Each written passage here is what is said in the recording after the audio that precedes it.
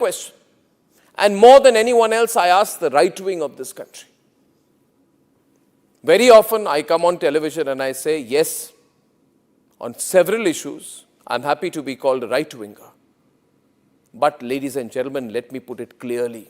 You cannot let a person like this man, this Sushil Prajapati, a leader of the Hindu Yuva Vahini, a local thug, a man accused of rape, you cannot celebrate his act of rape or celebrate the fact that the rapist is out on bail. If that is the message we want to send to our society, and if all the BJP leaders want to be quiet about it, I want to ask them, why are they quiet about this?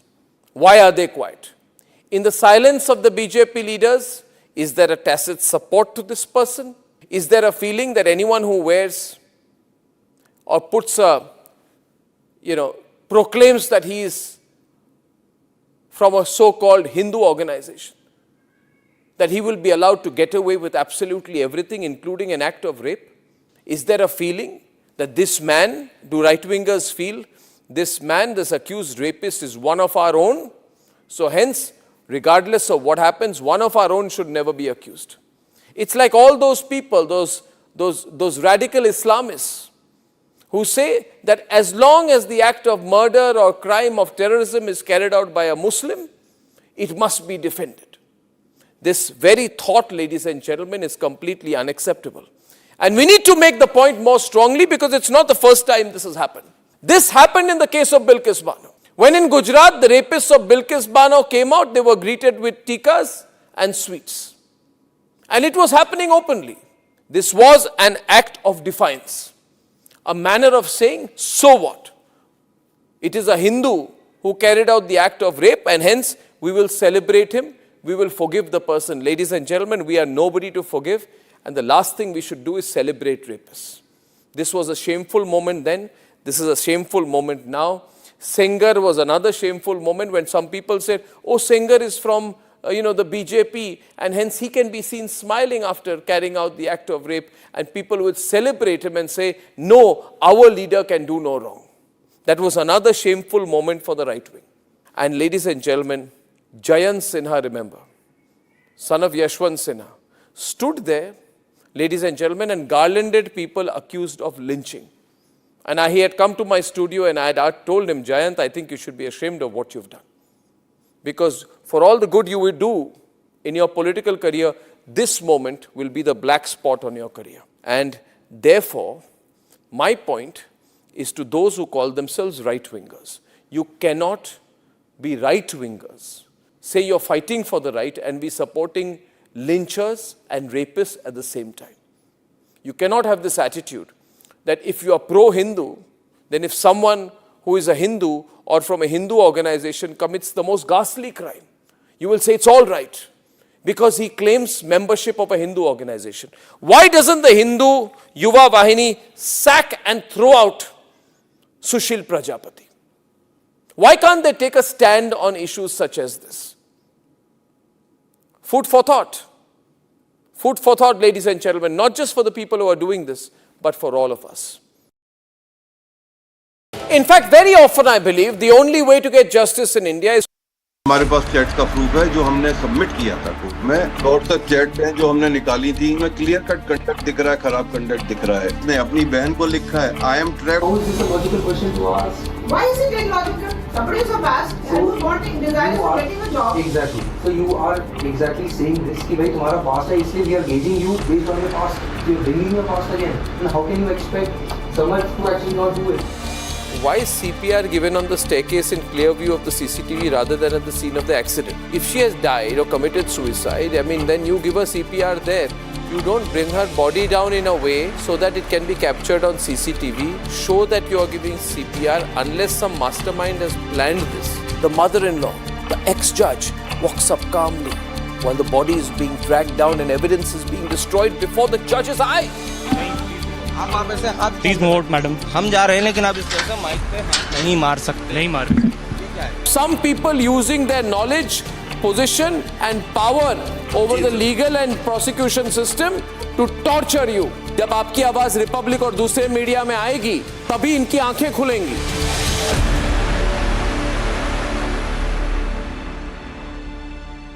In fact, very often I believe the only way to get justice in India is a media trial. So there's no reason for the media, if it's doing a good job of a media trial, to be on the back foot. In fact, the courts should stop making these overarching remarks about media trial and contemplate about one very basic thing. With the greatest of respect to the courts, when the other institutions fail, when people get let down by the system, when even the judiciary does not seem to be listening or raising a noise about issues, like in the case of Twisha Sharma, who does the public look to for justice, for raising their voice, for bringing something that's utterly false, illegal or wrong to public attention?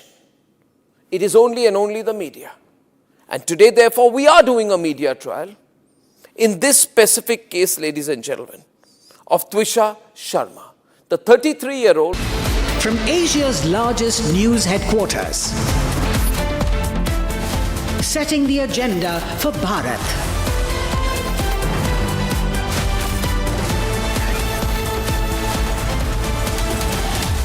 You're watching Republic.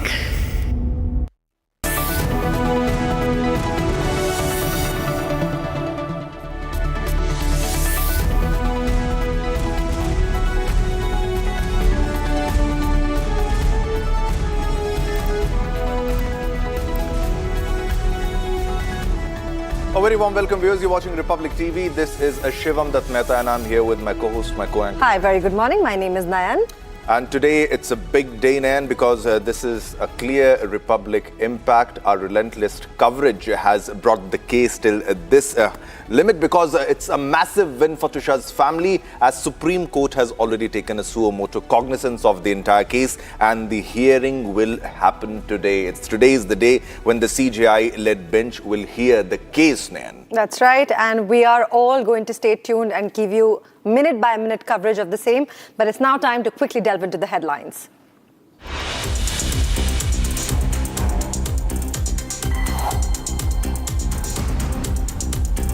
Massive win for Twisha's family as Supreme Court takes a suo motu cognizance. CJI-led bench to hear case today. Now, after Madhya Pradesh High Court issued notice to Giribala on Friday, hearing ex-judge's bail plea is scheduled for today. A massive impact of Republic campaign as SC to hear Twisha's case, and a state moves Madhya Pradesh High Court to cancel Giribala's anticipatory bail. Does the government hike fuel price for the fourth time within 2 weeks? Now, the diesel prices are up by 2.71 paisa per litre, and the petrol prices are hiked by 2.61 paisa per litre. Day 3 of Marco Rubio's visit to India. After holding bilateral talks with EM S. Jaishankar, he heads to Agra.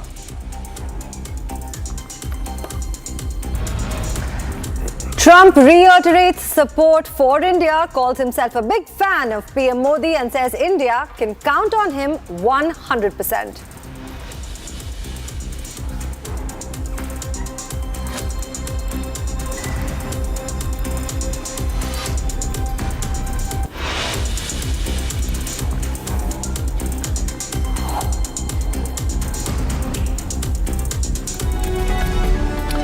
All right, viewers, let's begin with the first top story. Now, the mysterious death of Twisha Sharma has now reached the country's highest court. Now, with the Supreme Court stepping in amid mounting allegations of institutional bias, procedural lapses, and attempts to shield the accused, in a major development, the Supreme Court took suo motu cognizance of the Twisha Sharma death case. The matter will now be heard by a bench led by Chief Justice of India, Suryakant, along with Justices Joymala Bagchi and Vipul M. Pancholi, even as the legal battle intensifies.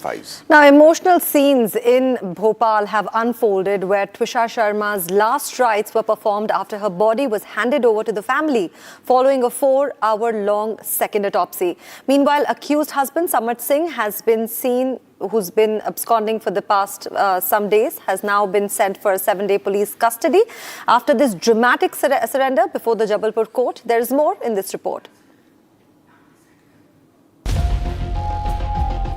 The Supreme Court has stepped into the controversial Twisha Sharma death case, raising questions over alleged institutional bias and procedural lapses as scrutiny intensifies around the investigation into her death. The Supreme Court on Saturday took suo motu cognizance of the Twisha Sharma death case. The matter is slated to be heard by a bench led by Chief Justice of India Surya Kant and comprising Justices Joy Malia Bagchi and Vipul M. Pancholi. The last rites of Twisha Sharma were performed at a crematorium in Bhopal on Sunday after a body was handed over to the family following the 4-hour-long second autopsy. Emotional scenes unfolded at Badbara Vishram Ghat, where Twisha's brother performed the last rites in the presence of grieving family members. As the family performed Twisha's last rites, the AIMS forensic team also reached accused husband Samarth Singh's residence. Madam ये कौन सी team? Ma'am समर्थ को लेकर आए साथ में SID team है। Team कौन सी आई है मैम? डॉक्टर्स की टीम से दिल्ली एम्स के डॉक्टर्स की टीम। क्या एम्स मेडिकल की आपको बता दें कि ये टीम जो है वो यहाँ पर पहुँची है और तस्वीरें जो है वो हम आपको दिखा रहे हैं। एम्स मेडिकल की टीम जो है वो यहाँ पर जो है वो पहुँची है, जो तस्वीरों में आप देख भी सकते हैं। तस्वीरें हम आपको दिखा रहे हैं और ये देखिए इनिशियल इन्फॉर्मेशन यहाँ पर आप लोग क्या करने पहुँचे हैं? पोस्टमार्टम 2 में क्या इन्फॉर्मेशन मिल रही है? क्या निकला है पोस्टमार्टम सेकंड रिपोर्ट? आप अंदर मत जाइए please. Sir postmortem second report देखिए यहाँ पर किसी भी तरीके से पुलिस की तरफ से जो है और साथ ही एम्स के डॉक्टर जो यहाँ पर आए हैं उनकी तरफ से आपको बता दें कि यहाँ पर कोई सहयोग जो है वो नहीं दिया जा रहा है। Moreover, SIT will also be recreating the crime scene at the Samarth Singh residence. Accused and Twisha Sharma's husband Samarth Singh has been sent to 7 days of police custody after his dramatic surrender at the Jabalpur court. During the SIT interrogation, Samarth stated that Twisha's behavior changed during her pregnancy. Samarth also revealed that Twisha did not wish to leave a domestic life. Instead, she aspired to live a glamorous lifestyle. As more and more revelations come into light, the spotlight is now firmly on former Judge Giribala Singh as legal scrutiny around her anticipatory bail intensifies. And definitely it will intensify. But now let's take you to West Bengal, where Falta repoll in West Bengal has delivered a massive political message. The BJP has stormed to a record-breaking victory in what was once seen as a Trinamool Congress stronghold. With the Saffron camp calling in it the collapse of the so-called Diamond Harbour model, here's a report on everything we know so far. The BJP has registered a massive landslide victory in the Falta Assembly repoll in West Bengal, dealing a major political blow to the Trinamool Congress. BJP candidate Debangshu Panda won the high-stakes repoll by a margin of over 1 lakh votes, turning the contest into a complete rout for the opposition. The result is particularly significant because Falta lies inside the politically crucial Diamond Harbour belt, an area long projected as a TMC stronghold. What was expected to be a straight fight quickly turned into a one-sided contest after TMC candidate Jahangir Khan announced his withdrawal just days before the repoll. Despite withdrawing from active contest, Jahangir Khan's name remained on the EVM, but the TMC finished a distant fourth in what BJP leaders are calling a total rejection of the party's politics. The repoll was ordered after the Electoral Commission flagged what it called severe electoral offences during the original voting held on April 29th, including allegations of EVM tampering, intimidation and disruption of the democratic process. Fresh voting was held across 285 booths under massive security deployment, with more than 35 companies of central forces stationed in the constituency. BJP leaders claim the result is proof that free and fair polling in Bengal automatically changes the political outcome. After his massive win, the Bangshu Panda declared that Pushpa Raj has ended, a direct jibe at Jahangir Khan, who had earned the nickname Pushpa in local political circles. Prime Minister Narendra Modi also reacted to the result, saying democracy has won and intimidation has lost. BJP leaders are now projecting the result as a sign of the party's growing grip over West Bengal, particularly after forming its first government in the state earlier this month. For the TMC, the Falta result is not just an electoral loss, it is a major political embarrassment in a region it once considered impenetrable. And for the BJP, this is being projected as yet another sign that the political battle for Bengal is far from over. It may only be getting bigger. Alright, so this is, as per the BJP, the collapse of the Diamond Harbour model name. That's right, but it's now time to quickly delve into the national stories that are breaking news across the country.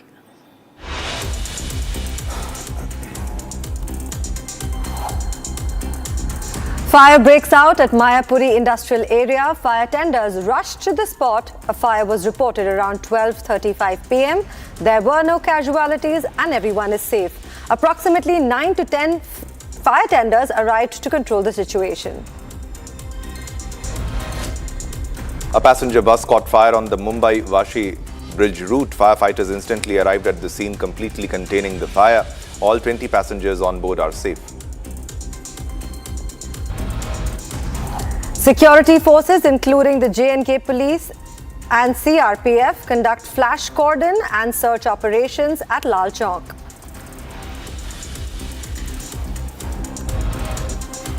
Amid heatwave, Ranchi is battling from acute water crisis. Residents rely on Ranchi Municipal Corporation water tankers amid erratic supply.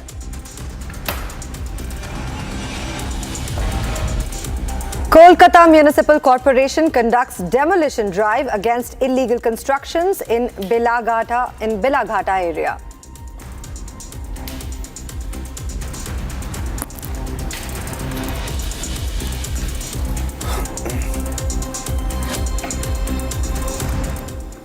All right, viewers, now from trade and technology to defense, energy and the Indo-Pacific, the India-US partnership is once again in sharp global focus. Now, US Secretary of State Marco Rubio held high-level talks with External Affairs Minister Dr. S. Jaishankar that happened in Delhi. Now, as both sides signaled a major push to reset and deepen ties amid global geopolitical churn, and amid Rubio's address came a surprise moment, that a direct phone call from the US President Donald Trump with a message for the Prime Minister Narendra Modi. US Secretary of State Marco Rubio held extensive bilateral talks with External Affairs Minister Dr. S. Jaishankar in New Delhi, with both sides discussing trade, defense, energy security, Indo-Pacific strategy and Quad cooperation. Rubio described India as central to America's Indo-Pacific vision, while both nations projected confidence that the strategic partnership is gaining fresh momentum.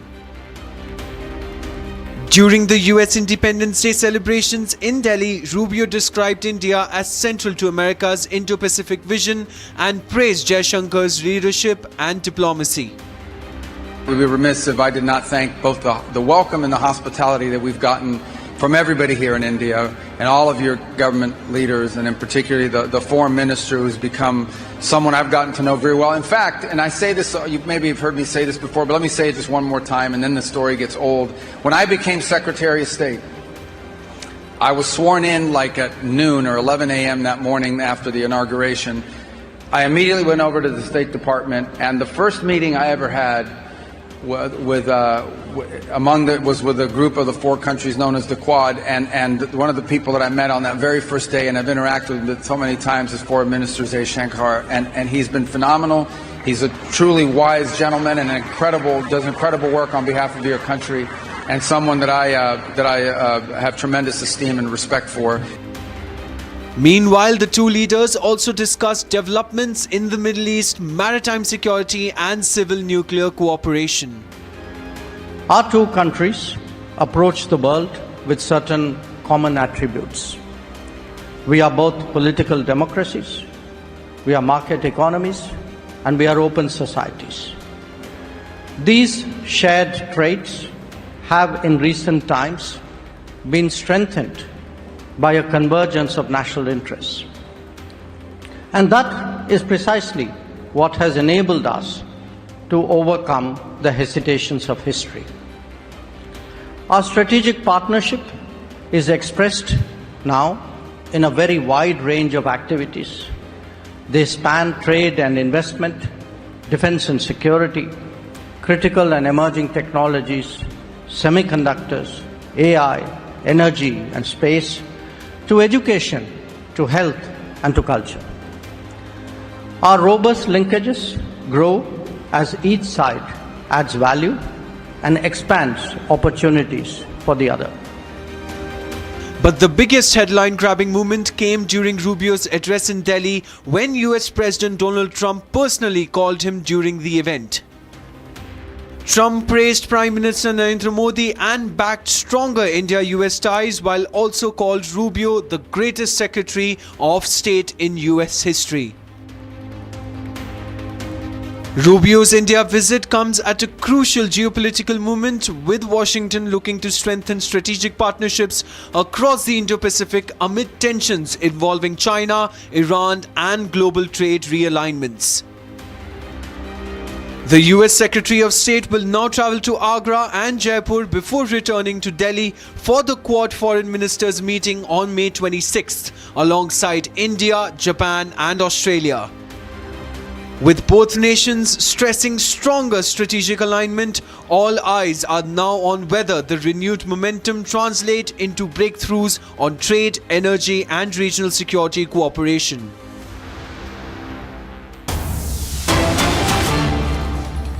All right, viewers, it's time for a breaking news. There has been a fourth hike in the fuel price in the last 2 weeks. Now, diesel prices have increased by 2.71 paisa per litre and the petrol has risen by 2.61 paisa per litre. Now, the prices of diesel in Delhi have hiked to a 95.20 paisa per litre, while the petrol will now be available at 102.12 paisa. Now, the prices have risen partially to compensate the pressure on state-run oil marketing companies in India owing to the West Asia crisis.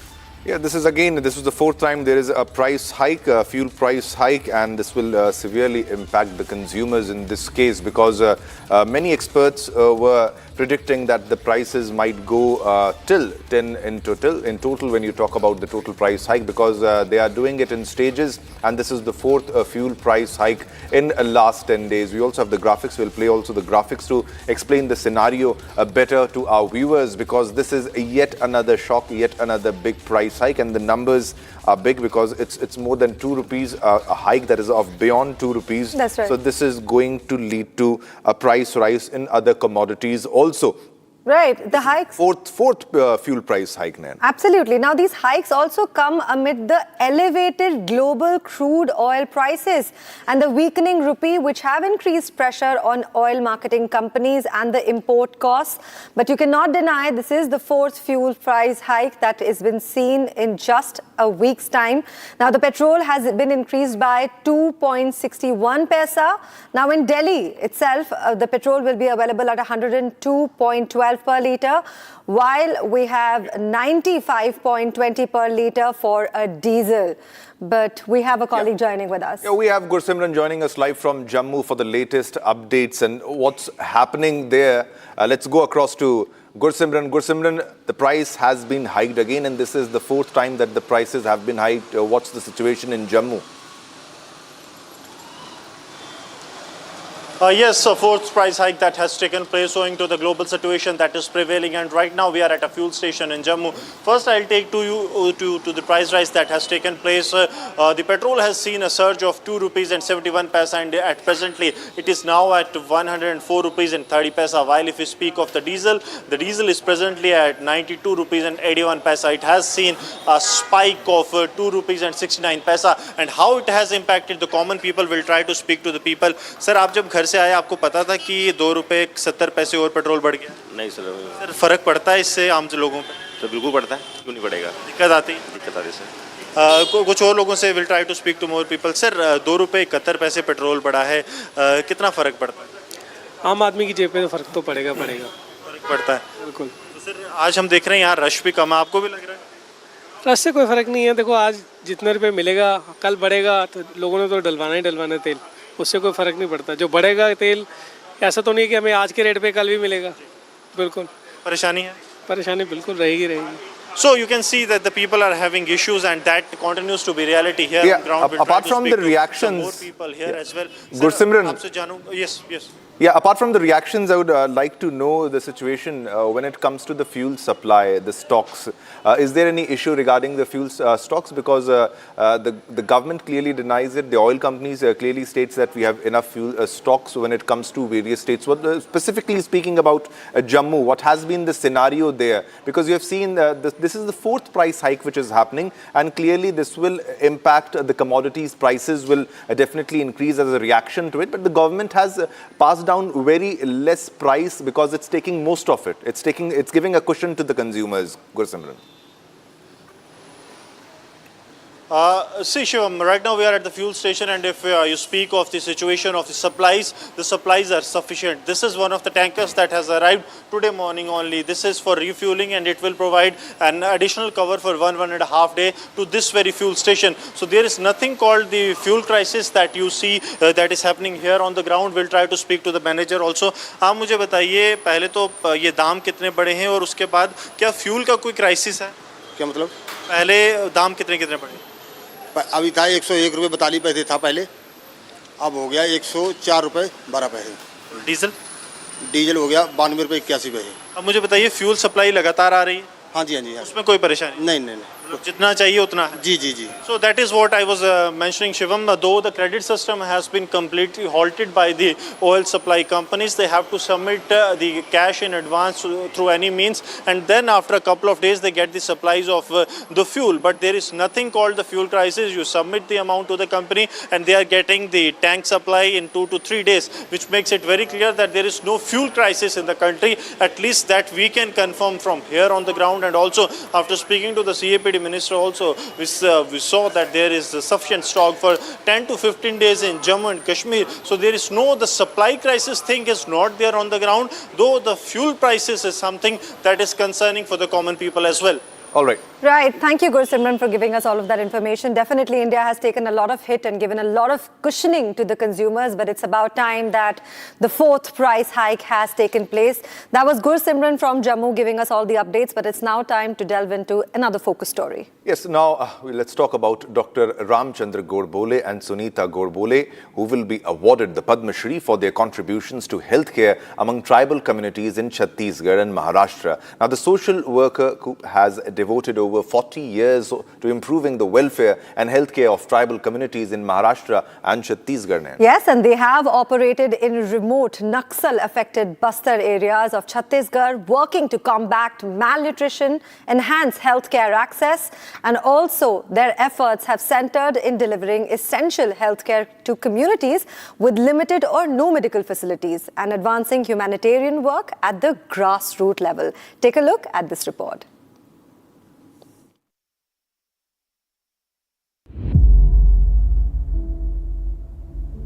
Where there's no one for miles around, can anyone hear the sound of pain? A couple dedicated to service from Dantewada, Dr. Ramchandra Gorbole and Srimati Sunita Gorbole, Padma Shri 2026. The forest may look beautiful, but life there is anything but easy. Long, desolate paths, no hospitals, no doctors, malnutrition, ignorance, lack of basic facilities.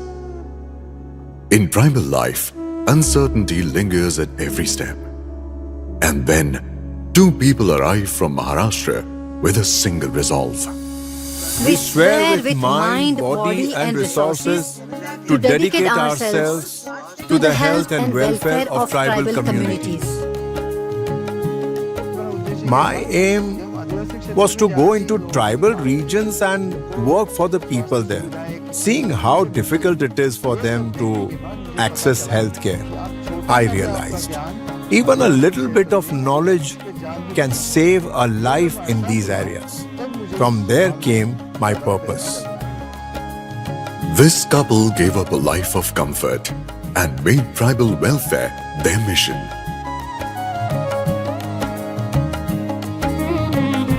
They brought with them not just medicines, but deep affection, faith, and hope. Being empathetic is the truest goal. If you wish to serve, you must have compassion at your core. It is our duty to support those in our tribal society who are most vulnerable.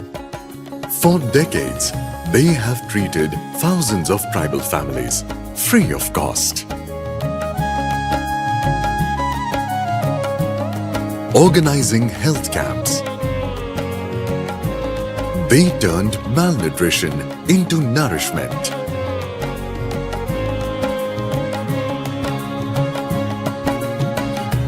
They began fighting addiction at its roots by teaching the right way to the future generation. I will never consume gutkha, tobacco, or alcohol. Years of dedication slowly began to transform the tribal community. When you work with your mind and body, just add some love to it, and your work will truly make a difference. Thus, every morning, they step out once again with the same unwavering resolve.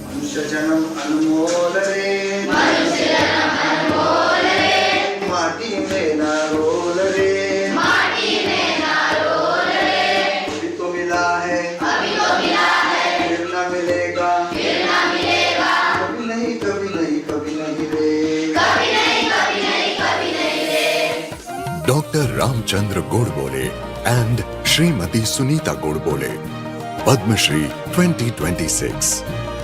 Koti Koti Naman.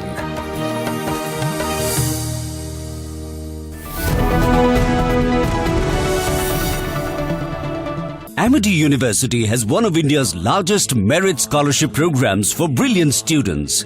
Over 9,000 students with 90% plus in their 12th boards are currently at Amity, benefiting from the culture of academic excellence and focus on research and innovation.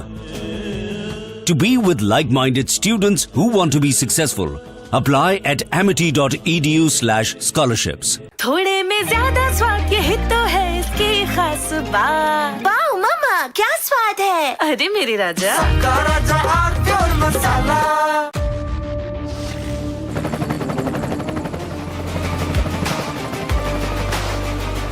Character, the taste of success. चमकी चाट से क्या बना है? Sandwich, लस्सी और छाछ। हर घूंट में चमकी चाट। ड्राई फ्रूट और दही बड़े। चमकी चाट से स्वाद बढ़े। असली स्वाद सिर्फ चमकी चाट।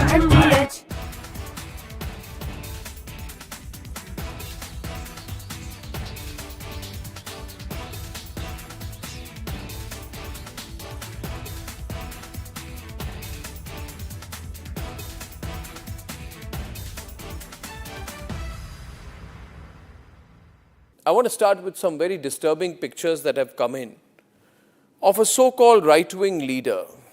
His name is Sushil Prajapati. He is accused of rape. After being in jail for 9 months, he gets bail, which means he's still an accused. He's an accused in a rape case. And the case goes back to 2025 when he took an LLB student to one place on the pretext of introducing her to a senior advocate. Coming up after a short break, Trump reiterates support for India, calls himself a big fan of PM Modi and says India can count on him 100%. प्यास बुझाए, ठंडक लाए, सबको भाए जीरा SIP. MTH का जल जीरा, जीरा सिप। जीरा सिप, असली रिफ्रेशिंग, असली स्वाद, असली मजा। MTH। यानी इस घर में कुछ है जो टूटता नहीं। ये पिलर कभी नहीं टूटेगा। रुंगटा स्टील TMT से बना। रुंगटा नहीं तो घर स्ट्रॉन्ग नहीं। रुंगटा स्टील TMT बार एकदम solid.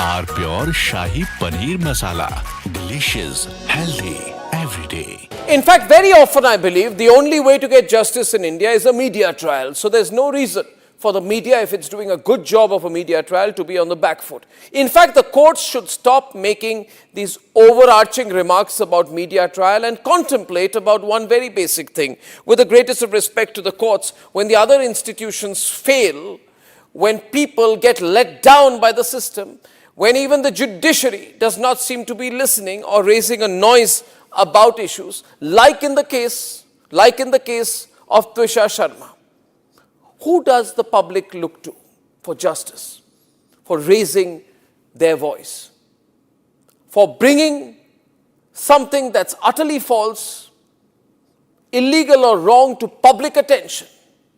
It is only and only the media. And today, therefore, we are doing a media trial. In this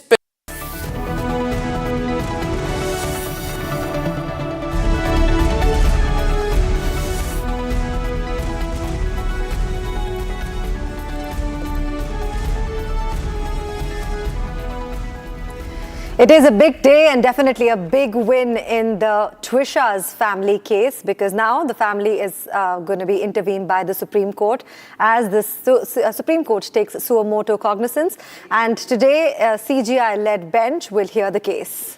Yeah, it will be a massive win. It is a massive win for the Trisha's family. Also, it is a continuous Republic campaign impact that what we are seeing right now. We'll get you minute-to-minute updates from the hearing also and other top big breaking news developments. But first up, let's have a look at the top headlines of the hour.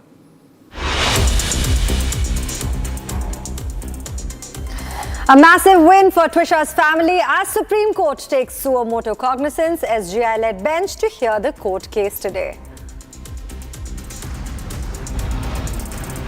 After Madhya Pradesh High Court issued notice to Grewala on Friday, hearing on ex-judge's bail plea scheduled for today. A massive impact of Republic campaign as Supreme Court is to hear Twisha's case, and state moves Madhya Pradesh High Court to cancel Giribala's anticipatory bail. Government hikes fuel prices for the fourth time within 2 weeks. Diesel price up by 2.71 per litre and petrol price hiked by 2.61 rupees per litre. Now, day 3 of Marco Rubio's visit to India after holding bilateral talks with the External Affairs Minister, Sri Jaishankar. It's also headed to Agra. Trump reiterates support for India, calls himself a big fan of PM Modi and says India can count on him 100%.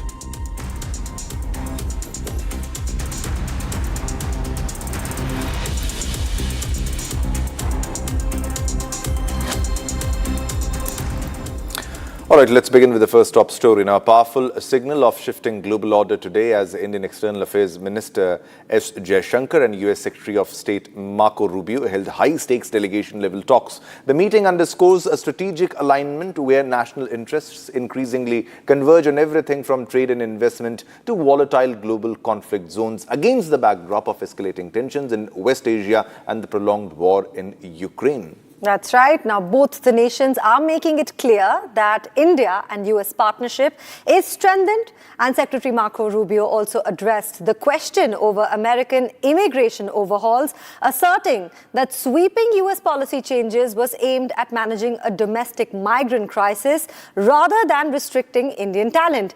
Now, as New Delhi navigates a complex diplomatic tightrope, in fact, maintaining deep ties with both Washington and Tehran, the message from the joint nation meets this decisive and resilience against geopolitical shocks. More in this report.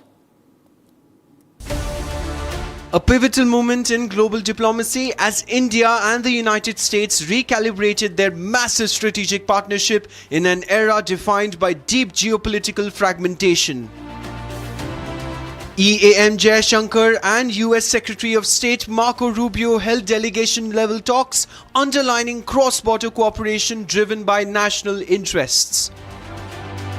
Our government's fundamental responsibility is to address the needs of 1.4 billion people. Obviously, ensuring the accessibility and affordability of energy for them is our prime objective. Secretary and I therefore welcome the expansion in our energy trade in recent months. Diversified supplies are at the heart of energy security for India. Marco Rubio explicitly defined India as a strategic ally of critical importance, whose fundamental national interests align with those of the United States. 4 countries that have the ability to varying degrees to influence global events on these topics of mutual interest. So there's a lot of details and things we can talk about. I didn't mention energy, but we also are strategically aligned on energy. You know, energy and the ability to generate power is the key behind all of the great industries out there. Whether it's data centers, whether it's artificial intelligence, whether it's the ability to modernize and continue to advance economically, all of it begins and ends with the ability to generate the power necessary, not just to raise standards of living, but beyond that, to expand into new industries. And both of our countries are strategically aligned in ensuring that we have a world that can not just produce but deliver the energy resources that are necessary to power a modern economy. So I'm not given the breadth and scope of areas of alignment. One visit alone will never solve or be able to address all of these. But this continuing dialogue and engagement between our countries is important because, as I said, I think it's not just evidence of the importance of our strategic alliance. EAM Jaishankar also noted the deep India-US partnership and its influence in the Indo-Pacific and South Asian regions. The high-level meeting sets a steady bilateral foundation ahead of the upcoming Quad Foreign Ministers meeting in New Delhi. Addressing visa reforms, Rubio clarified that US migration policy adjustments are a global response to an illegal migratory crisis and are not targeted at India. Rubio acknowledged that $20 billion investment of Indian companies in the US, reassuring that America remains welcoming of Indian professionals and businesses. In response to recent online racism against Indian Americans, Rubio condemned the hate speech and reaffirmed that the US is a fundamentally inclusive nation. I believe, maybe more news coming out a little bit later today on this topic, and I'll leave it to the President to make further announcements on it. Suffice it to say that some progress has been made, significant progress, although not final progress has been made. Ultimately, I remind everybody, I think this ties into the second question that was asked with relations to it. What is the goal here? The goal here ultimately, the ultimate goal is that Iran can never have a nuclear weapon.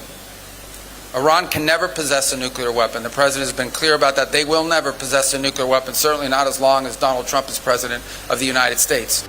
Jaishankar firmly rejected a zero-sum view of the Middle East, maintaining India's vital energy and diaspora interests while maintaining delicate, independent relationships with Israel, Gulf nations and Iran.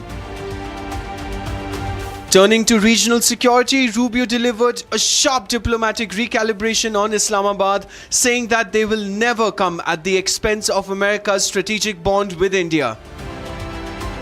When we came out with the Pax Silica proposal from the State Department, one of the first countries that joined was India. When we had our ministerial on critical minerals, the foreign minister was there, one of our key partners in that regard. It goes and speaks back to the strategic value of our partnership. This is an area of strategic concern for both sides, and we are partnering with it on it. And it's an example of what we wanted to continue to build on. So, in just the last few months, as I said, there's $20 billion of Indian investment in the U.S. economy, and that number continues to grow. So I think the relationship continues to be strong, and in fact, I believe by the end of this administration, it will be stronger than it's ever been. That's certainly our goal, and that's certainly what we're building towards. As far as our relations with other countries, we have relations, and we work at the tactical level, for example, and in many other ways with countries all over the world. So does India. And that's what responsible nation states do. But I don't view our relation with any country in the world as coming at the expense of our strategic alliance with India for the reasons I've outlined here already earlier today. Rubio's visit comes at a time where the US deal with Iran hangs in a balance and global energy security is put in focus, even as India maintains a strong diplomatic stance as a global friend.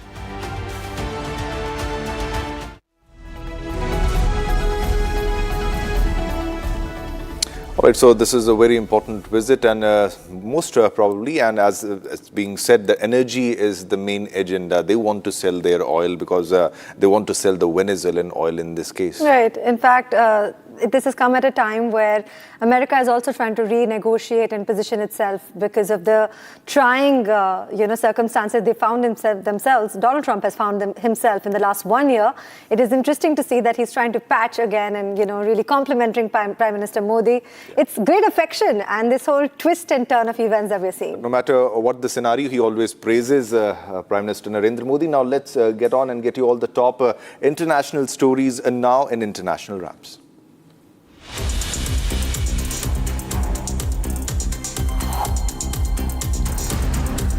Rescuers in northern China looked for survivors Sunday after the country's deadliest coal mine explosion in recent years killed at least 82 people. Hundreds of rescuers and medical personnel were sent to help with rescue efforts, state media reported.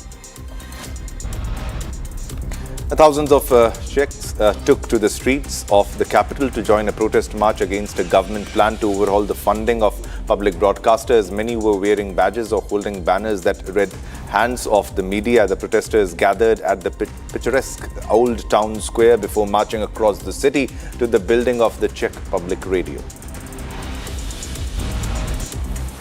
Supporters of Venezuelan opposition leader and Nobel Prize laureate Maria Machado gathered at a Panama City rally. Machado also announced that she planned to run for the president again and intended to return to her home country before the end of 2026. At a massive rally held in Barranquilla in Colombia's Pacific coast, far-right presidential candidate Alvarado de la Espriella wrapped up his campaign with a pledge to change the course of Colombia and combat illegal armed groups. The 47-year-old politician and businessman is hoping to come to power along with 11 other candidates in a first-round election on May 31st. Residents in Deir al-Balah inspected destruction and pulled belongings from rubble after buildings and tents were destroyed in central Gaza. Smoke rose above damaged buildings as people gathered near the site and searched through debris.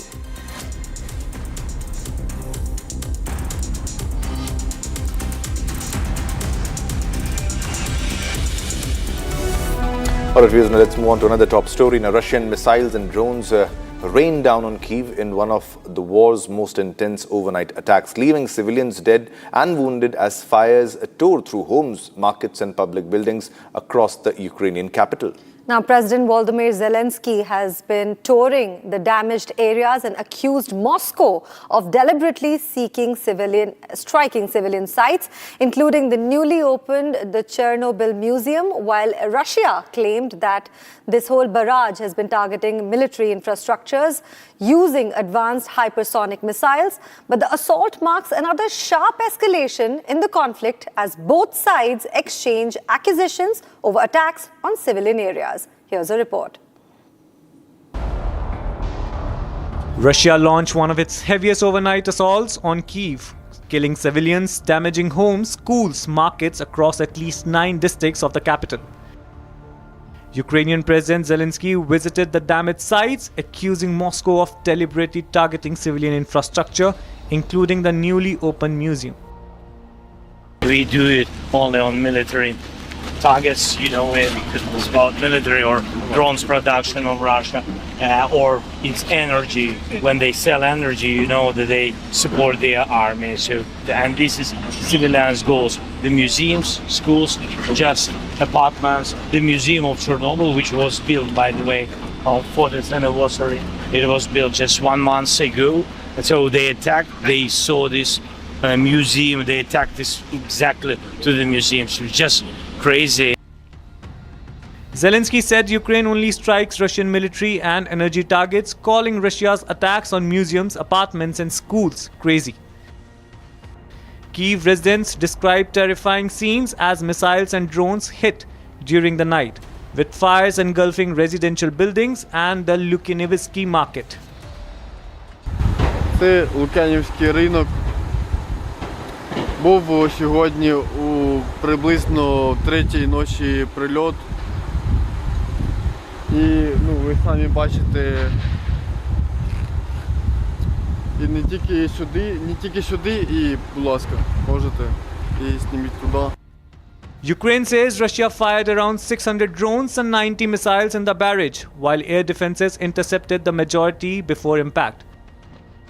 Moscow confirmed using the hypersonic Oreshnik ballistic missile during the attack, claiming it targeted Ukrainian military command centers and defense industries. Survivors recounted narrow escape at shockwave-shattered apartments, while firefighters and medics worked through the night rescuing injured civilians. Страшна і давно зовсім такого ще не було. За всю війну такого ще не було. Ми якось трошки ігнорували тривогами. Слава Богу, знаєте, якось це, що не постраждали люди, що це була ніч, що це не вдень, що це було все вночі. Інакше це було б постраждання людей, люди б, мабуть, тут погоріли всі. Погоріли, бо це були такі сильні удари були. The latest escalation comes after Russian President Putin vowed retaliation for recent Ukrainian strikes in Russian-occupied territory. Now, Spain's housing crisis is now exploding onto the streets. Thousands rallied in Madrid against soaring rents and rising property prices. With many accusing the government of failing ordinary citizens ahead of the 2027 elections. Here's a report on everything we know so far.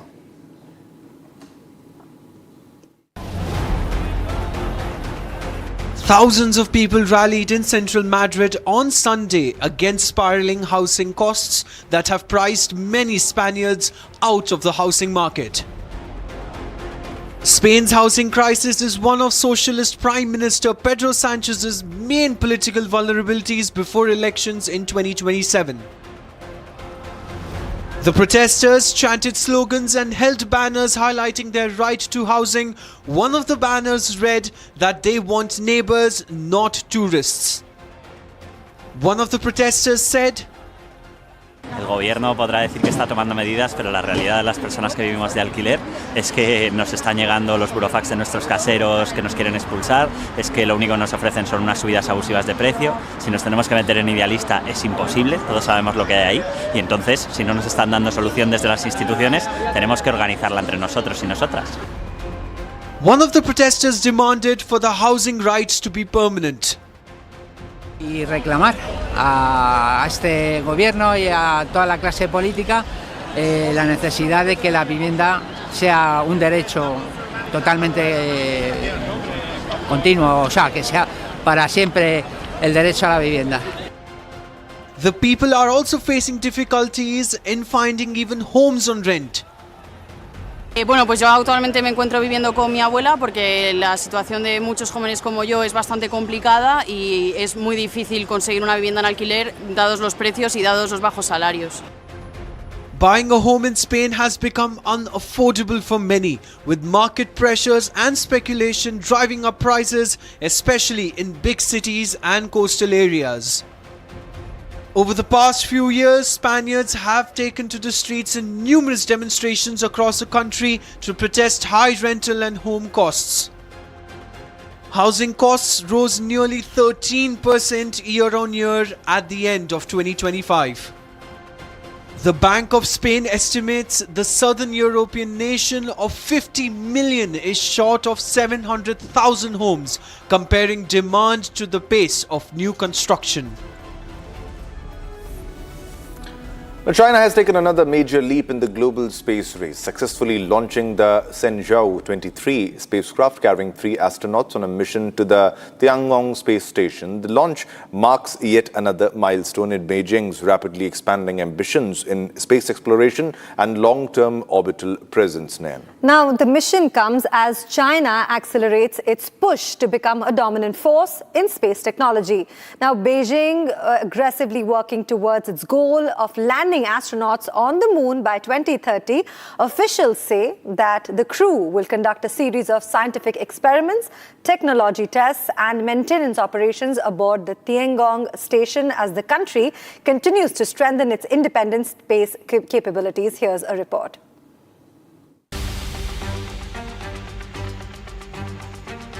China launched the Shenzhou 23 spacecraft night with 3 astronauts heading to its space station, including one set to stay in space for a year. The spacecraft blasted off from the Jiuquan Satellite Launch Center in northwestern China. The much anticipated launch comes as China prepares for its first crewed lunar landing by 2030. The astronauts in the mission are Zhu Yangzhu, the commander, Zhang Jiwan and Lai Ka-ying. The crew is set to conduct dozens of science and application projects. They are also expected to complete an in-orbit rotation with the crew of Shenzhou 21, who has been at the Tiangong space station for more than 200 days. As China steps up its space program, its astronauts have carried out multiple missions to the Tiangong space station. The US is seen as China's top space rival, with NASA aiming to land astronauts on the lunar surface in 2028.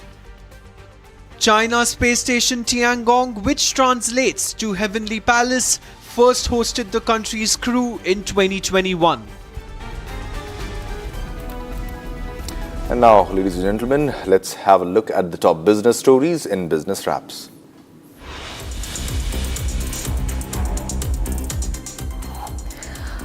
Overseas travel spending by Indians, including holiday trips, declined by $212.43 million to $109 billion in March compared to the February. Now, according to the Reserve Bank of India data, now the outward remittances for the travel were at 1.3 billion in February, and in fact 1.65 billion in January this year.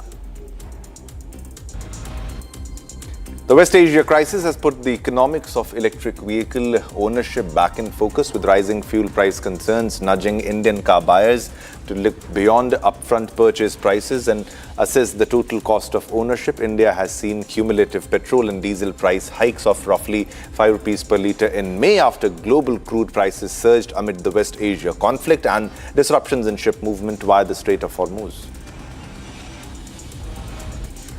CEAT Tires is targeting operating margins by up to 20% and a $1 billion annual revenue opportunity from its acquisition of Casmo. Now, as the RPG Group company moves to take full control of the premium off-highway tire brand from Michelin over the next 3 years, said top executives at the Mumbai-based tire maker. The Indian benchmark indices rallied through the day on Friday to settle in the green. A balanced market breadth promising global cues on the Iran front may keep the bias positive though uncertainty still remains as per analysts. Accordingly, the immediate resistance for Nifty is placed in the 23,870, 23,900 zone, and any sustainable up move could result in Nifty extending its pullback towards 24,050, followed by 24,200 in the short term. On the flip side, the immediate support for Nifty is placed in the 23,570 to 23,550 zone, according to SBI Securities Head of Technical and Derivatives Research, Sudeep Shah. India's clean fuel push got a new layer of consumer protection on May 24, 2026, as the Department of Consumer Affairs widened the role of government-approved test centers to include verification of petrol, diesel, CNG, LPG, LNG and hydrogen dispensers. Now, the amendment to the legal metrology, the government-approved test centers rules 2013 is being positioned as a step to improve measurement accuracy at the pump while easing the load on state departments.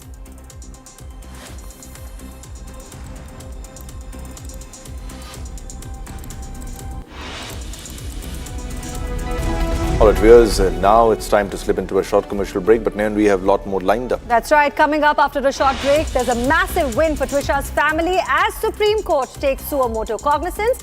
CJI led bench to hear the case today.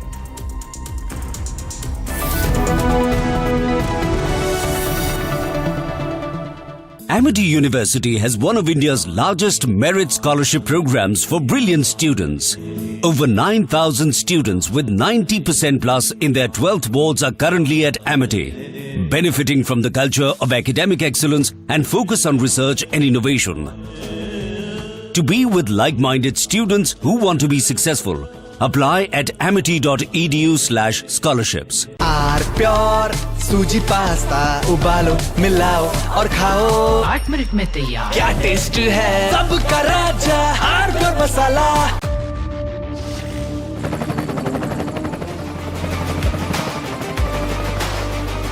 Character, the taste of success. थोड़े में ज्यादा स्वाद यही तो है इसकी खास बात। वाओ मामा क्या स्वाद है अरे मेरे राजा सबका राजा hardcore masala.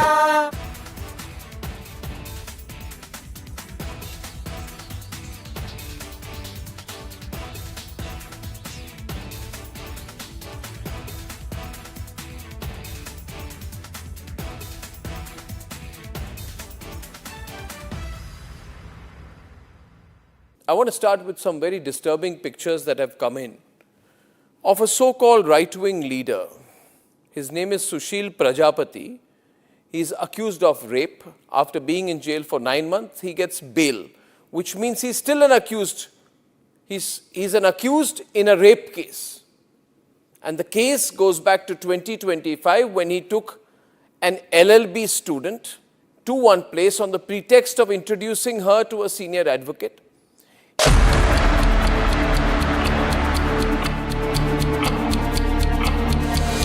Has surfaced where you're talking to Harshit about the past that Trisha had.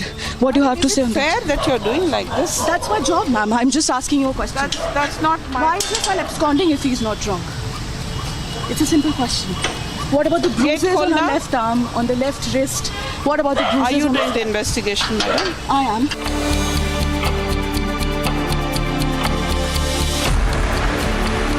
Within hours of Trisha's death, as per the call detail records of this terrible person called Giribala Singh, some judge who thought she's a judge, judges will get away. She made over 40 calls after the death of her daughter-in-law, many of them to judges. Why was she calling judges?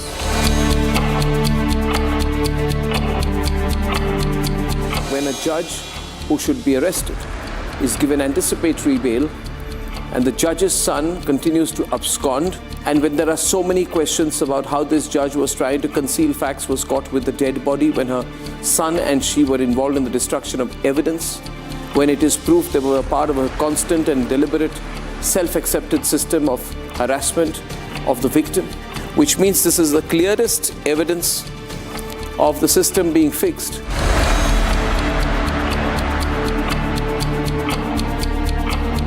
Let's tell our viewers today is a victory. We're also looking at it as something that we were all appealing to.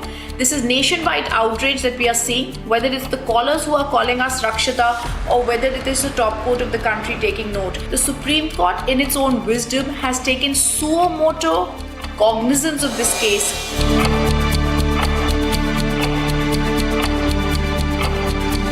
बहुत बहुत धन्यवाद supreme court का, CGI साहब का बहुत बहुत धन्यवाद जिन्होंने संज्ञान लिया। और मैं थैंक्स स्टार्ट करूंगा देना पहले अपने अर्नब जी को, रिपब्लिक टीम को, जिन्होंने मेरे को बिल्कुल डूबे हुए आदमी को एकदम उठा दिया, तैरना सिखा दिया उसने। और सभी भारतवासियों का जिन्होंने सहयोग दिया हमारे इसमें सबका बहुत बहुत धन्यवाद। अब मुझे न्याय की उम्मीद बहुत बढ़ गई है।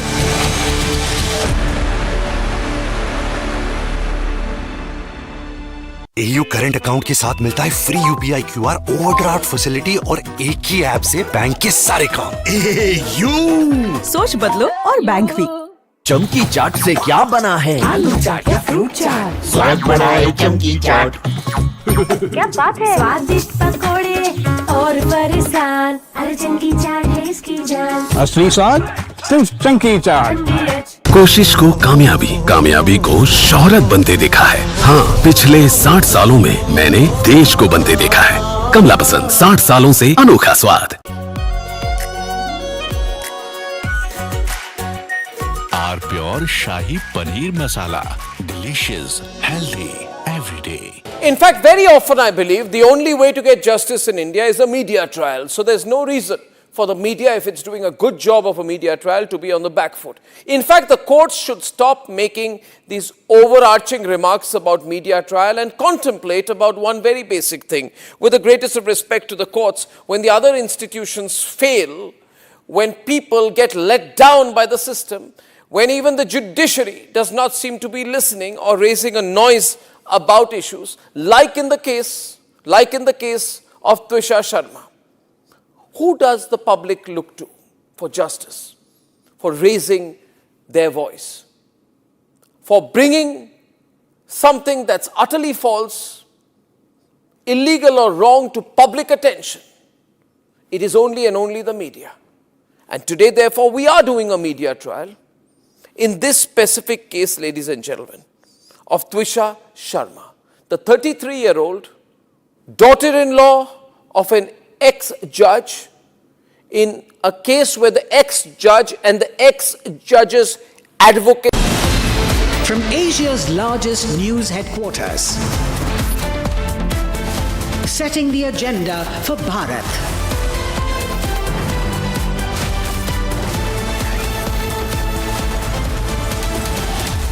You're watching Republic.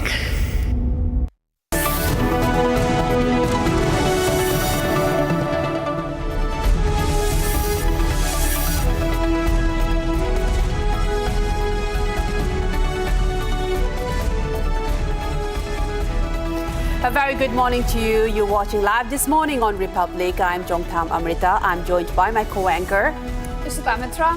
And viewers, we will get you minute by minute details on the Supreme Court hearing on the Twisha death case. It's a massive win for Republic as well and for the family. We have been demanding justice for Twisha and the circumstances surrounding her death, raising serious questions. We will get you all the details on this. Right, of course, Amrita, a massive win as Republic's campaign now creates a tangible results on the ground. The top court now ready to intervene to look at the case on a suo motu basis. Getting you all the updates on that. But first up, a quick check at the top headlines.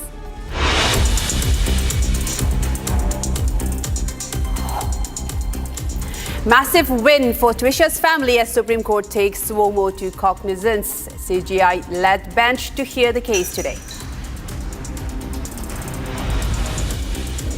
After Madhya Pradesh High Court issued notice to Giribala Singh on Friday, hearing on ex-judge's bail plea scheduled for today. A massive impact of Republic campaign as Supreme Court to hear Twisha's case and state moves Madhya Pradesh High Court to cancel Giribala's anticipatory bail. Government hikes fuel prices for the fourth time within 2 weeks. A diesel price up by rupees 2.71 per litre, while petrol price hiked by rupees 2.61. Day 3 of Marco Rubio's visit to India after holding bilateral talks with external affairs ministers Jaishankar and now heads to Agra. Donald Trump reiterates support for India, calls himself a big fan of Prime Minister Modi, saying that India can count on him 100%.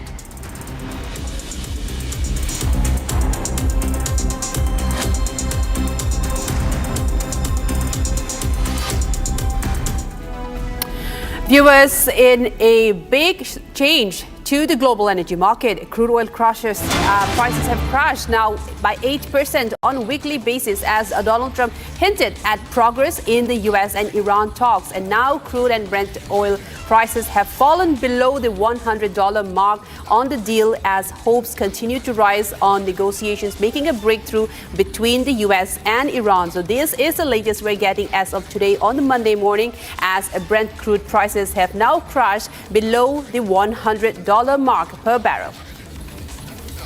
All right, viewers, we're looking at a stabilization, in fact, of crude and Brent prices. It's now somewhere below the $100 mark, which in fact has stayed above $110 mark throughout this war period. Now, nearly 3 months into the war, we are certainly looking at stabilization of oil prices. On this, my colleague Pranav now joins me with more details. Pranav, we are looking at a stabilization of oil prices, Brent and crude both now below $100 mark. How do you read this? Well, it's too early to say whether it is going to be a stabilization of oil prices, because we've seen several weekends wherein Donald Trump has, tweeted out or posted out something, and then the oil prices as well as global markets have, reacted to that in a sharp manner. Whether this one also turns out to be that similar weekend, because once he said that the negotiations are going on track, and then just about a few minutes ago he has posted out a photograph of a missile under an aircraft. So, he's giving out mixed signals, so it is too early to say that. But yes, as of now, oil prices are down. Brent and crude are both trading below $100 marks. And as a result of that, in fact, we are seeing global markets reacting to that. So yes, we need to wait and see as to how markets react today as they open on a Monday over a weekend filled with lots of developments regarding or announcements regarding the Iran war. Right. And also, Pranav, can you shed more light into the fuel price hike back in India as crude oil prices around the world has now fallen down? Will that make see some effect in the Indian market as well? Because just today, the oil prices for petrol and diesel have again risen by 2 rupees for both diesel and petrol per litre.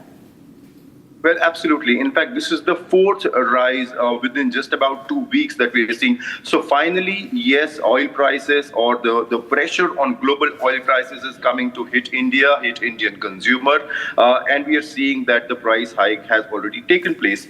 That is point number one. Point number two is that the government, in fact, last week clarified that this was primarily to ease the tension or ease the margin pressure on the oil marketing companies, the OMCs, because they are buying oil at a higher price from the international market, but they were selling it at the same old prices. So now finally the price hike has taken place. So on one side, it eases the margin pressures on OMCs, but on the other side, it is going to put some pressure on the pockets of common man.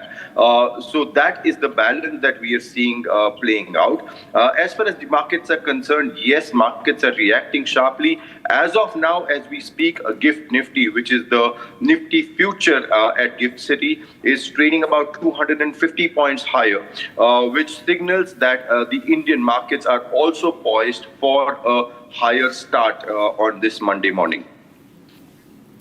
Right, of course, Pranav, do continue to stay with us. We're also getting some fresh developments as to how Asian markets are now reacting to this Donald Trump's announcement. Now, in fact, Japan's Nikkei has touched a historic high, while Indian markets are also expected to open higher this morning. In fact, they could be up by 250 points. Now, focus is on oil marketing companies as petrol and fuel prices are hiked for the 4th time in India. Now, certainly, the Indian markets are reacting to what's happening across globally, whether it's energy prices, Brent and crude falling below $100 mark, or whether it's Donald Trump's announcement. It is all linked up. So, Pranav, coming back to you now, what could we expect as Brent and crude fall below the $100 mark? Asian markets are now reacting positively. So, as far as Indian markets are concerned, what could we expect this morning?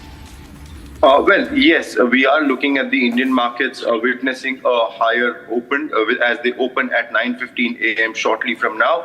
As of now, the futures are, that is the Gift Nifty futures are hinting that the Indian markets will open higher. They're already trading 250 points higher. That's about 1% higher. So yes, Japan's Nikkei, as you rightly said, touched a historic high of 65,000. That's about 2% higher opening.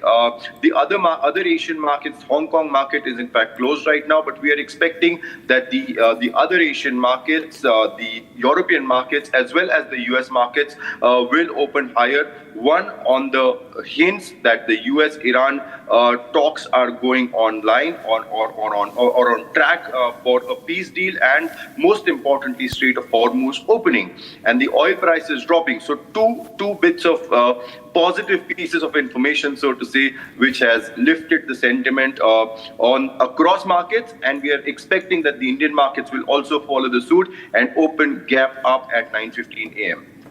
And also, Pranav, let us remind our viewers also, the Prime Minister have in fact put into effect some fuel conservation measures earlier. And this is in regards to the crunch in the energy security that we are suffering globally as well. So can we see some easing into that in the coming weeks or months, according to you? Well, if you remember, the government had always said that the intention behind these hikes was never to put a pressure on, the common consumer. But the fact is that the oil marketing companies, which have been buying oil from the international market at a higher price, have been selling it at the same old prices for the past about few months. They have been under tremendous margin pressure. So what the government as well as the ministry during its regular briefings has maintained is that the intention behind these hikes is to absorb the shocks that have been triggered by a developing or an evolving situation in the Middle East or West Asia. Whether government rolls that hike back, we need to wait and see as to whether the ongoing conflict in West Asia continues. If there is a peace deal announced, it wouldn't be wrong to hope that the prices could be reversed, but it is too early to say that right now because the situation in West Asia continues to be volatile.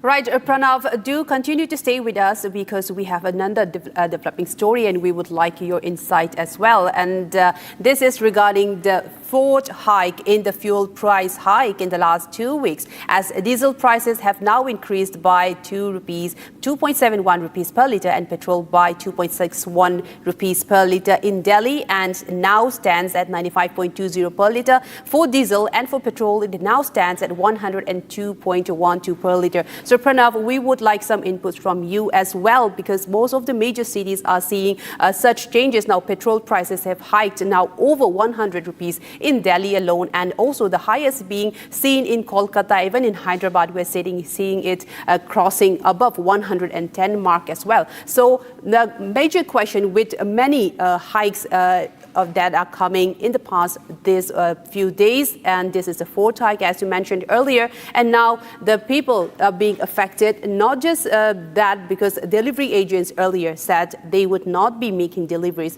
and even cab services. These are some of the impacts, the direct impacts that we are seeing. So what the major question is, when can we see this easing up into the earlier normal?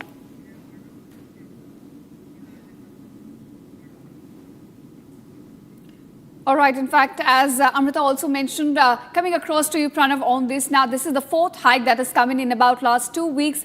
Now, so far, due to the energy shocks that world over countries have been witnessing, the government of India has been trying to absorb shocks. Do you think it is the last hike that we're seeing as of sort, or will there be more hikes to come in the coming few weeks? Well, that is too early to predict, because just about last week the government increased the prices. That was the third hike, and now we're seeing on a Monday morning the fourth hike. So it is too early to project or predict whether this is going to be the last hike, because the situation in West Asia continues to be volatile. As far as the impacts are concerned, one is of course the direct impact which we are seeing on fuel prices at petrol pumps, but the second is also the fact that petrol, by virtue of being the input cost for a lot of or the raw material for a lot of products, is also likely to add to inflation. Remember the RBI has a stipulated limit of 2 to 4%. It maintains the inflation between 2 to 4%. And over the past several MPCs, the RBI has resisted from the temptation of increasing the repo rates. We need to actually now wait and see as to what the RBI does, because hike in petrol prices is certainly going to or likely to impact the inflation and the inflation target of the RBI. So we need to actually wait and see, because the first impact is cars and bikes and the delivery agents, as you rightly mentioned. Right. But the second is also the consumer, and we need to wait and see how these prices now play up in terms of FMCG costs and inflation costs, and what the RBI does towards that. So two-way: one, the government's decisions on fuel price hike, and second, how the monetary policy maneuvers through these pressures that are now starting to translate on ground. Right, of course, Pranav, we'll have to see how these inflationary pressures are handled by the government of the day. And of course, lots to decode here, whether it's a Brent and crude falling below 100%, fuel hike, or in fact, the fact that markets are now reacting positively to what Donald Trump has said on the Iran war. Thanks so much for joining us. Right, and with that, let us take a look at this report filed by my colleague Gursimran from Jammu with regards to the recent price hike in most petrol and diesel price hikes. Take a look. For the first time in last 10 days, the fuel prices have hiked across the country, and the hit has also come to the consumers in Jammu and Kashmir. Here the fuel prices have surpassed the 100 marks for the petrol. Petrol is now being sold at 104 rupees and 30 paisa with a hike of 2 rupees and 71 paisa. And if we speak of the diesel, the situation of the diesel is that the per litre diesel is 92 rupees and 81 paisa. That has seen a spike of 2 rupees and 69 paisa. What the consumers have to say, we'll try to speak to them that what the hit they have taken. Sir, जब घर से आए थे पता था कि जो fuel का प्राइस हाइक हुआ है? नहीं, हमें नहीं पता था। 2 रुपये 71 पैसे बढ़ा है, दिक्कत होती है आम आदमी को? हाँ, होती तो है, फर्क तो पड़ेगा ही ना, पर क्या करें, पीछे से बाहर के कारण और उसी के कारण हो रहा है ये। So the people are also understanding that what the situation is. We'll try to speak to some more people also. Sir, आप मुझे बताइए, परेशानी होती है इतना फ्यूल बढ़ेगा तो? हाँ बिल्कुल, परेशानी तो है ही है, रेट का कम होना चाहिए। अभी किस तरह से गुजारा हो रहा है? बहुत मुश्किल है, 200 रुपये 100 रुपया लीटर ऊपर हो गया, मुश्किल ही है बहुत।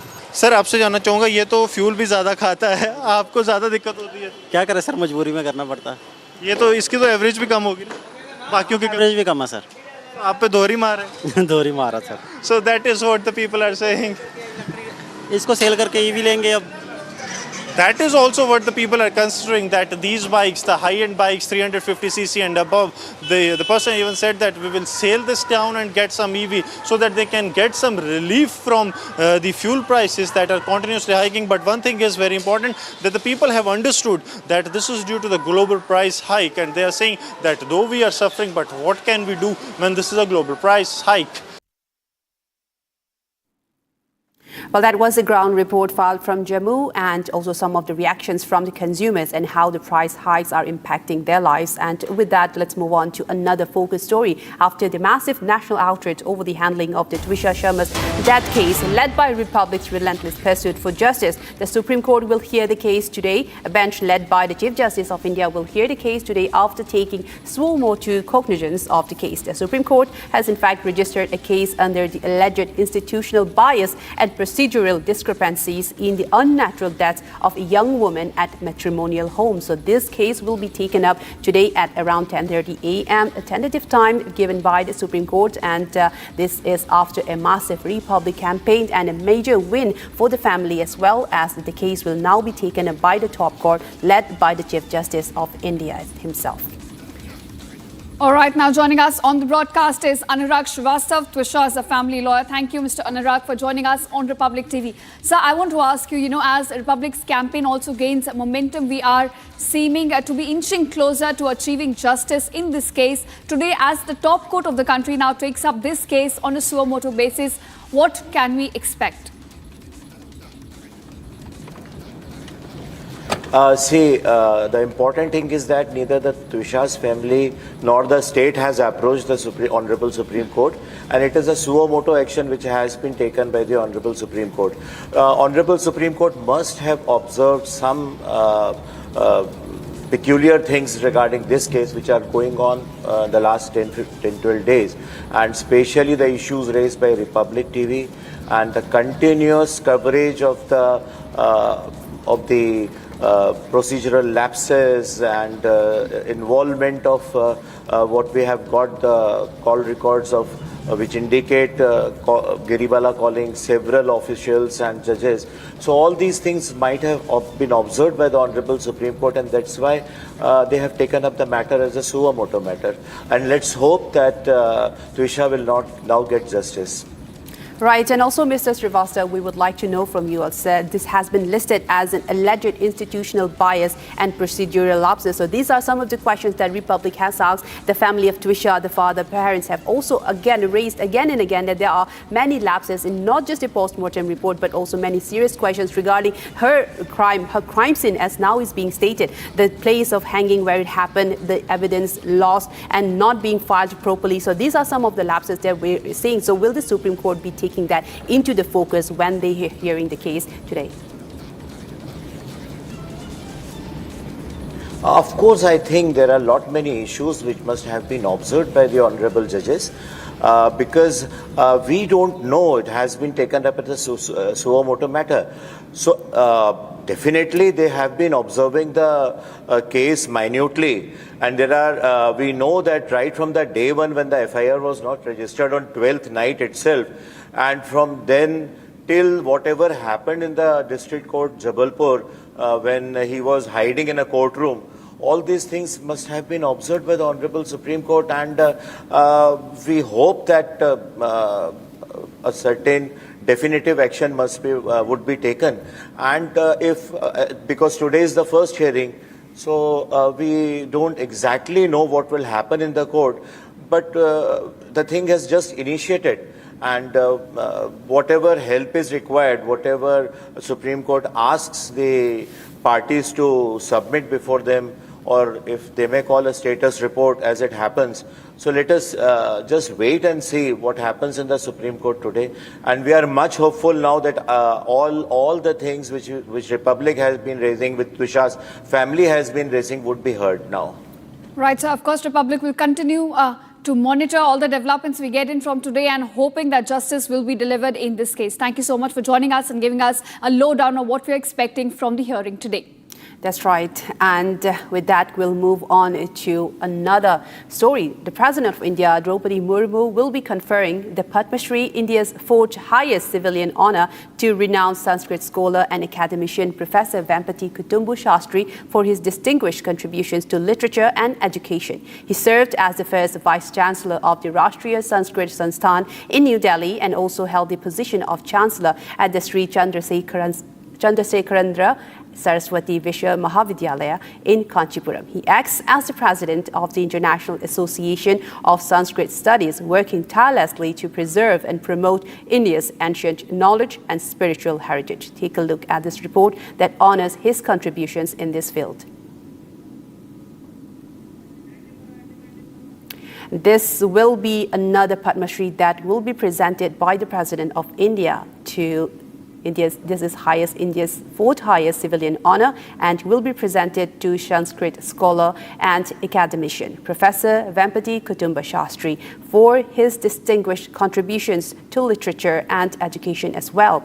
He earlier served as the first Vice Chancellor of the Rashtriya Sanskrit Sansthan, which is in New Delhi, and he also held the position of Chancellor as well.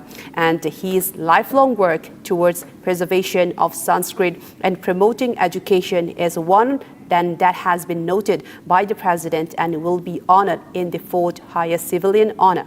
And a Padma Shri will be conferred to him as well.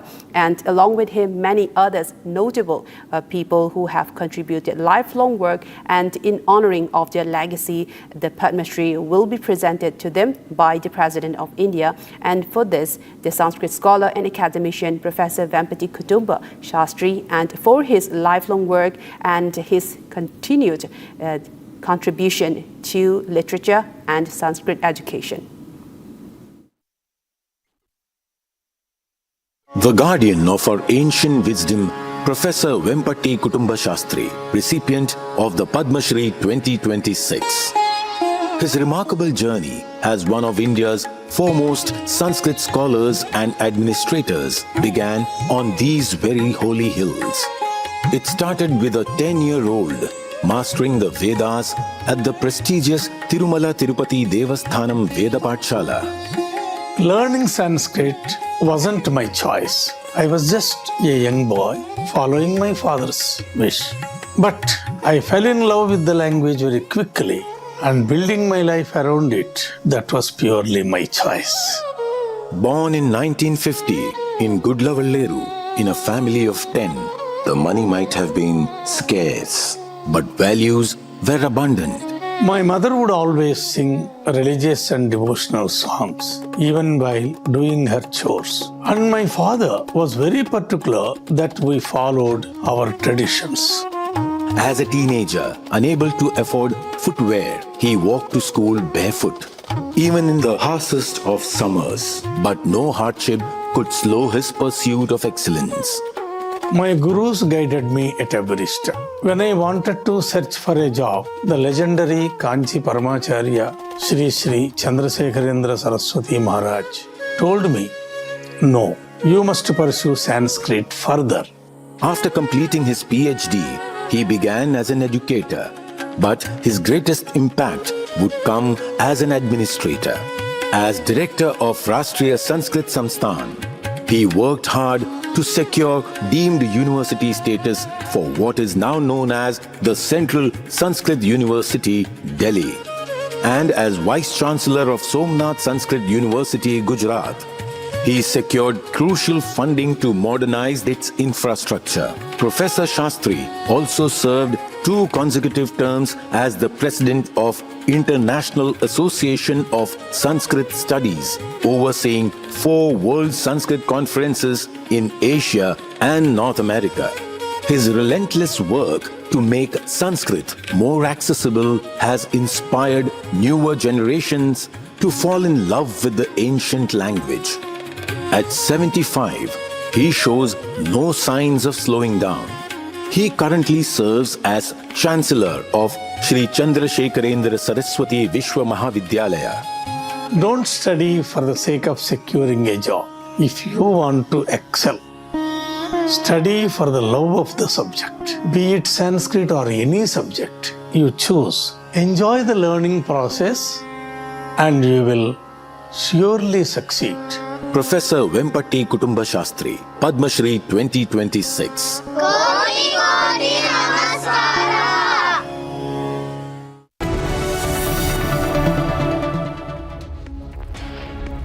Amity University has one of India's largest merit scholarship programs for brilliant students. Over 9,000 students with 90% plus in their 12th boards are currently at Amity, benefiting from the culture of academic excellence and focus on research and innovation. To be with like-minded students who want to be successful, apply at amity.edu/scholarships. Pure सूजी pasta उबालो मिलाओ और खाओ 8 minute में तैयार। क्या taste है सबका राजा आर प्योर मसाला। केसरिया से मन जोगी हुआ रे दिल झूमे देखो मतवारा हुआ रे केसरिया से मन जोगी हुआ। हर पल मनाओ केसरी त्योहार। विमल बोलो जुबान केसरी। चमकी चाट से क्या बना है? सैंडविच लस्सी और छाछ। हर घूंट में चमकी चाट। अब बताओ स्वाद आया? आया। असली स्वाद सिर्फ चमकी चाट।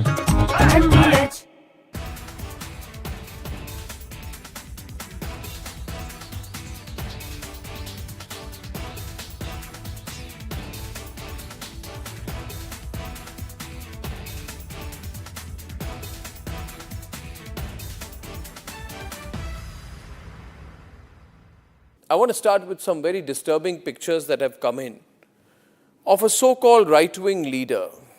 His name is Sushil Prajapati. He is accused of rape. After being in jail for 9 months, he gets bail, which means he's still an accused. He's an accused in a rape case. And the case goes back to 2025 when he took an LLB student to one place on the pretext of introducing her to a senior advocate. He drugged her drink and then he sexually assaulted her. He is still under trial for rape. He has not been released. But when he comes out, this rape accused, garlands are put on him as if he's some kind of a hero, as if he's achieved something great. Is a rapist to be celebrated, ladies and gentlemen? I ask you that question. And more than anyone else, I ask the right way. हमारे पास chat का proof है जो हमने submit किया था court में। और तक चैट हैं जो हमने निकाली थी, में क्लियर कट कंडक्ट दिख रहा है, खराब कंडक्ट दिख रहा है। मैं अपनी बहन को लिखा है, I am trapped. How is this a logical question to ask? Why is it illogical? Somebody is a past and who's wanting, desirous of getting a job. Exactly. So you are exactly saying this कि भाई तुम्हारा past है, इसलिए we are gauging you based on your past. You are bringing your past again. And how can you expect someone to actually not do it? Why is CPR given on the staircase in clear view of the CCTV rather than at the scene of the accident? If she has died or committed suicide, then you give her CPR there. You don't bring her body down in a way so that it can be captured on CCTV. Show that you are giving CPR unless some mastermind has planned this. The mother-in-law, the ex-judge, walks up calmly while the body is being dragged down and evidence is being destroyed before the judge's eye. Please note madam, हम जा रहे हैं लेकिन आप इस तरह से mic पे नहीं मार सकते, नहीं मार। Some people using their knowledge, position and power over the legal and prosecution system to torture you. जब आपकी आवाज रिपब्लिक और दूसरे मीडिया में आएगी, तभी इनकी आंखें खुलेंगी।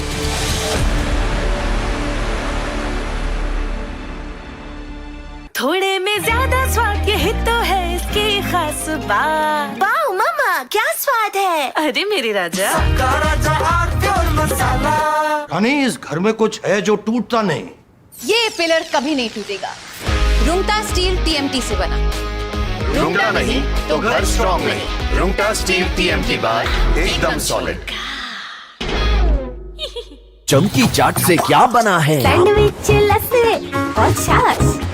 हर घूंट में चमकी चाट, ड्राई फ्रूट और दही बड़े। चमकी चाट से स्वाद बढ़े। असली स्वाद सिर्फ चंकी चाट। In fact, very often I believe the only way to get justice in India is a media trial. So there's no reason for the media, if it's doing a good job of a media trial, to be on the back foot. In fact, the courts should stop making these overarching remarks about media trial and contemplate about one very basic thing. With the greatest of respect to the courts, when the other institutions fail, when people get let down by the system, when even the judiciary does not seem to be listening or raising a noise about issues, like in the case of Twisha Sharma. Who does the public look to for justice, for raising their voice, for bringing something that's utterly false, illegal or wrong to public attention? It is only and only the media.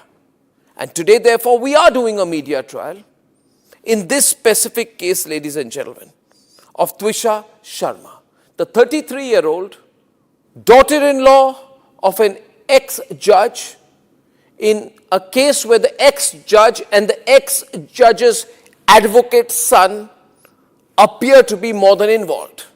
Ladies and gentlemen, 15 questions tonight. And if they think it's a media trial, so be it. So be it. Why did the ex-judge in the case of Twisha Sharma, neither she nor her son call a police or an ambulance?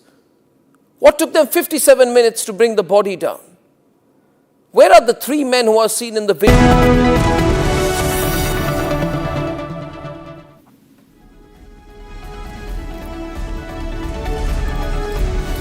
Hello and a very warm welcome, viewers. You're watching live this morning on Republic TV with me, Ishita Mitra, and my colleague. I'm Chongtham Amrita. Very good morning to you. And now, viewers, today is a big day for Republic's campaign, Justice for Twisha, as the top court now will be taking up this issue on a suo motu basis.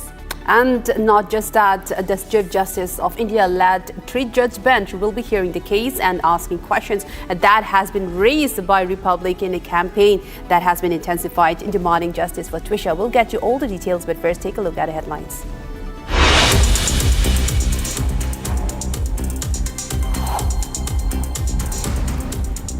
Massive win for Twisha's family as Supreme Court takes suo motu cognizance. Chief Justice of India led bench to hear the case today. After Madhya Pradesh High Court issued notice to Girbala Singh on Friday, hearing on ex-judge's bail scheduled for today. A massive impact of Republic campaign as Supreme Court to hear Twisha's case, and state moves Madhya Pradesh High Court to cancel Giribala's anticipatory bail. Government hiked fuel prices for the fourth time within 2 weeks. Now diesel price up by 2.71 per litre, while petrol price hiked by rupees 2.61. Day 3 of Marco Rubio's visit to India. After holding bilateral talks with External Affairs Minister Jaishankar, he now heads to Agra. Donald Trump reiterates support for India, calls himself a big fan of Prime Minister Modi while saying India can count on him 100%.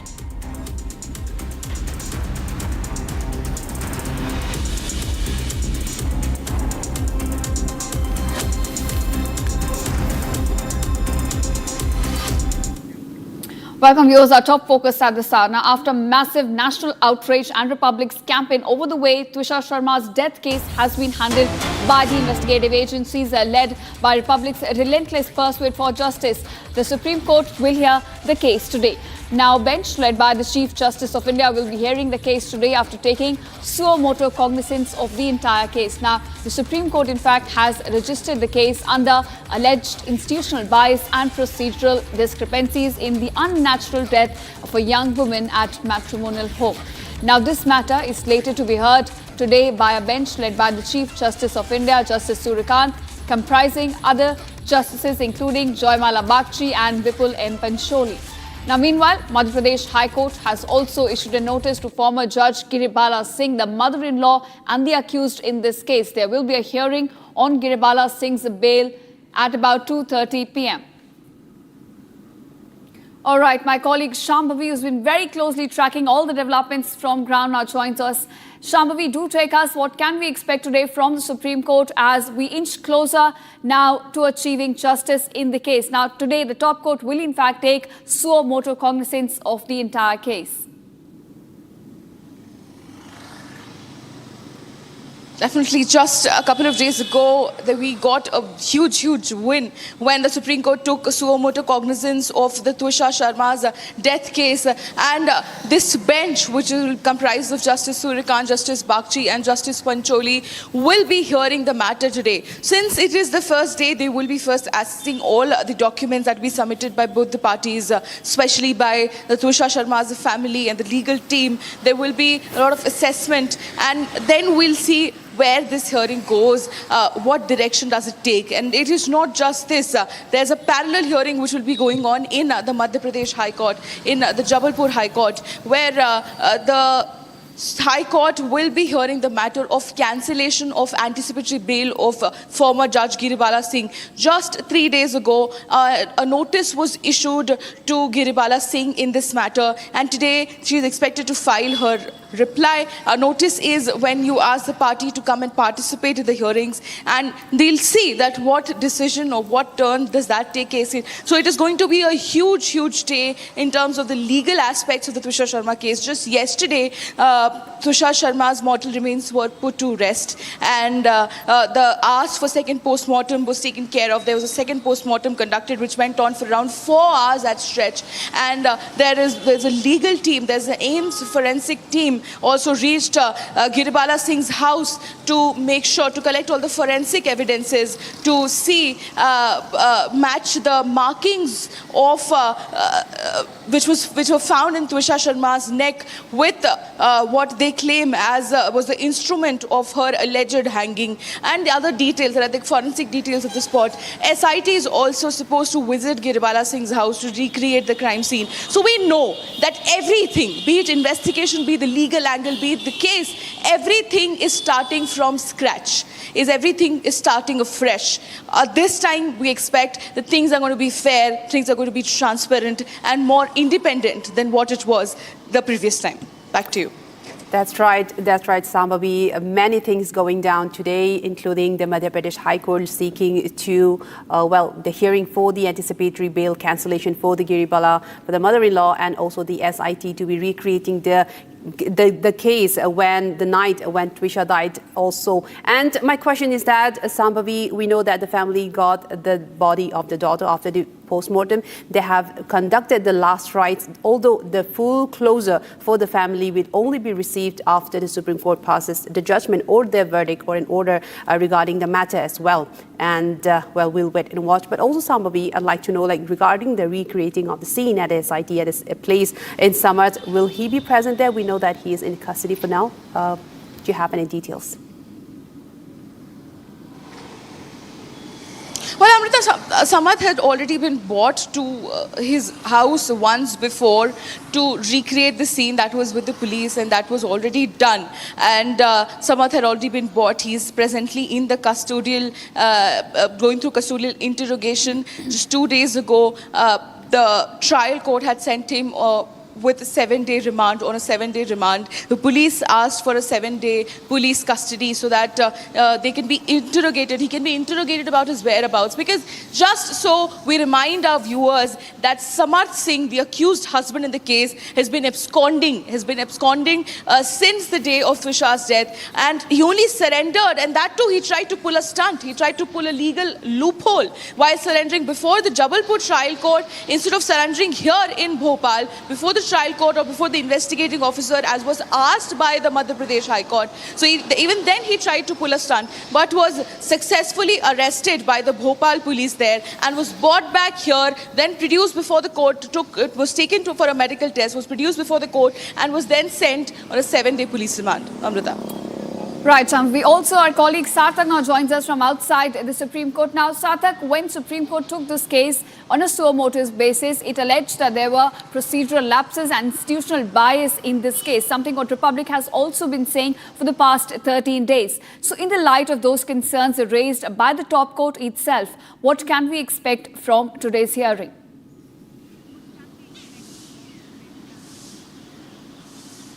Well, absolutely, Ishita. When the family of the victim demanded a second post-mortem, one of the things that they had asked for is Supreme Court to intervene and monitor the second post-mortem. That was one thing that was constantly pressed by the victim's Twisha Sharma's family in this case. Supreme Court has certainly observed that there have been some discrepancies in the case. There have been some lapses in the way the investigation has been conducted. There are some pertinent questions that need to be answered. Firstly, why on May 12 the FIR wasn't lodged? Why did it take them 3-4 days to file an FIR? Second, why wasn't the CCTV footage clearly monitored? Why wasn't it followed? Why were there lapses in the post-mortem report? They alleged that there was some belt used in committing the suicide. Why wasn't that belt produced for the post-mortem? Why was Samarth Singh absconding for so many days if he was so innocent? Why was he absconding for 10 days? Lastly, when the Jabalpur High Court asked him to surrender, he had filed an anticipatory bail in the Jabalpur High Court. When the Jabalpur High Court denied him that anticipatory bail and later he had to withdraw that anticipatory bail, he was asked to surrender either before the IO or before the district court in Bhopal. He tried surrendering in the Jabalpur district court.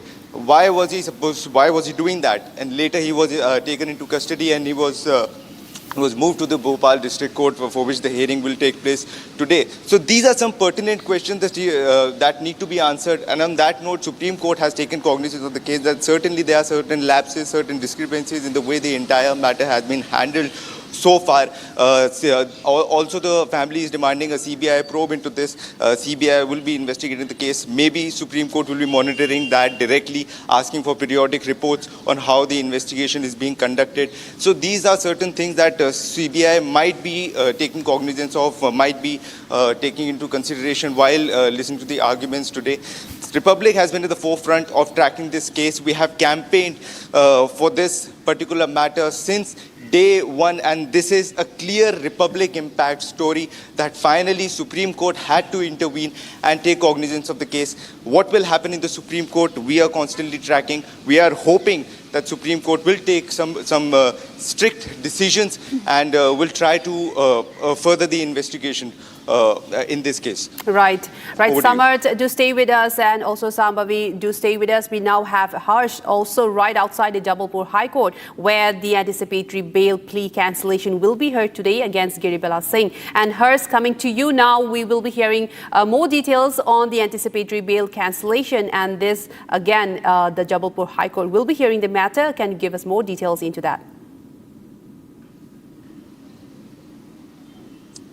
Right now, this is the big day. Two big hearings at two different places in India. One is at the Supreme Court, obviously, and the other one is at the Jabalpur High Court here in Madhya Pradesh, where a single judge bench will be hearing the cancellation petition of the anticipatory bail, in fact, that was given to Giribala Singh by a sessions court in Bhopal. Now, this matter will be heard at 2:30 p.m. today, which is later in the day today. And in fact, Solicitor General Tushar Mehta, along with Senior Advocate and Advocate General of the Government of Madhya Pradesh, Prashant Singh, will be joining him to represent the Government of Madhya Pradesh on this matter.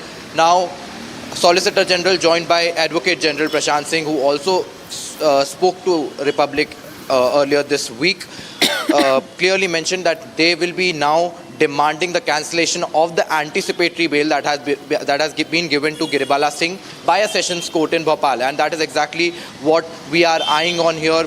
It is also expected, there are some sources, there are some speculations that Giribala Singh might also appear in the court today. She might also contest her own case. However, there is no confirmation in this regard. More has to be fetched in this regard, but this is some source-based information that Giribala Singh, the second accused in the case, the retired judge and the mother-in-law of Twisha Sharma, might herself appear at the Jabalpur High Court today to contest her own court, where the Government of Madhya Pradesh, in fact, will be demanding the cancellation of the anticipatory bail that has been given to her by the trial court in Bhopal. Right, of course, Harsh, Republic continues its fight, continues its campaign calling for justice for Twisha, and our colleagues, whether it's Harsh, Shambhavi or Sarthak, are present across the country tracking all the developments. Now, Shambhavi, coming to you on this, you have been, very close to the family. You've been engaging with them, talking to them. What is family expecting today? Because, from day one, they have been calling for a fair investigation, for a transparent probe in this case.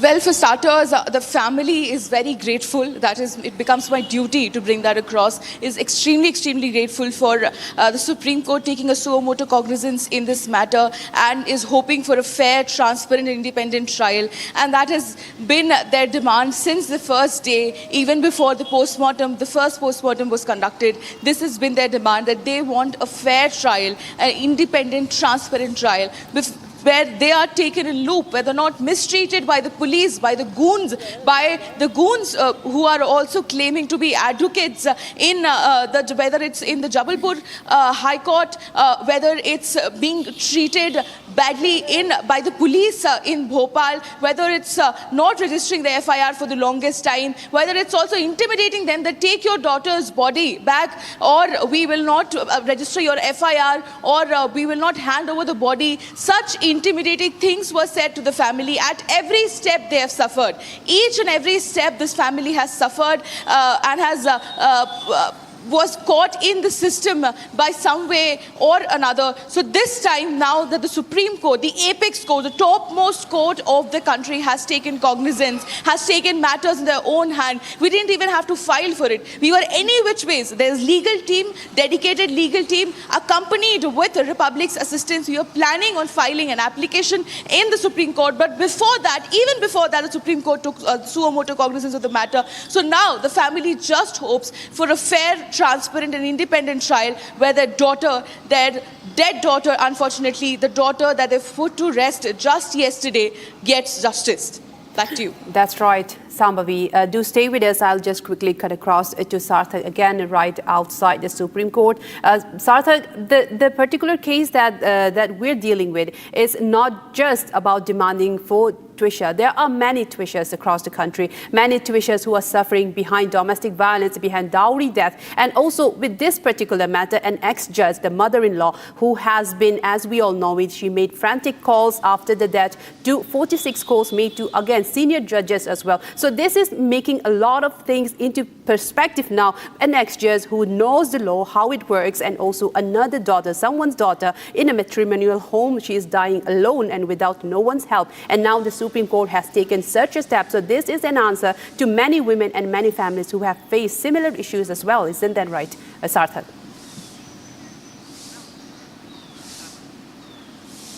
Well, you're absolutely right, Amrita. This case seems to be unprecedented. This was unheard of, where a retired judge, a judge who is supposed to protect the rights of the citizen, her son was a criminal lawyer.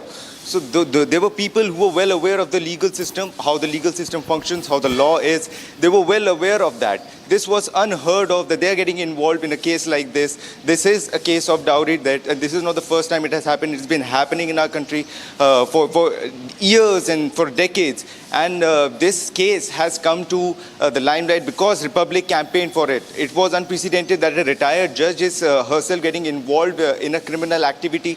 This was unheard of, clearly unheard of. If it wasn't for Republic to campaign for this, this would have never come in the limelight. This would have never come in the forefront. People would have never heard of it. And there are a lot of women out there who are suffering in the same fashion. This has to be heard, and that is the main reason why Supreme Court has personally taken cognizance of this case. It will set a precedent. It will set an example for all the cases that are likely to happen in the future. Will this certainly set an example for the investigating agencies? This will certainly set an example for people who are also part of the judicial system. They cannot get away by doing anything just because they hold a powerful position in judiciary. This will set an example for that as well. It's really important. It was very important that Supreme Court takes cognizance of this, and finally Supreme Court has taken a suo motu cognizance of the case. Supreme Court will be hearing the matter around 10:30, 11 in the morning, and now Supreme Court might personally monitor the entire case. If it wasn't for Republic to bring it out and to campaign for this, we have been campaigning for this for the past 15 days, and finally Supreme Court has taken cognizance of this. Supreme Court has realized that this has to be investigated, this has to be monitored personally, and now the matters have become serious. There are two other cases pending in the Jabalpur High Court today, where my colleague Harsh is constantly tracking the case. There is an anticipatory bail cancellation plea pending before the Jabalpur High Court. There is the post-mortem report case where it has to be submitted before the Jabalpur High Court. What has happened in the Jabalpur, what has happened in the second post-mortem. So these are some important developments happening in this case, but the most important of them all is that Supreme Court has finally taken cognizance of the case, and what will happen in the arguments today, this is something that we are constantly tracking. Amrita. Right, in fact, Sarthak, we agree with you, that it is high time that an example is set, a precedent is set for all the cases, for all the Twishas who continue to suffer in the dark across the country. Now, in fact, coming to you, Harsh, now we are expecting today for the High Court to hear the bail plea for Girbala Singh. Now, there are multiple grounds for the cancellation of the bail plea. She has not been complying with the investigation. About 3 notices were issued by the police to her, and there are allegations that she could have also tampered with a crime scene while she made some frantic calls to several judges, politicians, and people of influence to impact the investigation. So what are we expecting in the light of these allegations which have been raised against Girbala? Right, Amrita, now it is very important for our viewers to understand that the government of Madhya Pradesh has been very strict in this matter, especially after Republic started campaigning about this. They have fielded 2 of the country's topmost lawyers, including the Solicitor General Tushar Mehta himself, who will also be joined by the Advocate General Prashant Singh. Both of these lawyers today will be appearing before the High Court of Jabalpur, and they'll be demanding the cancellation of the anticipatory bail that has been given to Girbala Singh. Now, Girbala Singh is also one of the very important accused in this case. She is the retired judge who is under the scrutiny. In fact, she has remained incooperative throughout the investigation, and this is what we have been told. And this, in fact, the Supreme Court taking suo motu cognizance of the matter is a big win, not just for Twisha Sharma's family, but for the entire nation. A big win for Republic Media Network. We, in fact, had some of the very heated and aggressive confrontations with the accused. Our colleague Shambhavi in Bhopal had some serious confrontations with Giribala Singh. Meanwhile, me and Manav here at the Jabalpur High Court had a very heated confrontation with the prime accused Samarth Singh. We were in fact dragged, manhandled and pushed from within the court premises when we tried to confront the prime accused in the case. He was absconding for 11 days, and then all of a sudden when the Jabalpur bench of the High Court decided to cancel his bail petition that was filed, he played very smart to surrender, to come to surrender at a court that was not even written in the official ruling that was given by the High Court. And then when we went inside to confront him, we were attacked, we were pushed, we were manhandled. And this in fact is a very, very big win, not just for Twisha Sharma's family, but for the entire nation, for the entire 145 crore people who are now seeking justice for Twisha, and for the entire Republic Media Network that has been campaigning in this regard, seeking justice for Twisha Sharma. That is in fact yet to be served. However, there are some big developments that are made, and we are looking at two big hearings today, one at the Supreme Court, the second one at the Jabalpur High Court, and we'll continue to campaign demanding justice for Twisha Sharma. Amrita. Right, of course, Harsh will continue to monitor all the developments which will be coming to light, not just from the Supreme Court, but also from Jabalpur High Court today. And now here's the mysterious death of Twisha Sharma has now reached the country's highest court, the Supreme Court, with the top court now stepping in amid mounting allegations of institutional bias, procedural lapses and attempts to shield the accused in this case. In fact, in a major development, the Supreme Court took suo motu cognizance of the Twisha Sharma death case, and the matter will now be heard by the bench led by the Chief Justice of India, Justice Suryakant, along with Justice Joymala Bagchi and Vipul M. Pancholi. That's right, Ishita. And even as the legal battle intensifies, emotional scenes unfolded in Bhopal, where Twisha Sharma's last rites were performed after her body was handed over to the family following a 4-hour-long second autopsy. Meanwhile, the accused husband, Samarth Singh, has been sent to 7 days of police custody after his dramatic surrender before the Jabalpur High Court. We have all the details in this report. Take a look. The Supreme Court has stepped into the controversial Twisha Sharma death case, raising questions over alleged institutional bias and procedural lapses as scrutiny intensifies around the investigation into her death. The Supreme Court on Saturday took suo motu cognizance of the Twisha Sharma death case. The matter is slated to be heard by a bench led by Chief Justice of India Suryakant and comprising Justices Joymala Bagchi and Vipul M. Pancholi. The last rites of Twisha Sharma were performed at a crematorium in Bhopal on Sunday after a body was handed over to the family following the 4-hour-long second autopsy.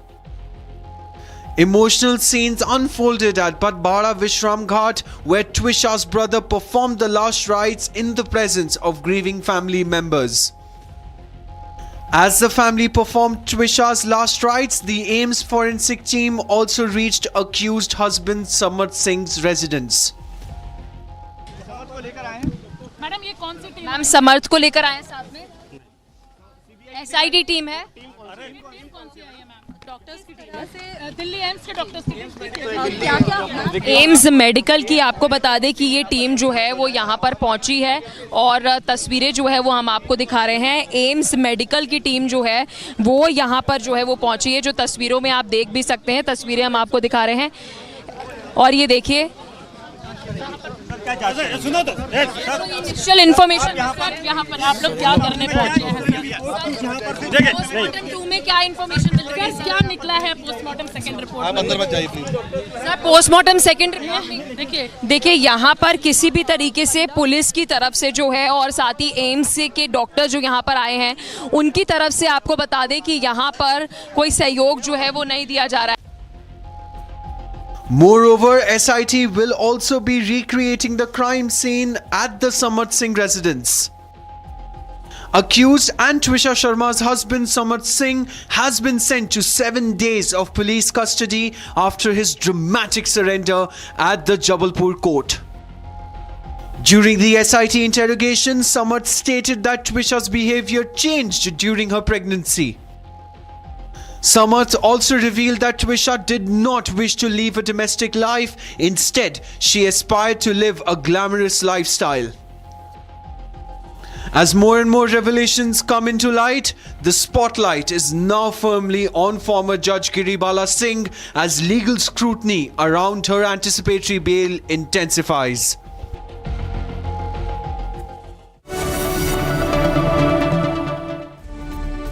Amity University has one of India's largest merit scholarship programs for brilliant students. Over 9,000 students with 90% plus in their 12th boards are currently at Amity, benefiting from the culture of academic excellence and focus on research and innovation. To be with like-minded students who want to be successful, apply at amity.edu/scholarships. Our pure Shahi Paneer Masala. Delicious, healthy, every day.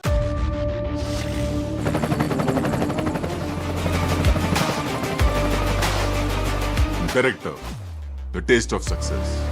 प्यास बुझाए ठंडक लाए सबको भाए जीरा से MTH का जल जीरा जीरा से जीरा से असली रिफ्रेशिंग, असली स्वाद, असली मजा। MTH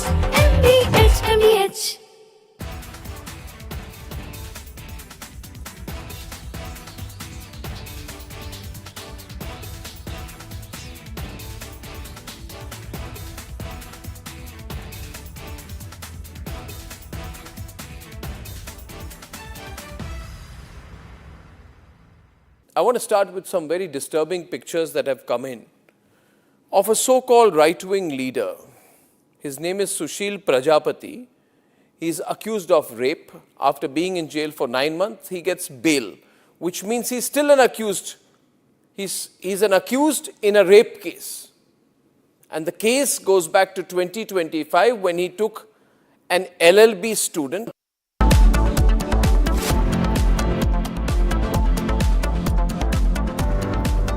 प्योर सूजी पास्ता उबालो मिलाओ और खाओ 8 मिनट में तैयार। क्या टेस्ट है सबका राजा हार्डवेयर मसाला।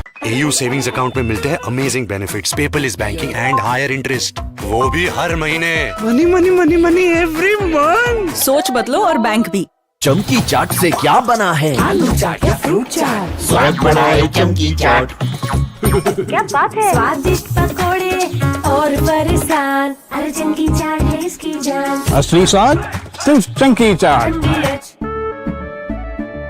केसरिया से मन जोगी हुआ रे, दिल झूमे देखो मतवारा हुआ रे। केसरिया से मन जोगी हुआ। हर पल मनाओ केसरी त्योहार। विमल, बोलो जुबान केसरी। थोड़े में ज्यादा स्वाद यही तो है इसकी खास बात। वाओ मामा क्या स्वाद है? अरे मेरी राजा। In fact, very often I believe the only way to get justice in India is a media trial. So there's no reason for the media, if it's doing a good job of a media trial, to be on the back foot. In fact, the courts should stop making these overarching remarks about media trial and contemplate about one very basic thing. With the greatest of respect to the courts, when the other institutions fail, when people get let down by the system, when even the judiciary does not seem to be listening or raising a noise about issues, like in the case of Twisha Sharma. Who does the public look to for justice, for raising their voice, for bringing something that's utterly false, illegal or wrong to public attention? It is only and only the media. And today, therefore, we are doing a media trial in this specific case, ladies and gentlemen, of Twisha Sharma, the 33. From Asia's largest news headquarters, setting the agenda for Bharat.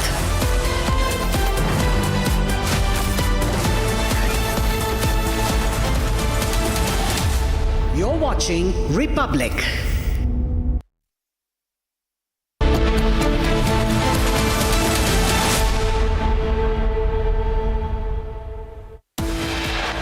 Headlines brought to you by Canara Bank. Together we can. A massive impact of Republic campaign as Supreme Court to hear Trisha's case, and state moves Madhya Pradesh High Court to cancel Giribala's anticipatory bail.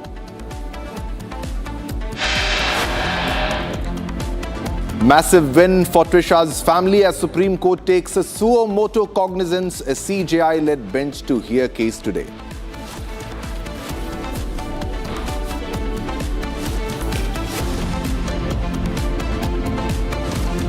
After Madhya Pradesh High Court issued notice to Giribala on Friday, hearing on ex-judge's bail plea scheduled for today.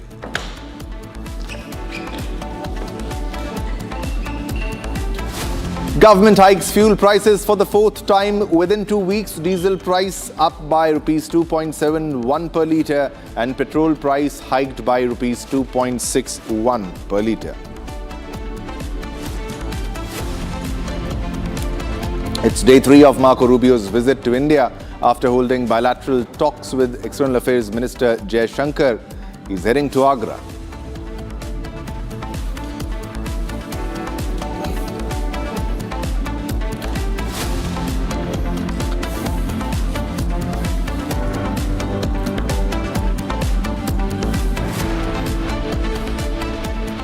All right, viewers, let's begin with the first top story, the big breaking news development, and this happened after the massive national outrage over the handling of the Trisha Sharma death case and led by Republic's relentless pursuit for justice. Now, the Supreme Court will hear the case today. A bench led by the Chief Justice of India will hear the case today, and they have taken a suo moto cognizance of the case, which is rare in such cases, and now the Supreme Court has registered a case under alleged institutional bias and procedural discrepancies in the unnatural death of a young woman at her matrimonial home, that is Trisha Sharma. We have been relentlessly covering the story, investigating the story, bringing forward the lapses, the discrepancies and the cover-ups, the botch-up in the autopsy, and all of that continuously being with our reporters on the ground, unraveling the mystery and the cover-up which the Giribala's family tried in the death case of Trisha, where even since day one, we have been covering the story, and also during the first autopsy, this should be highlighted again and again that the belt that was allegedly used in hanging or quote-unquote killing Trisha was not given by the investigating officer to the doctors who were conducting the first autopsy, that is the first post-mortem. And these are the visuals on your screen, ladies and gentlemen. As you can see, we highlight the very fact. This is part of our investigation, and you can see how Trisha was behaving very normal. She was not affected as that was being claimed by the mother-in-law, that is Giribala in this case. She can clearly be seen smiling, interacting 6 hours before her death. And so that's why we say that it is a cover-up. There are many evidences which clearly highlight that it is a cover-up, and because of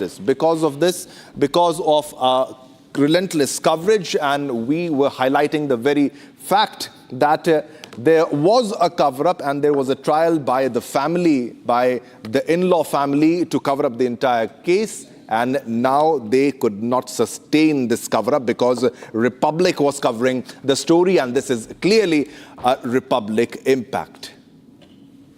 All right, I have my colleagues, I have our reporters on ground. Sarthak is outside Supreme Court, and also Harsh is outside Jabalpur High Court. Sarthak, I would like to come to you first. Now, clearly this should be highlighted that it is indeed a Republic impact. And also in this case, if you can put this into perspective, Sarthak, it's rare for Supreme Court to take suo moto cognizance in such cases. If you can put that into perspective too, Sarthak.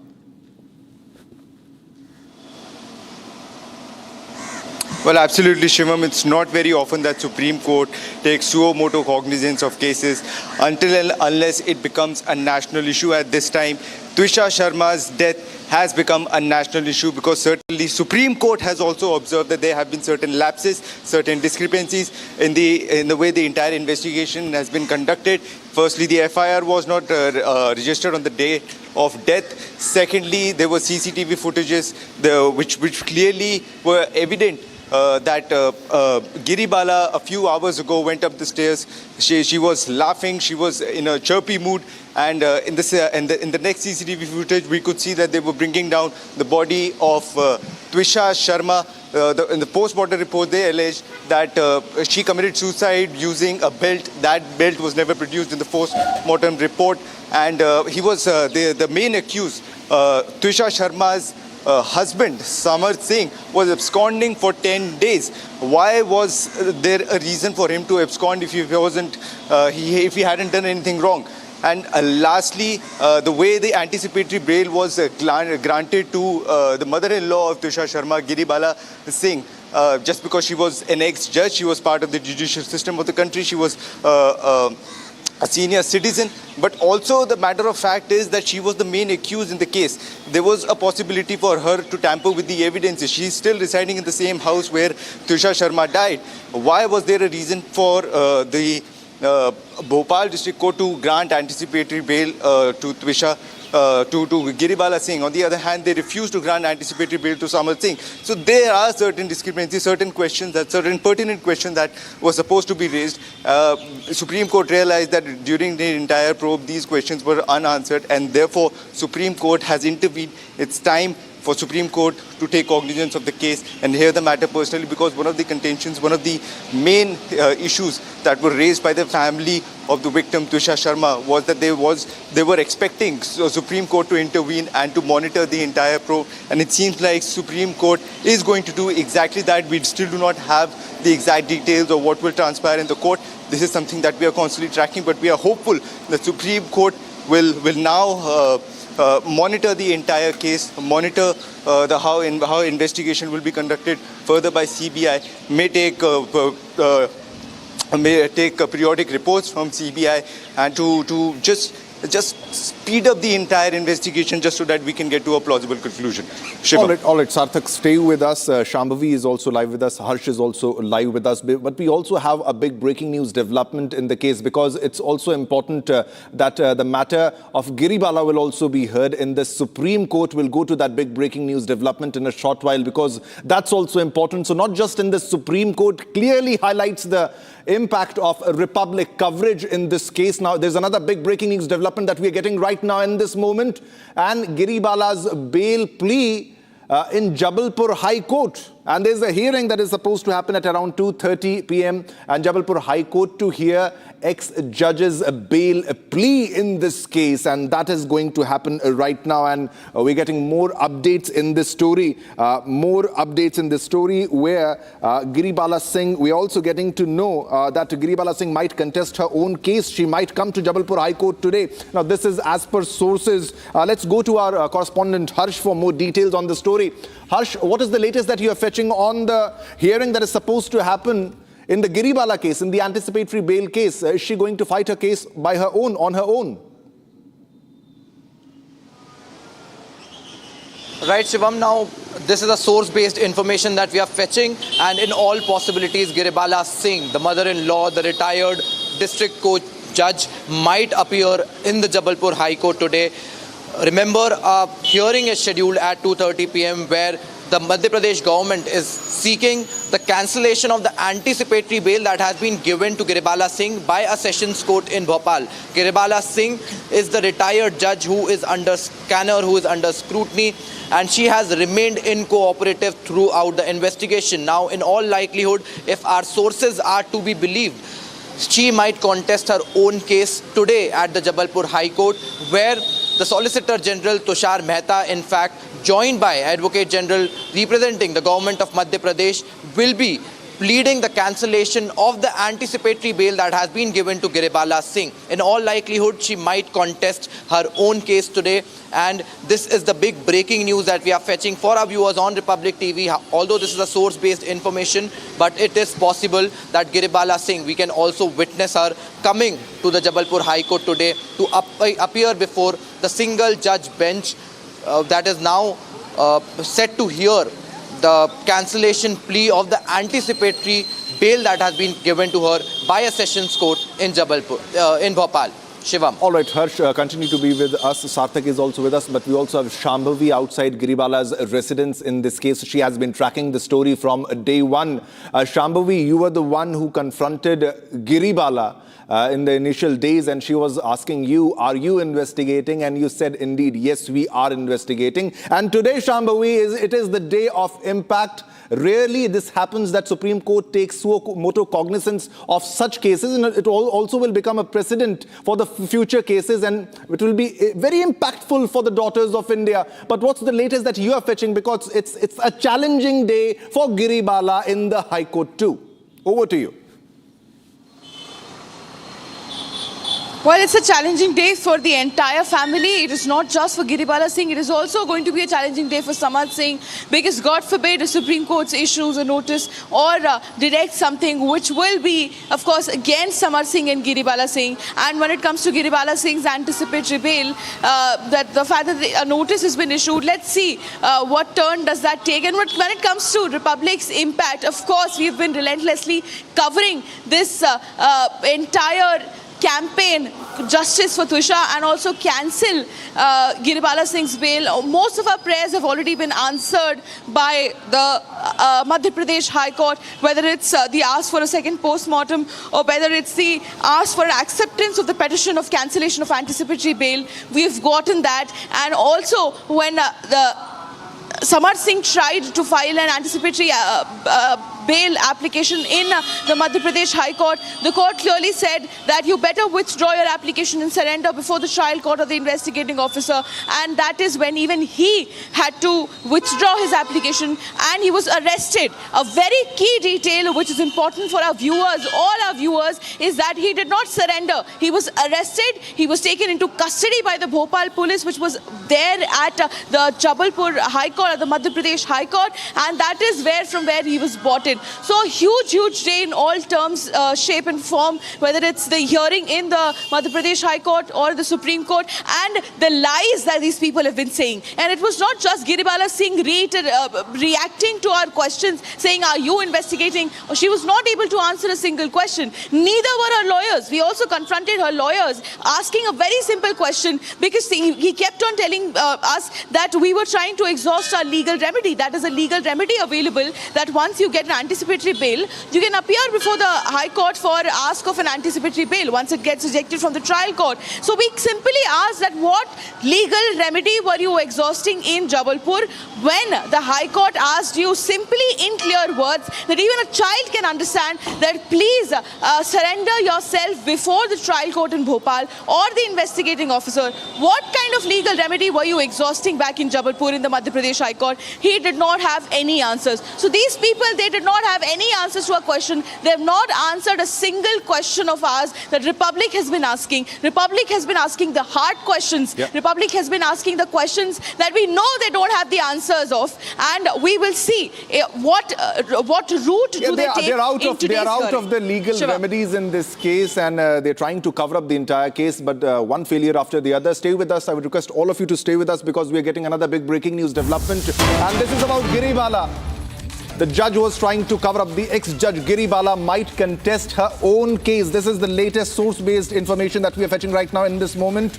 Big breaking news development, that is Giribala, the mother-in-law in the Trisha death mystery, might contest her own case. She might come to Jabalpur High Court today. This is what sources are saying. Top big breaking news development. The hearing for petition demanding the cancellation of her anticipatory bail is scheduled for 2:30 p.m. in Jabalpur High Court today. Now, this is the source-based information that we are getting right now. And it is a tough day also for the family, and one step closer towards getting justice for their daughter, for Trisha's family in this case.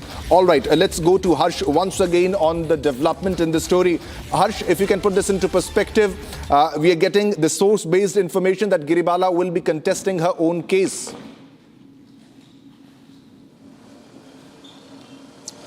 Right, Shivam. Now, this is a source-based information that we are breaking for our viewers on Republic TV. If these sources are to be believed, Giribala Singh might appear before the Jabalpur High Court today.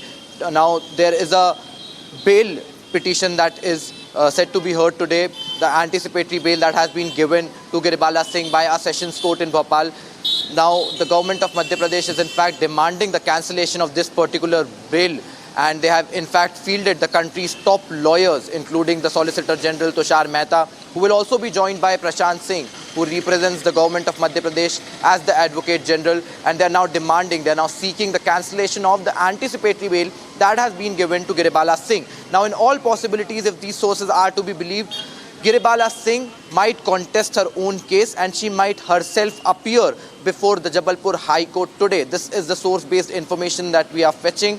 And also, we have been told that she has remained incooperative throughout the investigation. She is the retired judge who is under scrutiny, and more has to be fetched in this regard. But this is the big breaking news that we are fetching for our viewers on Republic TV, that she might appear before the Jabalpur High Court today and she might even contest her own case. Shivam. All right, so this is definitely a very big day for Tushar Sharma's family also, one step closer towards getting justice. And also the hearing, suo motu cognizance, has been taken by the Supreme Court in this case. And also there is a very important hearing in Jabalpur High Court in the case of the anticipatory bail that was given to Giribala. Now, the second autopsy has been concluded in Tushar Sharma's death case. And as we await the reports, the lapses in the initial autopsy were jarring. Republic accessed the copy, exposed the flaws and asked questions. Watch this report as top forensic expert Professor Dinesh Rao takes these questions, highlights serious gaps in first medical report, pointing out major blunt force injuries on Twishar's left arm and forearm, noted as resistance marks rarely seen in suicide cases. Watch this report.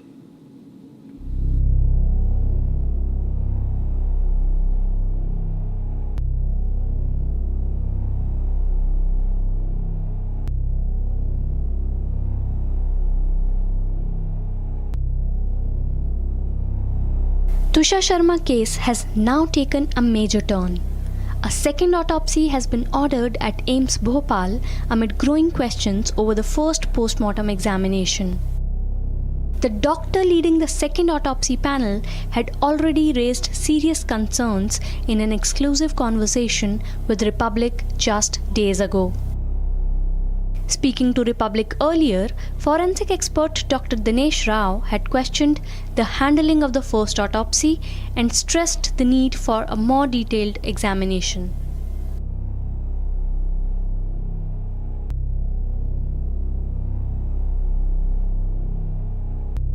This presence of these particular injuries, which are blunt force injuries, especially on the left arm, left forearm, and the left wrist, and also the right ring finger. And beside this, I think you should have gone through the report, even on the head, and especially on the vault of the skull, especially we say on this area, there is a contusion, which I think we have missed it. That this contusion is also again very vital, and this is definitely due to an assault, because any injury on the vault cannot be accidental. That has to be an assault.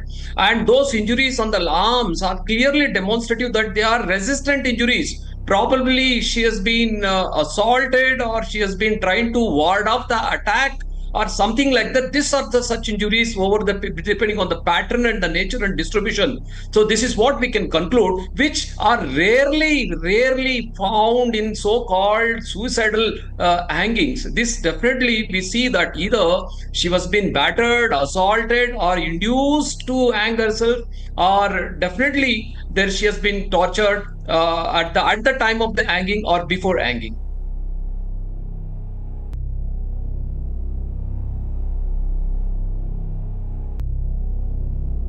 These particular, see, you have rightly exposed this particular audio, which clearly indicates the animosity which she had towards her daughter-in-law. And beside this, the presence of injuries other than the ligature mark clearly demonstrates the reason for those animosity. And it more or less endorses the type of feeling or the so-called rage she had against her daughter-in-law. So, as I said before, again I repeat, the presence of these injuries on the body very clearly demonstrates that it is due to an assault or definitely occurring at the time of the hanging or before the hanging. And another very important point I just wanted to make out to inform you is, see, beside the ligature, you can see in the neck two oval-shaped contused abrasions. This is something which is not present, not due to ligature itself.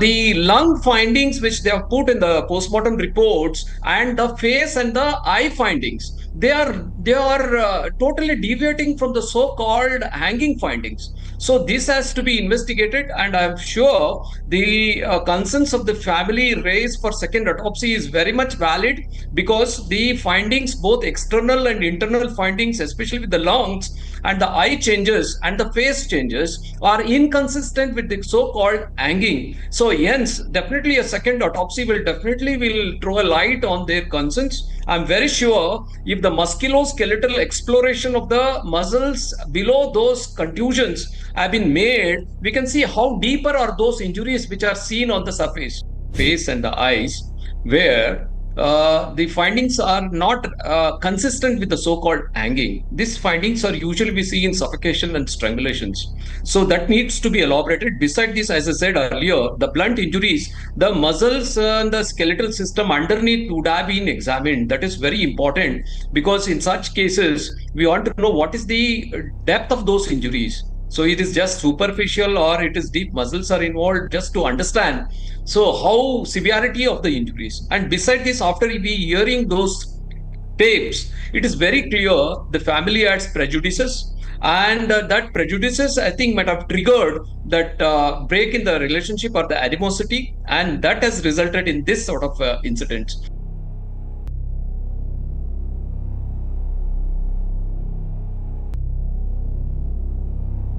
And one thing is a fact, it is very rarely I have seen where a house has a CCTV only focused towards the stairs. I am surprised to know that there are no other CCTVs in the house. This is first such house in the world, I suppose, where they have only one CCTV that to focus only towards the stairs. And secondly, I would like to see legally, because we are all from the legal field, we always very well know when such incidences happen that it is the duty of the person to call the police first. Why it was not done. And secondly, this is a death occurring within 7 years of marriage. A magistratal inquiry has done. It's not the police inquiry. See, it is very surprising to know until that why the magistrate why didn't he inquire? Because within 7 years after the marriage, it is always indicated 176 CRPC. That is in coming to the past sections. It is the magistratal inquest has to be held. It is not the police inquest. Later on, the police carry out the investigation, but the death investigation and death inquest or the autopsy request will come only through the magistrate. But I just wonder why it was not done in this case. So all these things points out clearly that there's a gross inconsistencies, deviations. I think the family's concern or doubts are raised is very much valid, and a second autopsy will definitely help us to solve or answer those concerns. I think the family has to approach the court and take a permission and go for a second autopsy. All right, so this was a forensic expert, Dr. Dinesh Rao, who clearly highlighted that there were many inconsistencies in the first autopsy report, and also the public investigation highlighted the very fact that Dr. Dinesh Rao just spoke and shared with you all. Now it's time to slip into a short commercial break, but don't go anywhere. Coming up next, massive win for Trisha's family as Supreme Court has taken suo motu cognizance of the case. A CJI-led bench to hear the case in a short while. Coming up next.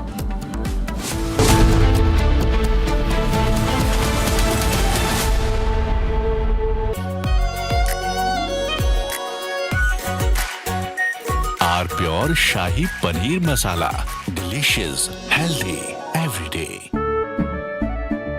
केसरिया से मन जोगी हुआ रे दिल झूमे देखो मतवारा हुआ रे केसरिया से मन जोगी हुआ हर पल मनाओ केसरी त्योहार विमल बोलो जुबान केसरी आर प्योर सूजी पास्ता उबालो मिलाओ और खाओ 8 मिनट में तैयार। क्या टेस्ट है सबका राजा R pure masala.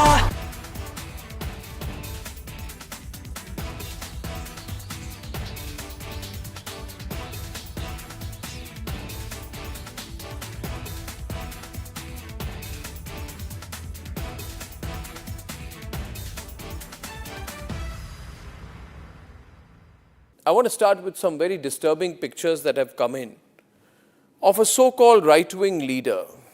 His name is Sushil Prajapati. He is accused of rape. After being in jail for 9 months, he gets bail, which means he's still an accused. He's an accused in a rape case. And the case goes back to 2025 when he took an LLB student to one place on the pretext of introducing her to a senior advocate. He drugged her drink and then he sexually assaulted her. He is still under trial for rape. He has not been released.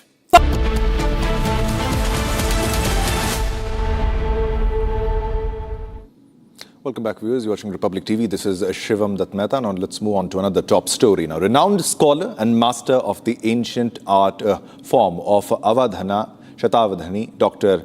R. Ganesh will be conferred the Padma Bhushan by President Murmu later today. The award is in recognition of his exceptional contributions to art and Indian cultural heritage. The 63-year-old polyglot from Karnataka is celebrated for reviving and mastering Avadhana, an intricate performance art that demands extraordinary mental capabilities. Now, during Avadhana performances, the artist must simultaneously compose extempore poetry in classical meter, solve mathematical puzzles and respond to questions from multiple scholars while maintaining aesthetic grace and literary excellence. Dr. Ganesh has performed over 1,300 Avadhanas across 4 languages: Kannada, Sanskrit, Telugu and Prakrit. He is the only Shatavadhani, one who performs with 100 questioners from Karnataka and is credited with single-handedly reviving the Avadhana tradition in Kannada.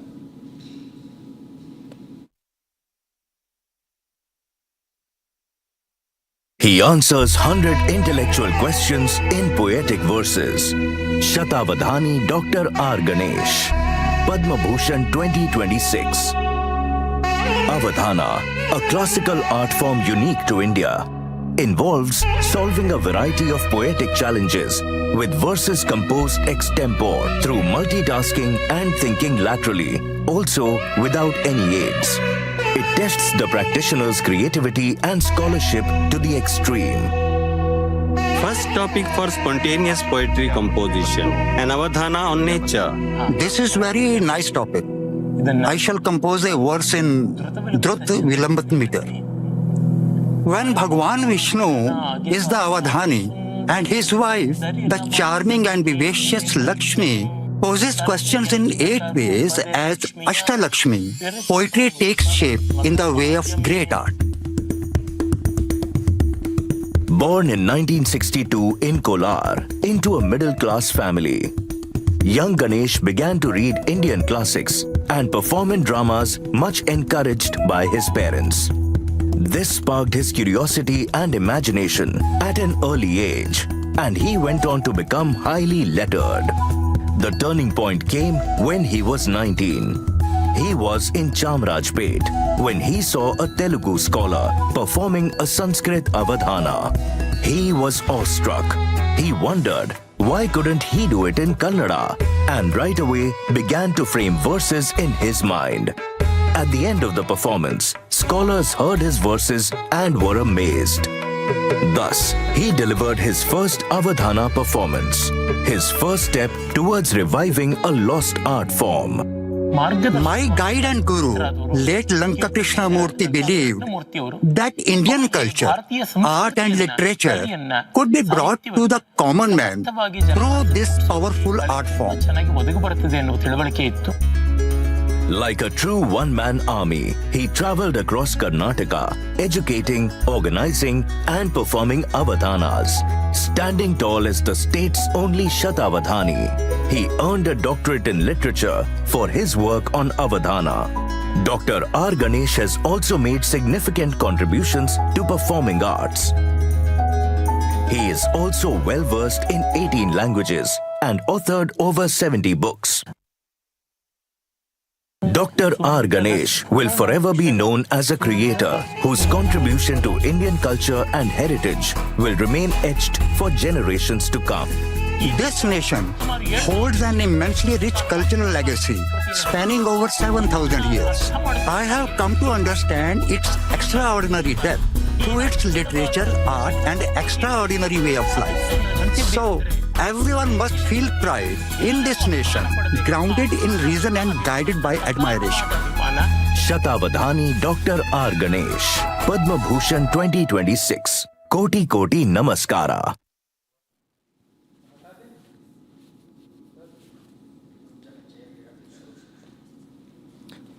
All right, so this was a coverage of now a massive impact of Republic campaign as the Supreme Court to hear Trisha's case, and a state moves Madhya Pradesh High Court to cancel Giribala's anticipatory bail in this case. Now, this is the big development.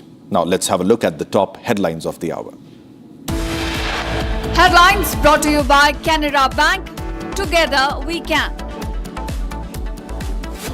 Now, this is the massive impact of Republic campaign as Supreme Court to hear Trisha's case, and state moves Madhya Pradesh High Court to cancel Giribala's anticipatory bail. Massive win for Trisha's family as Supreme Court takes suo motu cognizance. CJI-led bench to hear case today.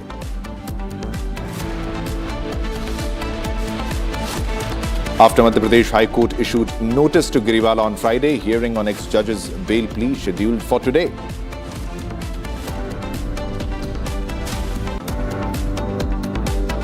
Government hikes fuel prices for the fourth time within weeks. Diesel price up by Rs 2.71 per litre and petrol price hiked by Rs 2.61 per litre. Day 3 of Marco Rubio's visit to India. After holding bilateral talks with PM Jaishankar, he heads to Agra.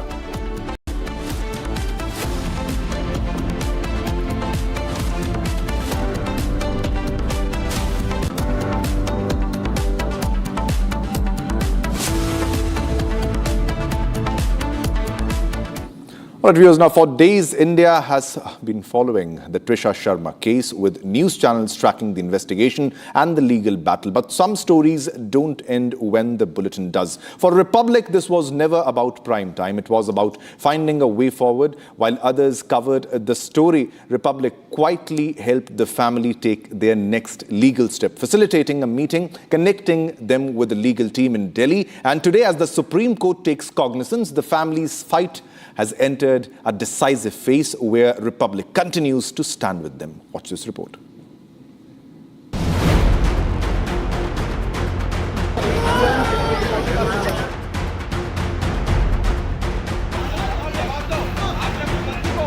For days, the Trisha Sharma case has dominated the national headlines. But Republic went beyond. Are you doing the investigation? A journey from grief to a search for justice. Aruna sir, thanks a lot, sir. Thanks a lot. Salute to you, sir. All your efforts, sir, that we have got clearance from the state government for the CBI probe. Thanks to you a lot, sir. On Wednesday, Republic created a bridge. A group, Trisha Sharma's Supreme Court, was formed, bringing together reporters, lawyers in Delhi and Trisha's family. The aim was simple, not an exclusive, not a headline, but helping a family find legal direction.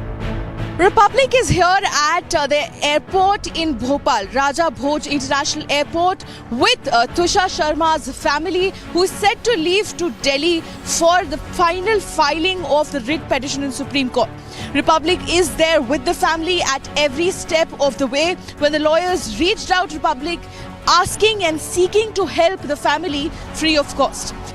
From Bhopal, Trisha's family travelled to Delhi to sit across the table and begin preparing for their next legal step. As Republic stood with them in their fight against the system, This was not a camera moment. It happened quietly. Republic not just asking the right questions. The mother-in-law, the ex-judge who is seen there coolly walking away while the daughter-in-law's body is being taken away by 3 men, one identified absconding, 2 unidentified. And the mother-in-law calmly walks away and now says, oh, she was a schizophrenic who happened to die. And you know what, Siddharth, every second I'll tell you, and I won't speak after this, Ishkaran, Subrashta and Ms. Napena, every moment I see this ex-judge sitting in front of her law books, trying to act all high and mighty because she's an ex-judge who got bail. I just want to say one thing, what has happened to the judicial system in my country? With the greatest of respect to all the senior advocates, all the judges, all the appellate courts, why are they quiet today? But also helping Twisha's family reach places where answers to those questions could be found. Today, as the Supreme Court takes cognizance of this case, the fight for Twisha enters a new stage. And the family that arrived with questions in Delhi now moves forward with a legal path. Because for Republic, justice does not end with mere coverage.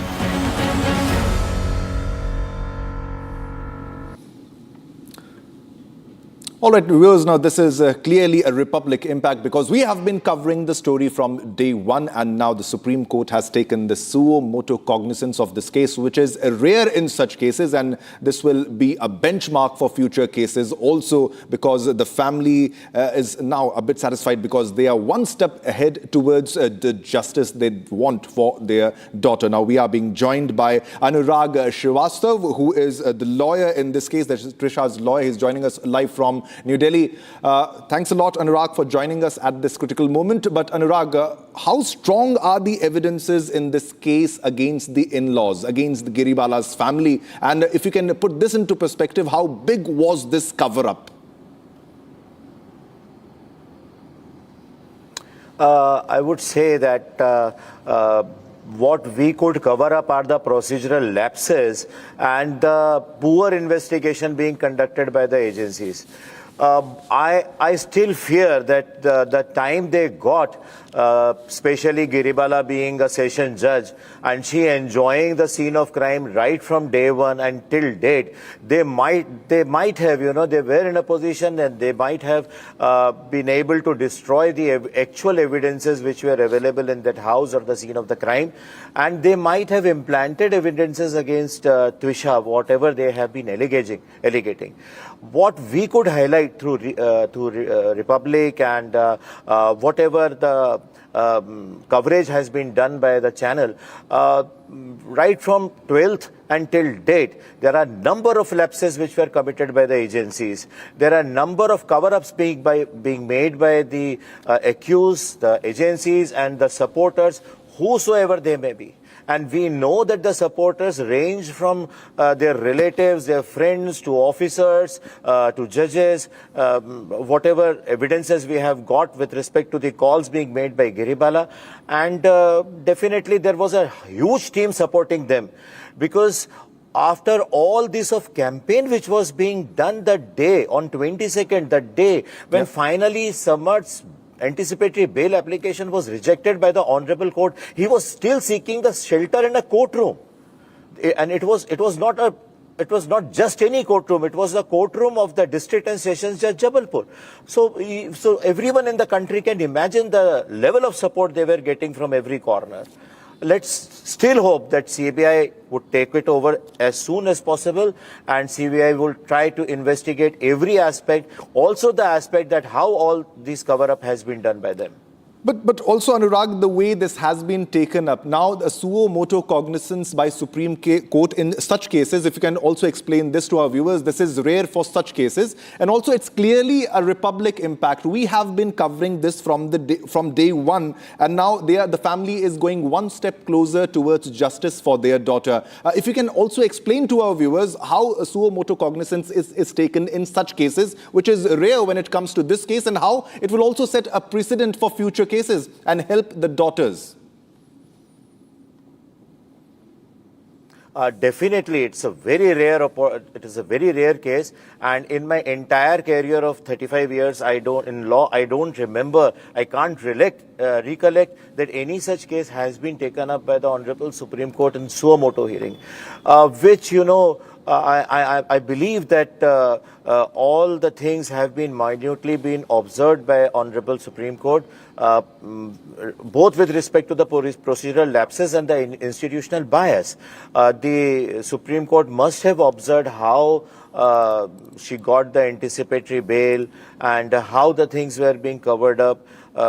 Definitely, you know, we hope that much cognizance has been taken by the honorable judges on their part, and it will now, you know, we'll be able to know what all they have observed only when the hearing starts in the Supreme Court, and the concerned parties would definitely be asked to submit whatever they have in their possession, the evidences which we have in the possession. State would be asked to submit their reply or the status report. So let us now wait for what the Supreme Court does in this hearing and the future hearings to be conducted in this case. But this has definitely given a ray of hope to all such persons who don't get a opportunity for challenging the investigation lapses, and the victim is not in fact having any support. If we recollect in the recent past, right from the Palghar incidents, Disha Sania, so this clearly becomes a benchmark case, and it also becomes a case study for future cases. Anurag. Yes, stay with us. I'm also being joined by Mrunalini Deshmukh, who's a senior family lawyer in this case. She joins us live from Mumbai. Thanks a lot, Mrunalini, for joining us. And I need your comment on this too, because as highlighted by Anurag Srivastav and by us, because this was completely a Republic campaign and this impact is clearly visible, and there was public outrage, and we did not stop our coverage. We did not let it just remain another headline. Now the Supreme Court taking it as a suo motu cognizance, it will serve as a benchmark for future cases. If you can explain that to our viewers also, then I'll ask you the questions about the inconsistencies in the first autopsy and a lot more questions that I have for you. Mrunalini. Absolutely. Good morning to all of you, and I think this is a very bright day in the day of justice, as I would put it, because the Honorable Supreme Court, the apex court of the country, has decided to suo motu take charge of the matter. I think there cannot be anything much better in terms of justice that can happen. But it is so sorry at the same time that this is not the actual job of the Supreme Court. It has to be done at the trial court level, at the investigation level, and these things have to be done, as it is the Supreme Court, the Honorable Supreme Court is inundated with so many of cases. But having said this, justice comes first, and the heap of work comes a little later, and that is how the court has taken cognizance of this matter. Now, having said this, the reason for doing it is because the court is, and I must tell you this, Adwa, it is because of the media activism. We have judicial activism, we have social activism. But here the media, especially your channel, has been so prompt and made it an issue because they wanted justice to be given to Twisha, who is no longer with us, and also to the family for whom the loss is absolutely irreplaceable. Now, having said this, what is really important is, as Twisha, the lawyer for the prosecution has been telling you right earlier, is the fact that the cover-ups, the expert legal and medico-legal brain of the ex-judge or the Sessions Court judge, who herself had the experience of dealing with these matters as a judge, learned from her experiences as a judge, and little probably did she know that she would have to use it in her personal case. And that is what she has done. And that was extremely alarming. And the worst, I would say, as a person from the legal fraternity, why would you approach the media? Why would you approach the social media and give your justification or your side of the story? You go to the police, give your statements, support the investigation, cooperate with the investigation, because it could be happening that your version could be right or the version of the prosecution could be right. But why adopt the social media and the other media to canvass what your things are? I think that was the biggest flaw that she's done. And maybe she's done Brunalini, because you clearly Right, understand that Brunalini is an ex-judge. She understands this is not the first case she might be dealing with. She understands all the loopholes. She knows what to do in what scenario. So that's the reason. But she got caught. She got exposed because we were covering the story. We did not leave the story, and they all got exposed. With all due respect to the senior lawyers and the courts in this case, but she clearly could have influenced the entire case if Republic would have not covered. Yeah. And we also have another big breaking news development in this case where Giri Bala will be arguing her case on her own. I'll have this question. All right, with big breaking news development coming in on your screen, ex-judge Giri Bala could contest her own case in this case. And it is about her anticipatory bail, which has been challenged. And now Giri Bala's bail cancellation hearing is at 2:30. Anurag Srivastav, I would like your comment on that. Can she contest her own case because the charges are against her and she was wrongly given anticipatory bail? Your response on that? She can. She can. See, there is first Anurag, then you, ma'am. No impediment in law. Yeah, there is no impediment in law that an accused person cannot argue his or her own case. So law gives that right to her if she wants to argue her own. She may argue, she may engage any lawyer, she may engage any senior lawyer, she may call any lawyer from any part of the country. That does not bother us. We have raised several serious issues, several serious grounds while challenging and praying for the quashment of the anticipatory order, and we stick to them, and we'll definitely argue before the Honorable High Court on all those issues at 2:30 today. Yeah, Anurag, don't you think so that she believes that nobody else can handle this situation better than her? She have been helping in the cover-up since day one. Also, the CCTV, it records exactly at the time when the body is being brought down and they are giving a CPR near the CCTV. Where in a family, where in a home do you have a CCTV that's aimed towards the stairs? So the many cover-ups that she is doing, she is only confident that I can carry this forward. Murunalini, I'll take this, Ms. Deshmukh, this question to you now. Yes, so this is what I'm saying, and to just continue with what was said earlier by my panelists is, she definitely can argue, and every person has a right in law to argue his or her case. In this case that we have an expert ex-Sessions Court judge who's dealt with these kind of cases, hundreds or thousands if I may use that word, and obviously she knows all the nuances. Secondly, she may have categorically from the day one, when, as you said, that whilst the body was taken down and gone to the AIMS, she was sitting and making calls, so she must have got some advice from her friends who are from the legal fraternity. She may have herself made a lot of notes about it, and she thought who better than her as a lady and as an ex-judge appealing to them, to their lordships, would be able to put forward the case that this is a case of abuse of the law.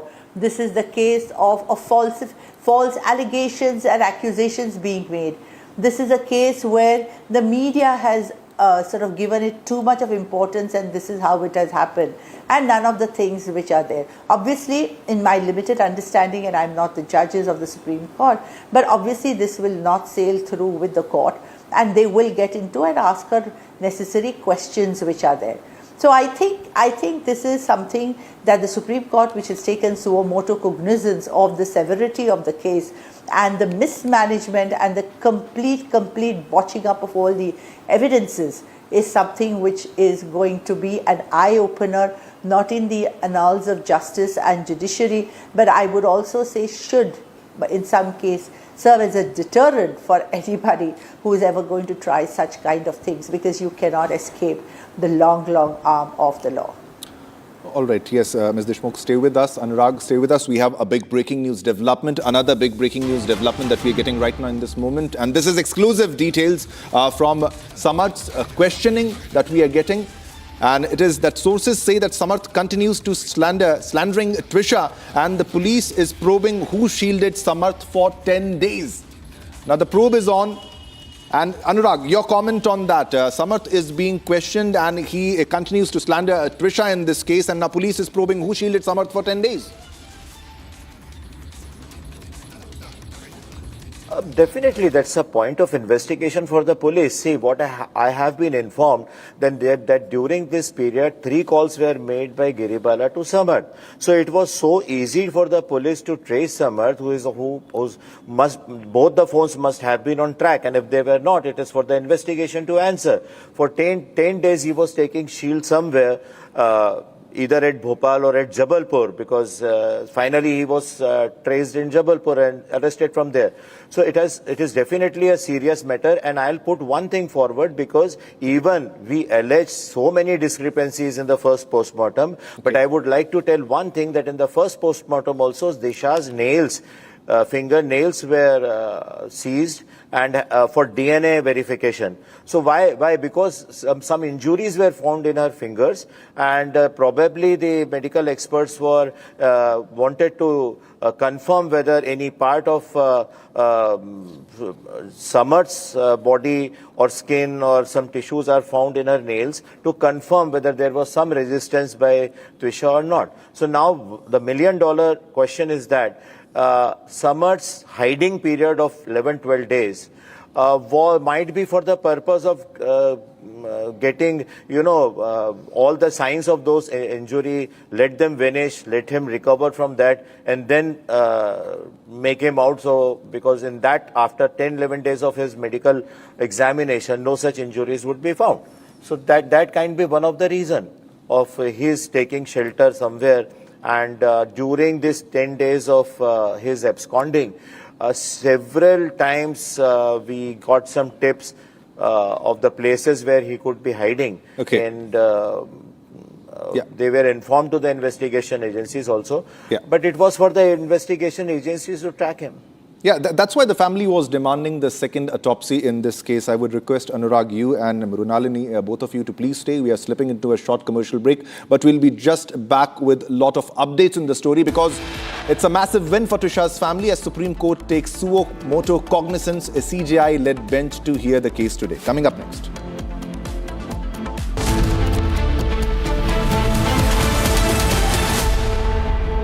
Amity University has one of India's largest merit scholarship programs for brilliant students. Over 9,000 students with 90% plus in their 12th boards are currently at Amity, benefiting from the culture of academic excellence and focus on research and innovation. To be with like-minded students who want to be successful, apply at amity.edu/scholarships. थोड़े में ज्यादा स्वाद ये तो है इसकी खास बात। वाओ मम्मा, क्या स्वाद है? अरे मेरे राजा, सबका राजा आरती और मसाला। जब तक लाजवाब न बन जाए, उसे नहीं इत्मीनान है। तभी तो रिचमंड बनना नहीं आसान है। चमकी चाट से क्या बना है? सैंडविच, लस्सी और छाछ। हर घूंट में चमकी चाट। अब बताओ, स्वाद आया? असली स्वाद सिर्फ चमकी चाट। In fact, very often I believe the only way to get justice in India is a media trial. So there's no reason for the media, if it's doing a good job of a media trial, to be on the back foot. In fact, the courts should stop making these overarching remarks about media trial and contemplate about one very basic thing. With the greatest of respect to the courts, when the other institutions fail, when people get let down by the system, when even the judiciary does not seem to be listening or raising a noise about issues, like in the case of Twisha Sharma, who does the public look to for justice, for raising their voice, for bringing something that's utterly false, illegal or wrong to public attention? It is only and only the media. And today, therefore, we are doing a media trial in this specific case, ladies and gentlemen, of Twisha Sharma, the 33-year-old daughter-in-law of an ex-judge, in a case where the ex-judge and the ex-judge's advocate's son appear to be more than involved. Ladies and gentlemen, 15 questions tonight. And if they think it's a media trial, so be it. So be it. Why did the ex-judge in the case of Twisha Sharma, neither she nor her son call a police or an ambulance? What took them 57 minutes to bring the body down? Where are the three men who are seen in the video dragging Twisha's body, destroying evidence? What was the police? हमारे पास chat का proof है जो हमने submit किया था court में। WhatsApp chat है जो हमने निकाली थी, में क्लियर कट कंडक्ट दिख रहा है, खराब कंडक्ट दिख रहा है। उसने अपनी बहन को लिखा है, I am trapped. How is this a logical question to ask? Why is it illogical? Somebody is a past and who's wanting, desirous of getting a job. Exactly. So you are exactly saying this कि भाई तुम्हारा past है इसलिए we are gauging you based on your past. You are bringing your past again. And how can you expect someone to actually not do it? Why is CPR given on the staircase in clear view of the CCTV rather than at the scene of the accident? If she has died or committed suicide, I mean, then you give her CPR there. You don't bring her body down in a way so that it can be captured on CCTV. Show that you are giving CPR unless some mastermind has planned this. The mother-in-law, the ex-judge, walks up calmly while the body is being dragged down and evidence is being destroyed before the judge's eye. Please move out madam, हम जा रहे हैं लेकिन आप इस तरह से mic पे हाथ नहीं मार सकते, नहीं मार सकते। Some people using their knowledge, position and power over the legal and prosecution system to torture you. जब आपकी आवाज रिपब्लिक और दूसरे मीडिया में आएगी तभी इनकी आंखें खुलेंगी। AU करंट अकाउंट के साथ मिलता है free UPI QR overdraft facility और एक ही ऐप से बैंक के सारे काम। AU सोच बदलो और बैंक भी।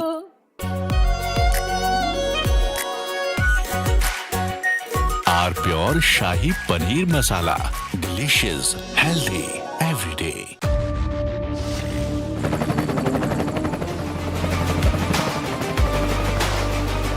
Character, the taste of success.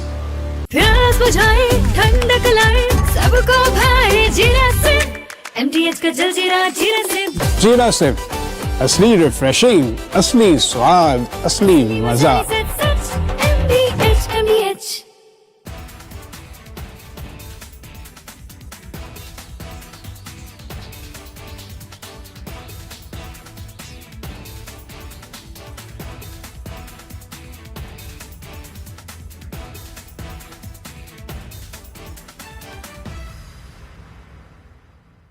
I want to start with some very disturbing pictures that have come in of a so-called right-wing leader. His name is Sushil Prajapati. He is accused of rape. After being in jail for 9 months, he gets bail, which means he's still an accused. He's an accused in a rape case. And the case goes back to 2025 when he took an LLB student.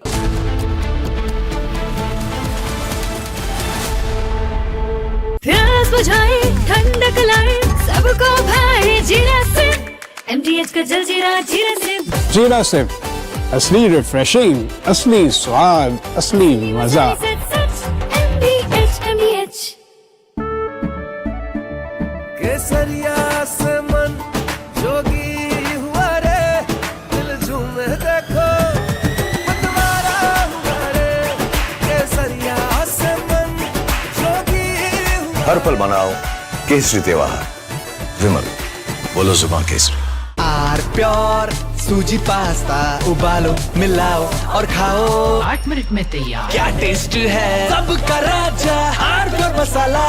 In fact, very often I believe the only way to get justice in India is a media trial. So there's no reason for the media, if it's doing a good job of a media trial, to be on the back foot. In fact, the courts should stop making these overarching remarks about media trial and contemplate about one very basic thing. With the greatest of respect to the courts, when the other institutions fail, when people get let down by the system, when even the judiciary does not seem to be listening or raising a noise about issues, like in the case of Twisha Sharma.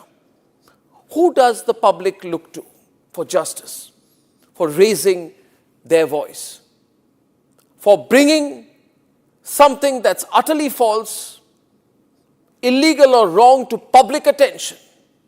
It is only and only the media. And today, therefore, we are doing a media trial in this specific case, ladies and gentlemen, of Twisha Sharma, the 33-year-old daughter-in-law of an ex-judge in a case where the ex-judge and the ex-judge's advocate's son appear to be more than involved. Ladies and gentlemen, 15 questions tonight. And if they think it's a media trial, so be it. So be it. Why did the ex-judge in the case of Twisha Sharma, neither she nor her son call a police or an ambulance? What took them 57 minutes to bring the body down? Where are the 3 men who are seen in the video dragging Twisha's body, destroying evidence? What was the police doing? Did they question the house staff? Did they question the judge? Was Twisha carrying headphones in her bag, in her hand, or a rope? Where is it now? Where is that so-called belt that cops claim was... From Asia's largest news headquarters, setting the agenda for Bharat.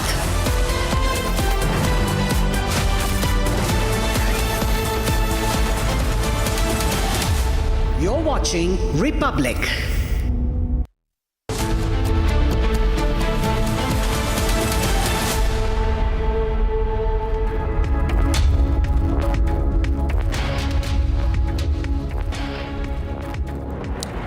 A very warm welcome, viewers. You're watching Republic TV. This is Shivam Dutt Mehta, and we continue our campaign for justice for Twisha because the Supreme Court has now taken suo motu cognizance, and this is after the continuous, relentless Republic campaign where we exposed Giribala. We found the inconsistencies, and this was clearly a Republic investigation. Now the family is one step closer to getting justice for their daughter. We'll get you all the latest updates on that and a lot more. But first up, let's have a look at the top headlines of the hour. Headlines brought to you by Canara Bank. Together we can. A massive impact of Republic campaign as Supreme Court to hear Twisha's case, and state moves Madhya Pradesh High Court to cancel Giribala's anticipatory bail. Massive win for Twisha's family as Supreme Court takes suo motu cognizance, CJI-led bench to hear case.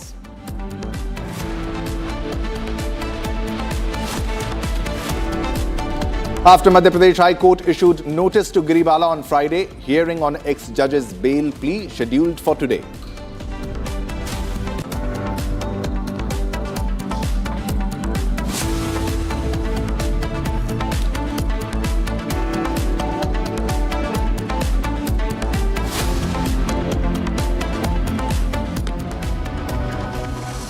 All right, viewers, let's begin this bulletin with the top big breaking news development because we are getting a lot from the investigation because there was a big cover-up in this entire case, and this is the exclusive details that we are fetching from Samarth's questioning. And as per sources, Samarth continues slandering Twisha, and the police now probes the entire matter. The SIT now probes the entire matter. This is the big breaking news development that we are getting right now. This is the SIT interrogation of the accused, one of the accused, the husband, that is Samarth Singh, and it continues. And the accused Samarth had remained absconding across several cities including Seoul and Jabalpur, and now this big breaking news development, the hearing by Supreme Court, that is the suo motu cognizance which has been taken by the Supreme Court. The hearing will happen, and Supreme Court hearing on Twisha case to begin shortly. This is rare.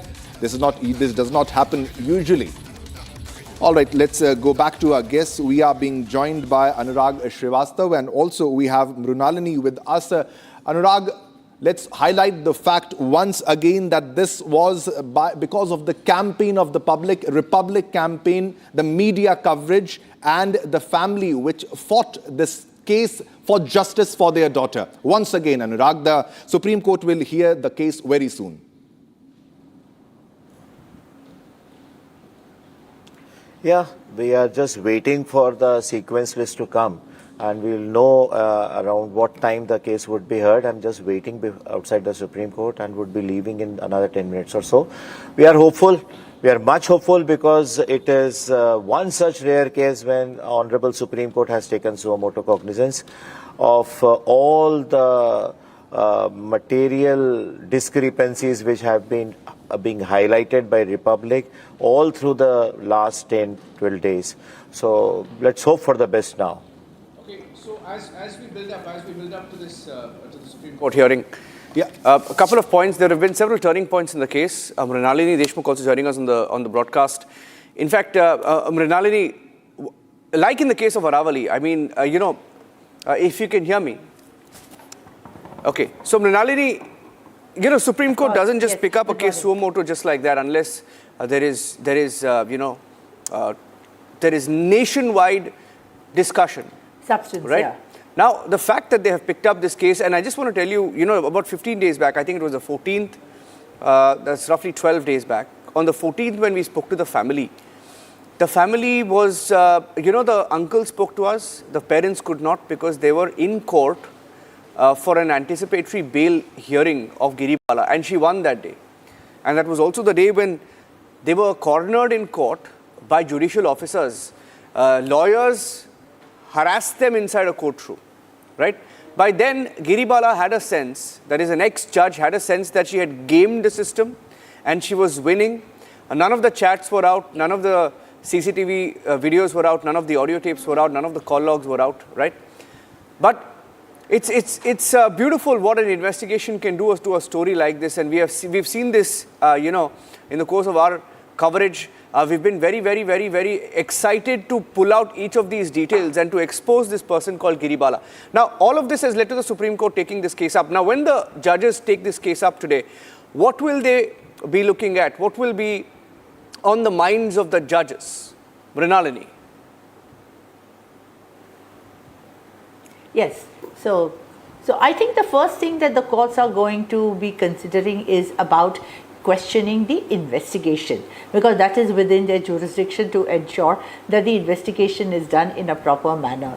They would also be investigating about the post-mortem that was conducted on Trisha after her death, and why was and in what manner, how was it done, and what was the report that came.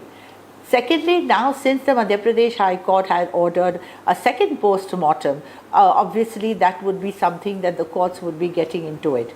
And thirdly, and more importantly, the role of the ex-judge, Giribala ji, would be also questioned in the sense that not only was she an active accomplice, as one would call it, but also was, in my view, and this is my limited view, I'm not saying it could be the Supreme Court's view, in my view could be responsible for destroying, tampering and botching up all the evidences that could be there.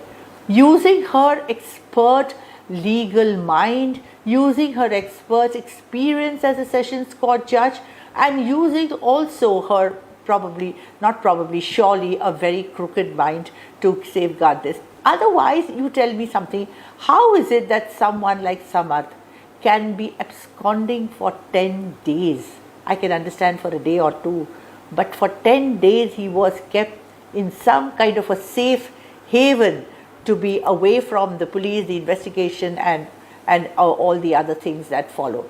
So this was very well planned. From, as I understand, from a third person point of view, it was very well planned, very meticulously done, using the legal expertise and the legal brain, and was so sure when she got an anticipatory bail, because if both of them would have been arrested, who would have been present there to sort of tamper the evidence, clear the evidence and not keep any traces of the same.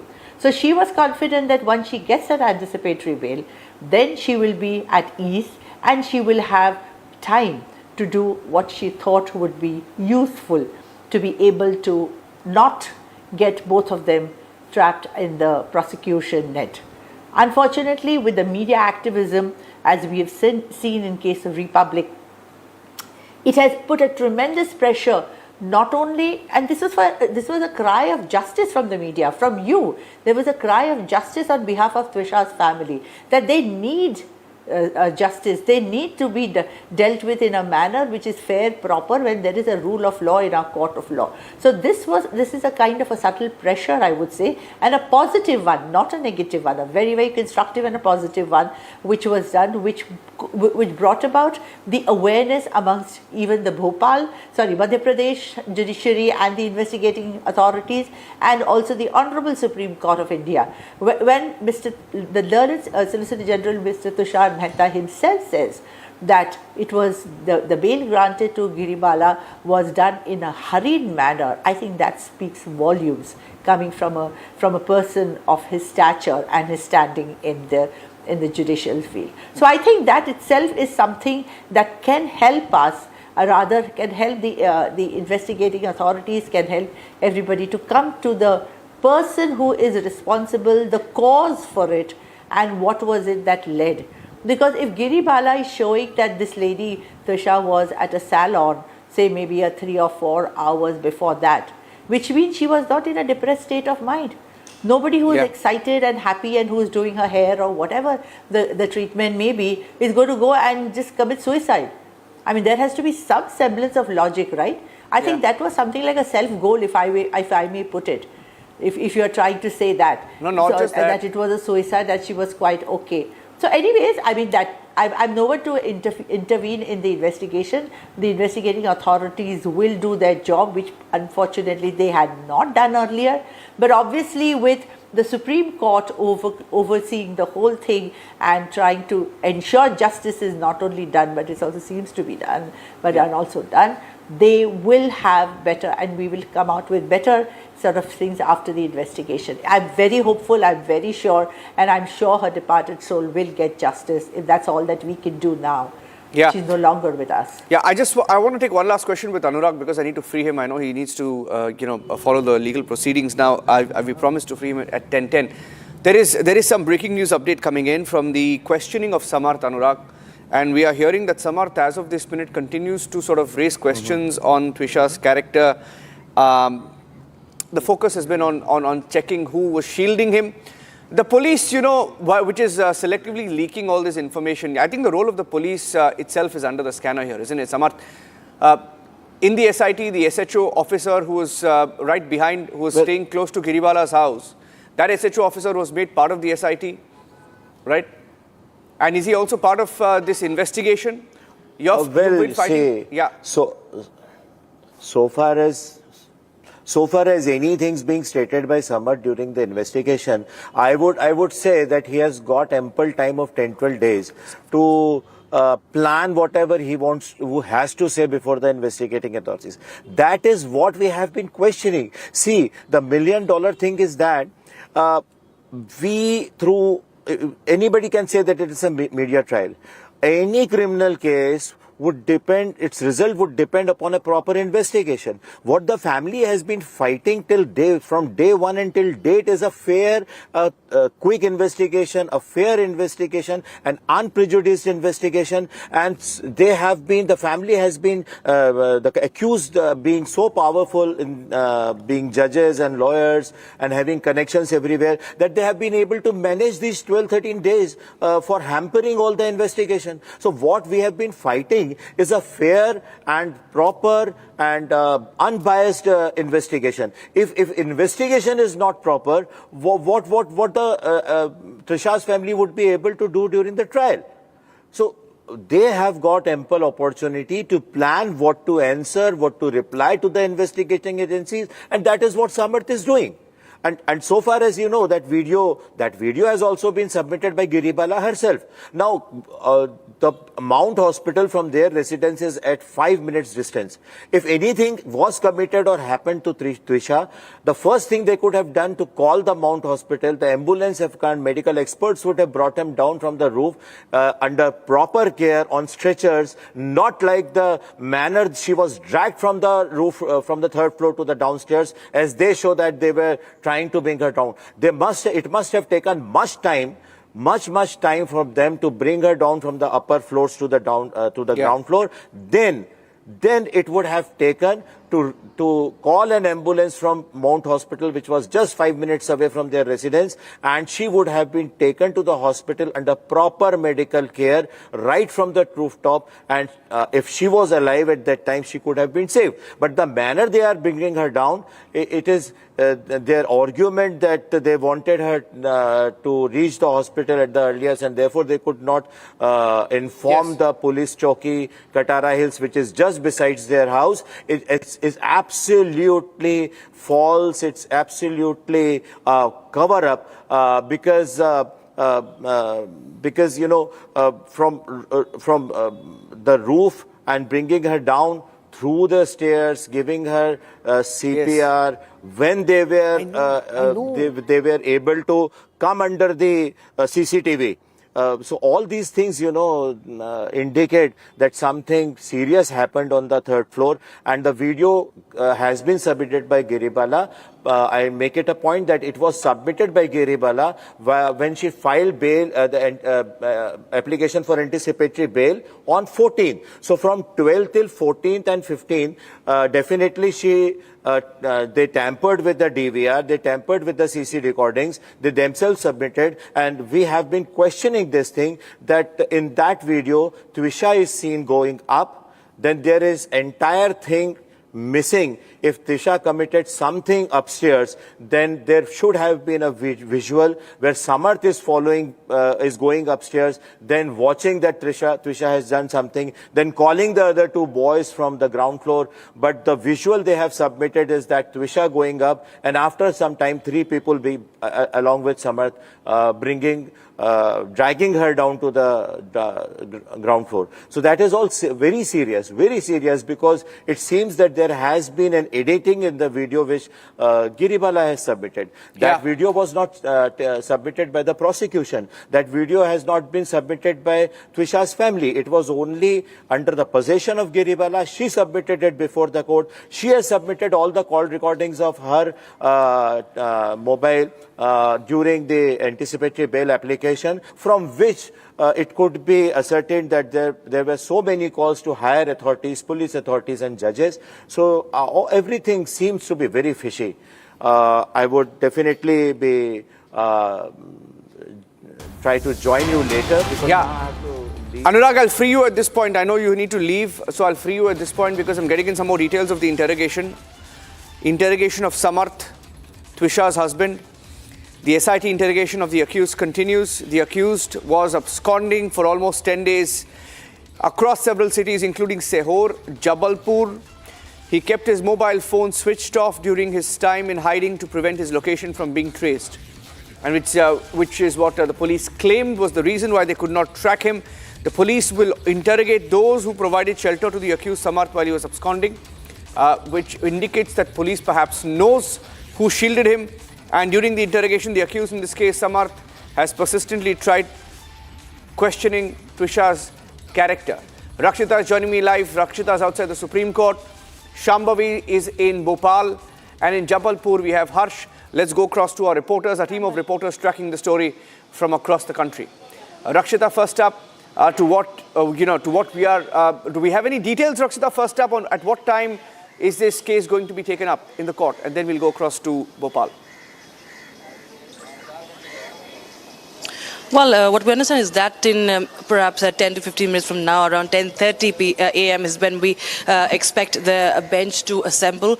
That will be a three-judge bench led by the Chief Justice of India, Justice Suryakant. And we expect that the hearing should begin in maximum by 11 a.m. So this is what we are hearing from inside the court, with our correspondents also tracking it from inside the court.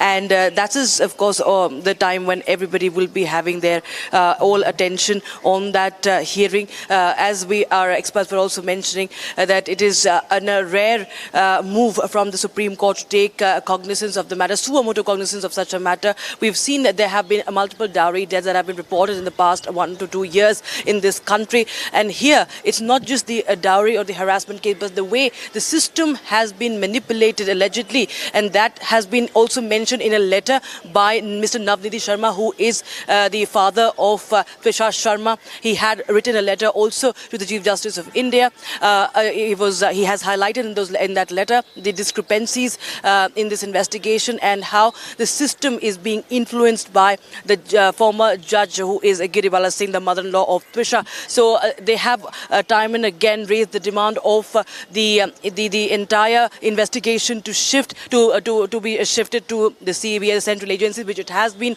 recommended by the Madhya Pradesh government. But yes, it will be, we have to, of course, wait and watch what really will be the move from the Supreme Court today. What initiative they are going to take.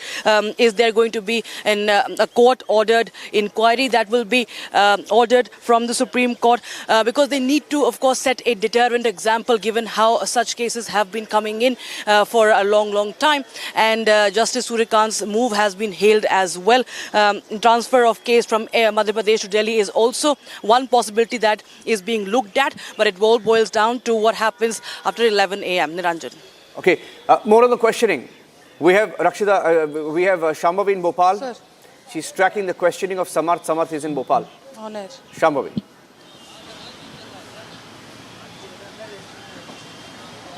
Well, yes, before we move on to that, I'm outside Giripala Singh's house right now, and I wanted to show exactly what is the situation here.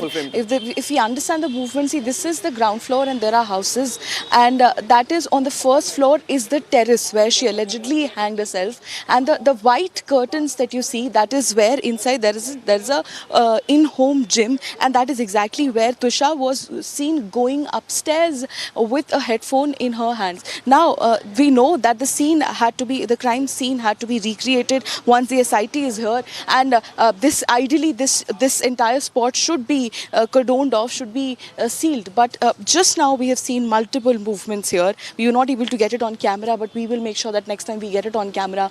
There's completely accessible to everybody. We've seen multiple servants going in and out of this we are showing you right here, these curtains. Just behind this curtain is that grill, is that in-home gym where Trisha was seen going upstairs. So this is important to understand the anatomy of the house, and to show that even now when the matter is being reinvestigated from scratch, when even the forensic team was here yesterday questioning and collecting all the forensic evidence, and then just some time before a team was here with Samarth Singh trying to recreate what happened, was here to get a hold of what was happening.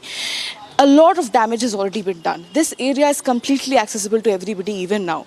What is the point of the forensics team coming here and collecting even evidences which might not even be here? And even an SIT team is said to be here, is confirmed to be here without Samarth this time. And they will be recreating the spot, the alleged crime spot, and they will make sure that each and every angle is being taken care of. But it is totally accessible to everybody. This place, we have seen multiple movements since we've been standing outside the house. We've seen multiple movements of servants. We've seen multiple movements of, we don't even know who these individuals are. So this is completely accessible. There's nothing left to be to take a note of. It will be so difficult for the team to get the forensic evidence, or to make sure that all the other evidences which might be present here, which even Giripala Singh would have allegedly already taken care of or have removed.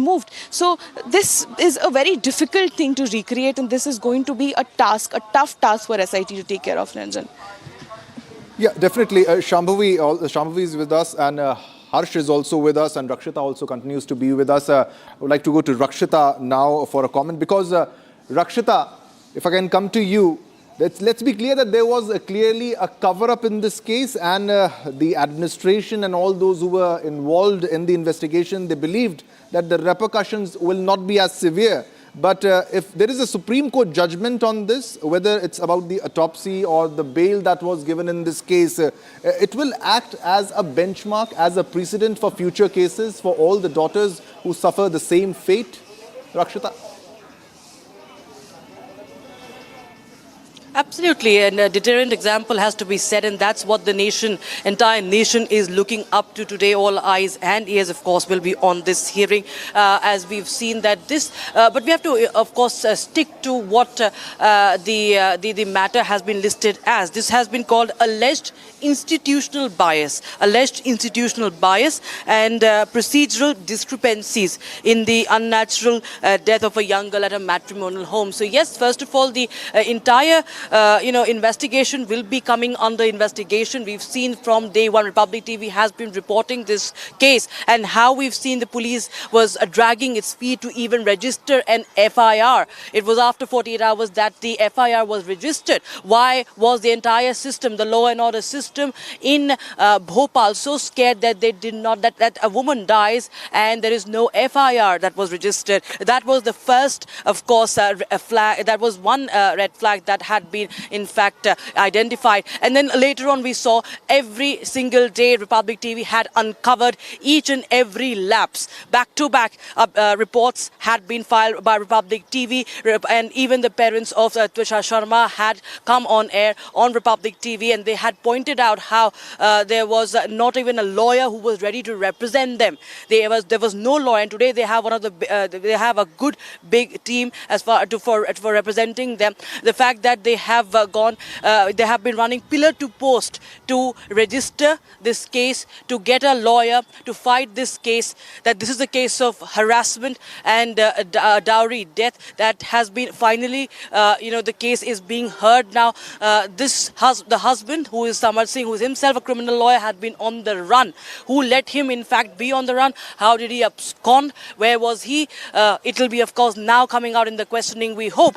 But yes, there have been, this is a case that entire country has been shocked looking at the various lapses which we've been reporting time and again. Even the post-mortem report, we've seen that there was a lot of fight that was pushed, that was put out. Because of that, we finally see that a second post-mortem was held, because even the Madhya Pradesh government, first the Chief Minister was not even meeting. We saw that he did not have much of time, but there was mounting pressure.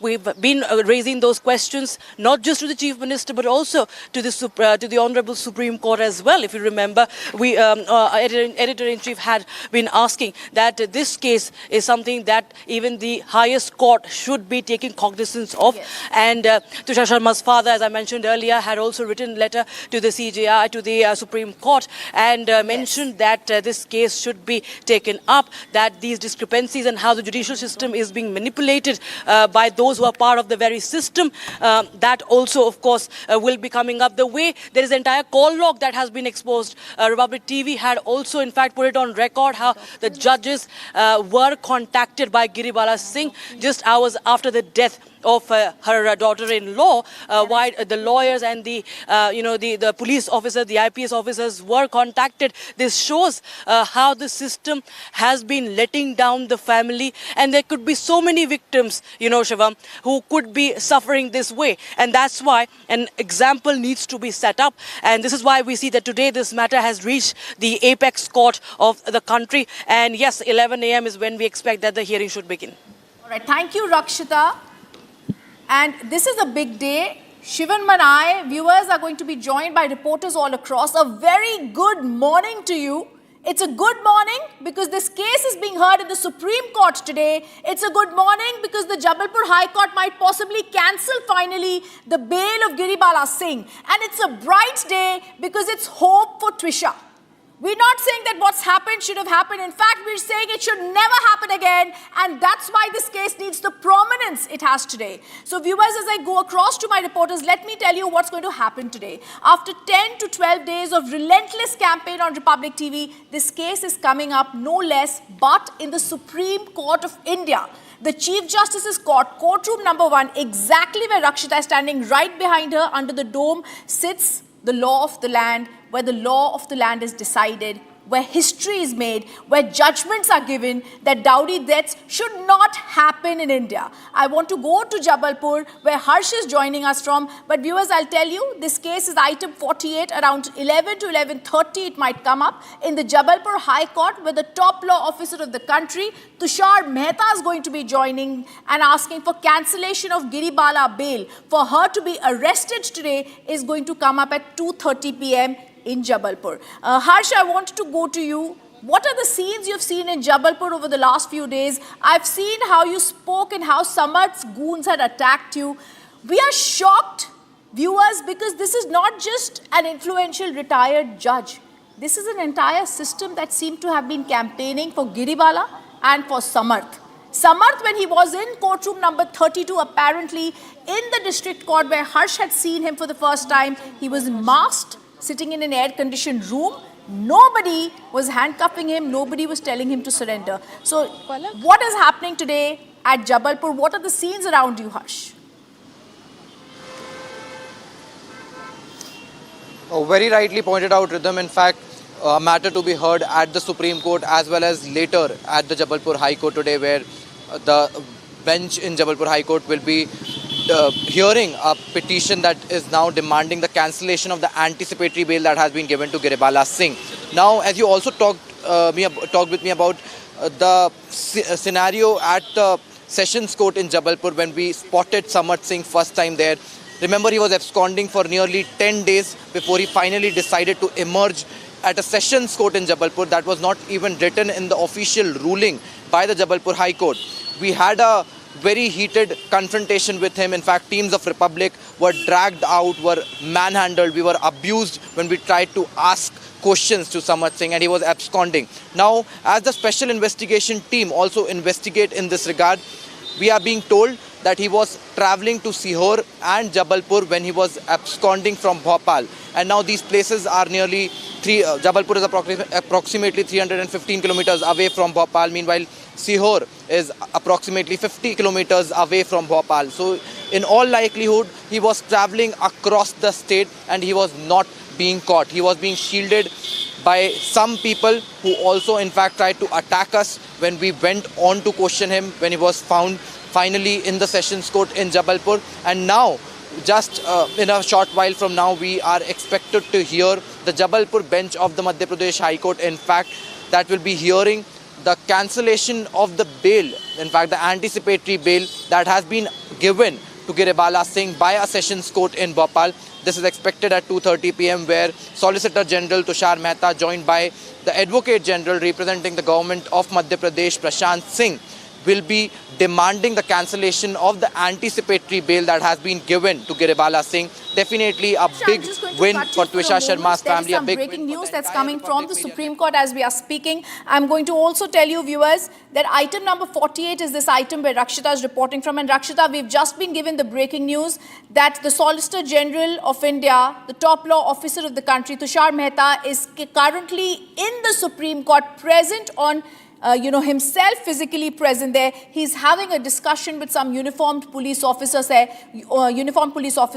So viewers, breaking right here today, we're giving you the entire deployment where Harsh is joining us from. And now in the Supreme Court, if we can have that breaking news coming in, the only channel to be knowing what's happening inside the court, even before the courtroom has sat, we're telling you right now, the top law officer of the country, Tushar Mehta, Solicitor General, country's heavyweight, is already present inside the courtroom. And this clearly, Rakshita, means that the government is giving its all push. Whether it's the MP government that he's representing or whether it is him being present there, it's very serious, and it really is important to understand that Tushar Mehta, the Solicitor General, and we'll put out pictures of the Solicitor General also, is present currently in courtroom number 1, where this case is about to begin in some time. Even before that, he's present there. This clearly shows the seriousness and the impact of this case, Rakshita.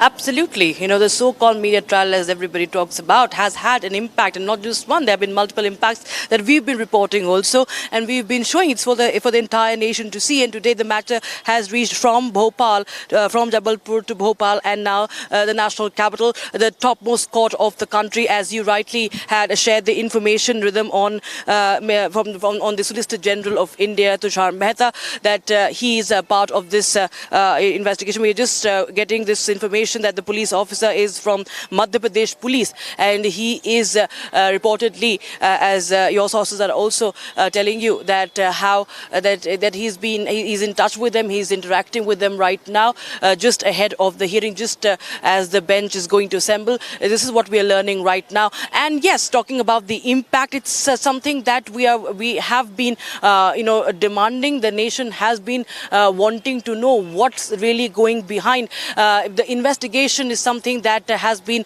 there have been a lot of lapses. The autopsy itself has been reportedly botched up, and all those lapses one by one have been coming to the fore. And most importantly, the court in Jabalpur that is going to hear Giribala's case, the anticipatory, the police seeking cancellation of Giribala's bail is also very, very important, because someone who has been part of the judiciary, someone who is a judge, can get away from the the investigation, being one of the key accused in this matter, is obviously what shook the nation, what in fact raised many questions, that how somebody who has been a judge can just get away. That has been, of course, the biggest questions that are being raised. I think I've lost the connection, but I think we have some more breaking news with them. All right, we're also joined, Rakshita, by our guests. We've got Shubhrashta, who's going to be speaking on this. We've also got Harsh, who's currently with us, and Shamvi also with us. Shubhrashta, the only question here, you know, I'm looking through all the WhatsApp chats, and I actually had to ask the family what was happening when these WhatsApp chats were being given out. On 7th of May, Shubhrashta, she's telling her father, Papa se naak ragwa kar maafi mangwana chahta hai. This is what she said on Saturday. And then she said, मुझे यहाँ से ले जाओ, मेरा दम घुटता है, मुझे नहीं समझ आ रहा मम्मी मैं क्या करूँ, पर मैंने इतना बुरा कर्म किया है कि मैं यहाँ हूँ, ऐसा लगता है बहुत अकेली हूँ. It's very clear it was systematically being done, Shubhrashta, to break her spirit. She even went back, but they called her back, promising there will be a change. These chameleons who believed like VIP influential people, they would rule Madhya Pradesh, today being brought to the law of the book.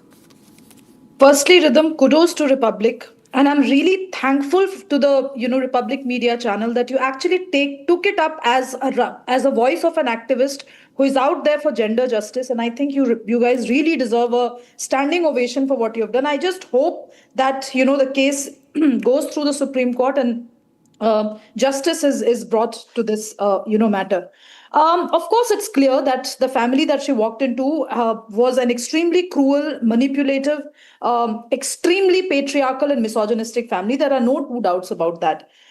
But Rhythm, I have always consistently maintained that these are cases where we as women, women as professional women, as married women, as women who are, trying to carve our own niche in our own individual ways, this is also a moment to push the conversation beyond, blame game. Twisha is no more. It's a sad day for all of us. It will continue to be, a sad day whenever we discuss this case anymore, because she's not here to give her version of the story. We need to retrieve, Twisha from the WhatsApp conversations that we've had, or the kind of reels that are, being used for shamelessly, being used for engagement farming by, social media, some social media channels.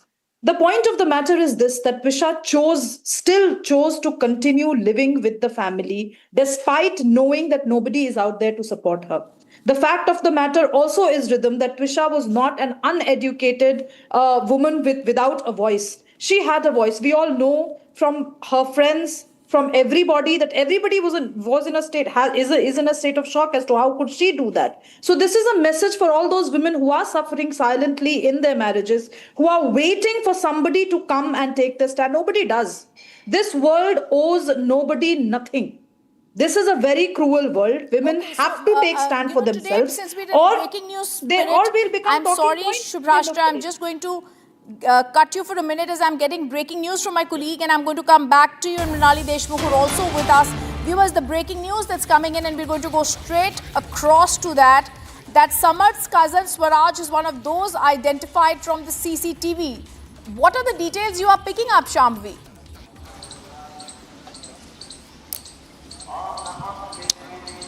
Well, the CCTV footage that we saw of first the Twisha Sharma going upstairs to the in-house gym, and then with a headphone in her hand, and then just a few moments later she was brought down like a sack of potato by 3 people. So the first person is Samarth Singh, the accused husband. The second person is Swaraj Singh, which is Samarth Singh's cousin, who's also associated with Congress party. And the third is a domestic helper. So there are 3 helpers here in Girbala Singh's house. So the helper was one of them.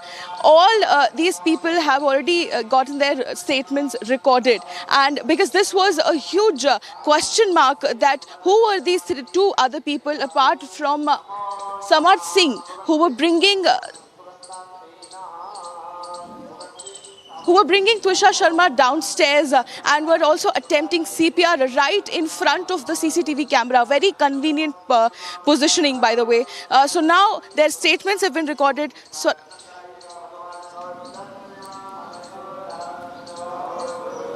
okay, so I'm just going to go across, viewers. We're going to go into a quick break. On the other side, the marathon hearing in the Trisha case in the top court is going to continue. Back with that and much more.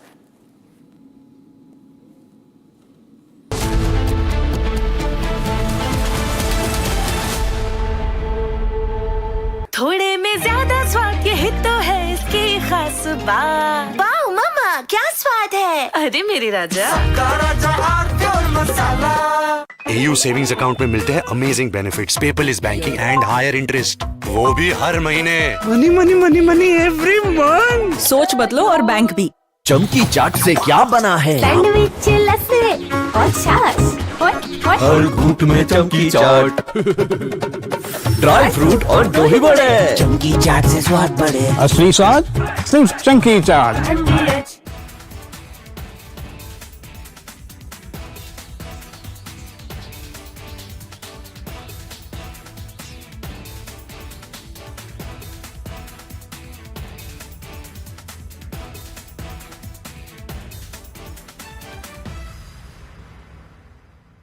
I want to start with some very disturbing pictures that have come in of a so-called right-wing leader. His name is Sushil Prajapati. He is accused of rape. After being in jail for 9 months, he gets bail, which means he's still an accused. He's an accused in a rape case. And the case goes back to 2025 when he took an LLB student to one place on the pretext of introducing her to a senior advocate. He drugged her drink and then he sexually assaulted her. He is still under trial for rape. He has not been released. But when he comes out, this rape accused, garlands are put on him as if he's some kind of a hero, as if he's achieved something great. Is a rapist to be celebrated, ladies and gentlemen? I ask you that question. And more than anyone else, I ask the right wing.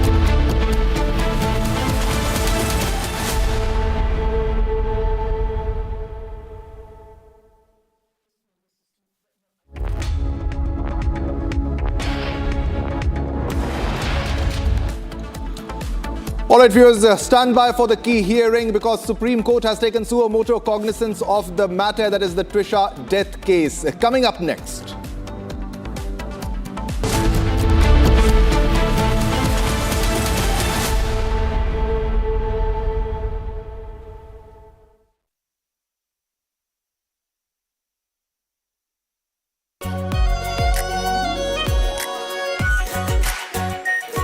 Pure shahi paneer masala, delicious, healthy everyday.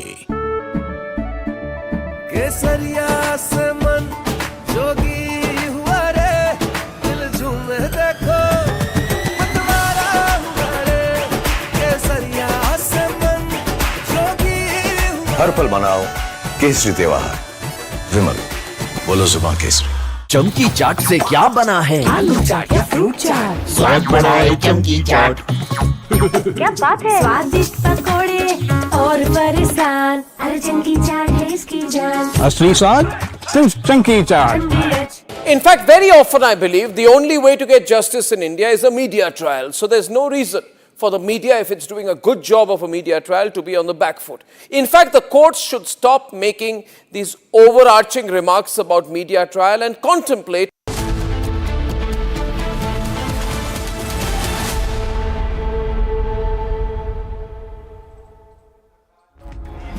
Stand by. On it.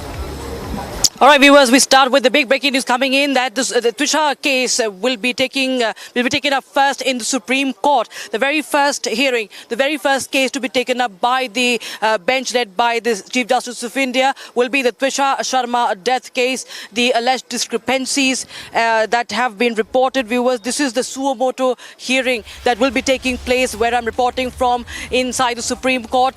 The Advocate General, Mr. Prashant Singh, has joined joined. Prashant Singh, Advocate General, is joining virtually this hearing. And we also know that the Solicitor General, Tushar Mehta, is also inside. He has been speaking with the police officer from Madhya Pradesh, who was part of the SIT team. And that's the big update we have right now. The nation is looking up to this court today, the Supreme Court today. This is a case that we've been, in fact, reporting from day one, and exposing all the lapses, raising the questions that who nobody is. And today, this matter is being taken up in the highest court of India. And yes, this is the update we're getting in right now. The three-judge bench, this is led by the Chief Justice of India, is going to hear this matter. And this is the first case that will be joining the case. And in fact, Trisha's father is also joining joining from a video call. What we understand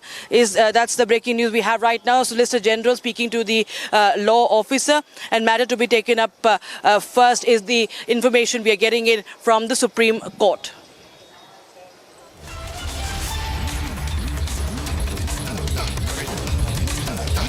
All right, viewers, we're getting a big breaking news now. Supreme Court to hear Trisha's death case, and the matter will be taken up. The first matter in this case, big breaking news development that we are getting right now. Trisha's case in Supreme Court in any time now. This is completely Republic Impact, the Republic campaign, and we have been following the story from day one, and the family is one step closer towards getting justice for their daughter. And also, we are getting the latest updates in this case. Stand by the Supreme Court to hear the Trisha's case very shortly. And also, Trisha's father has also joined the video call in this case. A big breaking news development. The SG is speaking to law officer. All right, Rakshita continues to be with us from outside the Supreme Court. Rakshita, what's the latest that you are fetching in this case? Rakshita. Yes, just as you mentioned, and we broke the story first here on Republic TV, that the court is going to take up the matter first. And Rhythm also has been getting us each and every detail from inside the court. As Solicitor General Tushar Mehta is in the court. And any time now, we are going to see the matter being heard in the court. What we understand is that Vishal Sharma's father will be keeping his camera closed in this entire hearing, because only those who are part of this process, only the lawyers who are representing will be part of this case. So yes, there is a lot to be. It will be very important to hear what the judges have to say. Let me just repeat once again what is the latest update. Prashant Singh, the Advocate General, is joining via video call in the matter, and as Solicitor General Tushar Mehta is inside the court. Matter will be taken up first, and what I gather is that this Republic TV has each and every detail was happening inside. Police officers from the SIT team from Madhya Pradesh is what we know, and court C1. The sequence is also listed in the matter. And the first matter is Trisha Sharma's case, the alleged discrepancies in this investigation, how there has been influence by Giribala Singh that has been allegedly been in the top used. court of the country. I'm just going to interrupt you for a minute. Right behind Rakshita, viewers, the dome under which courtroom number 1 is. Courtroom number 1 to hear this matter. We've just come to know the Solicitor General Tushar Mehta is present in the courtroom. He had a word with certain police officials. They are from the Madhya Pradesh cadre. They are from Madhya Pradesh Police, and we're also being told that the counsels who appear for Trisha have reached the courtroom. It's Anurag Srivastav, Abhijit. Yeah, and also useful to mention here that today there are 2 hearings in which Solicitor General Tushar Mehta will be present. The first is this particular case where suo moto, the Supreme Court of India is picking up the case of Trisha. And this is a very important matter, because there was obviously a lot of pressure, and like to place on record, on several occasions over the last 1 week, we have ourselves been saying, Rhythm, that it is extremely important for the Supreme Court to step into the matter to bring in once again a sense of faith and integrity in the judiciary. Here we have a live link. Can we use the live link here, Rhythm? Now we have a live link of the proceedings in the Supreme Court. This is an important matter. The registrar has not said you cannot use it. So obviously this is important. And in public interest, it is very important to hear every single word that the Supreme Court utters in this case today. So should we cut across to the Supreme Court for a bit to see what's happening, full frame perhaps? Let's go, let's hear, let's see what's happening. Can we raise the audio? Can we raise the audio, please? The 3 member bench is all that's presiding over this case already present in the You Supreme don't need to Court. take... Yeah. We're seeing take they're the right already screen, present please? Can inside we the do that, Supreme please, Court quickly? as we are speaking. And Can we take the right screen, please? All right. Can we have the audio up, please, to hear? Next week, because the CEC report is already there. Formal approval is required. It's a 6-lane highway. It's a 4-lane highway, double tracking. Just give us we'll try. I'm in the same matter, your lordships. I'm mentioning a fresh matter, my lords, in which notice is yet to be issued. It was listed in March, my lords. And then your lordships are directed it to be listed on 15th, my lords. Letter we will examine what is there. Out of the link out there, Rhythm and I can be put back on screen. The windows can be made quickly by the PCR without having to be prompted on it. Now, ladies and gentlemen, the Supreme Court intervention. Yes. The Supreme Court, yeah, we can make the right windows quickly. Shouldn't take so long. The Supreme Court windows, ladies and gentlemen, is important because the Supreme Court is coming in suo moto, which means on its own. Now, the court registers this as suo moto on the 23rd of May, that's day before yesterday. Yes. And that is a time when the case peaks. And that is a time when several appeals have been made to the Supreme Court to come in suo moto. Remember, ladies and gentlemen, the Supreme Court of India doesn't step into every case. It wants the appellate courts to deal with it. It wants the trial courts to deal with it. And the Supreme Court does not step into simple cases which come every single day. In fact, even in the case of Dowdy deaths, the Supreme Court do not step in. Why has the Supreme Court stepped in this case? The Supreme Court has stepped in this case because the prime accused is an ex-judge. And the Supreme Court is fully aware that justice must not just be done, it must be seen to be done. The Supreme Court is stepping in because it is fully aware that the retired judge used her position in the system to misuse the system, to call the Director General of Police, to call the doctors, to call the Lokayukt, and to call the people who were handling the case, to call the district judge which gave her anticipatory bail.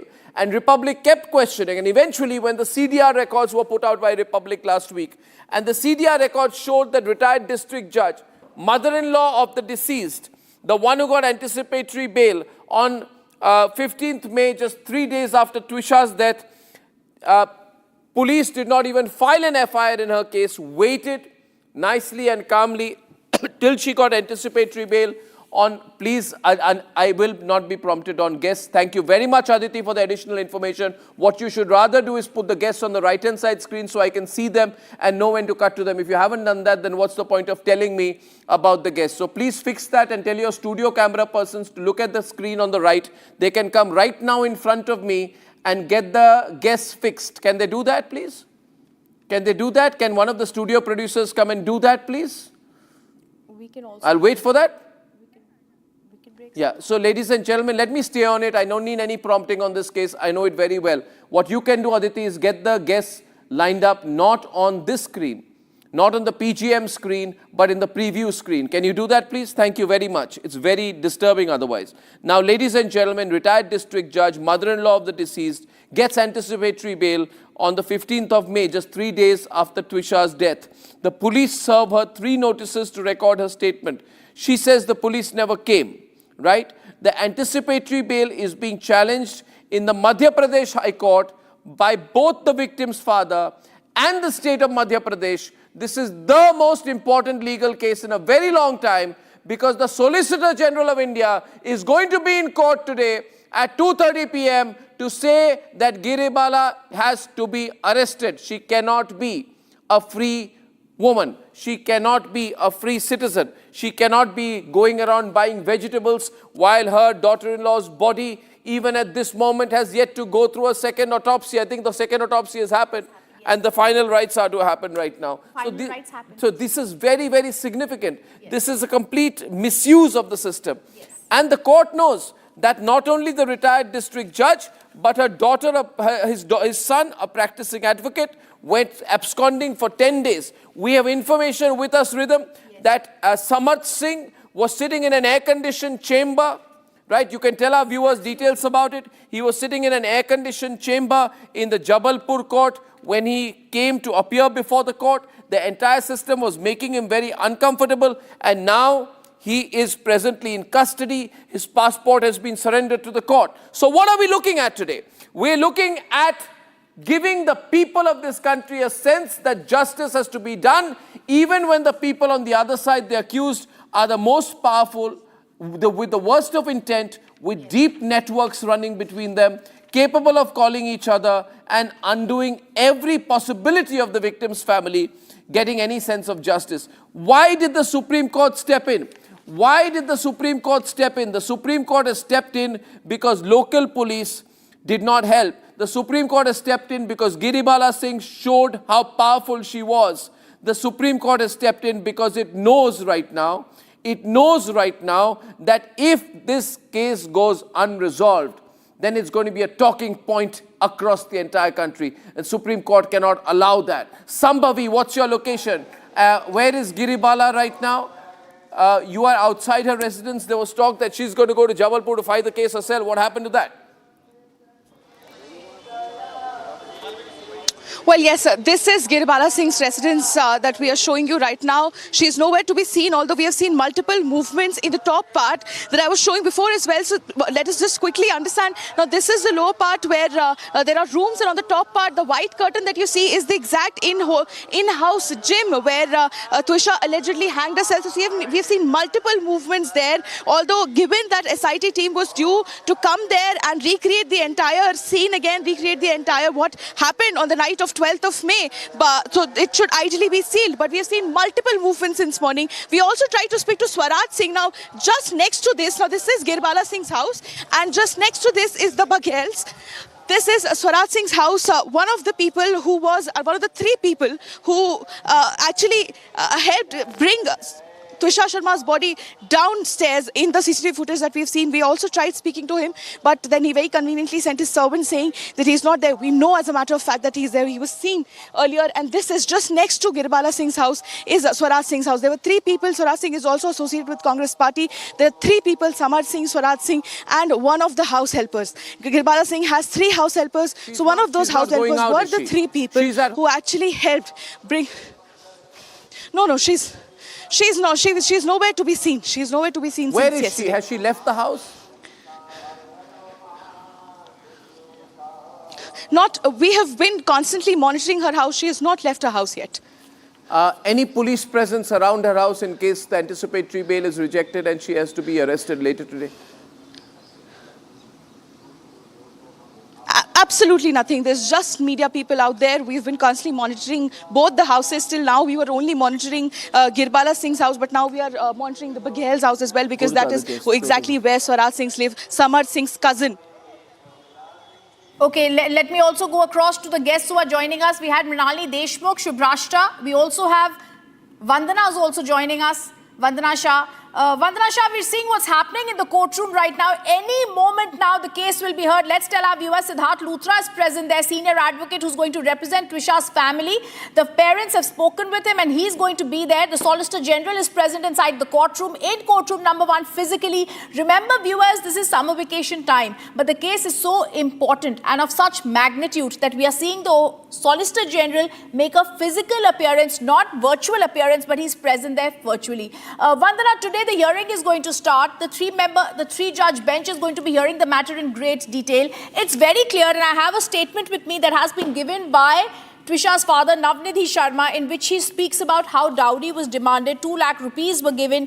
Jan and Feb, her mother-in-law and husband, began taunting her, saying her parents had not spent enough money on this case. And about a month later, there were allegations, false allegations. They pressurized her, and she was taunted by the judge and the son-in-law, who used to say, the child in your womb is someone else's, drop that child. This was pure torture that was happening. Correct. This is a clear case of dowry, Vandana. Correct. And also, you see, it is also cruelty. And I was also going through the FIR. I just want to draw your attention to the FIR where it says the bail was granted despite it being a dowry death. You see, a demand for dowry, you can get an anticipatory bail.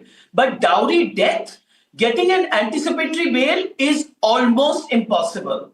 There is also under section 3(5) where it talks about common intention. Now, obviously there is a conspiracy to cause this death, and no one has brought that up. So, why aren't we also talking about that? And coming to your allegations of cruelty, also the demand for dowry, I mean, it is just absolutely unacceptable that under these conditions, an anticipatory bail had to be granted. And Arnab mentioned earlier, he said that, it is not every day that the Supreme Court takes up such matters. And there are a lot of dowry deaths in the country, like I said earlier, about 6,500 as Has per begun. The hearing has begun. We can probably get into the feed from the Supreme Court. It's a landmark verdict here, ladies and gentlemen. The Supreme Court is coming in suo moto. We're going to be watching every word of the Supreme Court, what it says. Let's keep ourselves on screen. Remain with it. No, stay with that window. Stay with the previous window and raise the audio. Thank you, Aditi. We can do that much. Thank you. CBI to take over the investigation. I'll talk to that. Why we are saying we are slightly at pain because some of these sections, and we will request our media friends also, please, that we will definitely request them that don't go for the statements of the victim's family or the other family. Let the things move as per the law and procedure. The authorities, the investigating agency, they will follow because otherwise statements are being recorded. And one section has started saying, because I think the mother-in-law happens to be a former district judge. Yes. Some of the, it's quite unfortunate that they started saying that judiciary is not permitting to have a fair trial. Manoj, I am appearing for the accused. I am appearing for the accused. My entire 161 statement is in the papers today. Mr. Dave, we don't want to cause aspersion against anyone. Yes, my lords. We have no reason to doubt that the victim side also will fully cooperate, the other side will also fully cooperate. And we have no doubt on our state agencies also or on the CBI also. Lordship, please. That whosoever will investigate, they will definitely take the investigation to a logical conclusion. Impartial. They will reach out what is the truth.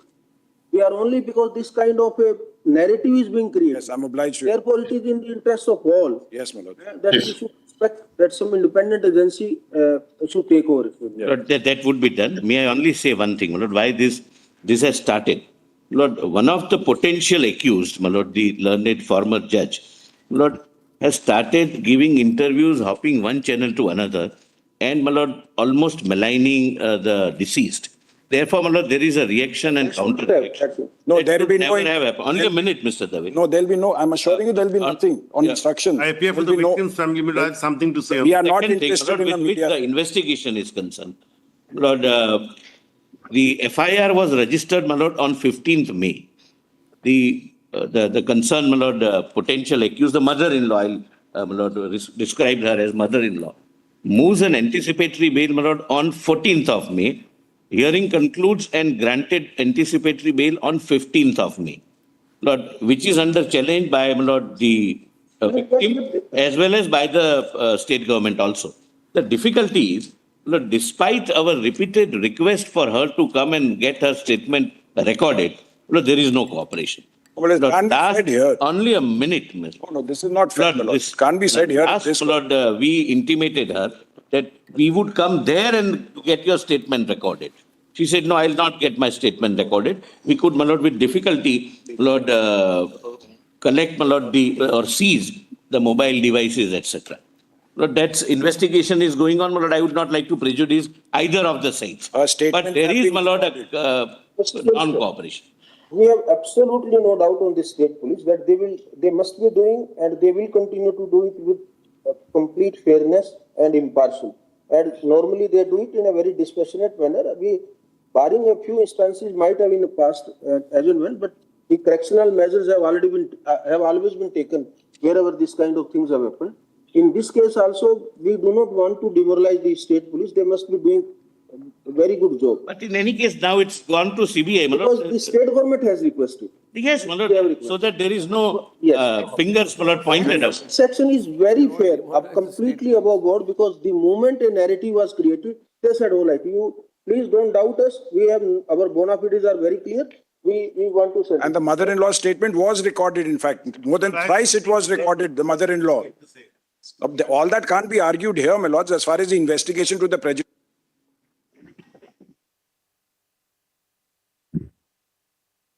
Because once the state has recommended, in fact, we don't want to even issue a direction for that. There is no need to. No, my lord. CBI would take over, my lord, but now state has. And they should for it immediately. I'll speak to the director, my lord. But that will be appropriate, not because of the solicitor intervenes, not otherwise today, my lord, DOPT has to issue a notification under 6, not that's not happened. So even though the state has done it, still the DOPT response will remain in limbo. It's not as if the state has not done anything. It gives consent and hands over the investigation. It's an administrative exercise between the state and the center. That will be rather the CBI under the DSP Act. So there is no question of judicial intervention here. No, not judicial. What my learned friend perhaps says is that there is a ministry called Departmental of Personnel and Training, which is the nodal ministry for CBI. So they issue a notification based upon the consent of state government. Correct. That's a formality. The lordships are right. Yes, the state has, to do it under state has consented and recommended. I think I'll ensure that happens today. I'll speak to the concern. with the intervention of your good officer, it will be expedited. It shall be done. I think there is no other issue surviving. A couple of issues, but kindly take my note. I've tendered a note to your lordship. There are certain concerns which we have right now, which your lordship may consider, Lord. But kindly just come to the second page for a moment. Lord, the issue which your lordship will have to see, because it's an issue of institutional bias, so please see it. Kindly note, Lord, there is a 3-day delay in the FIR registration. There is a failure, according to us, to preserve the evidence because it was all open. So, all these issues, once the CBI takes over, then these are all matter of investigation. Till the CBI takes over, these will have to be addressed, Lord, because each day, Lord, the evidence is likely to get lost. Kindly just see it for a moment. Number same, Lord, the mother of the...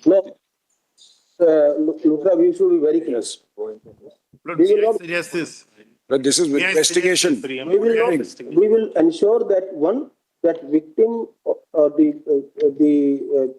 whatever the unfortunate incident has taken place, it must be fairly and independently, impartially investigated. That's all. There were doubts. You were also going unnecessary. So, Rhythm. Yes. You know, the court is saying that it's very concerned about the narrative being built. Yes. That because she's a retired judge, you know, the police is not doing an effective job. Yes, that's right, Arnab.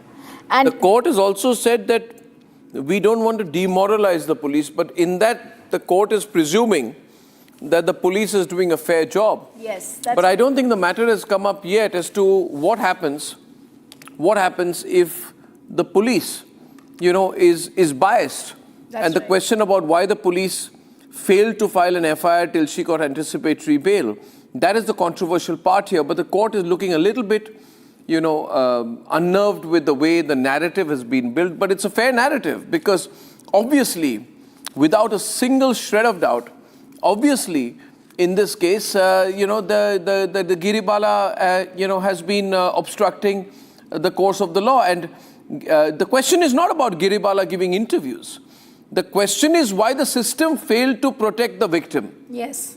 And why they gave anticipatory bail to a person unless they had some principled view that she was innocent. That's right. Anticipatory bail is only given to protect innocent people.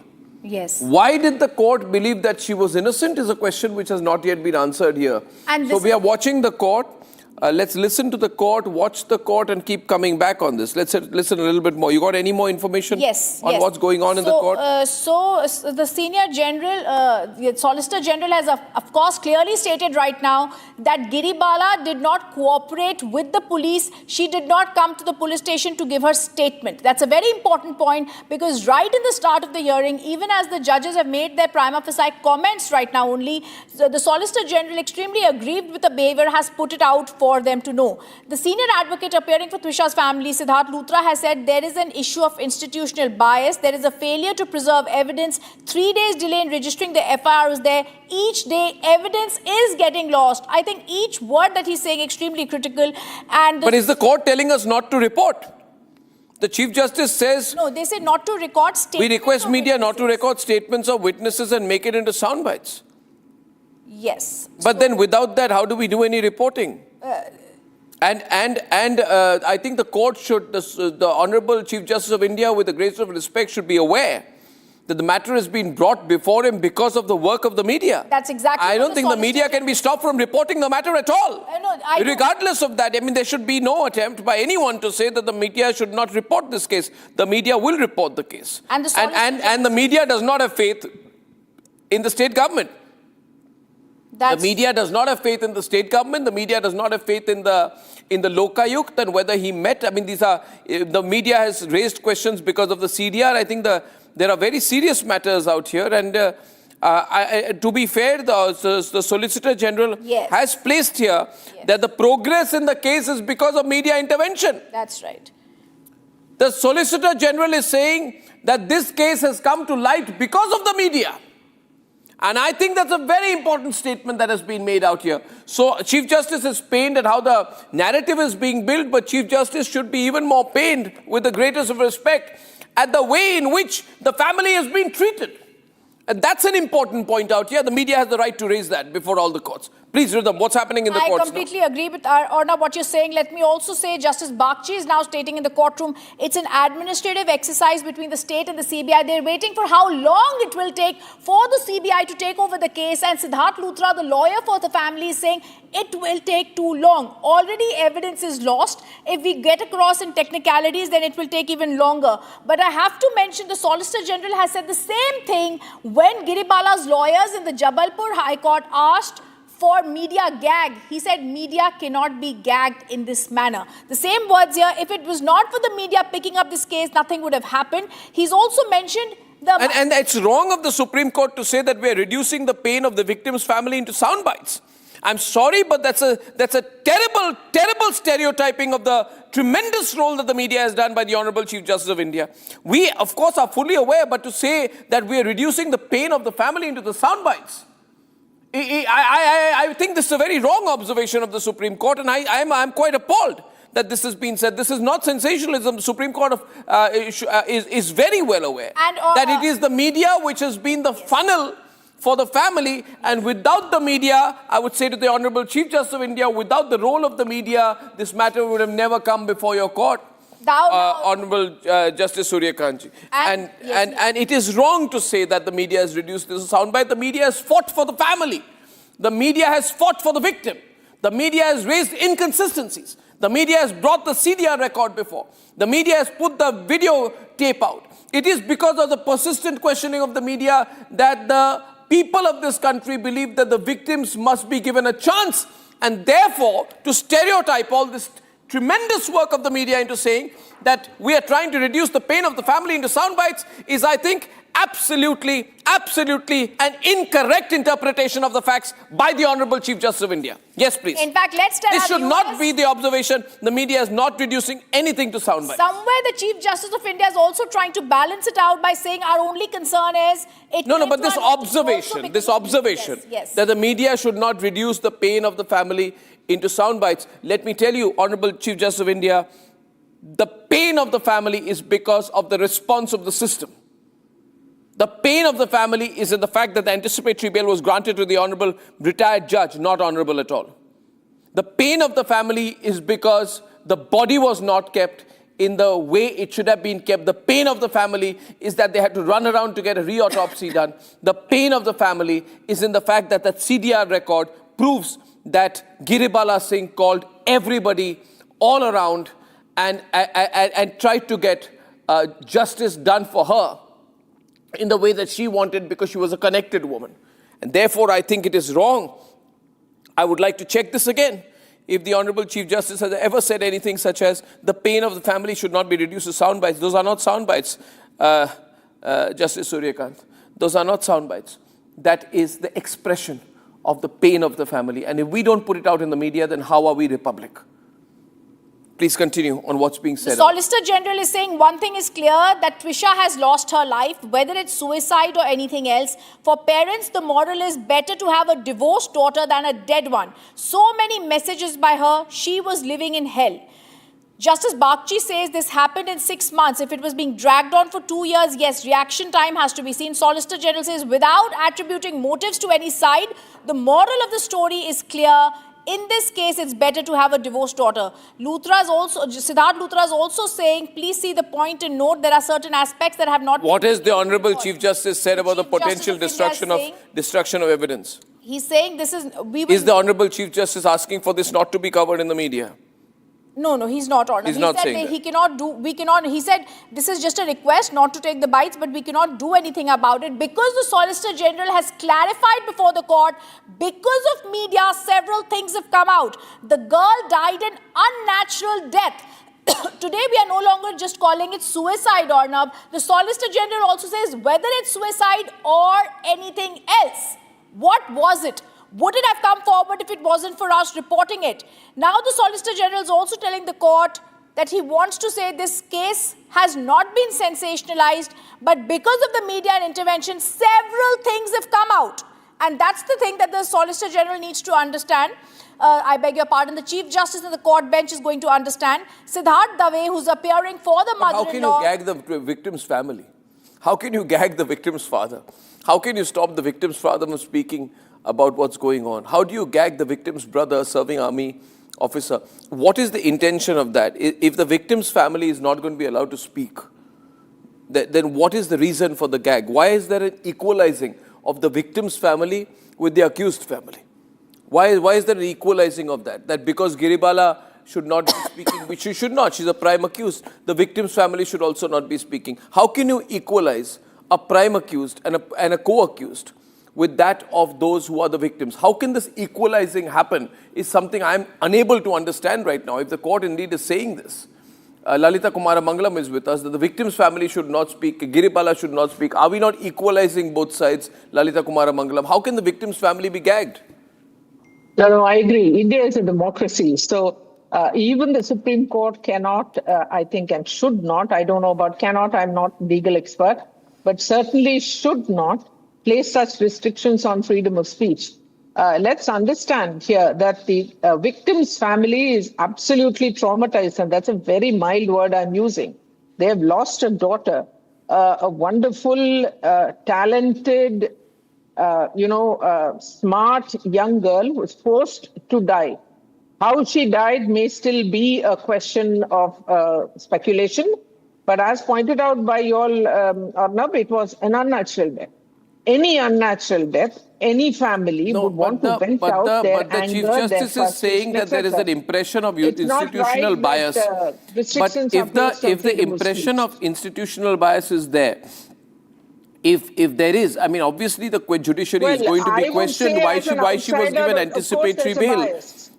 Right? No, of course there was a bias. Why did they file the FIR for 3 days? Just one question I want to reply to. I haven't got a reply to it. Yeah, so to keep saying that the media is doing a wrong job, media should not interview the victim, media is doing a bad job, media is creating a narrative, media should be stopped from interviewing the victim's family. I do not think, I mean, the concern seems to be more about the view among people that justice is being denied to this family than serving justice to this family. Yeah. Court is pronouncing the order. Let's hear. I agree, all right, the order of the Supreme Court is being pronounced. The Chief Justice says, the Solicitor General of India, Tushar Mehta, has informed the second autopsy was conducted at Bhopal pursuant to the directions of the Madhya Pradesh High Court. That's what the Chief Justice of India is now saying. He says the only issue as for now for consideration is the recommendations made by the state of MP to hand over the investigation to the CBI. And that's what I think is a corollary is going to happen as the Chief Justice of India is right now dictating his order. That means the case is going to be handed to the CBI, and the Chief Justice of India is saying that this will assure that there is a free, transparent process and there is no institutional bias. I think, Arnab, you're absolutely right, because it's institutional bias. Institutional bias is the issue. Institutional bias is the issue. With the greatest of respect to the Supreme Court, that is the issue. The issue is institutional bias. And if the Honorable Chief Justice of India is concerned about institutional bias, then the first thing he should do is pull up the judge who gave anticipatory bail, right, Swapnil?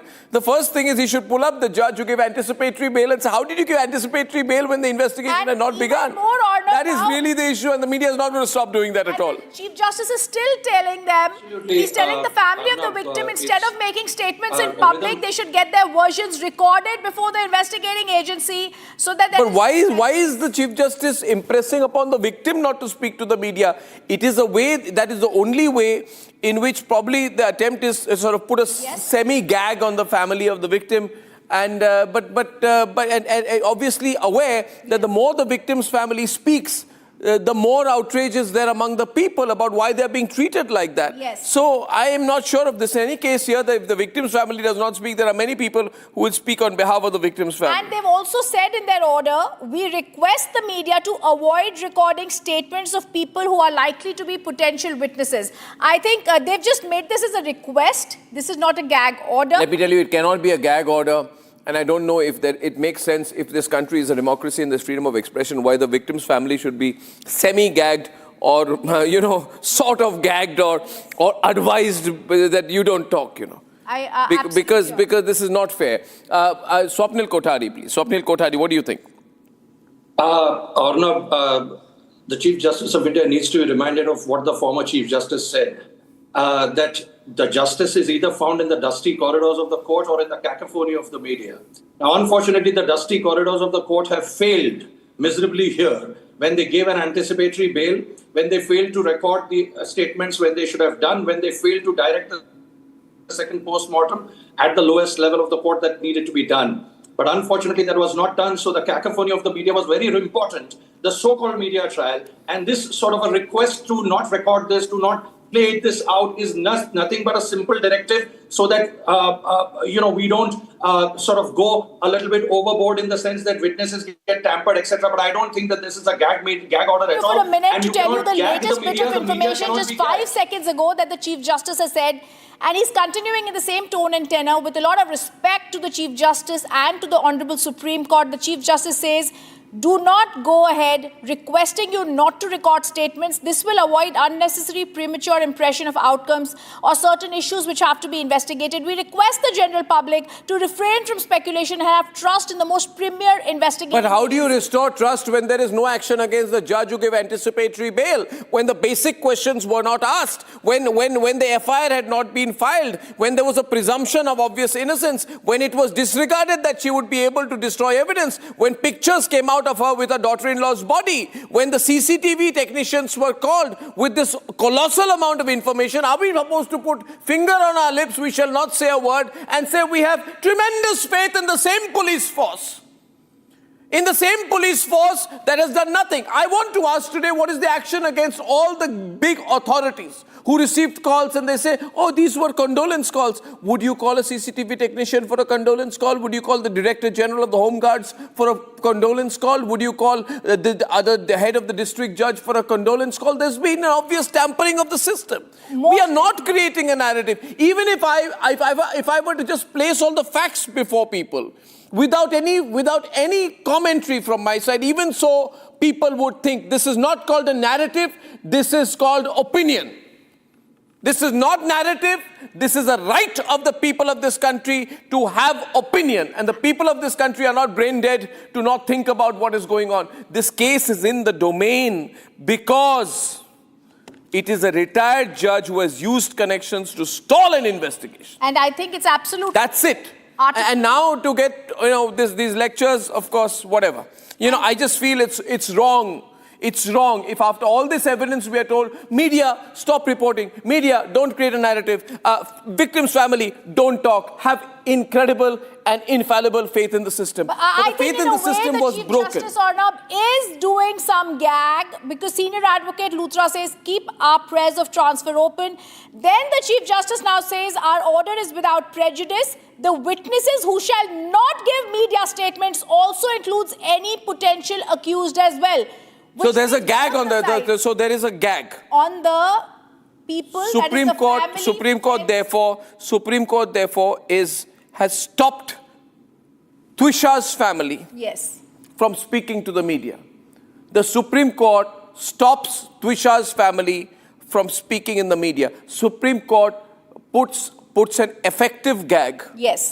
Puts an effective gag on Twisha's family from speaking to the media. I don't know how this helps. Swapnil, I don't know how this helps. This is beyond me.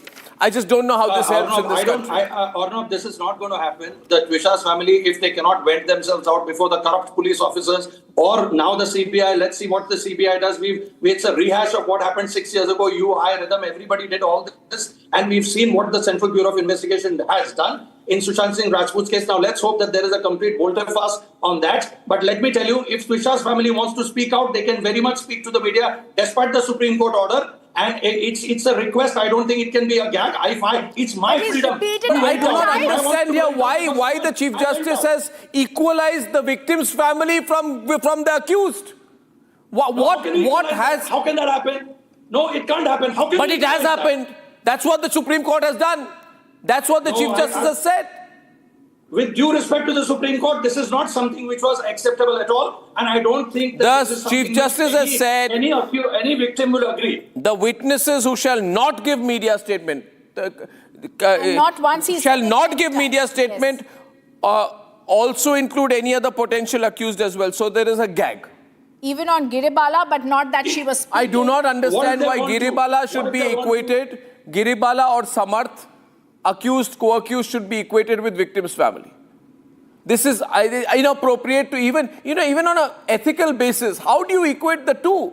Today, are we to say in this country, if someone else goes through this kind of tragedy, someone else's daughter is treated like this, then that person should be conscious that they should just not say a word, not speak to the media, keep quiet, because somebody may feel some narrative may be built. I mean, what are we to do in this country? Are we to say that tomorrow you're a victim of road rage, you should not talk, you should just have faith in the system? Tomorrow if there is a dowry death, you should not talk, you should have faith in the system. Tomorrow if there is a murder, if there is a murder and is an influential person involved, you should not talk against influential people, you should have faith in the system. I want to know what is the logic behind this. There is no logic. The only recourse for a victim is the media. When nobody hears you, it is the media. And media is the fourth estate. Is the message being sent out here that tomorrow in the Pune Porsche case where 2 people are killed by a rich brat, you should keep quiet even if the rich brat gets out by writing an essay, right? Because you should have faith in the system. Yes. What is this? Is it an effective gag on media reporting? Please let me come in here. Lalita, what is this? I protest against this. Faith in the system. We have been let down by the system too often, and every day, even today, we have 16 cases of what is called dowry death or due to violence against women. We have lost faith in the system. That's just the point. That the system is just not working for women in India. Not giving statements. Yes, he's requested. I do not understand keeping the issue out of the media, how it's going to help. This case came up because of the media. I don't understand this. Media will. I think Vandana wants to say something here. Maybe this is just beyond me. Coming to the so-called effective gag order against the witnesses. Well, they can issue statements through the lawyers, and the lawyers can take up the matter further. There has to be. Because you see, when a brother, are we saying the brother of Twisha should not be allowed to speak? The father of Twisha should not be allowed to speak. I'm not agreeing that the order is late, but there is a solution around it. You see, Arnab, your show also, you provide solutions. I'm just providing a solution. Use the lawyers to give out the statement. Sorry. No, that we know, but I'm questioning the logic of this. I will follow what the Supreme Court says, but I'm questioning the logic of this. Kapil Sangla is with us. You want to go to Kapil? Rhythm, please keep focus. I was just also trying to see, because Twisha's father, Navnidhi Sharma, had just called me around just before this hearing and was asking me when he will be joining and be able to speak to Arnab. And now with this, I think there's going to be a sense of unsettlement between the family because they don't know what to do anymore. It's only when their word came out, Vandana, that there was some hope for them. And they said on Friday, I remember, that we are grateful not to the CJM but the Chief Justice of Media. It was so clear that it was because the media picked this up that it got national attention. Absolutely. I would ask this. So, like I said, Rhythm, sorry, but use the lawyers for putting out the statements, because there cannot be a gag order, and also appeal under that operative part of the order, saying that this is not implementable. Just that operative part of the order. So I'm also requesting him, because he's online as we are speaking, Trisha's father, whether he will now once be able to join us after he's virtually in the Supreme Court from Bhopal. I think now we'll have to look do at it whether through someone else who can speak on his behalf. You see, otherwise he'll be held in contempt, and I don't think that is one more. We'll have to one look more at the burden order to be here, added because towards him right now. it's pretty much an effective gag on the victim's family. I'm That's not bothered. correct. I mean, I'm not bothered about this Giribala. She said enough anyway. But I think it is wrong, because we must never give an impression that in this country, if you are in trouble, if you've had a tragedy, if the system has gone against you, if a powerful person has victimized you, then you should not speak, because tomorrow somebody will quote this order to say that the victims should not speak. If victims cannot speak, then who is allowed to speak? Exactly. And how can victims be equated with the accused? Can I please go back to the visuals? Yeah, Kapil, what do you think, Kapil, of this outcome that we've had in the Supreme Court? I think it's very unfortunate, because when I started off as a lawyer and we started working with a lot of politicians, one of the things that we were taught is that judiciary is the last door that a common citizen knocks for justice. Now, I think that goalpost has shifted. Now you go to the media when nobody else is there to listen to you, because there are a lot of matters which are high and mighty, people controlling a lot of narratives, etc. And then when you go to the media opens up that door, allows the matter to be heard by public, and thereby bringing it to the notice of the judges. Now, when you give a gag order, you actually, you're bringing in bad laws into place. You can say, and this was also what was stated in the Kandas matter. Here's another case out here. Kapil, there are all these 46 people who were called by this Giribala, the accused. And among them, there was the Lokayukt. Now we are told we can't go to the Lokayukt to ask. Among them, everyone is a Director General of Police.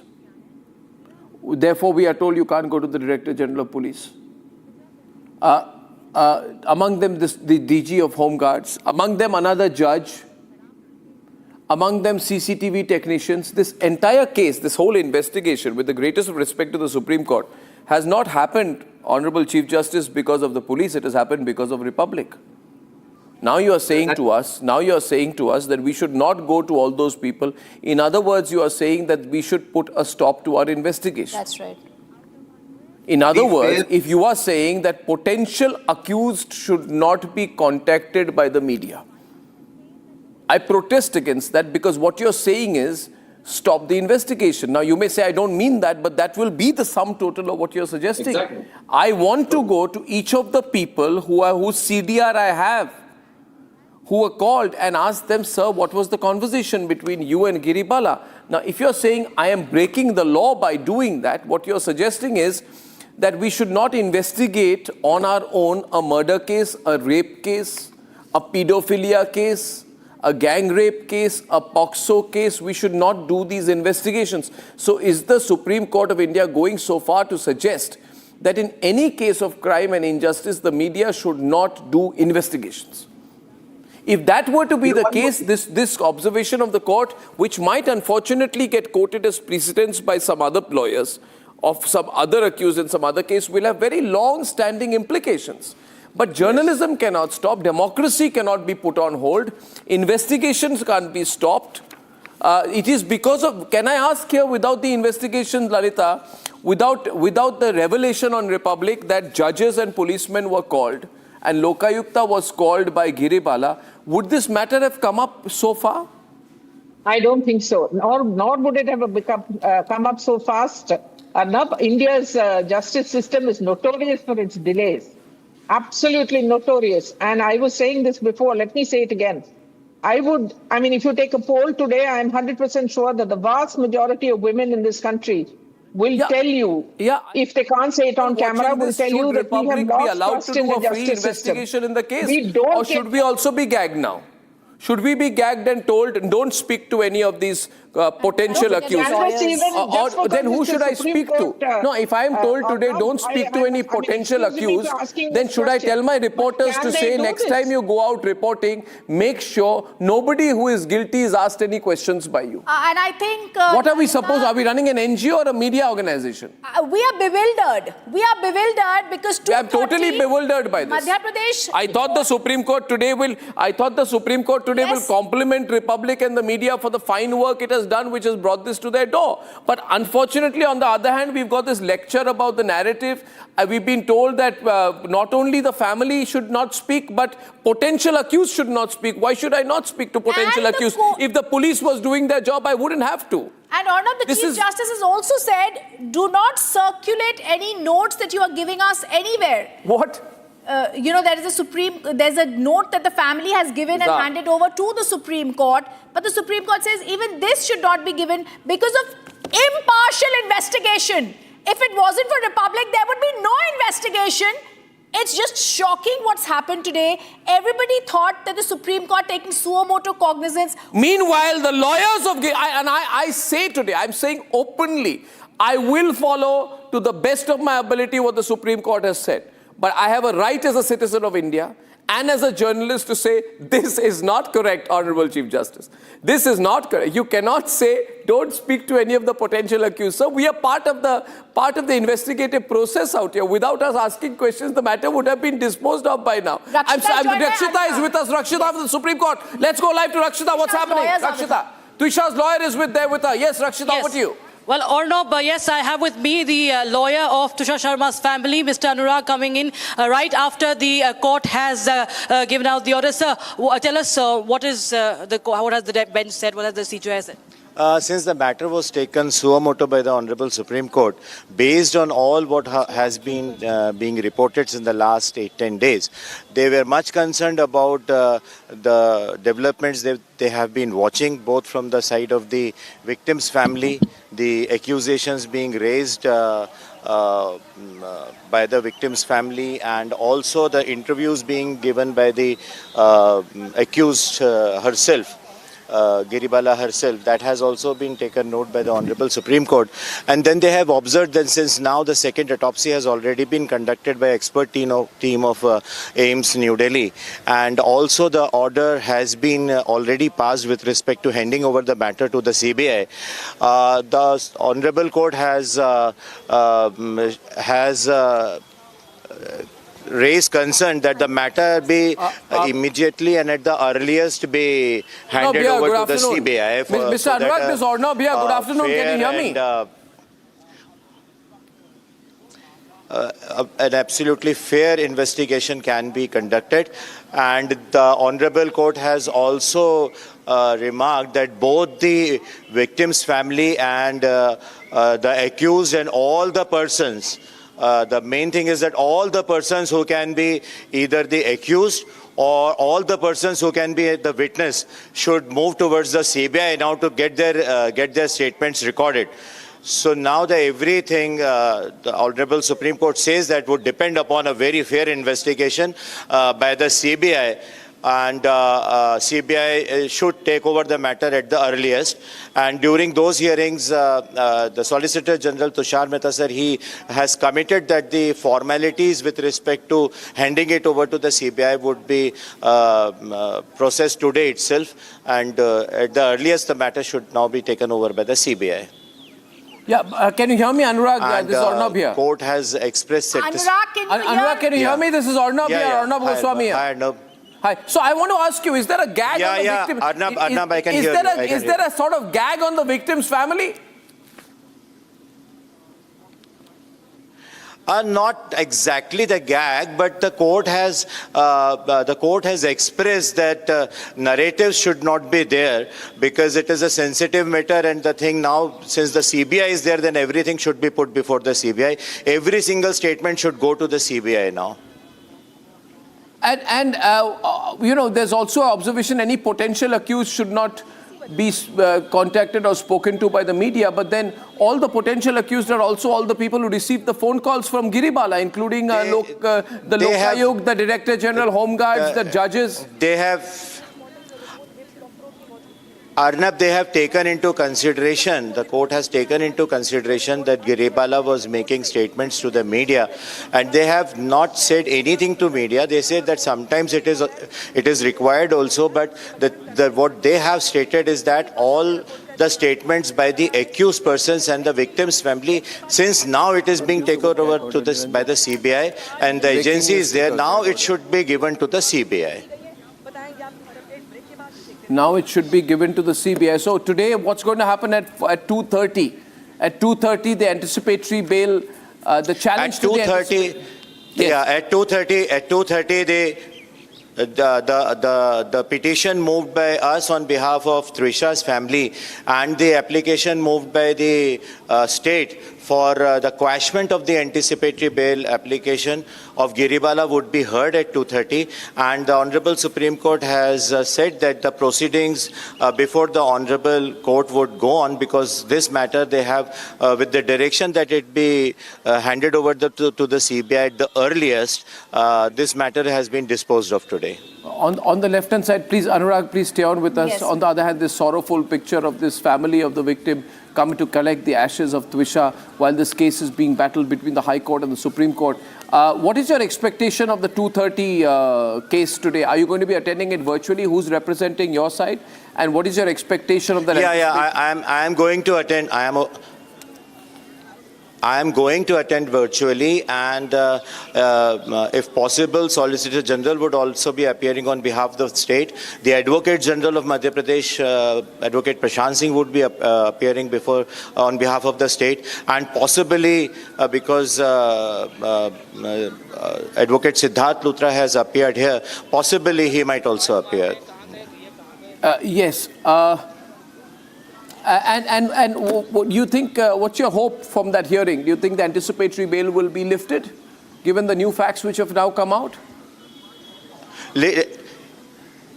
It is already listed at 2:30. At 2:30, this matter itself will be taken by the High Court bench at Jabalpur, and we would also be bringing before the Honorable Court all those facts and circumstances which have occurred and which have come to the light after the filing of our application for quashment of bail. We filed that application on 21st, so that was already listed for today, and the state has also moved that application on 22nd. So after that, we have got some more clinching evidences. If an anticipatory bail is lifted, if an anticipatory bail goes, then should she be arrested because she is a powerful person who can influence witnesses if she's out? Arnab, considering that she has been a district and sessions judge, it would be advisable that wisdom prevails over her, and if in circumstances the anticipatory bail order is quashed, she should gracefully surrender to the police. She should surrender to the police. Yes. Anurag, this is very important. Rhythm, any further questions for Anurag? Anurag, if you can hear me, we came to the Supreme Court today with a little bit of hope. We all know it has to be an impartial investigation. We all know the CBI has to take over the case. But the biggest question that we continue asking, what was the Supreme Court today doing in the suo motu case? Was it only... Okay, so I'm also going to tell us, our viewers, the father is joining. There's a request from the Supreme Court that potential witnesses should not be there. But would it compromise him? I mean, for us, getting an interview at this point of time is not as important as making sure that Anurag, he's not seen to be on the wrong side of it. Can the father join? Anurag's advice should be taken before the father is put on air, because he, right now... I would suggest that even if Mr. Navnidhi Sharma wants to join the debate, he should, but he should not state anything about the incidents now, because Supreme Court expects him to state everything. We may get a one-line reaction from him, that's all. What has happened and whether he is satisfied. That's all. I'll ask him that in your presence, so we are not foul of anything the Supreme Court has suggested. Just a reaction, a one-line, two-line reaction, Mr. Sharma, to what the Supreme Court has said, what happened in the Supreme Court. जी हम लोग भी नहीं चाहते हैं कि किसी तरीके का सुप्रीम कोर्ट की कार्रवाई में हम बाधा बने और हम ऐसा जो निर्देश किया है सुप्रीम कोर्ट ने हम उसका पालन करेंगे, यही हम कहना चाहते हैं। स्वागत योग्य है उनका कदम, और हम इस कानून की जो भी लिमिटेशंस है उनको मानते हैं। जी, बहुत अच्छी बात है शर्मा जी। अभी के लिए इधर ही रखते हैं, हम टच पे रहेंगे। Family says they will follow the supreme court. All I would. Yes, sir. Arnab, what all I would like to sum up is that it was a very sensitive matter that the Supreme Court had to take initiative for this suo motu petition. Something definitely they have watched, and they have mentioned in the order that there were things going on, things they were coming to know through the media. And when the Supreme Court takes such a matter in suo motu hearing and directs that the matter be at the earliest handed over to the CBI for a fair investigation, that means that the Honorable Supreme Court was concerned that things should now be taken over by the CBI at the earliest. Yes, we're tracking this. Anurag, you've given us a lot of time. Best of luck with the 2:30 hearing today. I thank you very much. Thank you very much, Anurag. That's a lawyer for Twisha. We'll be in touch today. Thank you. Thank you. Okay, Thanks now, Kapil, you're watching the sensitive case out here. May I get a quick word from Kapil, Vandana and Dalita Kumaramangalam on what their expectations are of the 2:30 hearing, which assumes a great deal of significance now? Yes. Kapil, to you first. The 2:30 hearing is significant now. One, very importantly, the intent of the court to transfer it to CBI as far as the investigation is concerned is very material, because it does understand that perhaps there are pressures and forces beyond what should be done in matters such as this. Secondly, as the counsel rightly stated, if the anticipatory bail is dismissed, I think the concerned accused should show grace. But more importantly, I don't really think so. I think she will agitate it and bring it to the highest possible forum. And lastly, very importantly, I hope that there is some clarification from the Honorable Supreme Court as far as the perceived media gag order is concerned, because it is very material for fairness and impartialness of the investigation and the right of the people to know. Absolutely. So investigation should continue. Let's take a word in from Lalita Kumaramangalam on her expectations of the 2:30 order. Yeah, I hope that the Supreme Court revokes her bail, but I really don't know if they will do it. I don't have much hope for that. I mean, I don't expect they will do it. However, what I would like to also tell the Supreme Court is that, having worked in this unfortunate area for more than 30 years, what I do know is that for the last 30 years, nothing much seems to have changed. Anybody in a person of influence, especially somebody like Giribala, who herself has been part of the justice system, is able to twist it. And I hope they take that into account. I'm glad that they took suo motu cognizance, but what is being looked at as a gag order, I hope that does not prevent actually justice from being done. I'm sorry, I may be sounding very critical of the courts in the justice system, but I have seen how long it takes in these normal cases, years and years and years. Come on, guys, let's not forget, Nirbhaya's mother went at it and at it and at it. It took her over how many years just to get justice for her daughter? And that was almost an open and shut case. Even then, the system itself is so slow that families give up hope. That, when you lose a child, it's the most devastating grief any parent can have anywhere in the world. And I agree that the SC that the law has its limitations. But I only hope that the 2:30, whatever the order that comes out of 2:30, I hope it will be in favor of justice, not just, taking more concern about how society is thinking, etc.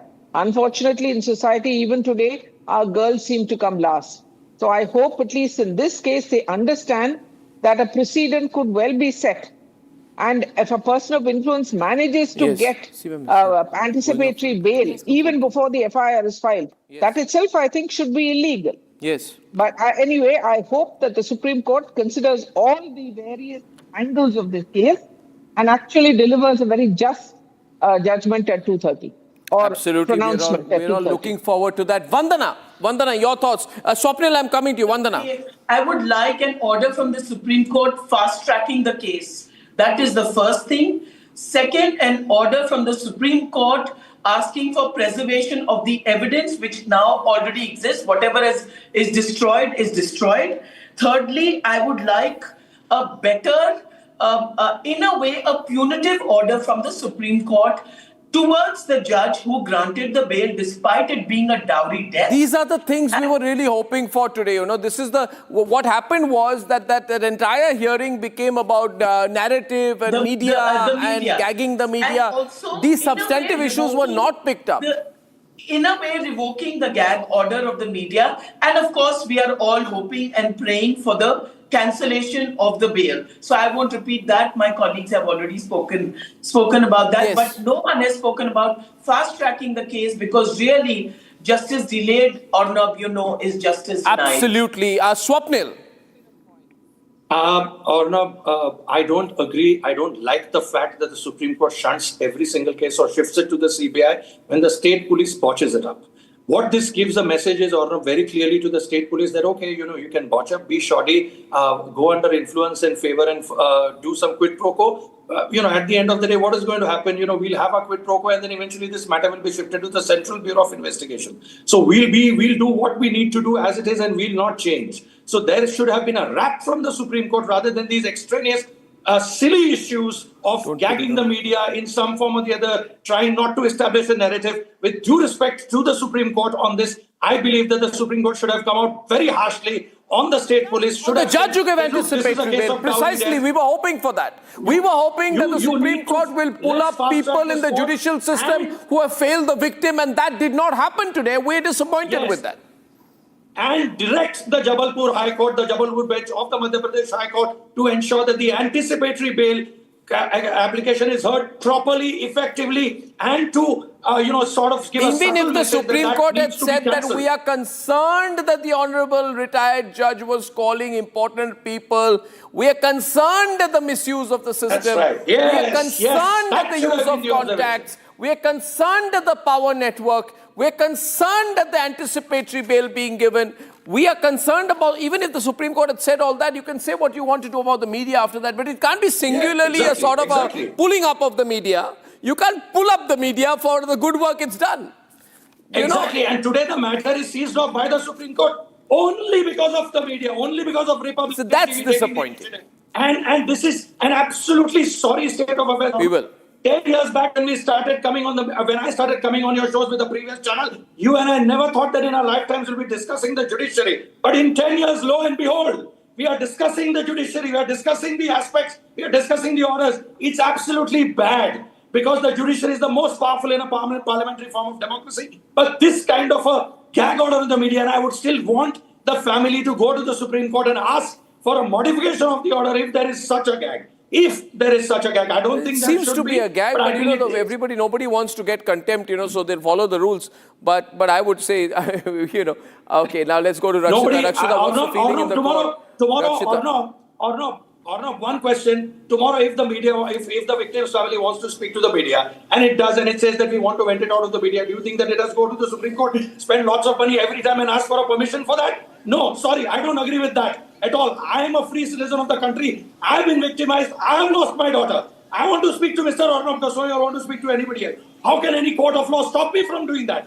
We've got a lot of support from the people. I can tell you every second we're getting calls here saying continue the good work you're doing, continue the investigation, don't stop. Rakshita is doing a good job. Sambhavi's done a fantastic job. Rhythm is following the story. We don't want a pat on the back from the Supreme Court for our great journalists out there, but we must be free to report. And the anguish always cannot be expressed. The problem is, Rhythm and Rakshita, that even if the victim feels anguished by certain observations, they can't say it. They can't say it. And that feeling of helplessness must go if we are to be a great country. Rakshita, what's the feeling in the court? And then Rhythm, you can hand over from me. Rakshita, and then Rhythm, and then leave for a bit. Rakshita.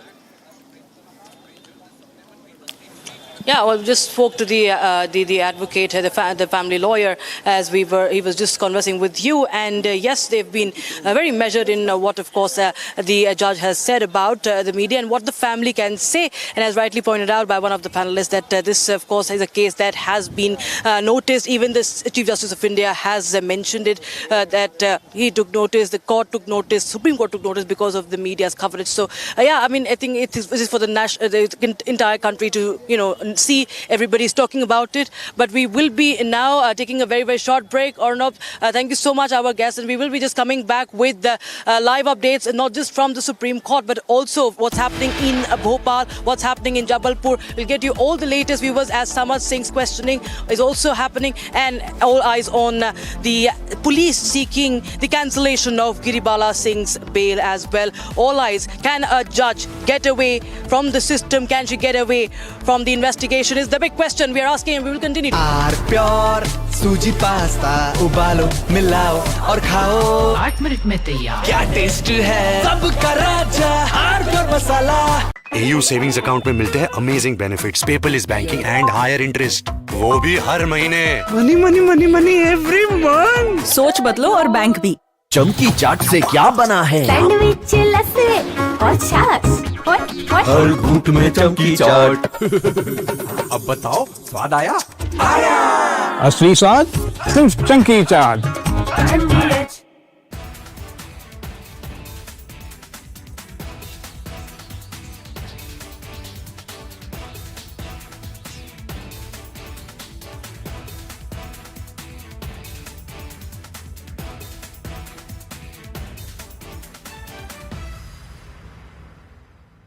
थोड़े में ज्यादा स्वाद यही तो है इसकी खास बात। वाओ मामा, क्या स्वाद है? अरे मेरे राजा।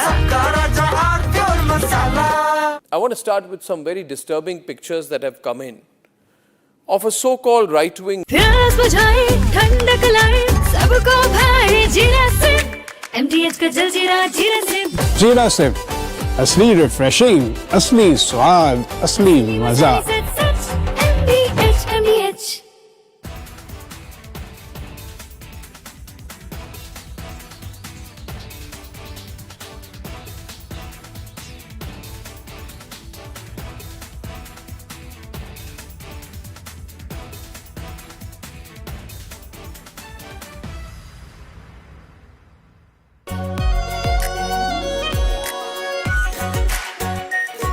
Pure shahi paneer masala, delicious, healthy, every day. In fact, very often I believe the only way to get justice in India is a media trial. So there's no reason.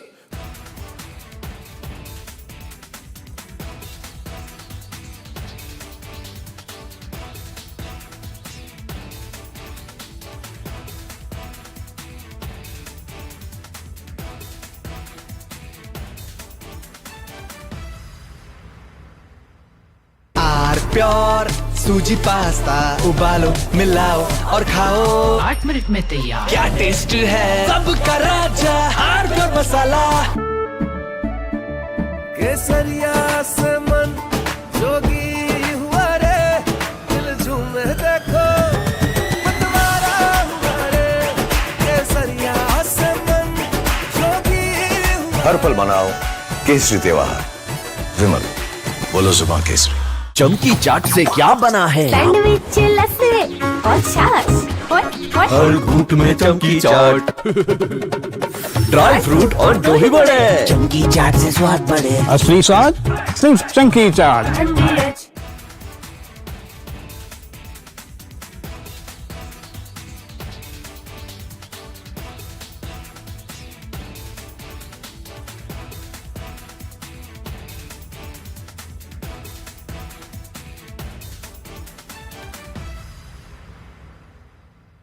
I want to start with some very disturbing pictures that have come in of a so-called right-wing leader.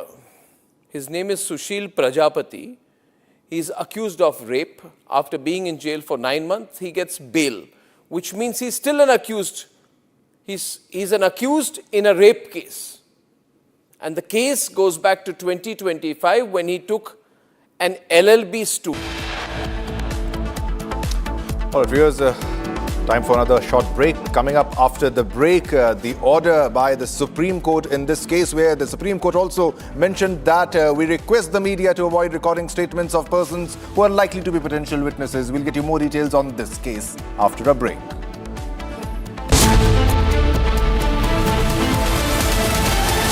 प्यास बुझाए, ठंडक लाए, सबको भाए जीरा से।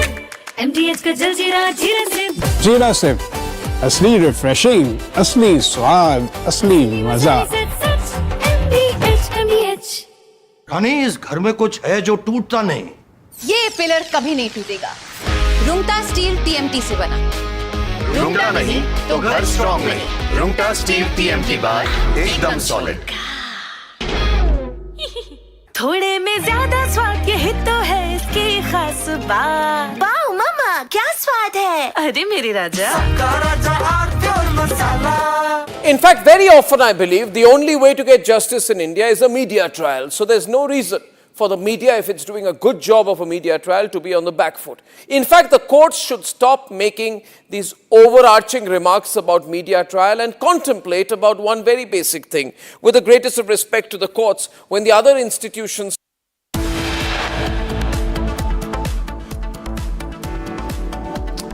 All right, we have time to slip into a short commercial break, but also top focus story today in the High Court. It is the Giribala bail case that will be heard around 2:30 p.m.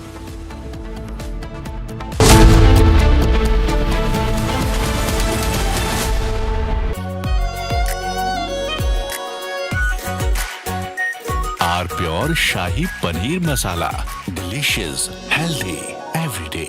AU current account के साथ मिलता है free UPI QR overdraft facility और एक ही app से bank के सारे काम। AU सोच बदलो और बैंक भी।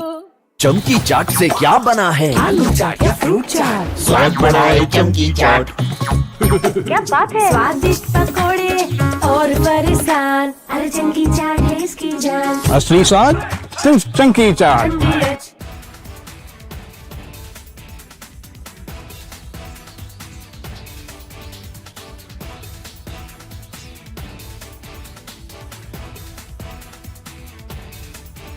आर प्योर सूजी पास्ता उबालो, मिलाओ और खाओ। 8 मिनट में तैयार। क्या टेस्ट है, सबका राजा R pure masala.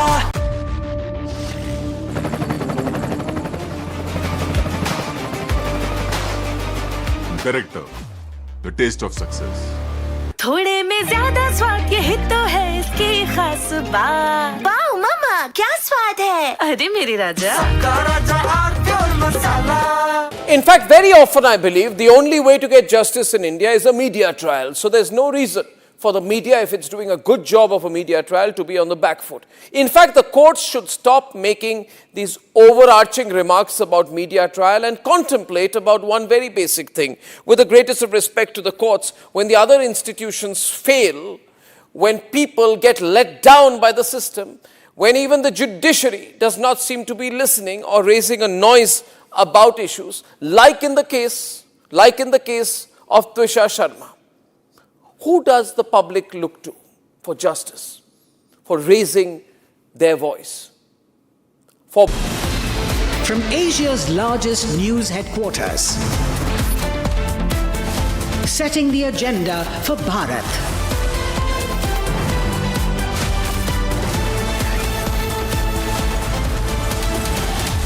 You're watching Republic.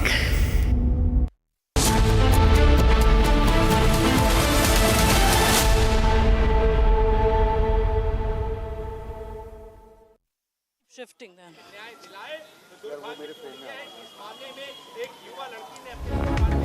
Good afternoon, viewers. You're watching live and breaking. I'm Rakshita Mishra with your Republic TV's coverage from Delhi. The Supreme Court has just disposed of the case, the suo motu case of Twisha Sharma's death case, viewers. We will give you point-by-point takeaways as far as what the Supreme Court said. But I'll first go across to my colleague Shambhavi, who's joining us live from Bhopal. Shambhavi, over to you. Tell us, what are you picking up as far as the case against Giribala Singh's anticipatory bail is concerned?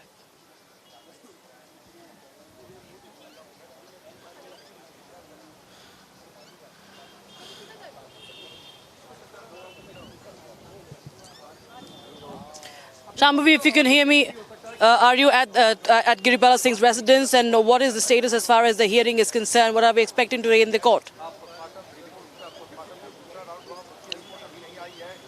Well, yes, I'm outside Girbala Singh's residence, and just now we've seen that the lock was removed earlier, just a few moments ago. The lock was completely, this entire place was locked completely. The car was moved out, and then just a few moments ago, the car came inside again. We've seen a lot of movement since morning on the top part of it. Now, just next to it is Swaraj Singh's, the Samar Singh's cousin's place, Baghel's. That is where we tried speaking to him as well, but he refused to speak to us. We saw him at his place. So we've been constantly tracking the entire Singh's family's movement so that we can make sure that we update our viewers about their whereabouts, about whether the fact that Girbala Singh is going to the Madhya Pradesh High Court for her appearance, for her hearing in the matter of cancellation of anticipatory bail.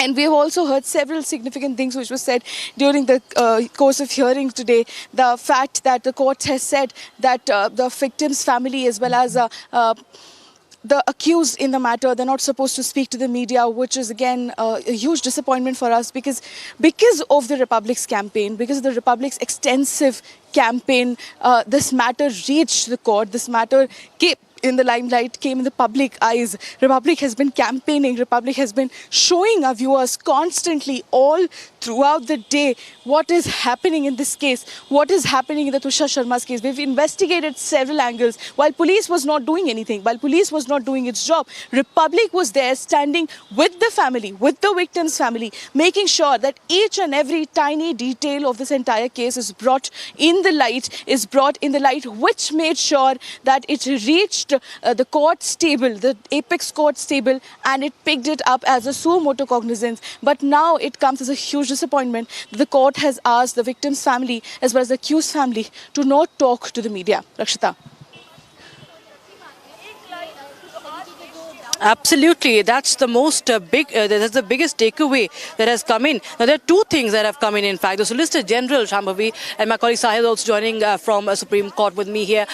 Solicitor General Tushar Mehta said that progress has happened in this case because of the media. The Chief Justice of India says that, yes, it came to our notice also because of the media, but the pain of the victims cannot be reduced to sound bites, that the family should avoid giving statements on the media, to the media, that even what we are getting to know is that media should not record the statements of witnesses and make it into sound bites. Well, that's our job, and that is precisely because of that. When we spoke to the CCTV operator, when we spoke to the judges, when we confirmed how the former judge Girbala Singh has been trying to contact everybody in the judiciary after Tushar's family had pointed it out, we saw that the matter was also, being talked about in the entire country. And not to forget, Sahil, I'll just go across to you on this.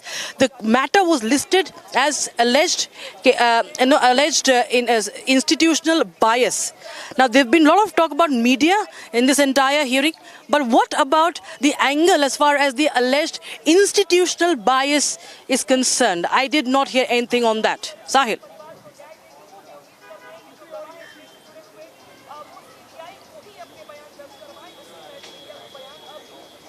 Directly made on the media, and how the accused and the victim's family is going around giving evidence that could be amounted as evidence, as statements that are being made in the media that could be amounted as evidence. That has been observed by the Supreme Court. It was brought to the knowledge of the Supreme Court, but not the institutional bias. How right after the incident, Girbala went around calling judges, calling her colleagues, her former colleagues, trying to take advantage of her position that she has had over years as a judicial officer. Nothing of that sort was pointed out in the Supreme Court.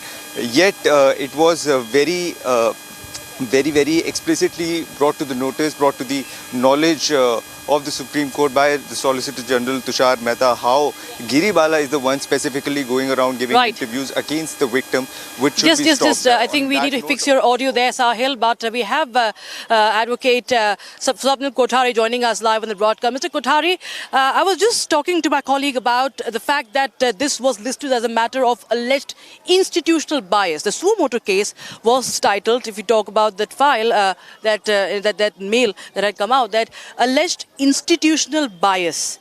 So in your understanding, has it been talked about? Has it been, considered in this particular hearing at all? Well, institutional bias, I would assume if the Supreme Court meant it to be that the state police was having some sort of a bias towards Giribala Singh, given the fact that she was an ex-judge and that her son was an advocate. So in that sense, if there was an institutional bias and it worked towards the detriment of the victim family.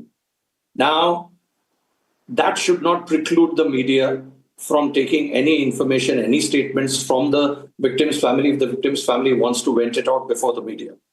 If the victim's family cannot vent it out before a biased police or before a sort of I wouldn't use the word biased judiciary, but of a judiciary at the lower level, which it did not hear properly and gave an anticipatory bail. So obviously the victim's family felt that it was being cheated and deprived of its rights, given the fact that this was a clear-cut murder. And there is no way that she should have, in a case of a dowry death or a suspected dowry death, an anticipatory bail should have been given. So obviously the victim's family felt that let me vent it out before the media. And it went it out before all possible media, and Republic TV took the lead, as always it does. And, unfortunately, the statement came from the Supreme Court saying that let's not build narratives and let's not convert the victim's pain into sound bites. Now, that was a very, very incorrect statement in the sense that but for the media, the pain would not have found its way out right up to the media and then up to the Supreme Court. The Supreme Court took cognizance of this suo motu only because there was a lot of noise being made in the media, and especially at Republic TV.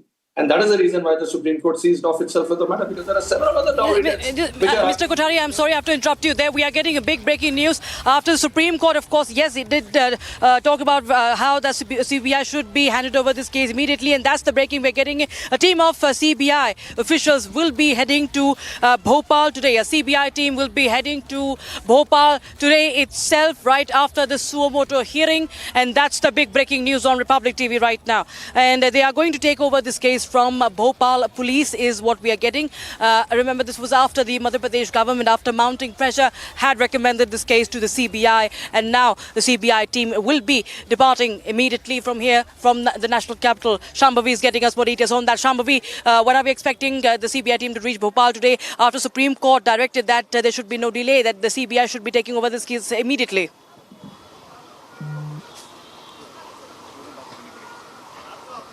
Well, yes, this is something that the family has been fighting for since day one. Apart from the fact that they wanted a second post-mortem, that they've been demanding a CBI investigation, a fresh CBI investigation from start, because they've been wronged. Victim's family has been wronged by the family, by the police at several points of time, be it starting from the very scratch of it. Just for a recap for our viewers, starting from the registration of FIR, intimidating the victim's family, saying that we'll not register an FIR if you don't take the body. They were pressurizing the people, they were pressurizing the family to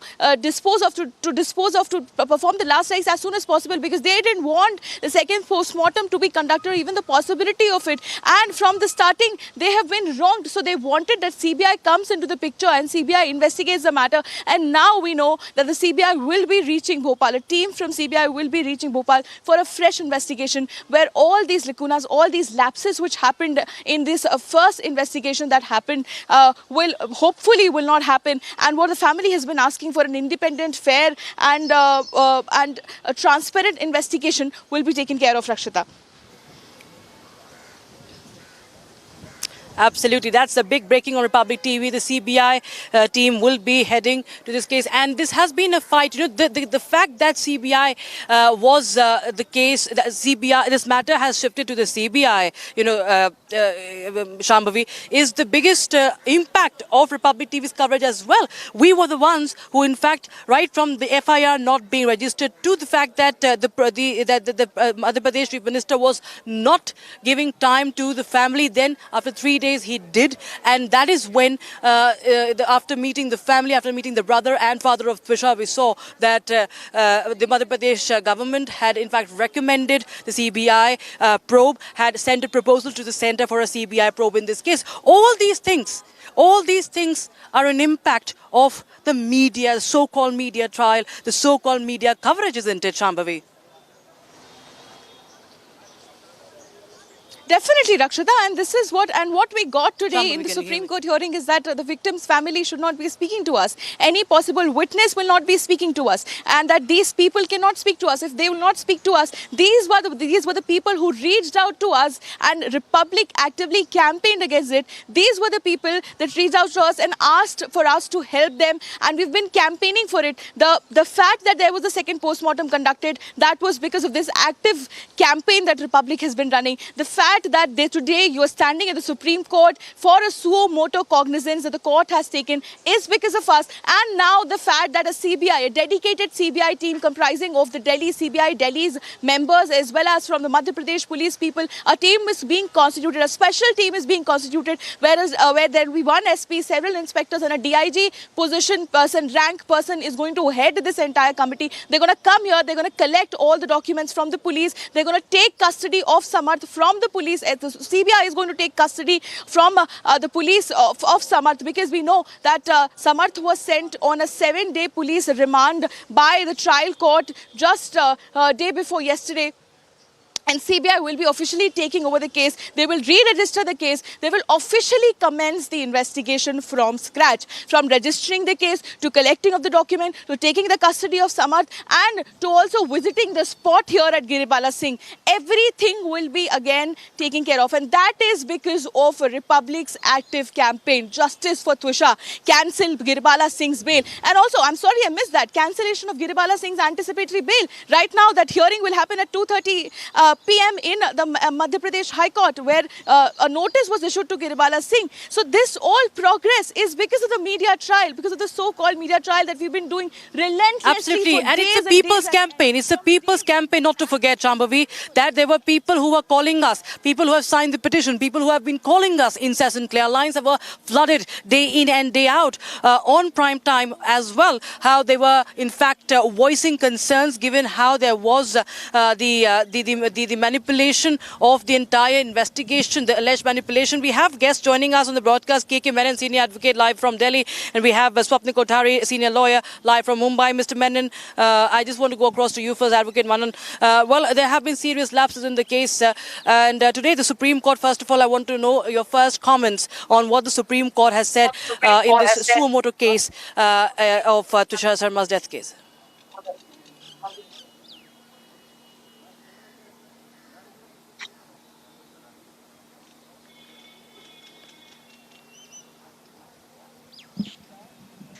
It is a question for me. Advocate Menon, yes, sir. Advocate Menon, can you hear me?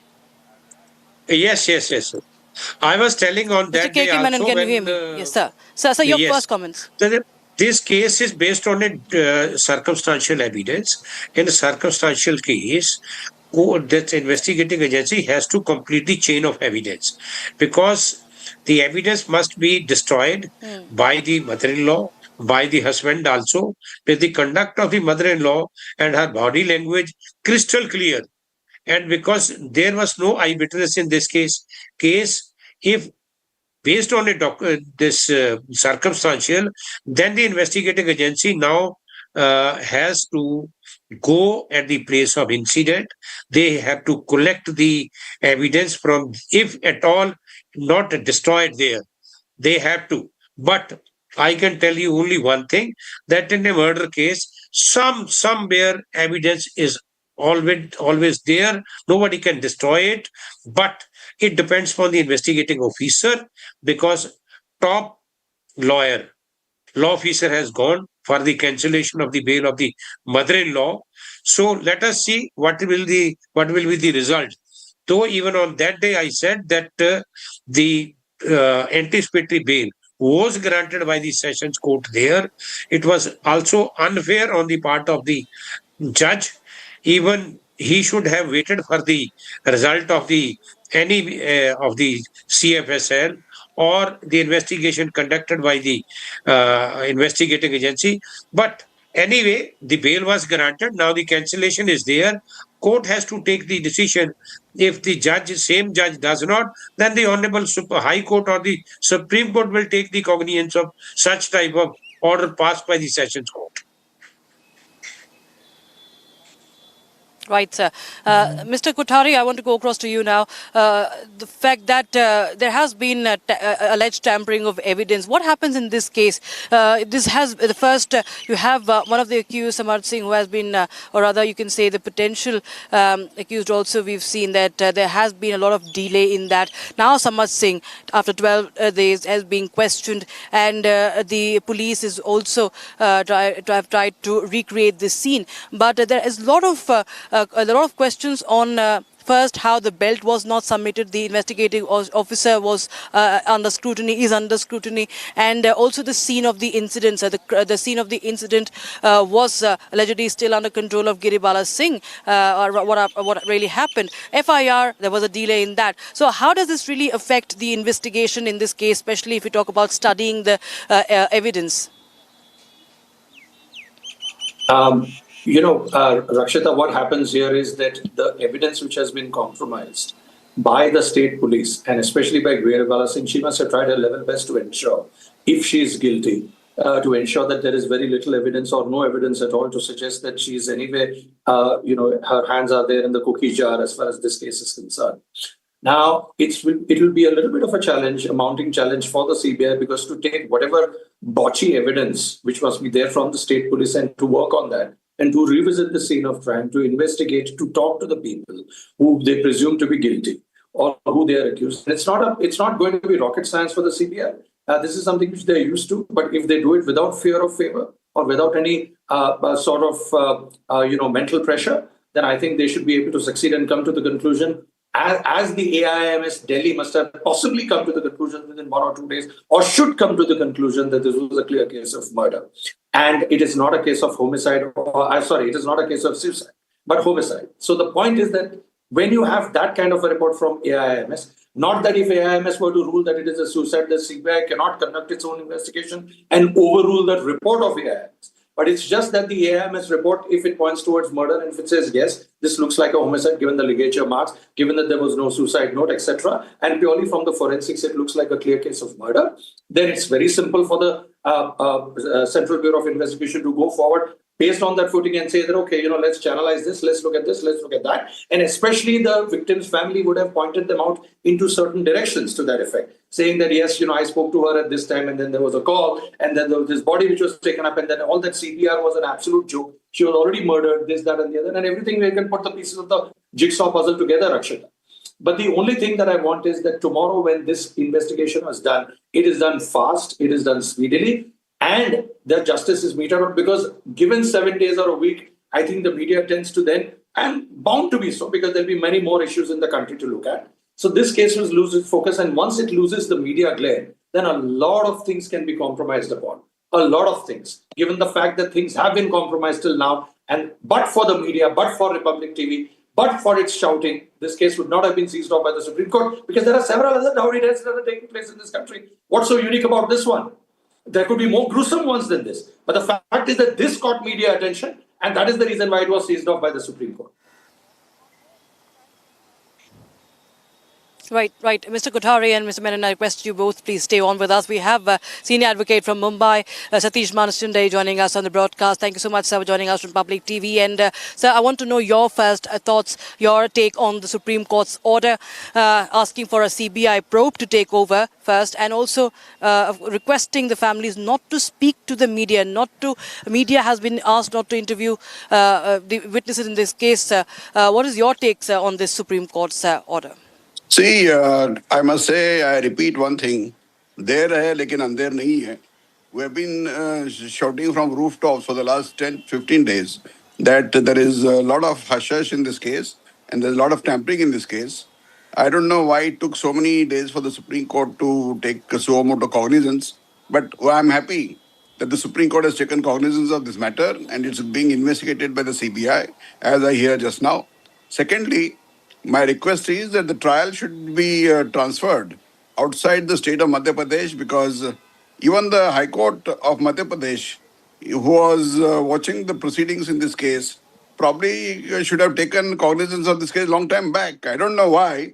Even the High Court of Jabalpur or any other bench did not take cognizance of such a case.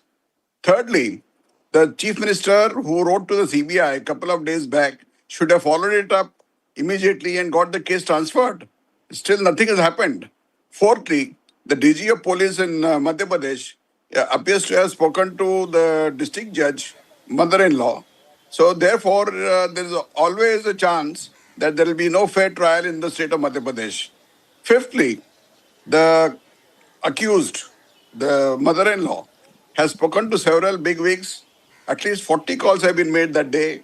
It is obvious that she is highly connected, and this is a fit case for the case to be transferred outside the state of Madhya Pradesh for the trial. Right, sir. But I want to also know the fact that you started off mentioning that shouting from the rooftop, and finally we see some light to this case. But sir, shouting on the rooftop has actually brought this to the notice of the court. That's what, in fact, the Chief Justice of India has also said. But at the same time, he says that the pain of the family should not be reduced to sound bites. He also goes on to say, the Honourable Chief Justice of India says that media should not interview the witnesses in this case. I agree with the Chief Justice because this is a legal requirement that the witnesses in the case should not reveal what they have to say in a court before the media, because the families, sir, the families, when they spoke to the media, because there was no one to speak to. Families are potential witnesses, so they should not speak to the media about the case. If at all they have points of injustice, they can reveal it to the higher authorities or even to the media. But they can't discuss about the merits of the case with the media or anybody else other than the investigating officer. Apart from the case being weakened, it could give an advantage to the accused in this case to tamper with the witnesses. Therefore, the Honorable CJI has taken cognizance of the fact that these defenses can be raised later on about prejudice being caused to the accused if the media or the general public comes to a conclusion that he is already guilty. So they may say that they will not get a fair trial if such disclosures are made. Therefore, it's a legal requirement. What the CJI has said is accurate. You can debate about the case, but not about the merits of the case. That's what he meant. All right, sir, I take that. I take your point, but the fact remains that when there was no one to hear the parents, it was the media who actually, in fact, had heard and put out their voice. And when this matter was taken up, that's what, in fact, I think that's the time we have right now on this show. Thank you so much. Appreciate you joining us, Satish Manshinde, Mr. K.K. Menon, and Swapnil Kothari on the broadcast. Republic TV continues with its coverage on the case. Viewers, from the national capital to Bhopal to Jabalpur, we are getting you each and every input on this story. Republic TV's unrelenting coverage on the matter continues. Republic TV will be closely tracking the case to be heard against anticipatory bail that has been given to Giribala Singh, and much more on the CBI investigation, which is going to begin today.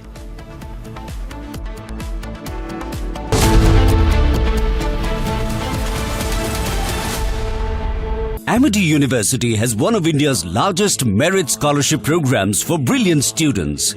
Over 9,000 students with 90% plus in their 12th boards are currently at Amity, benefiting from the culture of academic excellence and focus on research and innovation.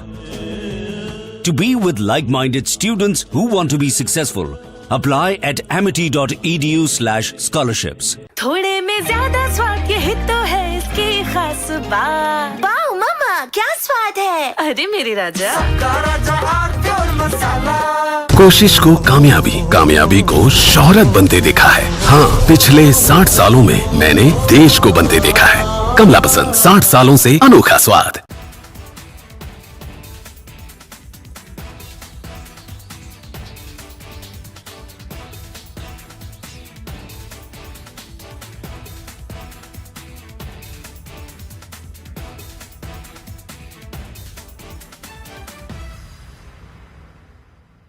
I want to start with some very disturbing pictures that have come in of a so-called right-wing leader. His name is Sushil Prajapati. He's accused of rape. After being in jail for 9 months, he gets bail, which means he's still an accused. He's an accused in a rape case.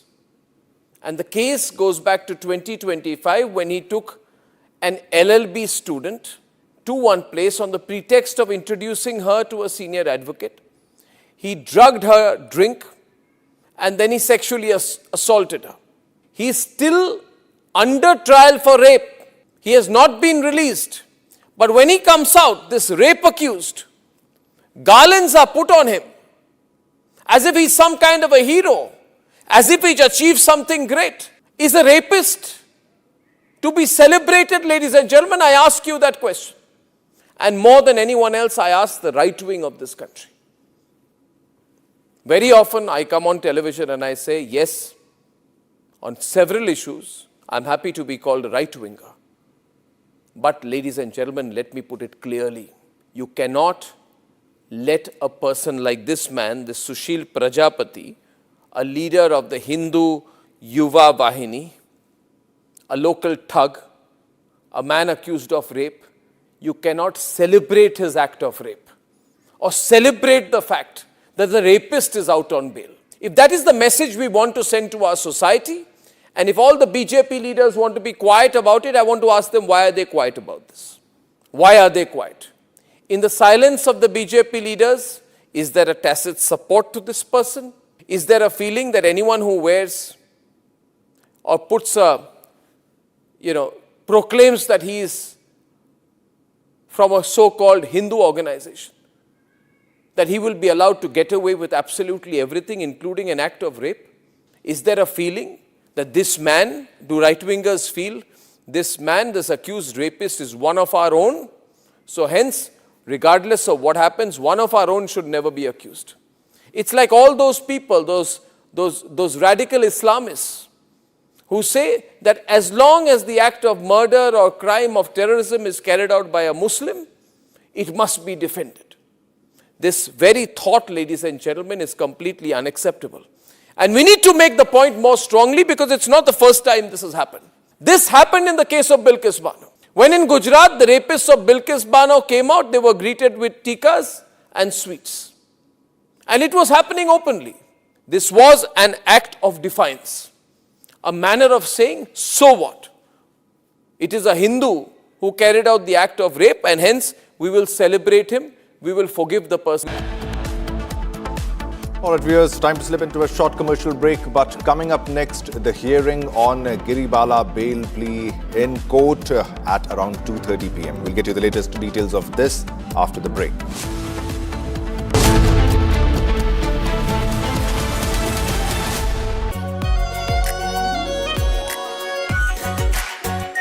Our pure Shahi Paneer Masala. Delicious, healthy, every day. केसरिया से मन जोगी हुआ रे दिल झूमे देखो मतवारा हुआ रे केसरिया से मन जोगी हुआ हर पल मनाओ केसरी त्योहार विमल बोलो जुबान केसरी चमकी चाट से क्या बना है? आलू चाट या फ्रूट चाट, स्वाद बनाए चमकी चाट। क्या बात है? स्वादिष्ट पकोड़े और फरसान, अरे चमकी चाट है इसकी जान। असली स्वाद सिर्फ चमकी चाट। In fact, very often I believe the only way to get justice in India is a media trial. So there's no reason for the media, if it's doing a good job of a media trial, to be on the back foot. In fact, the courts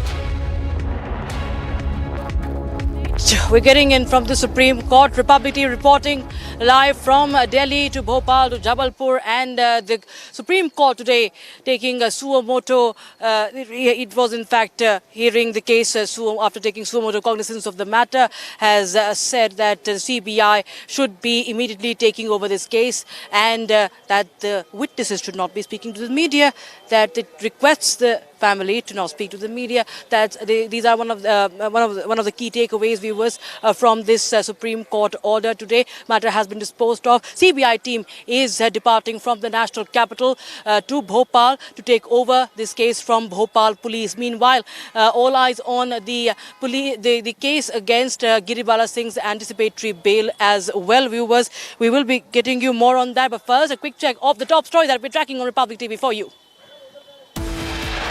Headlines brought to you by Canara Bank. Together we can.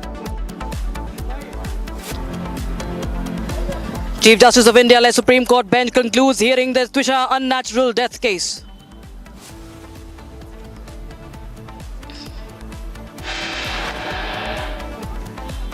CBI team heads to Bhopal to take over Twisha's case. CBI team to also take custody of Samarth and re-register the FIR.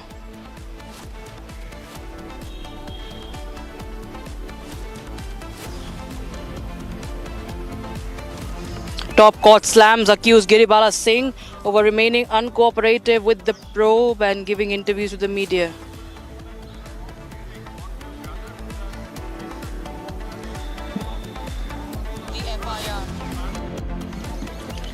Top court slams accused Giribala over remaining uncooperative with. After Madhya Pradesh High Court issued notice to Giribala on Friday, hearing on ex-judge's bail plea scheduled for today.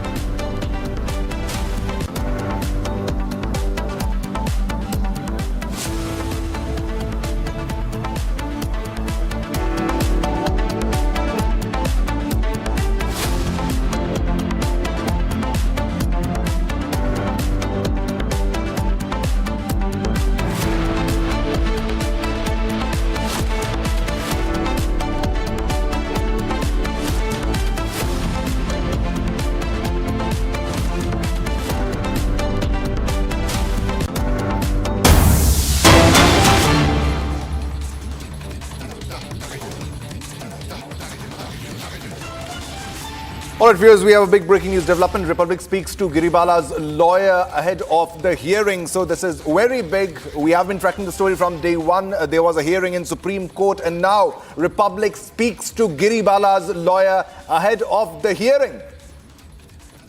Big breaking news development. We'll go across to that interaction. We spoke to Giribala's lawyer ahead of the hearing. The hearing is scheduled at around 2:30 p.m. And we spoke to Giribala's lawyer ahead of the hearing. Big breaking news development on your screens. We have been tracking this story from day one, and the family is one step closer to justice every day. And now let's listen into the interaction. Sir, हमको बताइए क्या मांग होगी आपकी अभी आप जब बात गिरिबाला जी का पक्ष रखने के लिए जा रहे हैं अंदर, क्या होगा इस पूरे हियरिंग में, क्या आप एक्सपेक्ट कर रहे हैं, क्या आप अपना side senior will argue the matter and जो भी होगा आपको हम बता देंगे. बट क्या लाइन ऑफ एक्शन आपको पता होगा आपके एंड से क्या है? गिरिबाला जी, अभी कुछ इनपुट्स ये भी आ रहे थे कि गिरिबाला जी शायद खुद भी अपना मैटर में कॉन्टेस्ट कर सकती हैं. देखिए, हमें भी आपके न्यूज़ चैनलों के माध्यम से पता चल रहा है कि लॉयर्स ने छोड़ दिया है, केस वापस ले लिया, जबकि ऐसा कुछ है नहीं. जॉर्ज सर पहले भी देख रहे थे, लोकल लॉयर वो हैं, वो अभी भी देख रहे हैं. तो ऐसा कुछ नहीं है. मैडम की तरफ से लॉयर्स अपेयर होंगे, सीनियर काउंसिल आर्ग्यू करेंगे. सर, मृगेंद्र सिंह जी जो ये केस में का हिस्सा थे, वो अभी हमारी उनसे फ़ोन पे बात हुई है, हमारे पास उसकी रिकॉर्डिंग है, जहाँ पे वो बोल रहे हैं कि उन्होंने समर्थ सिंह को सरेंडर करने के लिए बोला था, जिस वजह से शायद उनका परिवार खुश नहीं था और इसलिए अब वो उनका फ़ोन नहीं उठा रहे और उनका बिल भी नहीं भरा गया है समर्थ सिंह के परिवार. इस मामले में नो कमेंट. देखिए, वो बेल उनने आर्ग्यू करी थी, वो थे उस टाइम पे, उसमें कोई कमेंट्स करना. गिरिबाला जी आने वाली हैं यहाँ पर? Lawyer will argue on behalf of.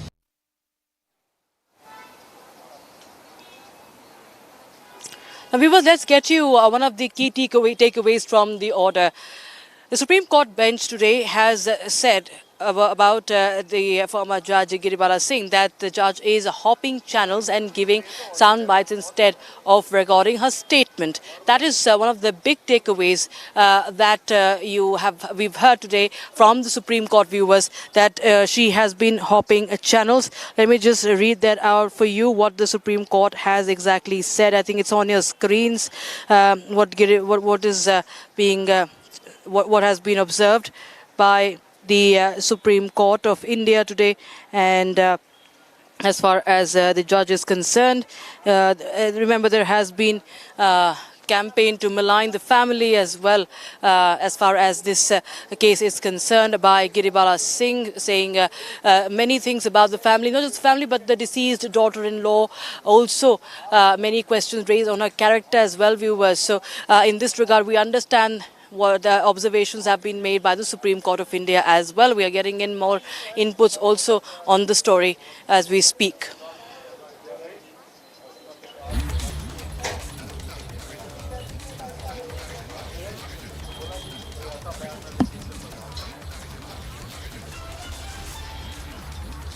Harsh is joining us live on the broadcast. Harsh, what are you picking up? You just spoke to Giribala Singh's lawyer as well. What is the lawyer telling you, and what are we expecting today in the court?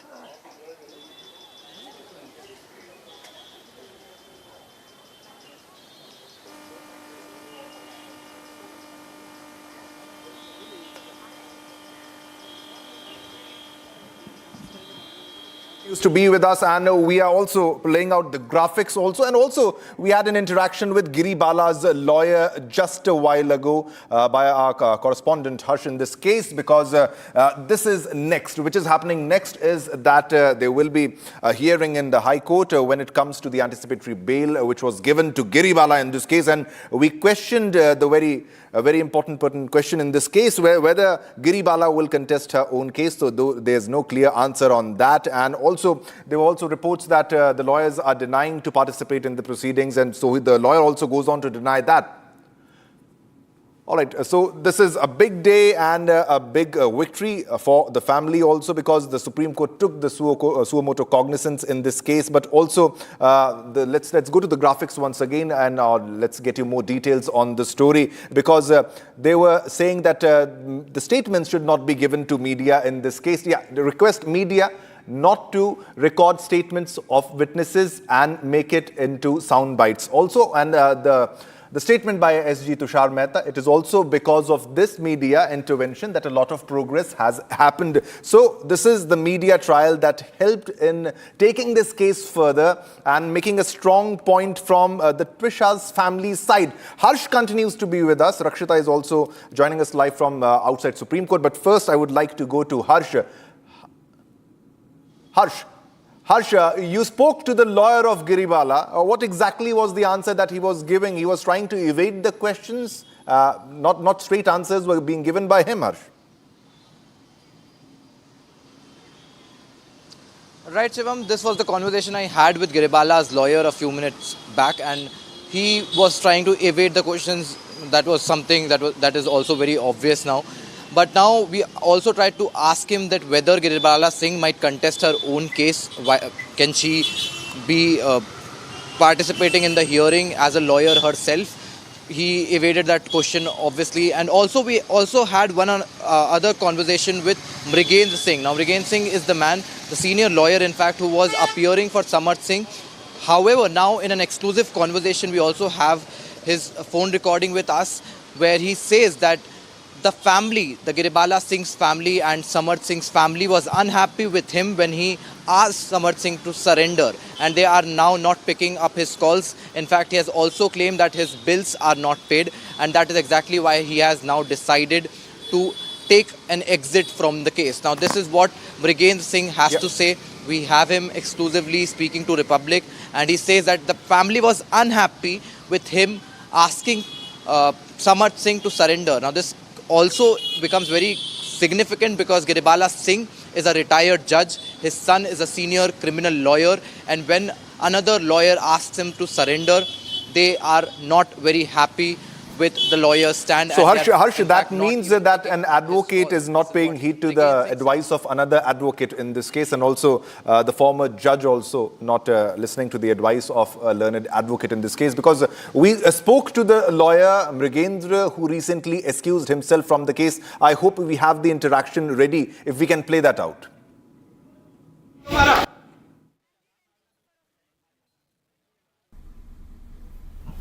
Hello. Hello. Yes, sir. Sir, this is Harsh Trivedi from Republic TV. Yes. Yes, sir. Could you please guide me? What made you leave the case? Were there some moral, ethical grounds? What was the primary reason you left the case? I withdrew his matter. I withdrew the bail. I asked him to surrender. They might not be happy with me. I don't know. They have not spoken to me since that.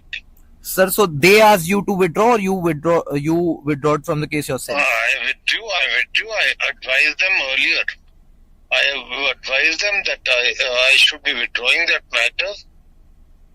So that time they said, you decide. And after I withdrew the matter, thereafter they have not spoken to me. Sir, so basically you asked Samarth to surrender and they were not happy with you saying that? Yes. I definitely asked him to surrender.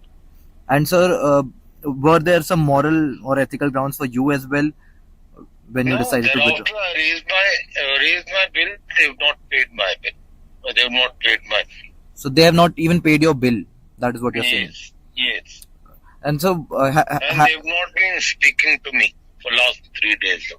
So, have you ever got a chance to also speak to his mother, Giribala Singh? No. They didn't pick up the call. Okay. My juniors called them. They didn't pick up the call. So they have not even paid your bill, and they were not happy with you asking Samar to surrender. Yes. And I think so. And sir, anything on why did Samar appear before a sessions court in Jabalpur when the High Court's order said something completely different? No, I don't know anything. So you were not involved in that particular? No, nothing. And sir, there is no communication then after, right? No communication, not at all. Okay. And sir, anything on Giribala Singh's bail petition? Were you also involved in that? I will not be appearing because I have no instructions. Okay, but sir, earlier there were conversations between you and the family that you might also represent Giribala For Singh. last 3 days, they have not had any conversation with me, and I will not be appearing since I don't have any instructions. Okay, sir. Sir, anything on what can be done next, because now the investigation might officially be handed over to the CBI. So anything? That I suggested them that you should also file an application, a petition in the High Court for CBI investigation. Sure, sir. Thank you so much for speaking to the public, sir. Thank you so much. All right, I have all my correspondents joining live with me. I have Sarthak joining with me from the Supreme Court. I have from the Jabalpur High Court, Harsh, who is joining me from there. And also outside Giribala's residence, we have Shambhavi. But Harsh, coming first to you regarding the interaction, while the other lawyer, which you spoke to, says he clearly denied that the lawyers are not evading questions, or they are not moving out of the hearing, or they are not ready to be part of this entire hearing in this case, with Giribala in this case. But it clearly establishes that neither Giribala or her son, they were not paying heed to the advice which was being given by a very senior advocate, that is Mrigendra Singh, who wanted them to surrender, Harsh.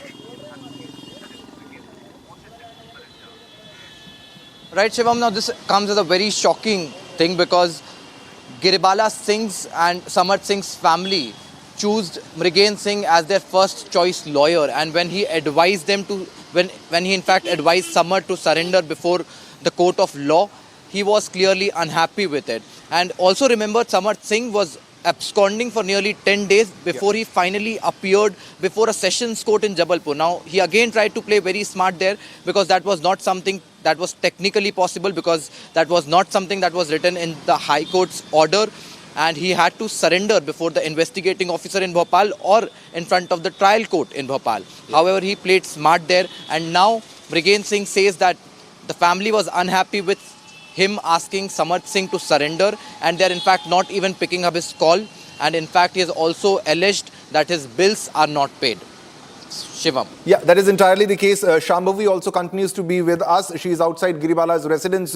And in a short while, what's happening there, Shambhavi? If you can give us the latest details on what's happening at that location, because it's the hearing is very near. It's just about 2:30. We are getting to know that she might contest her case by herself. All right, we'll try to reconnect with Shambhavi once again, but also I have Sarthak with me joining from outside the Supreme Court. Sarthak, I would like to come to you. If you can run us through all the observations and the statements that were made by the Supreme Court in this case, and also the arguments which were made by Solicitor General Tushar Mehta. Sarthak. Well, absolutely, Shivam. Today, the major observation that the Supreme Court made and the major concern of Supreme Court was that the second autopsy is underway. Has it been done? Is a report being filed in the Jabalpur High Court after the order was passed by the Jabalpur High Court? On the second autopsy, it was a request that was long pending by the victim's family. Jabalpur High Court paid heed to that and finally directed to conduct that second autopsy. Whether that autopsy has been conducted, whether a report is being filed, that was the major concern of the Supreme Court. On the other hand, Solicitor General Tushar Mehta also told the Supreme Court that CBI will soon take the investigation under their control, and they will be investigating the matter further. One critical observation that was made was on the media, that there is some sort of media trial happening, and these statements are being made.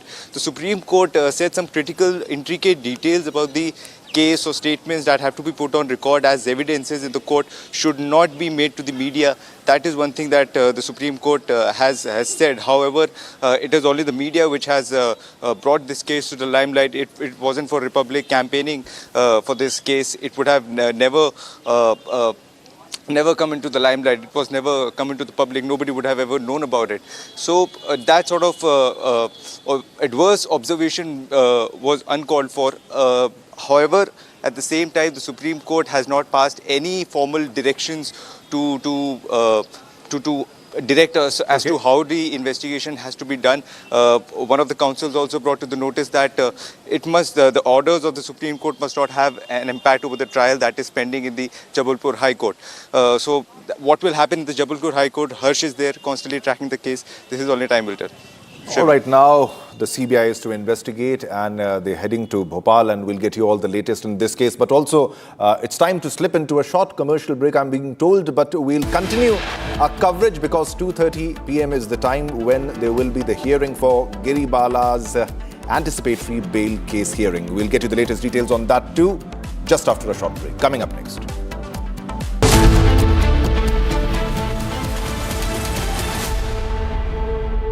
Amity University has one of India's largest merit scholarship programs for brilliant students. Over 9,000 students with 90% plus in their 12th boards are currently at Amity, benefiting from the culture of academic excellence and focus on research and innovation. To be with like-minded students who want to be successful, apply at amity.edu/scholarships.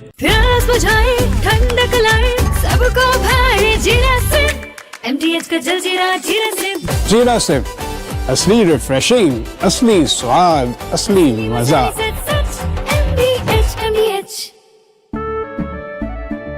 केसरिया से मन जोगी हुआ रे, दिल झूमे देखो मतवारा हुआ रे। केसरिया से मन जोगी हुआ। हर पल मनाओ केसरी त्योहार। विमल, बोलो जुबान Kesari.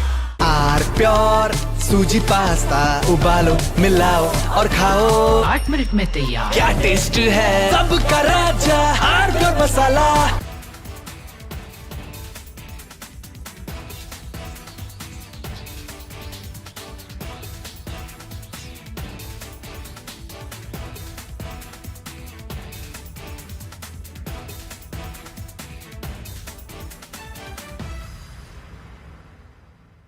I want to start with some very disturbing pictures that have come in of a so-called right-wing leader. His name is Sushil Prajapati. He's accused of rape. After being in jail for 9 months, he gets bail, which means he's still an accused. He's an accused in a rape case. And the case goes back to 2025 when he took an LLB student to one place on the pretext of introducing her to a senior advocate. He drugged her drink and then he sexually assaulted her. He is still under trial for rape. He has not been released. But when he comes out, this rape accused, garlands are put on him as if he's some kind of a hero, as if he's achieved something great. Is a rapist to be celebrated, ladies and gentlemen? I ask you that question. And more than anyone else, I ask the right wing of this country. Very often I come on television and I say, yes, on several issues, I'm happy to be called a right-winger. But ladies and gentlemen, let me put it clearly. You cannot let a person like this man, this Sushil Prajapati, a leader of the Hindu Yuva Vahini, a local thug, a man accused of rape, you cannot celebrate his act of rape or celebrate the fact that the rapist is out on bail. If that is the message we want to send to our society, and if all the BJP leaders want to be quiet about it, I want to ask them, why are they quiet about this? Why are they quiet? In the silence of the BJP leaders, Is there a tacit support to this person? Is there a feeling that anyone who wears or puts a, proclaims that he is from a so-called Hindu organization, that he will be allowed to get away with absolutely everything, including an act of rape? Is there a feeling that this man, do right-wingers feel, this man, this accused rapist is one of our own? So hence, regardless of what happens, one of our own should never be accused. It's like all those people, those radical Islamists who say that as long as the act of murder or crime of terrorism is carried out by a Muslim, it must be defended. This very thought, ladies and gentlemen, is completely unacceptable. And we need to make the point more strongly because it's not the first time this has happened. This happened in the case of Bilkis Bano. When in Gujarat, the rapists of Bilkis Bano came out, they were greeted with tikas and sweets. And it was happening openly. This was an act of defiance. A manner of saying, so what? It is a Hindu who carried out the act of rape and hence we will celebrate him, we will forgive the person. Ladies and gentlemen, we are nobody to forgive and the last thing we should do is celebrate rapists. This was a shameful moment then, this is a shameful moment now. Sengar was another shameful moment when some people said, oh, Sengar is from the BJP and hence he can be seen smiling after carrying out the act of rape and people would celebrate him and say, no, our leader can do no wrong. That was another shameful moment for the right wing. And ladies and gentlemen, Jayant Sinha, remember, son of Yashwant Sinha.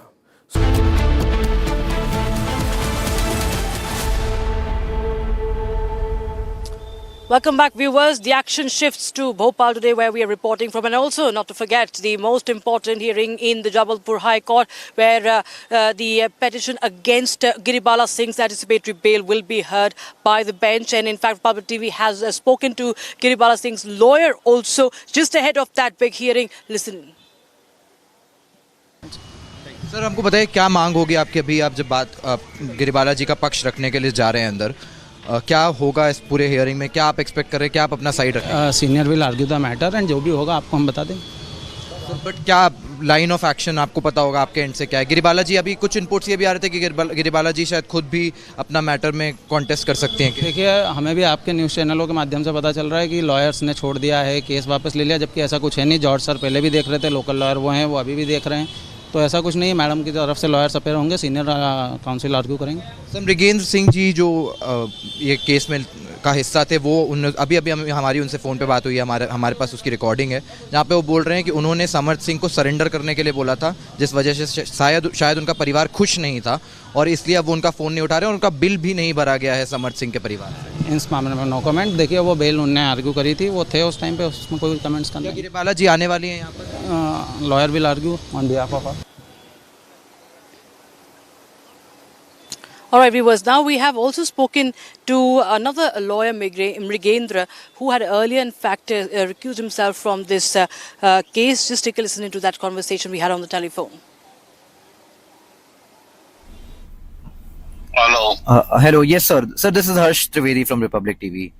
Yes. Yes, sir. Could you please guide me? What made you leave the case? Were there some moral, ethical grounds? What was the primary reason you left the case? I withdrew his matter. I withdrew the bail. I asked him to surrender. They might not be happy with me. I don't know. They have not spoken to me since that. Sir, so they asked you to withdraw, or you withdrew from the case yourself? I withdrew. I advised them earlier. I have advised them that I should be withdrawing that matter. So that time they said, you decide. And after I withdrew the matter, thereafter they have not spoken to me. So basically you asked Samad to surrender and they were not happy with you saying that? Yes. I definitely asked him to surrender. And sir, were there some moral or ethical grounds for you as well when you decided to withdraw? After I raised my bill, they have not paid my bill. They have not paid my fee. So they have not even paid your bill. That is what you're saying. Yes. And so and they have not been speaking to me for last 3 days. So have you ever got a chance to also speak to his mother, Giribala Singh? No. They didn't pick up the call. Okay. My juniors called them, they didn't pick up the call. So they have not even paid your bill, and they were not happy with you asking Samar to surrender. Yes, And I think so.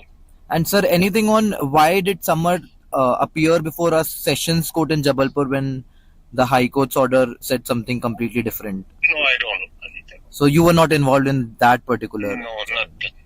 And sir, there is no communication then after, right? No communication, not at all. Okay. And sir, anything on Giribala Singh's bail petition? Were you also involved in that? I will not be appearing because I have no instructions. Okay, but sir, earlier there were conversations between you and the family that you might also represent For the Giribala last Singh. 3 days, they have not had any conversation with me, and I will not be appearing since I don't have any instructions. Okay, sir. Sir, anything on what can be done next, because now the investigation might officially be handed over to the CBI. So anything? That I suggested them that you should also file an application, a petition in the High Court for CBI investigation. Sure, sir. Thank you so much for speaking to the public, sir. Thank you so much.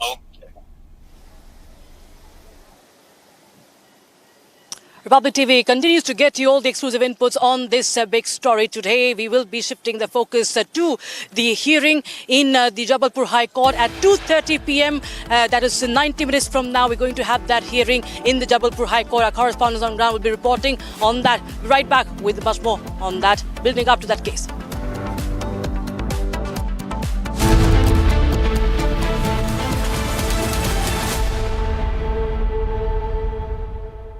थोड़े में ज्यादा स्वाद ये तो है इसकी खास बात। वाओ मामा क्या स्वाद है। अरे मेरे राजा सबका राजा आरती और मसाला।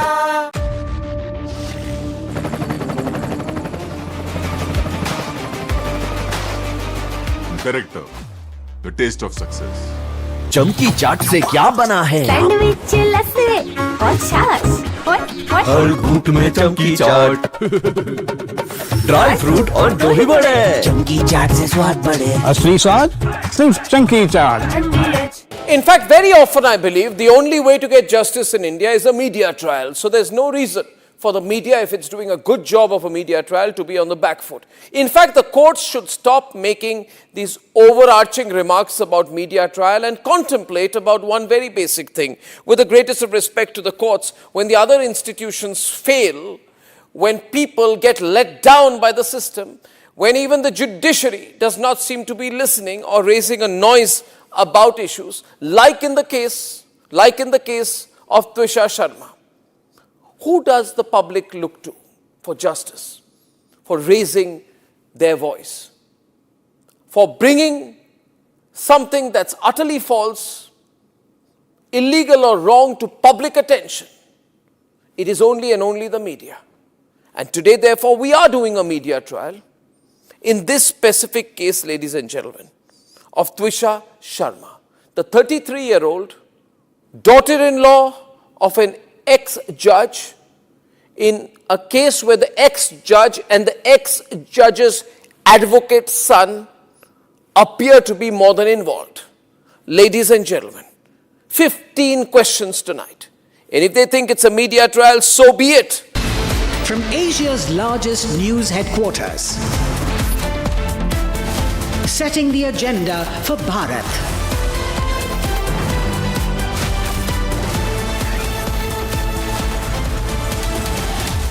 You're watching Republic.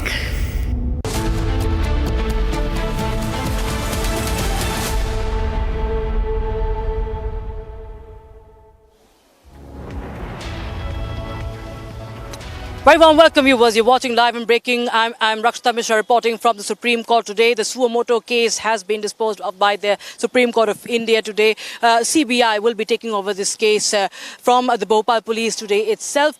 And all eyes on the hearing at the Jabalpur High Court, 2:30 p.m. against over the anticipatory bail that had been granted to Giribala Singh, the mother-in-law of Twisha Sharma, and an ex-judge. We'll get you more on that, but first a quick check of the headlines today. Headlines brought to you by Canara Bank. Together we can.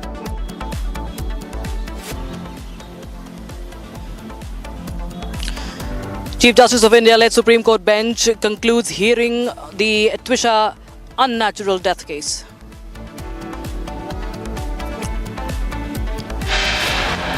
The CBI team to head to Bhopal today to take over Trisha Sharma's case. CBI team to also take custody of Samarth Singh, the husband of Trisha, and register the FIR again.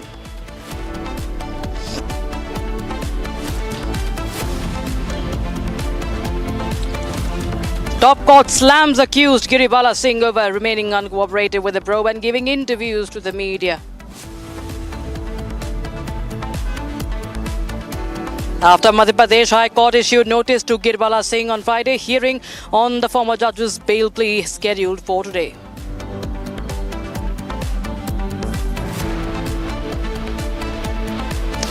Republic accesses more details on Samarth Singh's questioning. Police probing who shielded Samarth for 10 days when he was on the run.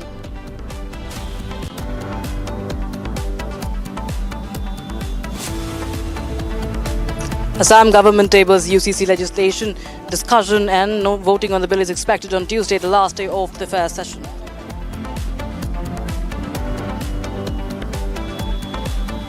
And government hikes fuel prices for a fourth time within 2 weeks. Diesel price up by 2 rupees 71 paise per litre. Petrol price hiked by 2 rupees 61 paise.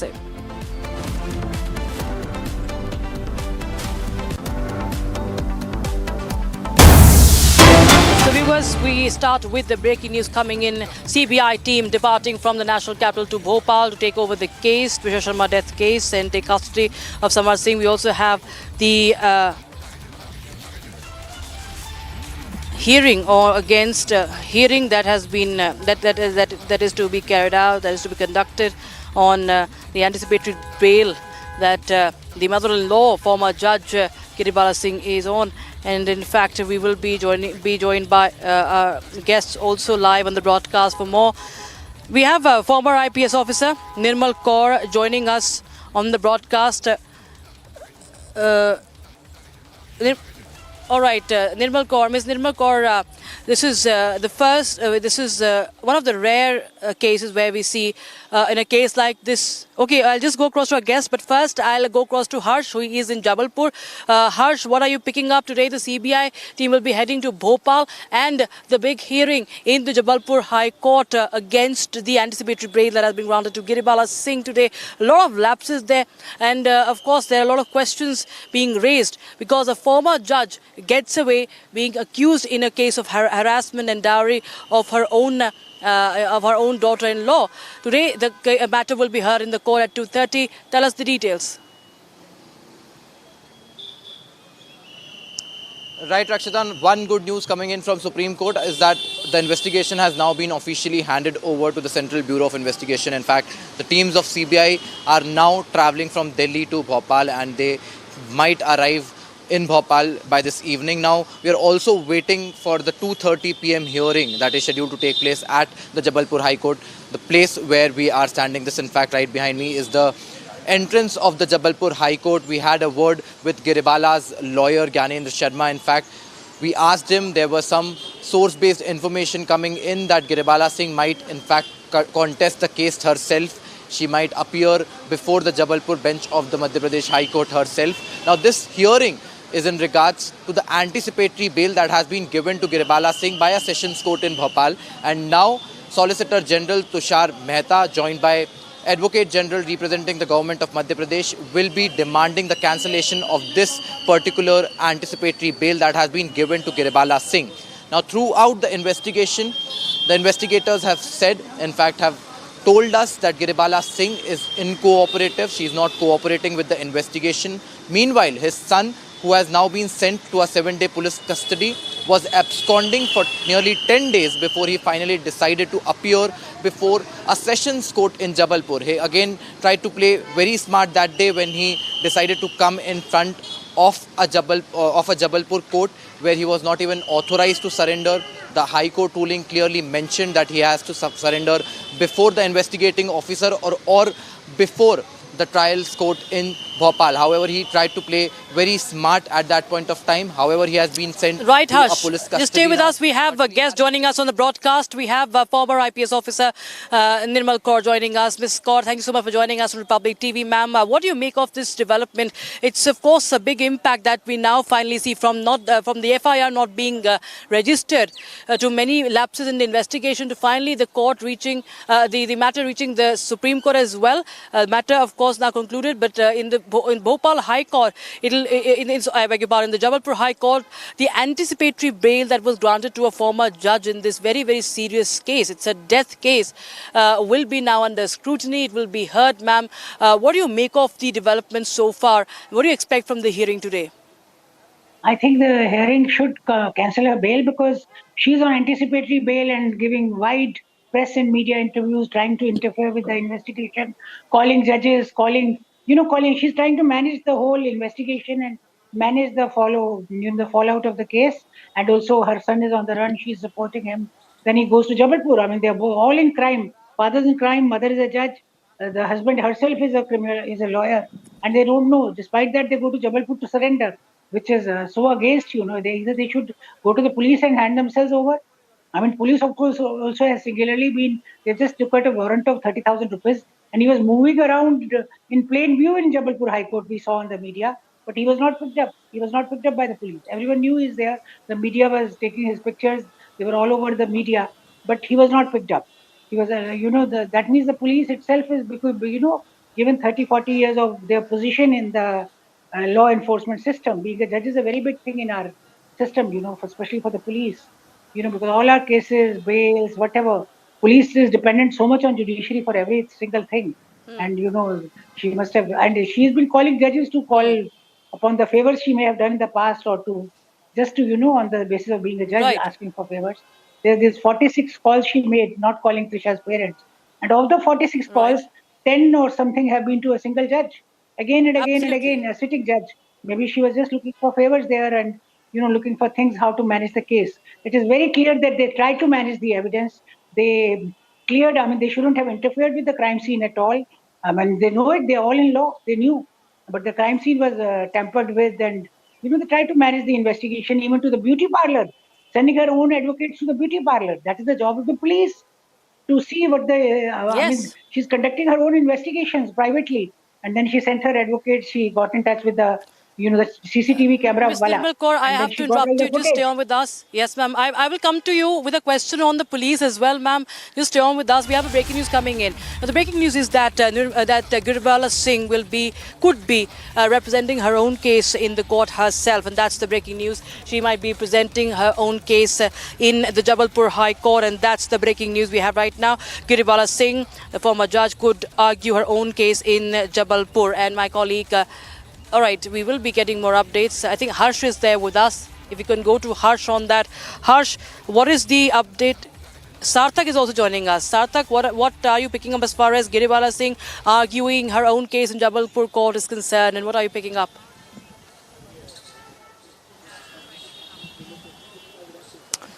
Well, Rakshita, the latest that we are getting on this is the former lawyer who was representing Girbala Singh and Samar Singh in this case, that he has withdrawn from the case.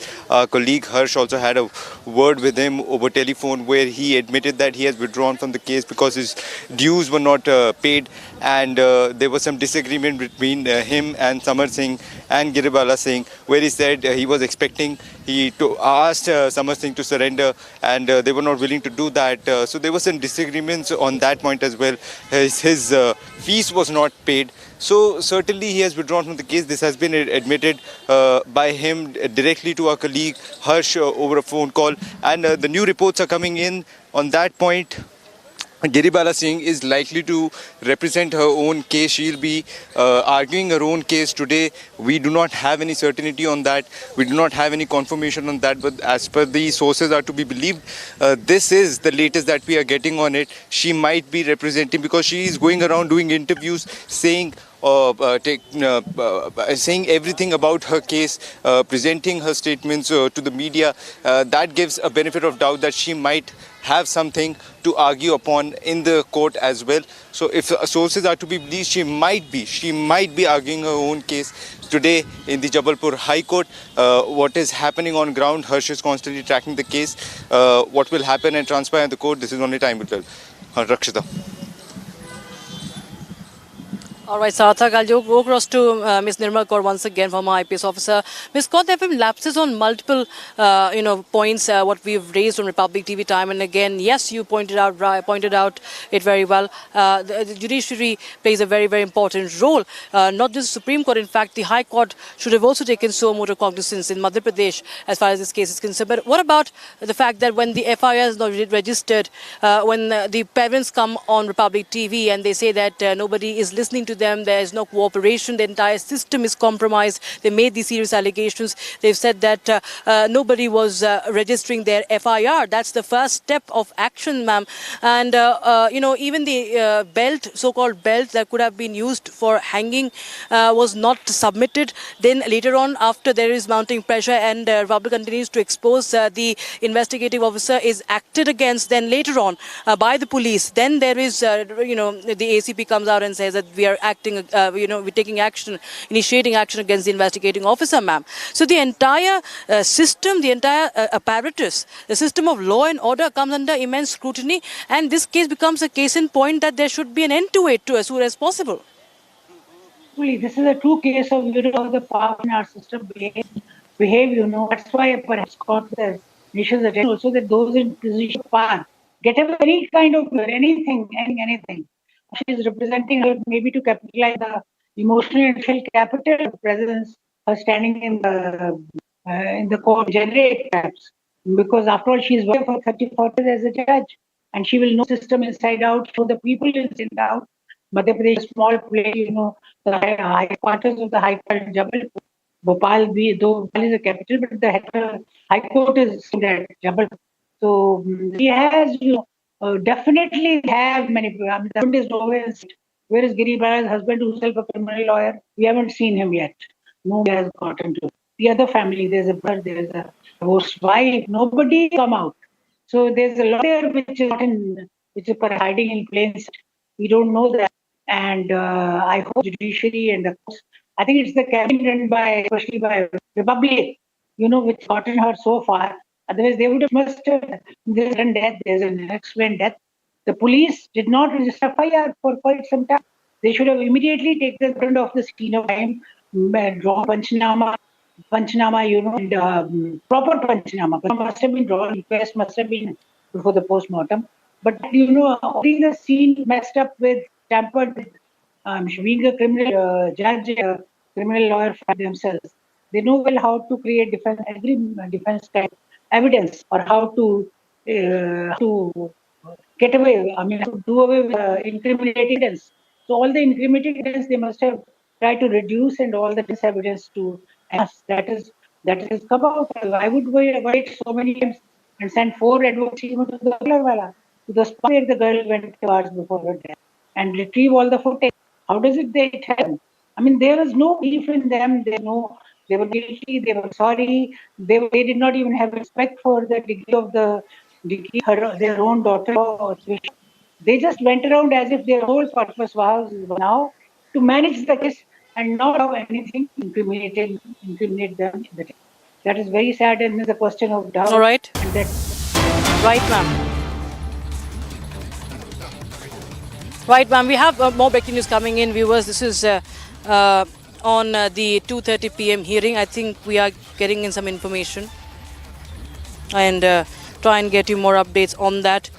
Republic has spoken to Giribala Singh's lawyer and even the ex-lawyer, because there was one of the lawyers who has in fact withdrawn his participation in this case. Take a listen into this conversation, viewers. Sir, हमको बताइए क्या मांग होगी आपकी अभी आप जब बात गिरिबाला जी का पक्ष रखने के लिए जा रहे हैं अंदर, क्या होगा इस पूरे हियरिंग में, क्या आप एक्सपेक्ट कर रहे हैं, क्या आप अपना साइड रखें? Senior will argue the matter and जो भी होगा आपको हम बता दें. बट क्या लाइन ऑफ एक्शन आपको पता होगा आपके एंड से क्या है? गिरिबाला जी, अभी कुछ इनपुट्स ये भी आ रहे थे कि गिरिबाला जी शायद खुद भी अपना मैटर में कॉन्टेस्ट कर सकते हैं. देखिए, हमें भी आपके न्यूज़ चैनलों के माध्यम से पता चल रहा है कि लॉयर्स ने छोड़ दिया है, केस वापस ले लिया, जबकि ऐसा कुछ है नहीं. जॉर्ज सर पहले भी देख रहे थे, लोकल लॉयर वो हैं, वो अभी भी देख रहे हैं. तो ऐसा कुछ नहीं, मैडम की तरफ से लॉयर्स अपेयर होंगे, सीनियर काउंसिल आर्ग्यू करेंगे। सर मृगेंद्र सिंह जी जो ये केस में का हिस्सा थे वो अभी हमारी उनसे फ़ोन पे बात हुई है, हमारे पास उसकी रिकॉर्डिंग है जहाँ पे वो बोल रहे हैं कि उन्होंने समर्थ सिंह को सरेंडर करने के लिए बोला था, जिस वजह से शायद उनका परिवार खुश नहीं था और इसलिए अब वो उनका फ़ोन नहीं उठा रहे और उनका बिल भी नहीं भरा गया है समर्थ सिंह के परिवार से। इस मामले में नो कमेंट। देखिए वो बेल उनने आर्ग्यू करी थी, वो थे उस टाइम पे, उसमें कोई कमेंट्स करना। गिरिबाला जी आने वाली हैं यहाँ पर? Lawyer will argue on behalf. Sir हमको बताइए क्या मांग होगी आपकी, अभी आप जब गिरिबाला जी का पक्ष रखने के लिए जा रहे हैं अंदर, क्या होगा इस पूरे हियरिंग में, क्या आप एक्सपेक्ट कर रहे हैं, क्या आप अपना साइड रखें? Senior will argue the matter and जो भी होगा आपको हम बता देंगे। बट क्या लाइन ऑफ एक्शन आपको पता होगा आपके एंड से क्या है? गिरिबाला जी अभी कुछ इनपुट्स ये भी आ रहे थे कि गिरिबाला जी शायद खुद भी अपना मैटर में कॉन्टेस्ट कर सकती हैं। देखिए हमें भी आपके न्यूज़ चैनलों के माध्यम से पता चल रहा है कि लॉयर्स ने छोड़ दिया है, केस वापस ले लिया, जबकि ऐसा कुछ है नहीं। जॉर्ज सर पहले भी देख रहे थे, लोकल लॉयर वो हैं, वो अभी भी देख रहे हैं, तो ऐसा कुछ नहीं, मैडम की तरफ से लॉयर्स अपेयर होंगे, सीनियर काउंसिल आर्ग्यू करेंगे। सर मृगेंद्र सिंह जी जो ये केस में का हिस्सा थे वो अभी हमारी उनसे फ़ोन पे बात हुई है, हमारे पास उसकी रिकॉर्डिंग है जहाँ पे वो बोल रहे हैं कि उन्होंने समर्थ सिंह को सरेंडर करने के लिए बोला था, जिस वजह से शायद उनका परिवार खुश नहीं था और इसलिए अब वो उनका फ़ोन नहीं उठा रहे और उनका बिल भी नहीं भरा गया है समर्थ सिंह के परिवार से। इस मामले में नो कमेंट। देखिए वो बेल उनने आर्ग्यू करी थी, वो थे उस टाइम पे, उसमें कोई कमेंट्स करना। गिरिबाला जी आने वाली हैं यहाँ पर? Lawyer will argue on behalf of. So many questions being raised on lawyer Mrigendra. In fact, we straight away spoke to Mrigendra himself on this matter. Listen in. Hello. Hello. Yes, sir. Sir, this is Harsh Trivedi from Republic TV. Yes. Yes, sir. Could you please guide me? What made you leave the case? Were there some moral, ethical grounds? What was the primary reason you left the case? I withdrew his matter. I withdrew the bail. I asked him to surrender. They might not be happy with me. I don't know. They have not spoken to me since that. Sir, so they asked you to withdraw, or you withdrawed from the case yourself? I withdrew. I advised them earlier. I have advised them that I should be withdrawing that matter. So that time they said, you decide. And after I withdrew the matter, thereafter they have not spoken to me. Sir, so basically you asked Samad to surrender and they were not happy with you saying that? Yes. I definitely asked him to surrender. And sir, were there some moral or ethical grounds for you as well when you decided to withdraw? After I raised my bill, they have not paid my bill. They have not paid my fee. So they have not even paid your bill. That is what you're saying. Yes. And so and they have not been speaking to me for last 3 days. So have you ever got a chance to also speak to his mother, Giribala Singh? No. They didn't pick up the call. Okay. My juniors called them, they didn't pick up the call. So they have not even paid your bill and they were not happy with you asking Samad to surrender? Yes. And I think so.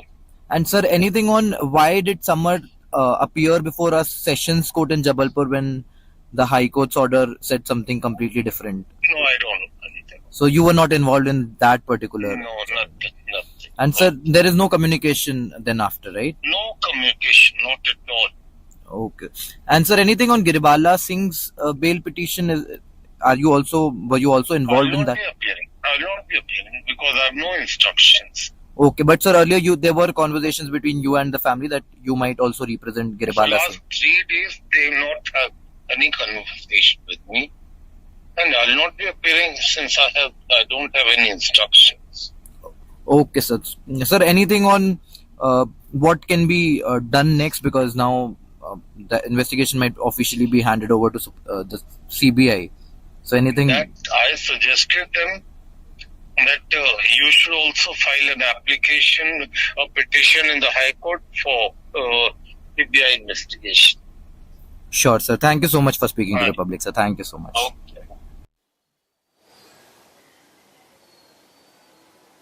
All right, so I go across to Ms. Nirmal Kaur once again. Ms. Nirmal Kaur, before we wrap this conversation, I want to know from you that what do you feel about the fact that most of the cases, when there is a lot of public scrutiny, when the media, has to take out a campaign, we have to put the people's voices all across, the voices of the family across, the bereaved family, the pained family who are fighting justice from pillar to post, they're struggling.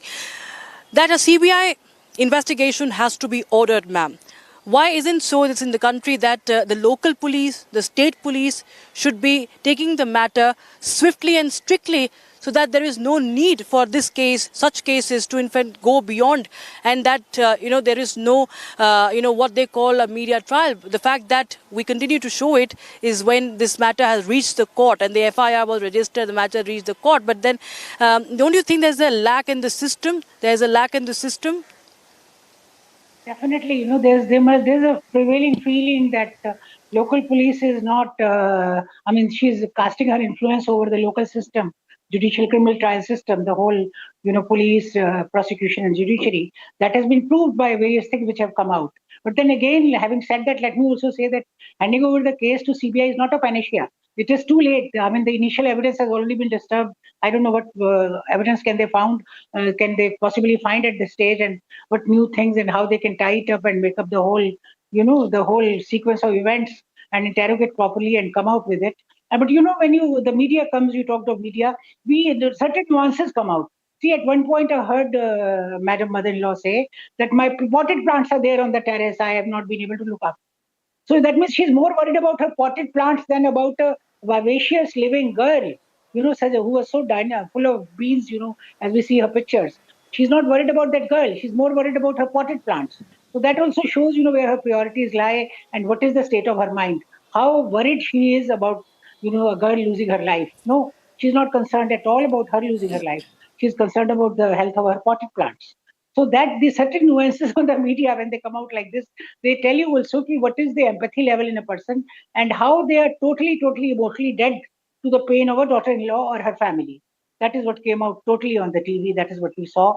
And of course, CBI handling perhaps was essential in this case because, the local influence, time and again, it has been proved that locally there's so much of influence in the case, whether it be on local police, the way she was calling people left, right, and center, and everybody was, saluting her and coming up. And Right, they say even when she was there, the the cops who may have known her earlier, came and touched her feet. If they're touching her feet, that means they're totally paying obeisance to her. How will they investigate the case in an unfair manner? That's why we are continuing our coverage, ma'am, unrelenting campaign from Public TV, that nowhere in this country that there should be any influence be enjoyed by anyone who is an accused in a very, very serious case. Thank you so much, Mr. Markov, joining us on Republic TV. Republic TV continues to bring you all the live updates from Jabalpur. Also, viewers, as the matter is lined up in the High Court at 2:30 p.m. State has moved against the anticipatory bail granted to Giribala Singh, the former judge and mother-in-law of Twisha Sharma. We'll be building up to that. We'll get you all the latest inputs on that and the voices that matter.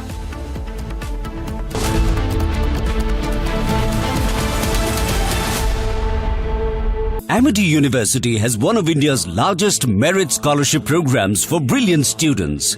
Over 9,000 students with 90% plus in their 12th boards are currently at Amity, benefiting from the culture of academic excellence and focus on research and innovation. To be with like-minded students who want to be successful, apply at amity.edu/scholarships. Our pure Shahi Paneer Masala. Delicious, healthy, every day. AU current account के साथ मिलता है free UPI QR overdraft facility और एक ही app से bank के सारे काम। AU सोच बदलो और बैंक भी।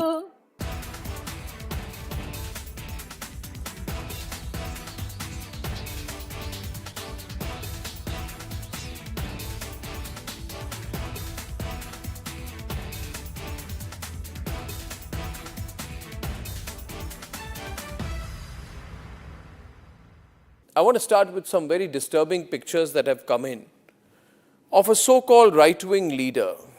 His name is Sushil Prajapati. He's accused of rape. After being in jail for 9 months, he gets bail, which means he's still an accused. He's an accused in a rape case. And the case goes back to 2025 when he took an LLB student to one place on the pretext of introducing her to a senior advocate. He drugged her drink and then he sexually assaulted her. He is still under trial for rape. He has not been released. But when he comes out, this rape accused, garlands are put on him as if he's some kind of a hero, as if he's achieved something great. Is a rapist to be celebrated, ladies and gentlemen? I ask you that question. And more than anyone else, I ask the right wing of this country. Very often I come on television and I say, yes, on several issues, I'm happy to be called a right-winger. But ladies and gentlemen, let me put it clearly.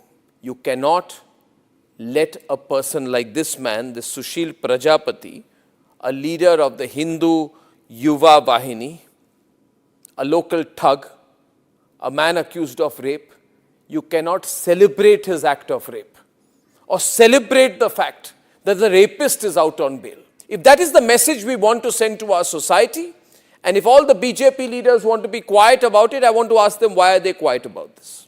Why are they quiet? In the silence of the BJP leaders, is there a tacit support to this person? Is there a feeling that anyone who wears or puts a, proclaims that he is from a so-called Hindu organization, that he will be allowed to get away with absolutely everything, including an act of rape?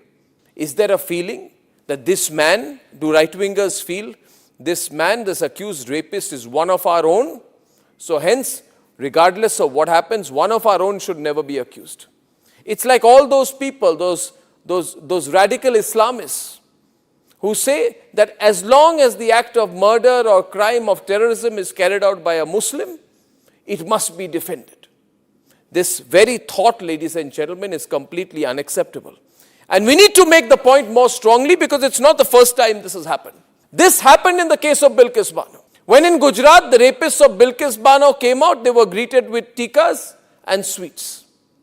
And it was happening openly. This was an act of defiance. A manner of saying, so what? It is a Hindu who carried out the act of rape, and hence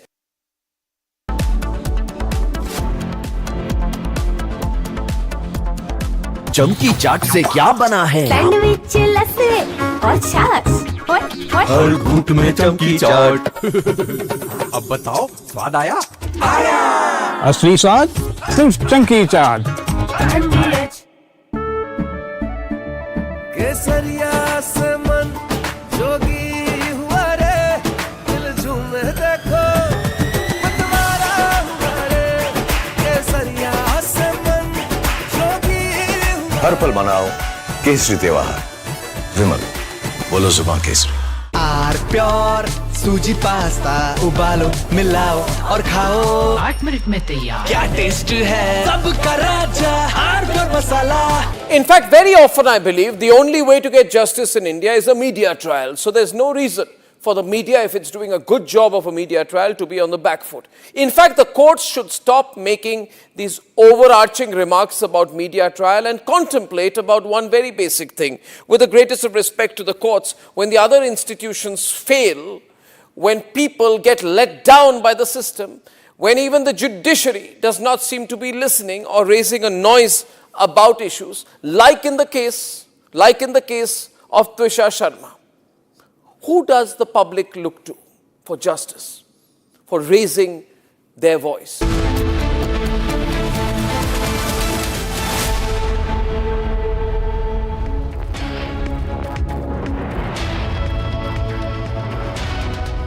A very warm welcome, viewers. You're watching Republic TV. This is Shivam Dutt Mehta, and our top focus story today is the Trisha death case, where the Supreme Court took the suo motu cognizance in the matter and also has given an order. And we'll get you all the latest details on this story and a lot more. But first up, let's have a look at the top headlines of the hour.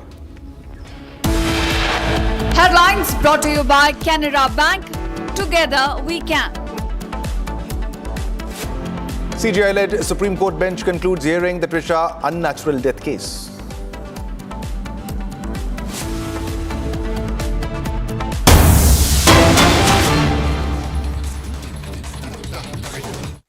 कहते हैं कि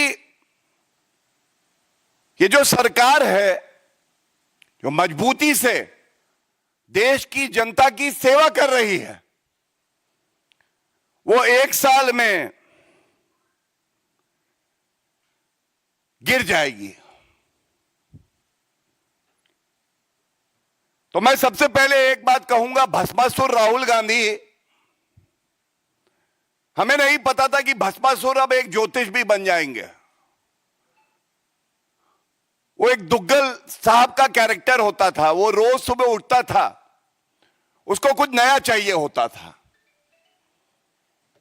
तो ये जो नकली गैंडी हैं, ये भारतीय राजनीति के भस्मासुर तो है ही, हम सब जानते हैं, लेकिन अब ये ज्योतिष भी बन गए हैं। सबसे पहले तो मैं बड़ी स्पष्टता से एक बात कहूंगा, अगर तुम्हारा मकसद राहुल गांधी अराजकता फैलाना है तो हमारा भी संकल्प है भारत को और मजबूत बनाना है। एड़ी चोटी का जोर तुम भी लगा लो, और हमने भी ठानी है कि भारत को आगे लेके जाना है। ये जो बात कही गई, ये टूल किट बाय अ फूल किड क्यों है? अपरिपक्व राहुल गांधी, हम सब जानते हैं, 55-56 साल की उम्र में परिपक्वता ना आए, ठहराव ना आए, संयम ना आए, तो क्या कहा जा सकता है?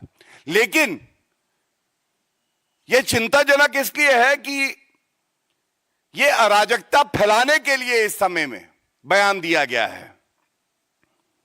दूसरा बड़ा संदेश, अगर लोकतांत्रिक तरीके से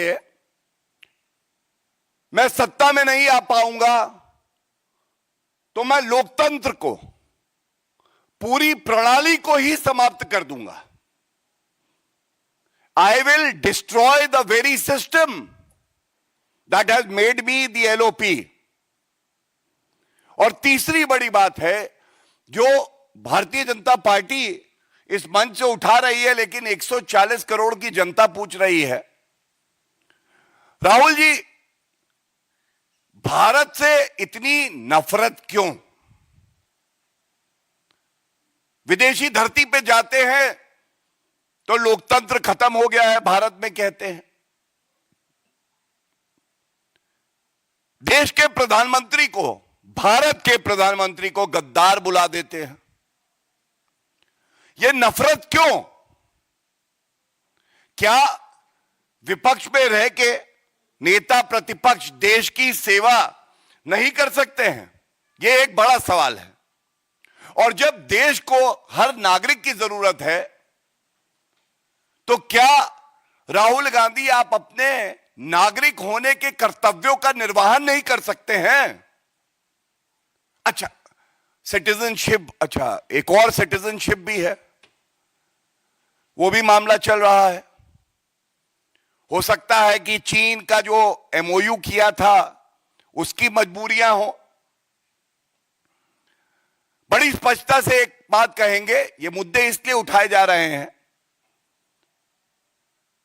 क्योंकि दुख होता है कि नेता प्रतिपक्ष केवल भारत को कमजोर करने का कार्य करता है, और जनता के लिए जो जनता जानती है,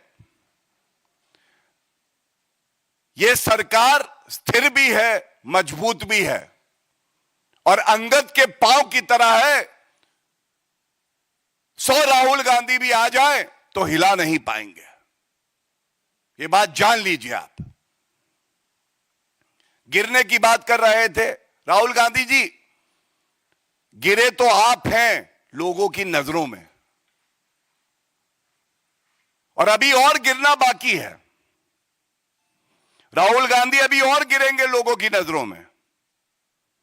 आपने भविष्यवाणी करी तो जो जनता से हम लोगों को फीडबैक आता है, हम भी कुछ कह देते हैं। अभी बहुत जल्दी 1 साल के अंदर अंदर कांग्रेस भी 2 फाड़ होगी, कांग्रेस भी टूटेगी, और नकली गैंडी का गुरूर भी टूटेगा। पहली बात। दूसरा, जो कांग्रेस के नेता है वो भी सहमत नहीं है कि नेता प्रतिपक्ष इस तरह के भारत विरोधी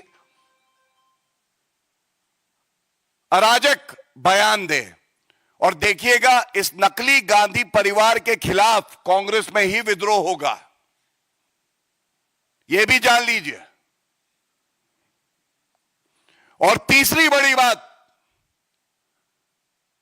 जिसको देश की मिट्टी से मोहब्बत होती है वो अपने देश में रह के हर चुनौती का सामना करता है, लेकिन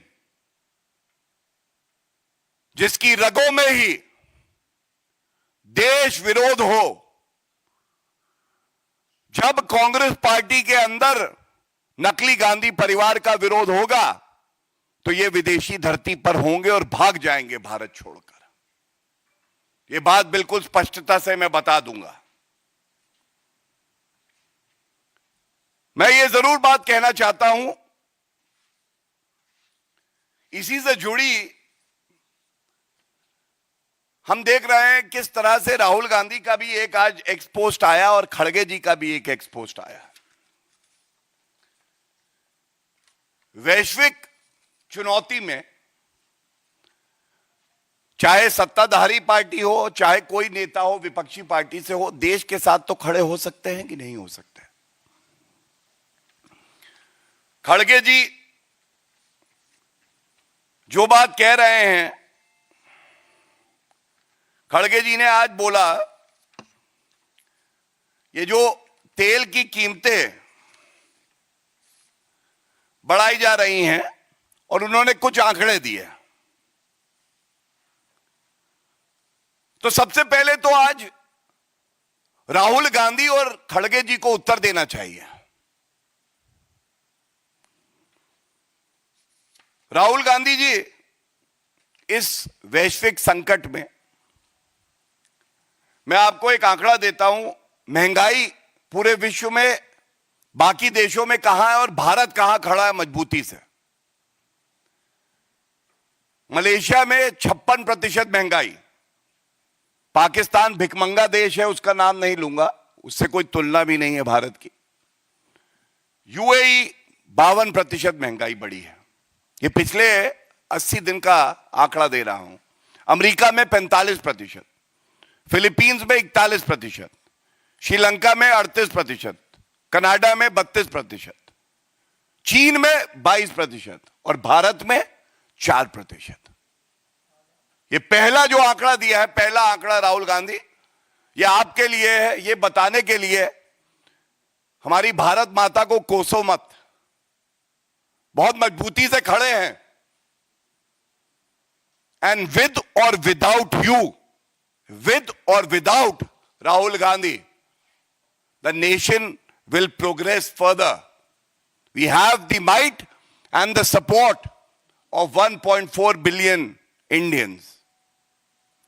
दूसरा, तेल की कीमतों की बात कर रहे हैं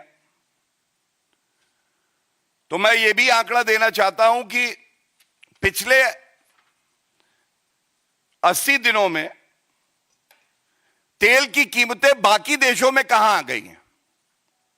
पेट्रोल की बात कर लेते हैं, डीजल में भी बढ़ी हैं वैसे ही, लेकिन पेट्रोल की बात कर लेते हैं। मलेशिया में 58% इंक्रीज है, अमेरिका में 46%, कनाडा में 34%, चीन में 25%, ब्रिटेन में 20% और भारत में 5%, 5.5%। और ये मैं आज का जो आंकड़ा है उसको जोड़ के बता रहा हूं। कहा 58%, 46%, ये सारे आंकड़े और भी हैं, और भारत में 5%। ये क्या दिखाता है? आप याद करिए, सबसे पहले करीब 65 से 70 दिन युद्ध चलता है, लेकिन भारत में तेल की कीमत में 1 रुपए का इजाफा नहीं होता है। सच्चाई नंबर 1, क्योंकि मंशा यह थी कि आम आदमी पर कोई बोझ नहीं पड़ना चाहिए।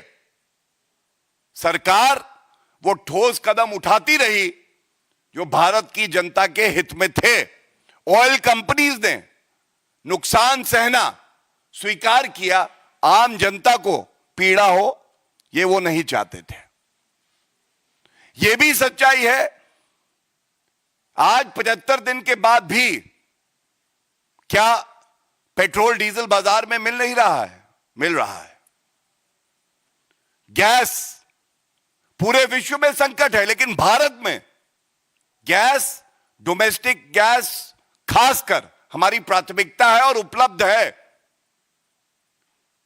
यह बात राहुल गांधी और खड़गे जी को क्या दिखाई नहीं देती है? दिखनी चाहिए। नफरत में अंधे होना सही बात नहीं है। और अब जो मैं कहने जा रहा हूं, इस पे जरूर ध्यान आपका आकर्षित करूंगा और यह बात उठनी चाहिए। देखिए, कांग्रेस का चरित्र यह है, जब युद्ध की शुरुआत हुई तो एक जिम्मेदार विपक्षी पार्टी को चाहिए जो अपील प्रधानमंत्री श्री नरेंद्र मोदी जी ने देशवासियों से करी, उसका स्वागत करें और कहें कि हम भी करेंगे पालन, ये देश हित में है। राजनीति के लिए और विषय मिल जाएंगे, लेकिन नहीं। एक तस्वीर आई कांग्रेस के वेरीफाइड हैंडल से, गैस खत्म होने जा रही है, जल्दी से ले लो, कतार लग गई हैं। जब हमने ये मुद्दा उठाया तो ये ट्वीट डिलीट हो गया और ये तस्वीर थी कांग्रेस की सरकार की। पहला सवाल, ये फरेब, ये धोखा क्यों? यही तो टूल किट होती है, इसी का तो जिक्र हम कर रहे हैं, ये टूल किट है। दूसरा, स्ट्रेट ऑफ हॉर्मूज, जब वहां से जहाज बहुत कम देशों के अपने गंतव्य स्थान पे पहुंच पा रहे थे और भारत के 2 जहाज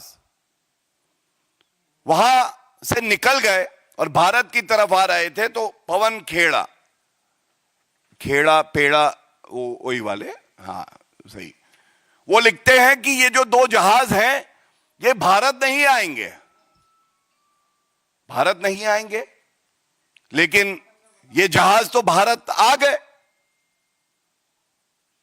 तो ये झूठा प्रचार क्यों? जॉर्ज सोरस बता रहा था या इलान ओमर बता रही थी कि ये जहाज भारत नहीं आएंगे? ये दूसरा झूठ, ये ट्वीट भी डिलीट कर दिया गया। लेकिन झूठ बोला क्यों गया? तो झूठ नंबर 1, झूठ नंबर 2 और तीसरा जो दुष्प्रचार किया जा रहा है, पिछले 4 महीने से हम देख रहे हैं भारत रूस से कच्चे तेल का आयात नहीं कर रहा, दबाव में है। तो डंके की चोट पे एक बात कहते हैं, ये नरेंद्र मोदी जी हैं, जो देश हित में होगा वही निर्णय लिया जाएगा और किसी के दबाव में हम काम नहीं करते हैं। और आंकड़े ये कहते हैं, एनडीए की इस सरकार में खासकर पिछले 4-5 सालों में जो कच्चे तेल का आयात हुआ है ये 30 से 36% तक हुआ है रूस से, 30 से 36%। एक मिनट, एक्सक्यूज मी प्लीज, कौन बात कर रहा है फोन पे? 30 से 36% आयात हो रहा है रूस से कच्चे तेल का, और यूपीए के समय में यह 1% था। दूसरा, 2026 में सबसे ज्यादा आयात अगर कच्चे तेल का हुआ है किसी भी देश से तो वो रूस से हुआ है। तीसरी बात, 20 से 25 बिलियन यूएस डॉलर्स हमारे देश के बचे हैं जो रूस से कच्चे तेल का आयात हुआ है। चौथी बात, जब रूस से कच्चे तेल के आयात का निर्णय लिया गया था तो किसने विरोध किया था? इसी राहुल गांधी ने किया था, इसी कांग्रेस पार्टी ने किया था। इन तथ्यों पे कोई चादर नहीं डाल सकता, कोई छुपा नहीं सकता। ये वो तथ्य हैं जो बताते हैं कि ईमानदारी की ताकत क्या होती है। इसके साथ ही दूसरा भाग है इसी प्रेस वार्ता का, यह भी बड़ा अहम है। मोहब्बत की दुकान में केवल सांप्रदायिक सामान, यही है कांग्रेस की पहचान। एक बैठक होती है अल्पसंख्यक सलाहकार समिति। इस बैठक में राहुल गांधी, नाम अल्पसंख्यक है समिति का, लेकिन बात केवल और केवल मुस्लिम समाज की करते हैं। वो कहते हैं अगर कोई मुद्दा आए अल्पसंख्यकों से जुड़ा तो अल्पसंख्यक शब्द का इस्तेमाल मत करो, बोलो मुसलमानों पे अत्याचार हो रहा है। फिर से अराजकता फैलाने की कोशिश, यह भी एक टूल किट है। और अगर आप याद करें, खड़गे जी ने कुछ सप्ताह पहले क्या कहा था, मेरे मुसलमान भाइयों, अगर नमाज भी पढ़ रहे हो तो नमाज छोड़ो, कुरान ये कहती है, हमारी पाक कुरान क्या कहती है, सुनिए, कि नमाज छोड़ो, सांप दिखे तो मारो, सांप है बीजेपी आरएसएस, इन्हें मारो। आज राहुल गांधी उसे आगे बढ़ा के कहते हैं अब अल्पसंख्यकों का जो चोला ओढ़े रहते थे वो अब नहीं है, अब सीधा मुस्लिम बोलो। ये हताशा, ये निराशा, घबराए हुए राहुल गांधी अब ये बात कह रहे हैं। और इसी पे कांग्रेसी क्या कह रहे हैं वो भी बता दूं। राशिद अलवी कहते हैं कर्नाटका में तो हमारी सरकार है, मतलब कांग्रेस की सरकार है, वहां मुसलमानों के 400 परिवार ऐसे हैं जिनके घर गिरा दिए गए, तो फिर ये ढोंग क्यों किया जा रहा है।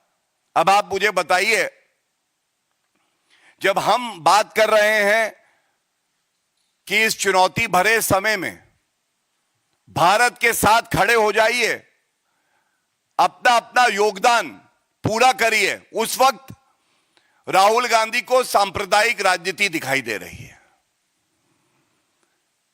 और ये बहुत चिंताजनक है, बहुत दुख की बात है। चुनाव हारने के बाद राहुल गांधी ऐसा बिदक जाते हैं, वो भूल जाते हैं कि एक नेता प्रतिपक्ष की क्या मर्यादा होनी चाहिए। वो अपनी संविधान की जो शपथ ली है उसे भी भूल जाते हैं। और हमारा कार्य है कि इन मुद्दों को हम उठाते रहें, राहुल गांधी को आईना दिखाते रहें, संविधान याद दिलाते रहें। एंड जैसा मैंने कहा, विद और विदाउट राहुल गांधी भारत आगे बढ़ेगा, मजबूती से बढ़ेगा। बहुत बहुत धन्यवाद। अगर किसी का कोई क्वेश्चन है इस इशू से रिलेटेड, देन आप पूछ लीजिए।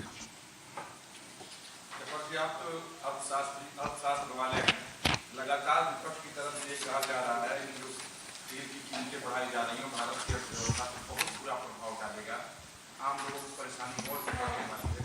तो क्या सही मायने में ऐसा होगा कि आम लोग सभी परेशान? देखिए, पिछले 80-85 दिनों से अगर कांग्रेस की प्रेस वार्ता देखिए या उनके बड़े लीडर्स का बयान देखिए, तो उन्होंने कहा है कि हमारी फॉरेन पॉलिसी ख़राब है, इसलिए कि तेल के दाम बढ़ गए हैं। हम तेल यहाँ पर हमें तकलीफ होने वाली है इसलिए कि हमारी फॉरेन पॉलिसी ख़राब है। तो जिस कंट्री में अभी गौरव भाटिया जी ने नाम लिया, कई कंट्रीज़ का जहाँ पर तेल के दाम बढ़े हैं, पिछले 85 दिन में 21% से लेके 99% तक दाम बढ़ाए गए उन कंट्रीज़ में। क्या उनकी फॉरेन पॉलिसी गलत थी? पहले तो ये सवाल उठाना चाहिए उनसे कि आप जिस तरह का आप स्टेटमेंट देते हैं, पहले अपनी समीक्षा कीजिए। दूसरी बात, पूरे दुनिया के परिप्रेक्ष्य में देखिए, भारत जो है आज सबसे तेज़ रफ्तार से इकोनॉमी चल रही है पूरे दुनिया के परिप्रेक्ष्य में। इंक्रीमेंटल जीडीपी जो है पूरे दुनिया का, ग्लोबल जीडीपी का इंक्रीमेंटल कंट्रीब्यूशन जो उसमें सबसे बड़ा लगभग 20%, 18 पॉइंट कुछ परसेंट जो है वो भारत से होता है।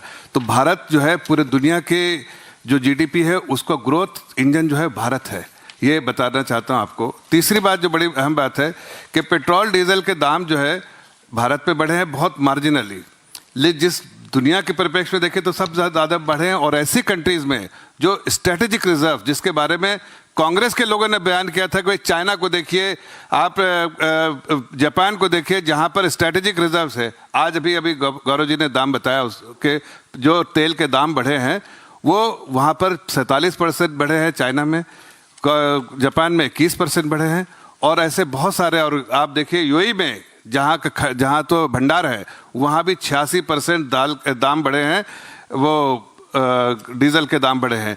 एक चीज़ गौरव जी ने कहा है, जो महंगाई के बारे में कहा, बेसिकली जो है यो सीपीआई नहीं था, वो जो तेल के दाम पिछले 85 दिन से बढ़े हैं उसका उन्होंने ये किया है, और उससे जो महंगाई पर असर पड़ा है।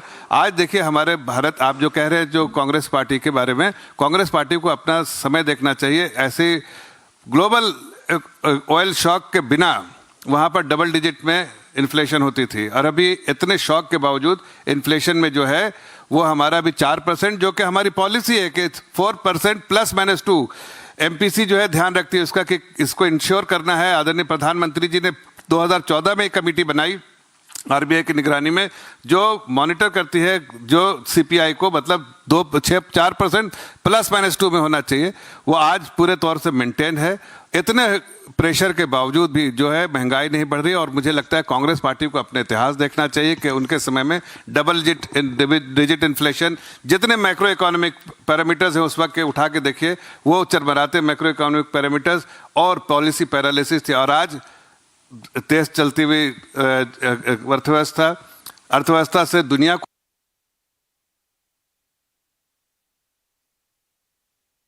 All right, so this was a press conference by the BJP, and the clear statement by Gaurav Bhatia. In this case, he said that with or without Rahul Gandhi, the nation is going to progress, and he went on to call him the Bhasmasur of politics also, and also highlighting the fact why there was a price rise. And he said that there was no rise in fuel prices in India earlier. We took all steps in favor of citizens, did not pass on the burden to the citizens, and even after 75 days, we still have sufficient stocks.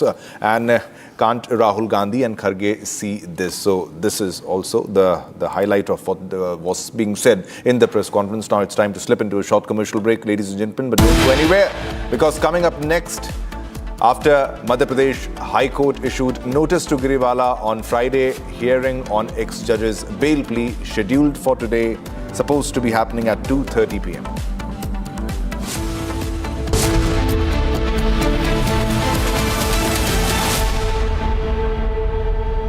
बुझाए ठंडक लाए सबको भाए जीरा से MTH का जलजीरा जीरा से। जीरा से असली रिफ्रेशिंग, असली स्वाद, असली मजा। MTH।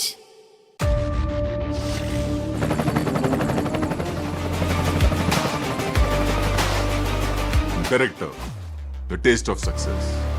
थोड़े में ज्यादा स्वाद, यही तो है इसकी खास बात। वाओ मामा, क्या स्वाद है। अरे मेरे राजा, सबका राजा आरती और मसाला।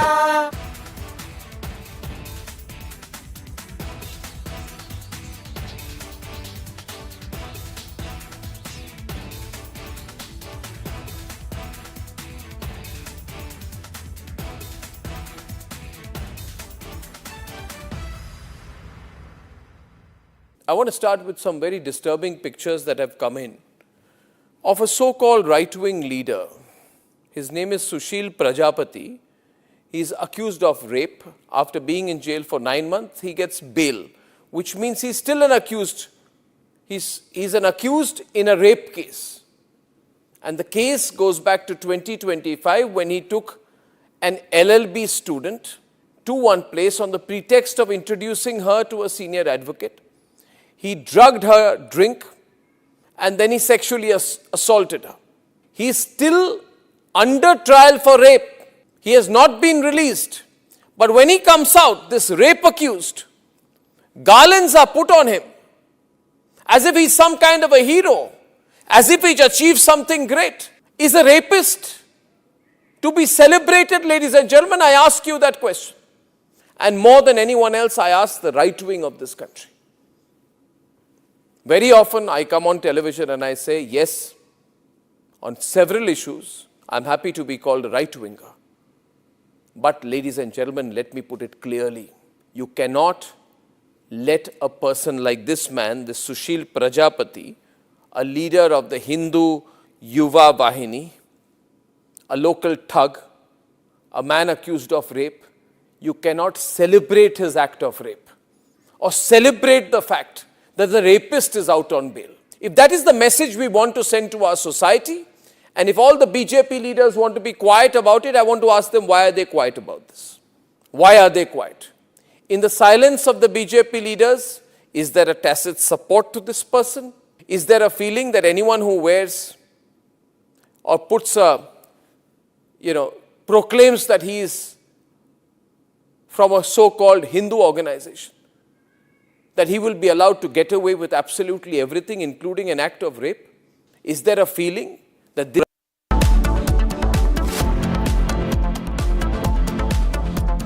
चमकी चाट से क्या बना है? आलू चाट या फ्रूट चाट, स्वाद बढ़ाए चमकी चाट। क्या बात है? स्वादिष्ट पकोड़े और फरसान, अरे चमकी चाट है इसकी जान। असली स्वाद सिर्फ चमकी चाट।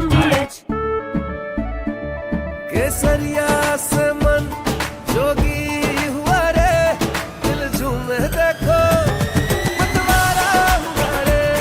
केसरिया से मन जोगी हर पल मनाओ केसरी त्योहार। विमल, बोलो जुबान Kesari.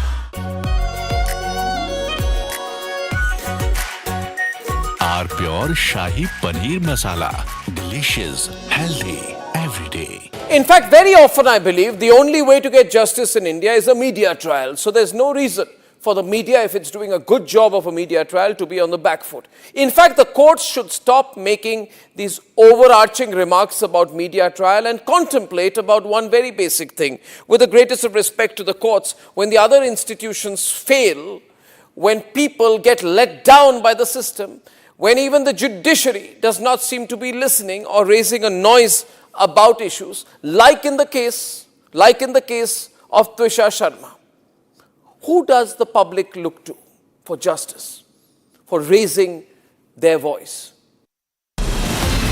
From Asia's largest news headquarters, setting the agenda for Bharat.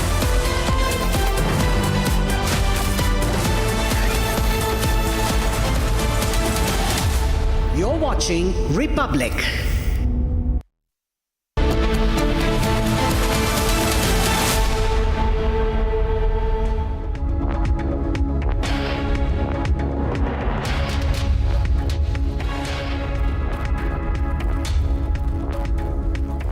Hello and a very warm welcome. You're watching Republic TV. I'm Gesu Bhardwaj, and Twisha Sharma's case has gone big. The Supreme Court is done hearing the case, but at 2:30, stand by for Giribala's anticipatory bail being discussed once again in the High Court in Bhopal. We're getting you all the details, but first here's a check on your headlines for the hour. Take a look. Headlines brought to you by Canara Bank. Together we can. CJI-led Supreme Court bench concludes hearing the Twisha unnatural death case.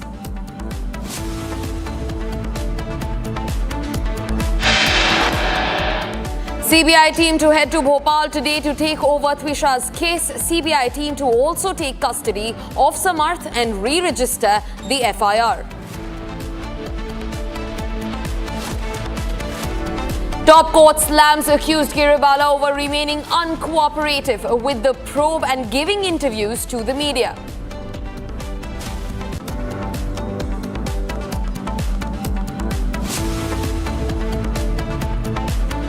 After Madhya Pradesh High Court issued notice to Giribala on Friday, the hearing on ex-judge's bail plea scheduled for today at 2:30 p.m.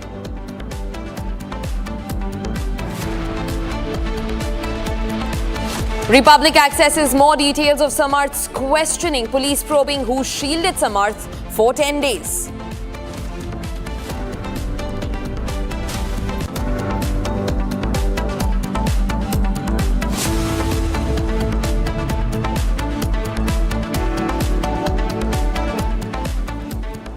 We were starting first with what's happening in Assam, where the Parliamentary Affairs Minister Atul Bora has now tabled the Uniform Civil Code Bill on behalf of the Chief Minister Himanta Biswa Sarma today in the floor of the Assembly. Now Assam Chief Minister Himanta had committed that if he comes to power once again, the bill will be tabled in the first session, and that has happened today. The bill seeks to ban polygamy and make registration of live-in relationships absolutely compulsory. Now, in fact, this will be after Uttarakhand, the second place where UCC will now be implemented, in fact, also in Gujarat. And now UCC has been tabled in the Assam Assembly. Remember, this comes in complete tandem with what Himanta Biswa Sarma had also said as part of his campaigning with the BJP's hat-trick win in the state. In the first round of Assembly, the UCC bill has now been tabled. The Assam government has introduced the Uniform Civil Code Bill 2026 in the Legislative Assembly.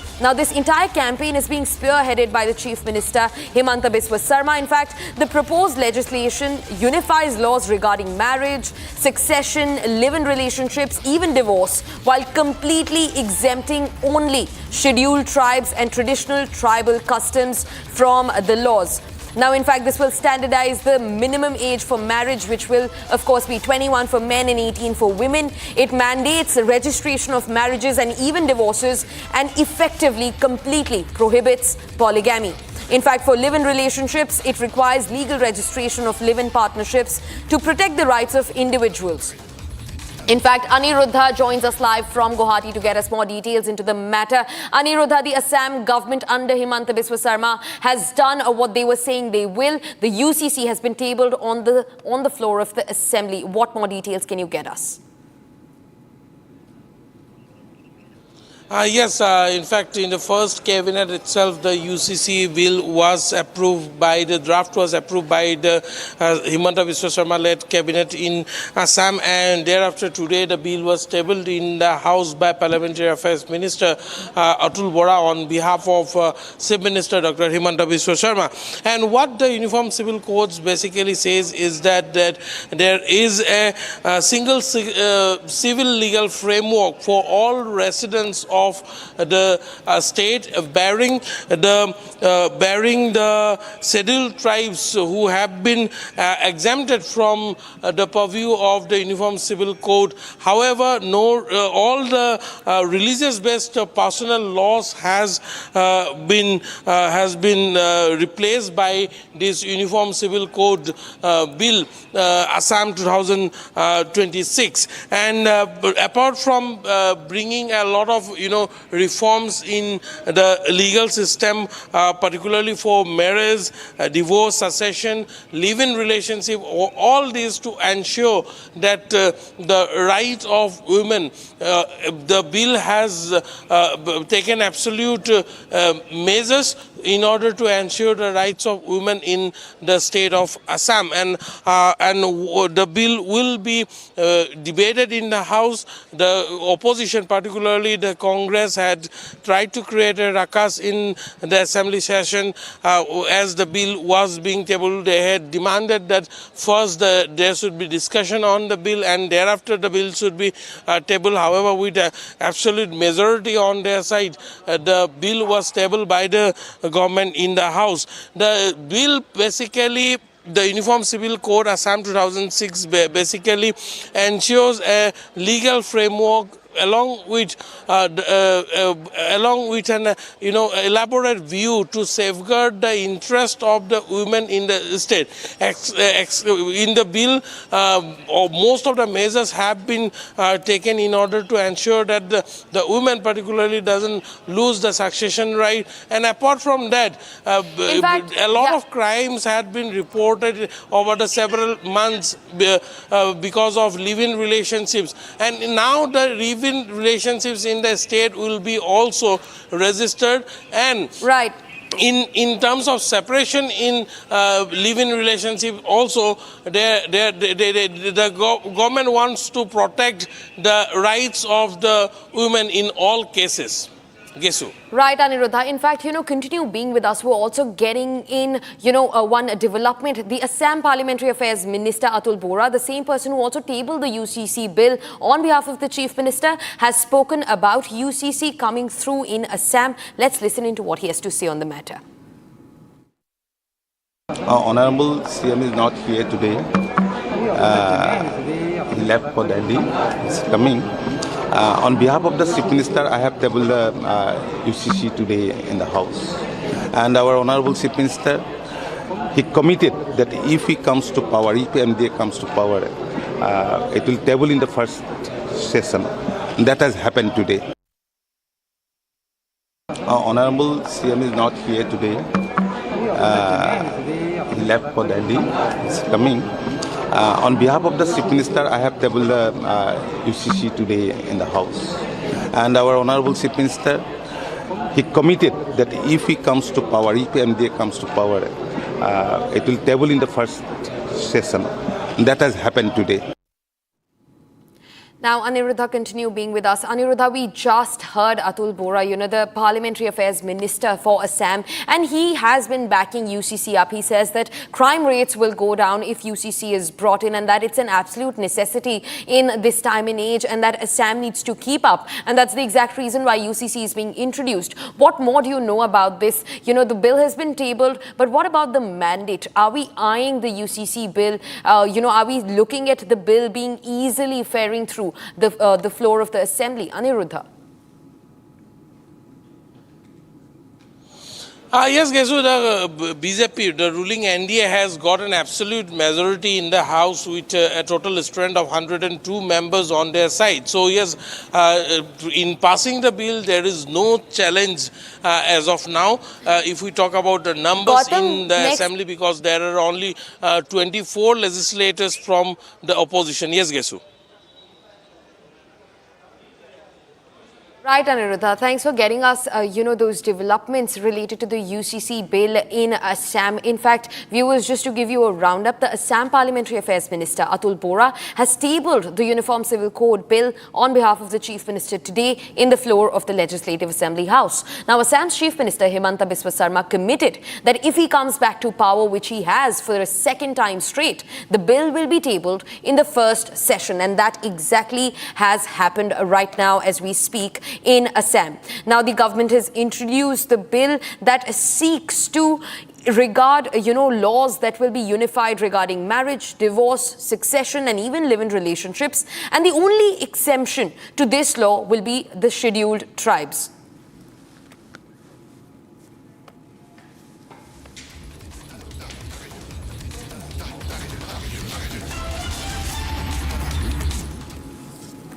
Viewers, now the next story is about something that affects all of us unilaterally, you and I. This is about the fuel prices hike. Now, fuel prices have been hiked for a fourth time straight in a fortnight period, with petrol prices crossing ₹100 per litres in most states. Now, with the Iran war seemingly ending soon, will the prices continue to soar, or will the people of the country, like you and I, experience some respite anytime soon? We have this report that tries to break down everything in the face of the ongoing West Asia conflict and sanctions from the United States that continue on the Strait of Hormuz. Take a look. A fresh fuel hike has now hit Indian consumers. Petrol and diesel prices have been hiked for the fourth time in a fortnight. Petrol prices have gone up by ₹2.61 per litre, while diesel prices have been hiked by ₹2.71 per litre. With the latest hike, the cumulative price hike now nears ₹8 in the last 14 days. For the fourth time in last 10 days, the fuel prices have hiked across the country, and the hit has also come to the consumers in Jammu and Kashmir. Here the fuel prices have surpassed the 100 marks for the petrol. Petrol is now being sold at ₹104.30 with a hike of ₹2.71. And if we speak of the diesel, the situation of the diesel is that the per litre diesel is ₹92.81. That has seen a spike of ₹2.69. The petrol prices in Delhi have now crossed rupees 100 as the price now stands at rupees 102.12 per litre, while diesel prices reaching 95.20 per litre. Meanwhile, in Mumbai, petrol prices have skyrocketed to about rupees 111.21 per litre. Petrol and diesel prices in Kolkata have also reached rupees 113.51 and rupees 99.82 respectively. Sir, जब घर से आए थे पता था कि जो fuel का प्राइस हाइक हुआ है? नहीं, हमें नहीं पता था। ₹2.71 बढ़ा है, दिक्कत होती है आम आदमी को? हाँ, होती तो है, फर्क तो पड़ेगा ही ना, पर क्या करें, पीछे से बाहर के कारण और उसी के कारण हो रहा है ये। परेशानी तो है ही है, रेट का कम होना चाहिए। अभी किस तरह से गुजारा हो रहा है? बहुत मुश्किल है, 200 रुपये 100 रुपया लीटर ऊपर हो गया, मुश्किल ही है बहुत। As global oil certainty continues, the question on everyone's mind right now, whether this is the final hike or only the beginning.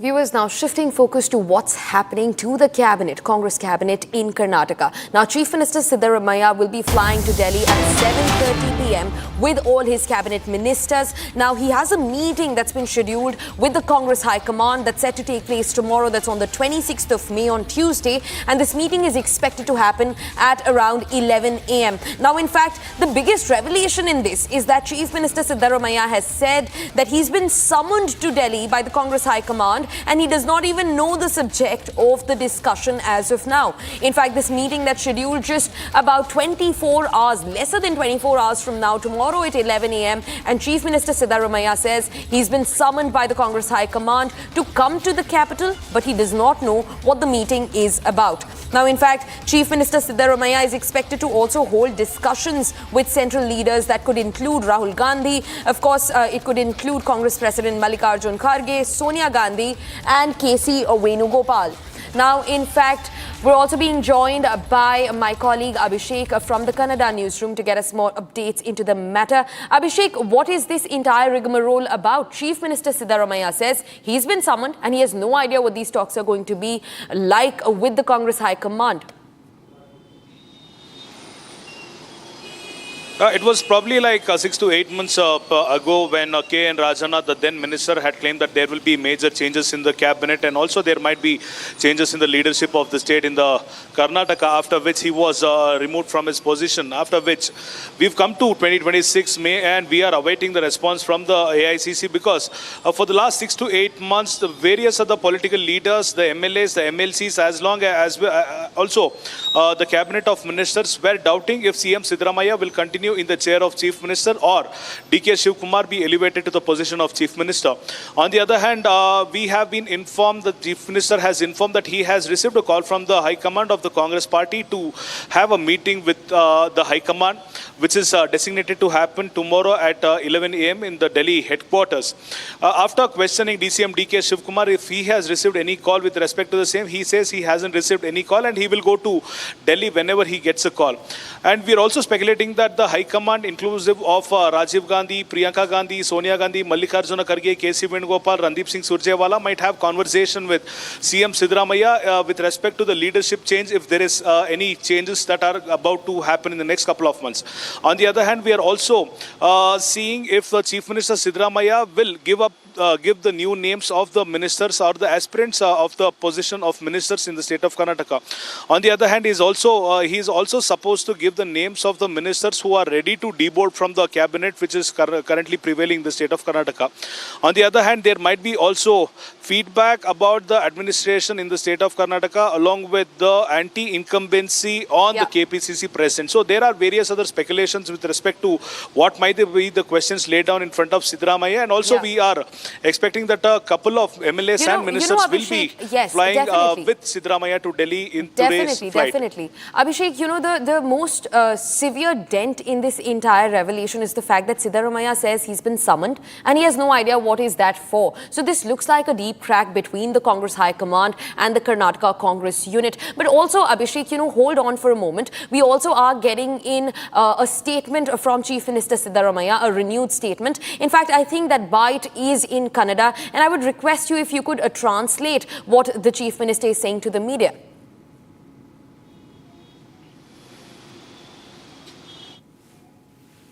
To Delhi, tomorrow there is a meeting by 11 o'clock. I don't know the subject. But I am invited. Last night, Mr. Venugopal called me and intimated me the date and meeting. Once again, many speculations are surrounding, sir. As you are meeting High Command after a long time. You are meeting High Command after a long time. Many speculations are running around. Will it be a full stop? Speculations are always there. Fuel prices, sir. How do you see this? Speculations are always. Tomorrow. In fact, viewers, that's Congress's Chief Minister in Karnataka, Siddaramaiah, who's in fact scheduled to visit New Delhi tomorrow. In fact, today, 7:30 p.m. is when he flies out of Karnataka with his cabinet ministers. As per the Chief Minister, he's been summoned by the Congress's senior leadership, the Congress's senior unit in the capital in New Delhi. And a meeting is scheduled for tomorrow at 11 a.m. In fact, the most severe revelation in this entire rigmarole is the fact that Siddaramaiah goes on to say that he's been summoned and he has no idea for what. So this actually goes on to show deep cracks within the Congress High Command and the Congress's unit in Karnataka, especially with their own Chief Minister, Siddaramaiah, who has been incumbent in Karnataka for so long, representing the Congress party. In fact, as part of the discussions, we can expect central leadership of the Congress to be present in the talks. That could include Rahul Gandhi. Of course, that could include the Congress President Mallikarjun Kharge, Sonia Gandhi. It could also include K.C. Venugopal as per sources. In fact, D.K. Shivakumar's status in this entire thing is that he's not currently scheduled to attend the meeting, but is ready to fly out if he's also summoned by the High Command.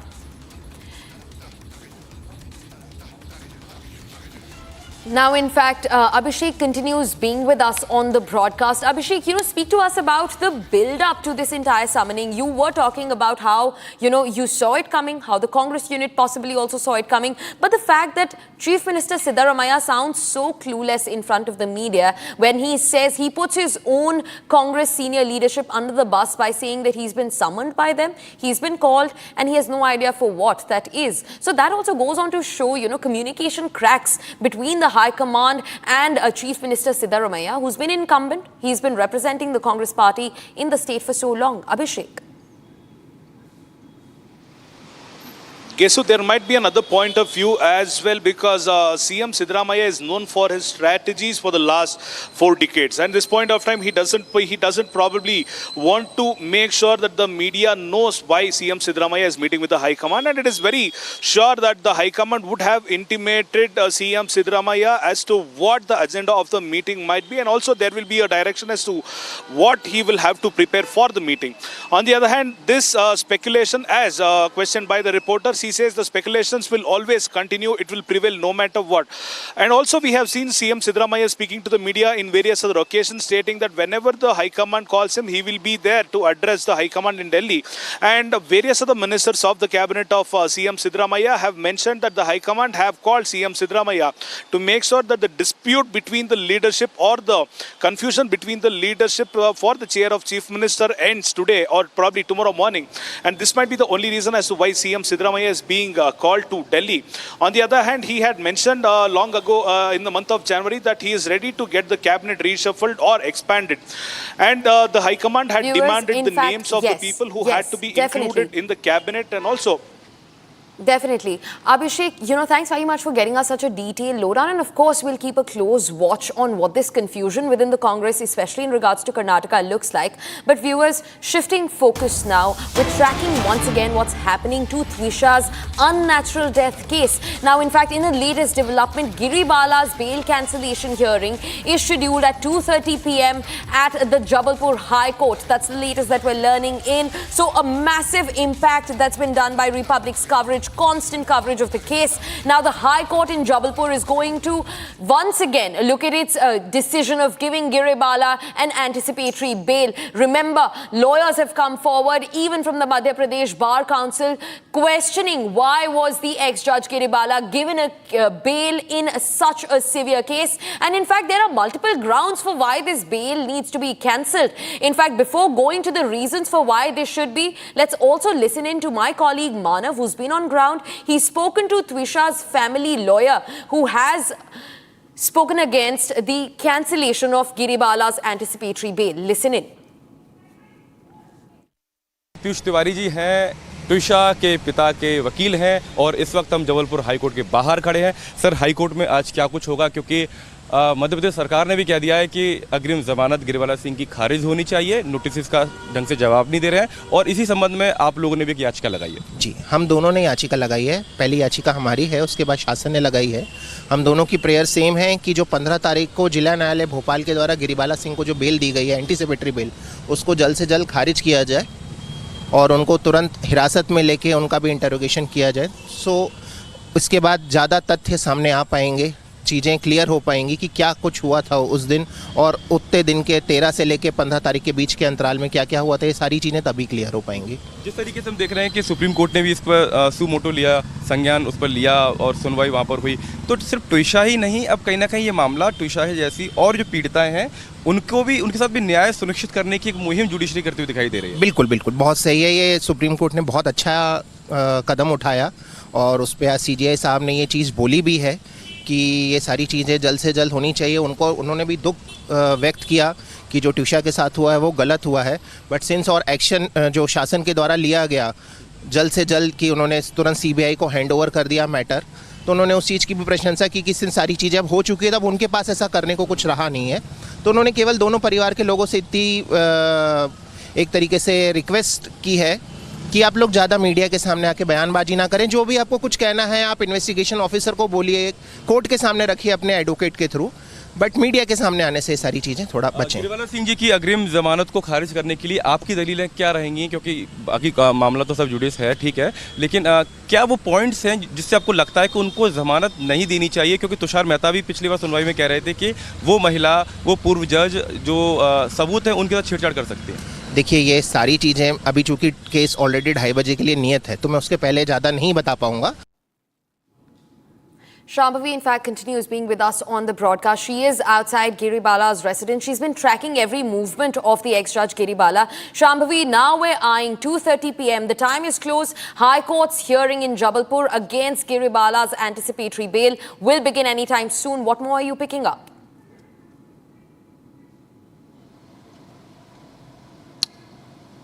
Well, yes, two very important hearings are scheduled today. One was the Supreme Court, the hearing in Supreme Court, the suo motu cognizance taken up by Supreme Court.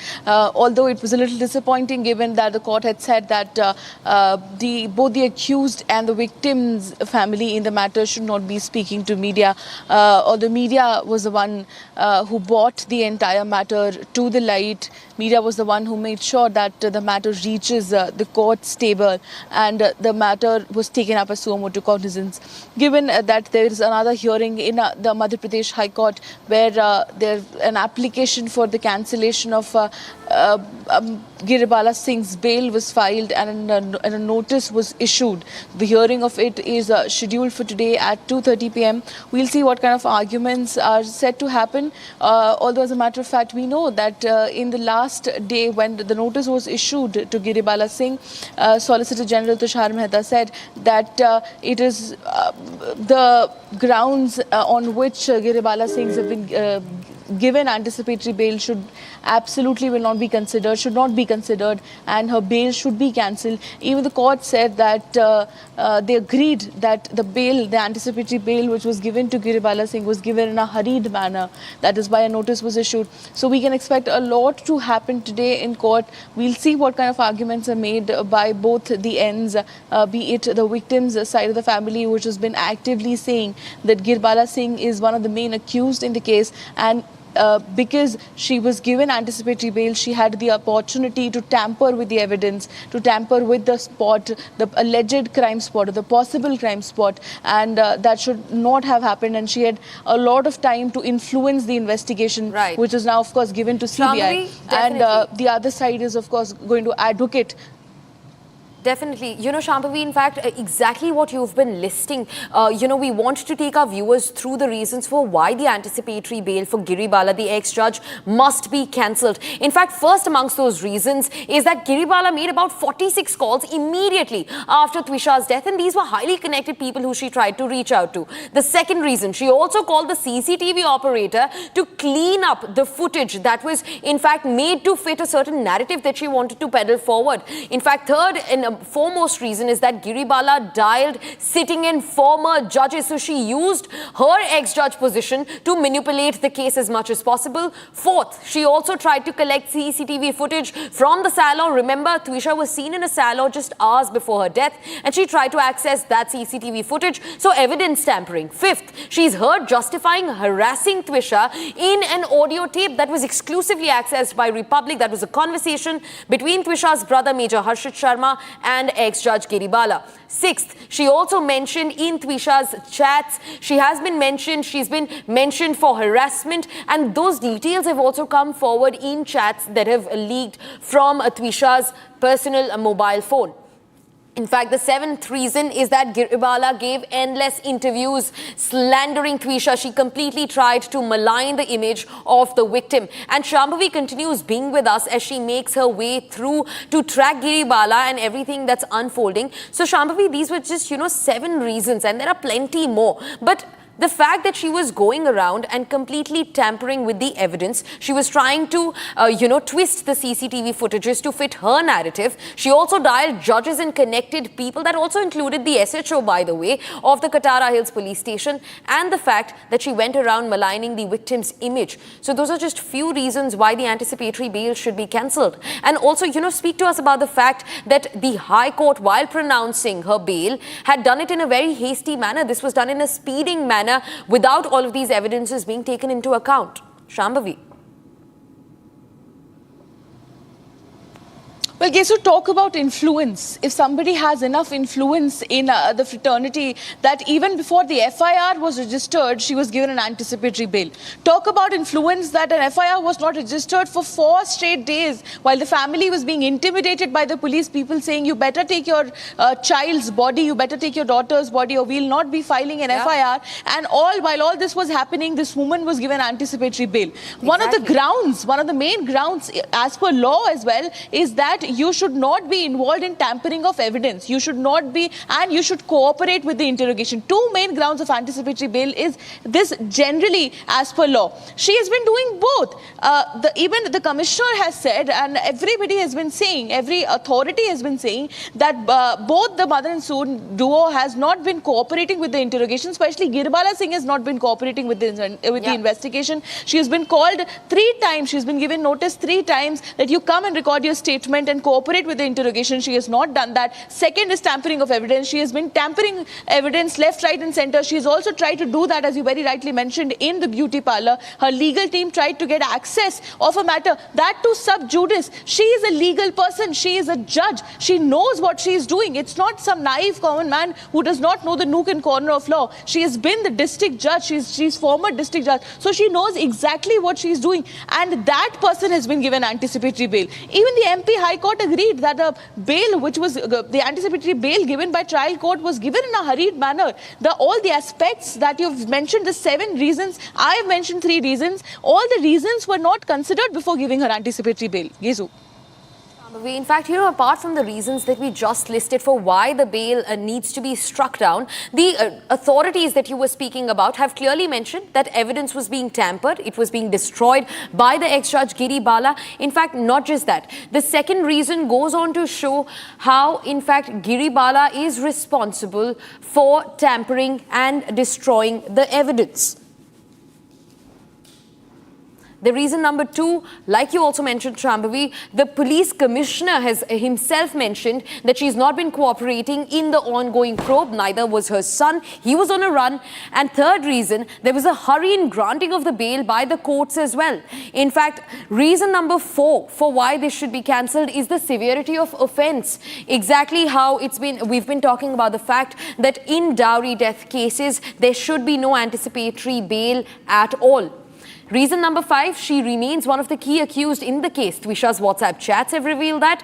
Her tape with Major Harshit Sharma reveals that as well. In fact, 6th reason is that she's been going around maligning the victim completely. She has come on national television. She's also tried to speak to us, where she is questioning Twisha's character after she was found dead. Reason number 7. She ignored Twisha's family's calls on the night of the death. So when the family heard Samarth scream at Twisha and the phone got dropped abruptly, after that they kept reaching out to Giribala Singh, who refused to take any calls. And she finally picked up 1 hour later when she told the family that their daughter, Twisha Sharma, was no more. So this entire discrepancy, the 7 reasons why her bail plea should be struck down. Going back to my colleague Shambhavi, who continues being with us on the broadcast. Shambhavi, you've seen every facet of this case. You've seen the developments. You've seen the falls. You've also been at the funeral. So everything that's unfolded in this case so far, there is a huge question and there is a demand, a resounding demand from the public and also from within the authorities for the cancellation of Giribala's anticipatory bail.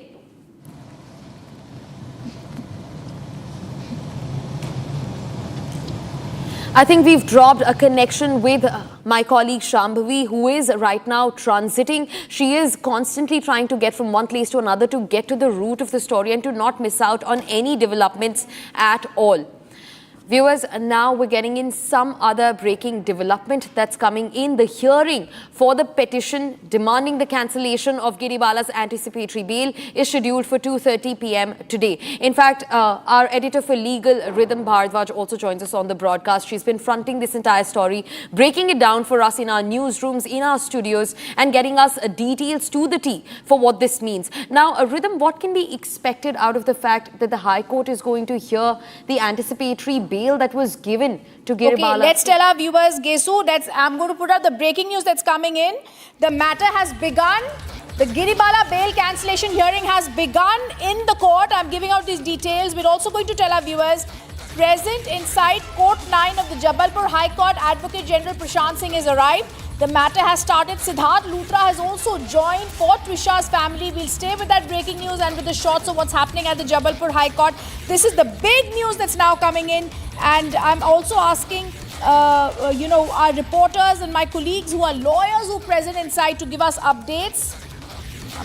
All right, so I'm going to tell our viewers, for Twisha family, we also have Siddharth Litre. The Solicitor General had last time on Friday asked for this date to be put for this case, and finally it's going to come up. This is a big crucial case. I also want to know from our people, from our friends inside the hearing, the virtual link, Giribala lawyers, who is appearing for her, because there was a lot of rumors that she would appear for herself since Mighendra Singh had stated, I will not be appearing in this case. This is the big story now. Nitya Ramakrishnan, senior advocate, is representing Giribala Singh. All right, so let's break more news down, that all this talk that was happening about who would appear for Giribala Singh, because last moment Giribala's sources said would try and appear for herself. But now the news that's coming in, Nitya Ramakrishnan is a senior advocate. She's going to be appearing for Giribala Singh. We've seen this happen earlier also. Let me also tell our viewers, the single judge bench of Justice Dev Narayan Mishra is going to be hearing the petition cancelling the anticipatory bail of Giribala Singh. This is the big news that's coming in, viewers. The hearing has begun right now. I also want to tell our viewers what is happening inside the courtroom currently, because both the sides are going to be arguing what is happening in the court. All right, in the court, please. So I'm just going to ask, what's happening inside the courtroom hearing as we are speaking. So she's saying the victim's petition is not served to her. All right, so the first thing that's being said, it's technical, it's unfortunate that Nitya Ramakrishnan, and what the family is saying is that this particular petition has not been given to us yet. The bench is assembled to hear the case. She's requesting for a short adjournment. All right, let me tell you, let's break this down for our viewers. Giribala Singh is asking for an adjournment in the matter. First, they come up and they say that please give us this case on Monday because the notice has to be issued. The notice is issued, and now Giribala Singh is saying that have a short adjournment in the matter since the petition of Twisha's family was not given to me. Ex-judge Giribala is seeking an adjournment. Siddharth Luthra, appearing for the family, has said, I can appear in this, the petition for the victim. I'm going to support the petition of the state. So viewers, let me put this again into perspective for you. The Madhya Pradesh state had filed this application for anticipatory bail. Siddharth Luthra is appearing for the Twisha's family and says he's also filing the petition. He's supporting the petition of the state.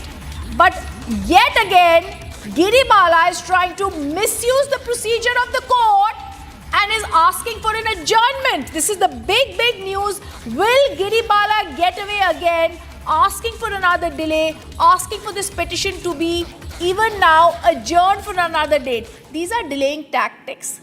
Giribala should have been arrested earlier. She has a clear critical role to play in this case. And now what Republic TV is telling our viewers is, it's not time up for Giribala yet, who's now, even now, trying another tactic. At present, notice is being... Okay, let me also tell our viewers, the senior appearing for Giribala state, she needs to see the petition, and at present, notice is being issued in the victim's petition to the respondent. Viewers, if really today nothing is happening, then it's going to be extremely disappointing for the family, extremely disappointing for the outraged Indians who've been watching this to try and see whether the anticipatory bail plea would be cancelled. Everyone's been speaking about why Giribala should be arrested. Today we were thinking if the anticipatory bail is cancelled, she would apply and she would surrender to the court herself. But there is a new delaying tactic. There is a new lawyer in the court. It's Nitya Ramakrishnan, senior advocate, appearing for Giribala. And this time Giribala is looking at legal technicalities.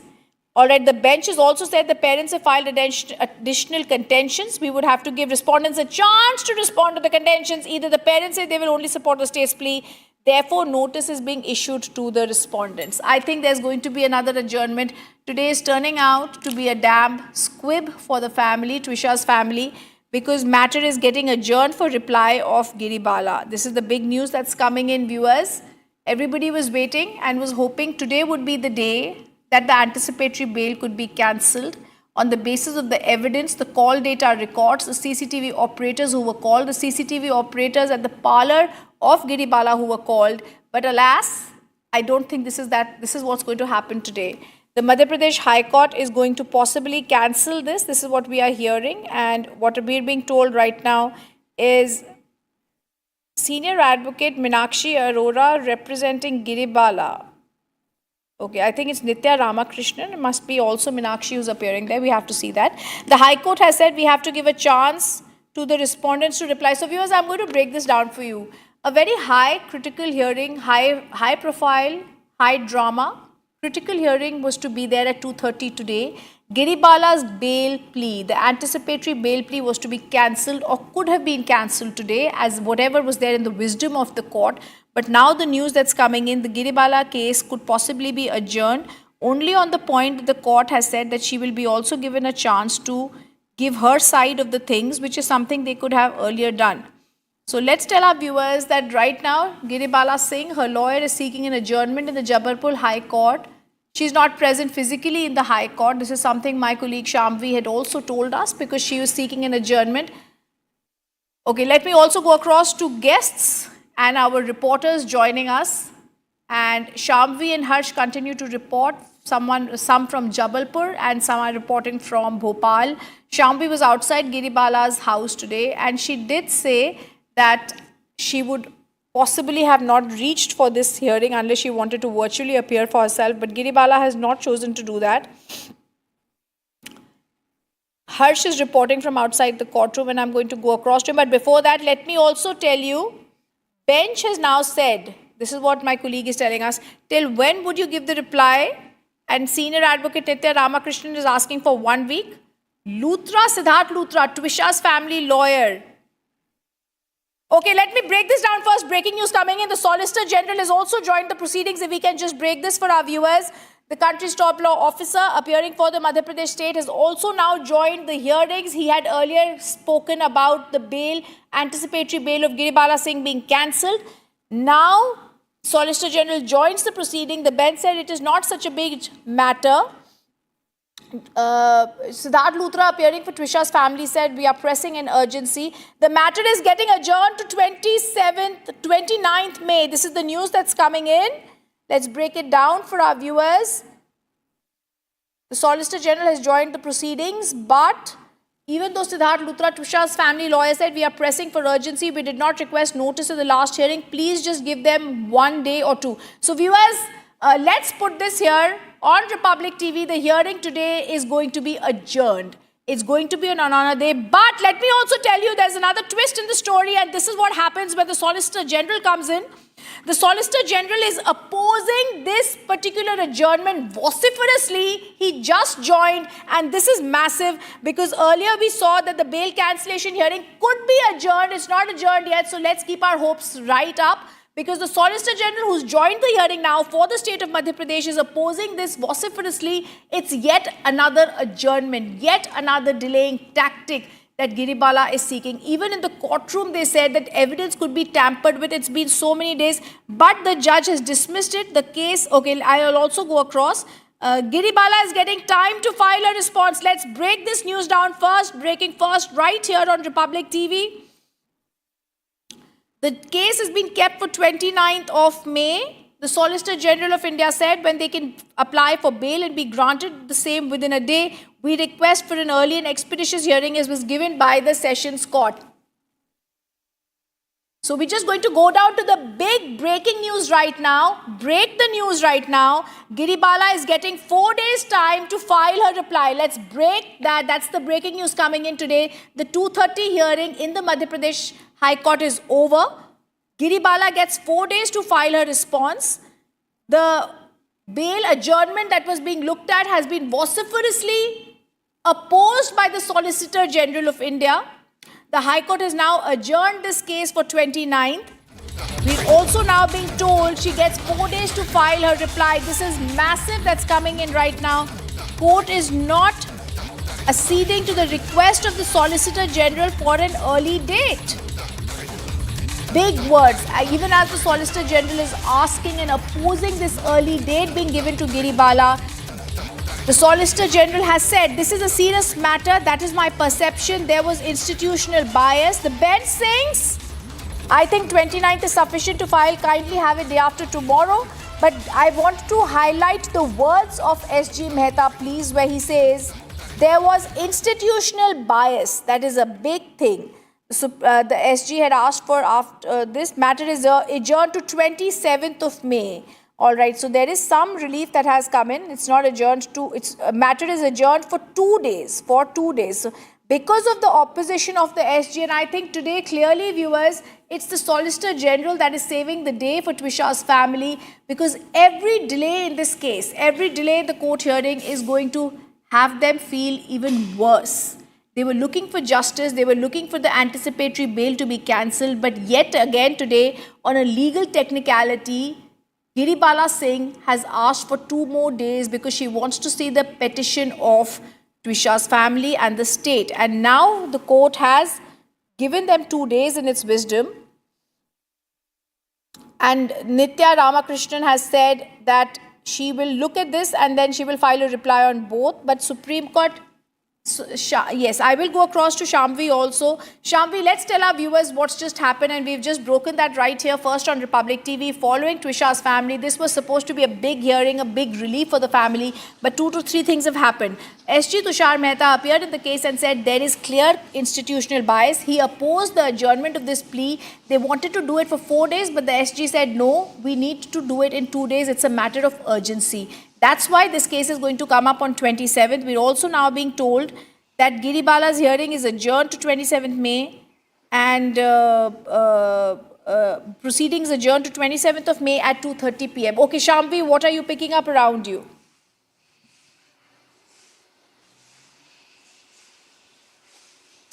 Well, as you very rightly mentioned, that Giribala Singh and her lawyers have made sure that they will completely exhaust all of their legal knowledge to delay the process of justice as much as possible. They've been doing it since forever, since the case started, since day one, and they continue to do it. So for the ease of our viewers, it is important to understand that there were two cases which were there, two separate pleas which were filed. One was by the state government and one was by the parents. And the parents had added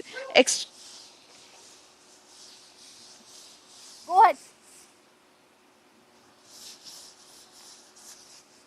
Well, yes. So the parents had added extra affidavit. The court said that the respondents need some time to file to assess, of course, all the documents which have been added newly and then reply to it. So now we know that it is the date of the hearing is 27th of May. Although, of course, it is also very rightly said that each and every day that there is an adjournment or the hearing does not take place or something substantive does not happen in court, it is just more painful for the victim's family. It is just more painful for the entire Sharma family who's been going through this entire process for 13-14 days now, who just put their daughter to rest yesterday, and after days and days of struggle they were able to do it. And even in the Supreme Court today there was of course a little relief. We know that the CBI is going to reach Bhopal at any moment. They will leave from Delhi and a special team is being constituted for the entire investigation to be started from scratch. But it is a little too late, given that a lot of the evidence has already been removed or tampered with, given that she was given anticipatory bail. And so it is all really a connected matter. Okay, let me break this once more for our viewers. Shambhavi, and I request you and Harsh to stay with us.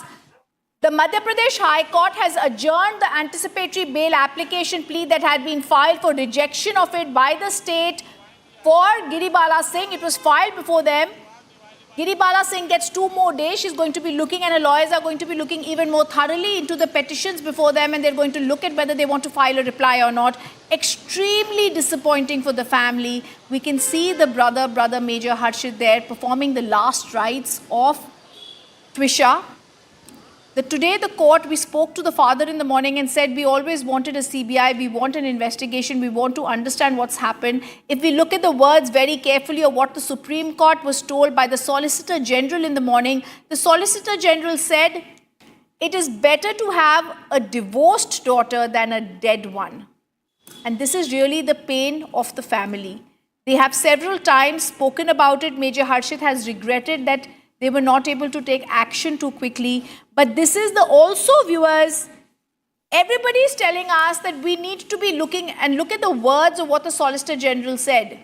This case also happened because of what media did. Because Republic TV took on this case. Like the father said in this case also, it was our investigation that led to the doors being opened up. The family was being threatened inside the district court earlier on 16th. For 3 more days, they didn't file an FIR. On 15th, when they went forward, then FIR was not filed. But alas, it seems yet again, the process needs to be followed. Giribala Singh gets 2 days of anticipatory bail. She gets 2 more days to file a reply to her anticipatory bail application. Harsh, what are you picking up at the Jabalpur High Court, where it seems all the action is she's got new lawyers, but the tone is the same, get the matter adjourned? Right, Rhythm. Now, the anticipatory bail, the matter in this regard has been adjourned till May 27. They initially demanded, the Giribala side, in fact, Meenakshi Arora is the lawyer representing her. She demanded the court to be adjourned till May 29th. However, on the demands of Solicitor General, that a lot of evidence has already been tampered and a lot of evidence can be tampered.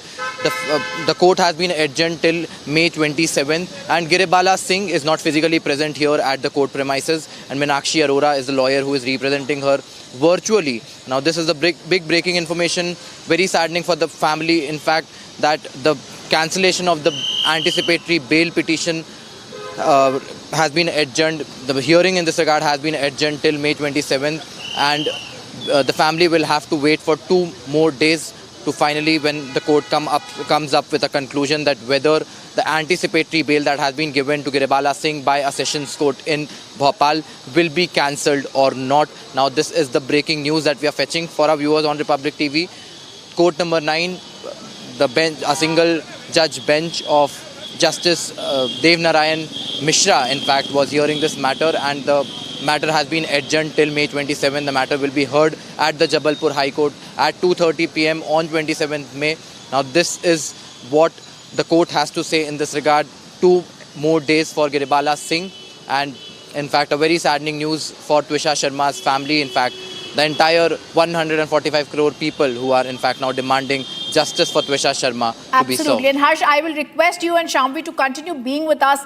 This is the big news of the day. First, in the Supreme Court, this matter has been handed to the CBI. Secondly, now this court has said that notice has been issued to Giribala, and now in 2 days they will have to reply once again. This is our top focus. We'll continue tracking. And remember, viewers, before I take a break, Republic reports the facts. We've reported and set the narrative based on the facts that were with us, and we shall continue to do so. We're back after a short break. Stay on with our top focus story, which we continue saying is our campaign, Justice for Twisha.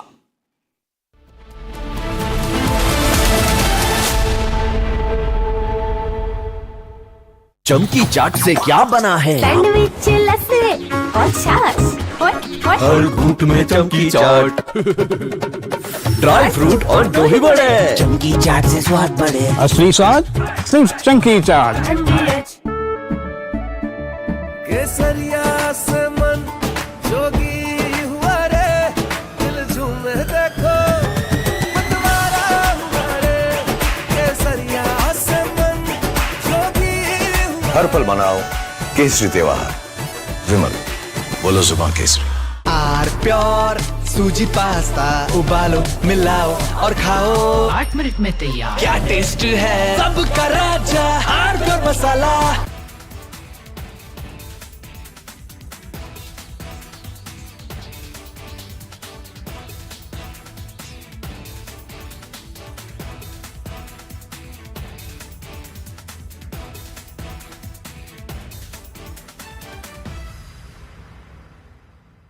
I want to start with some very disturbing pictures that have come in of a so-called right-wing leader.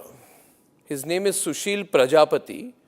He's accused of rape. After being in jail for 9 months, he gets bail, which means he's still an accused. He's an accused in a rape case. And the case goes back to 2025 when he took an LLB student to one place on the pretext of introducing her to a senior advocate.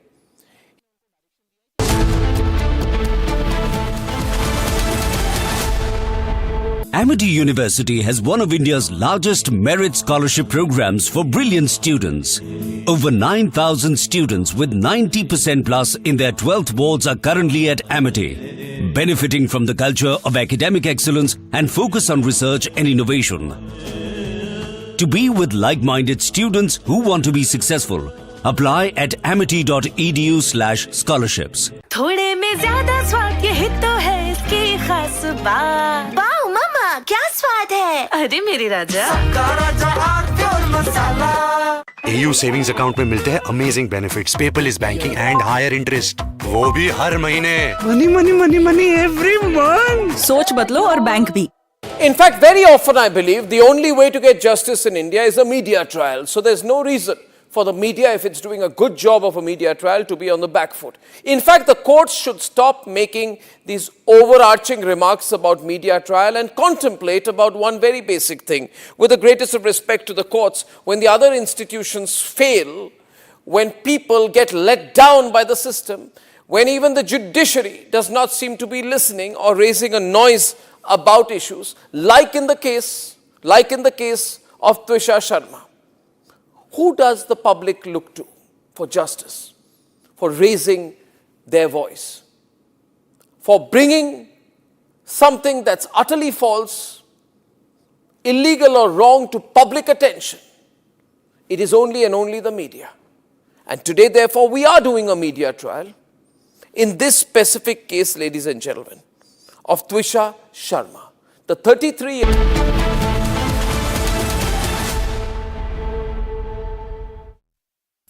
बुझाए ठंडक लाए सबको भाए जीरा से MTH का जलजीरा जीरा से जीरा से असली रिफ्रेशिंग, असली स्वाद, असली मजा। MTH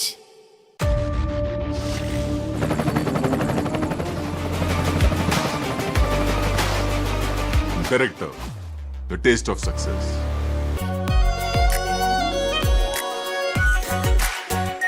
are pure shahi paneer masala, delicious, healthy every day.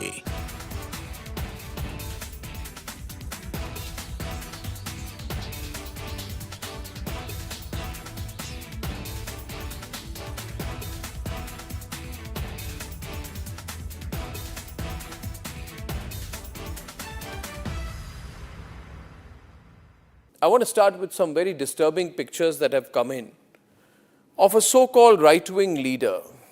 His name is Sushil Prajapati. He's accused of rape. After being in jail for 9 months, he gets bail, which means he's still an accused. He's an accused in a rape case. And the case goes back to 2025 when he took an LLB student to one place on the pretext of introducing her to a senior advocate.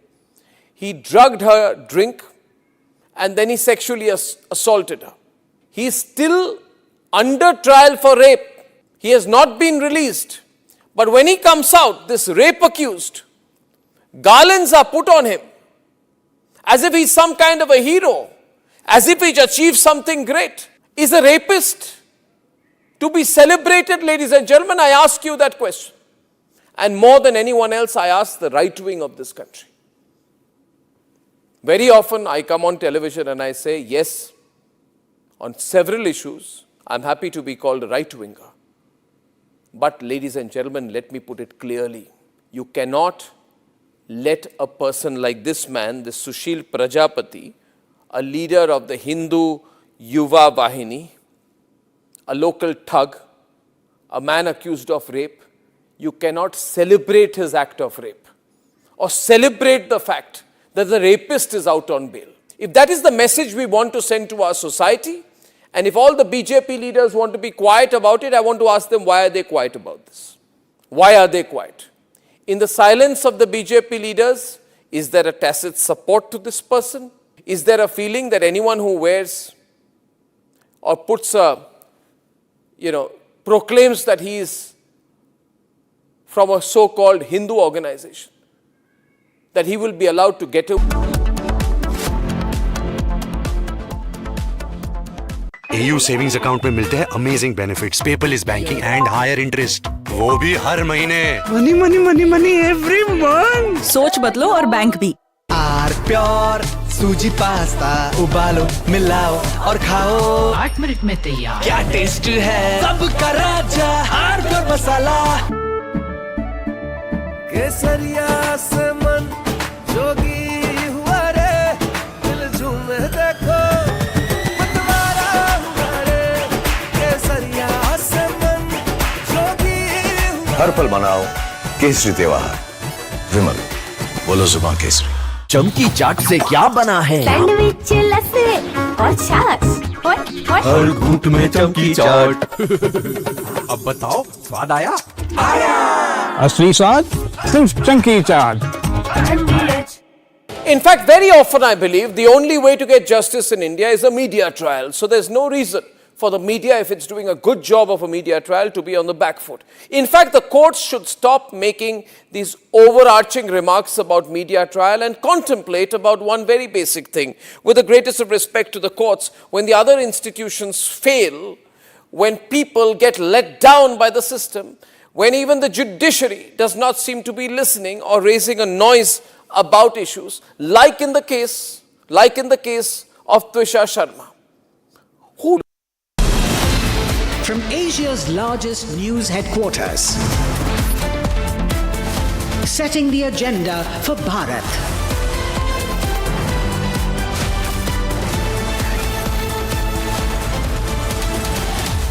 You're watching Republic.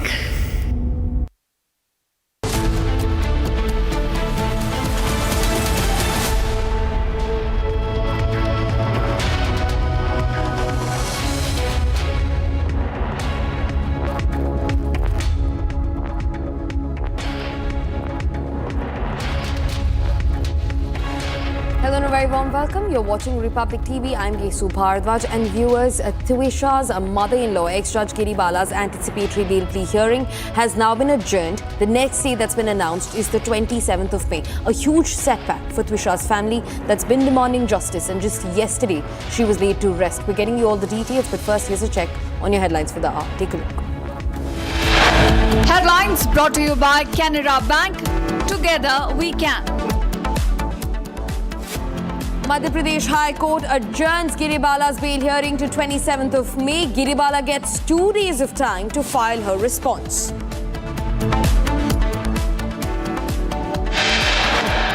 CJI-led Supreme Court bench concludes the hearing in Twisha's unnatural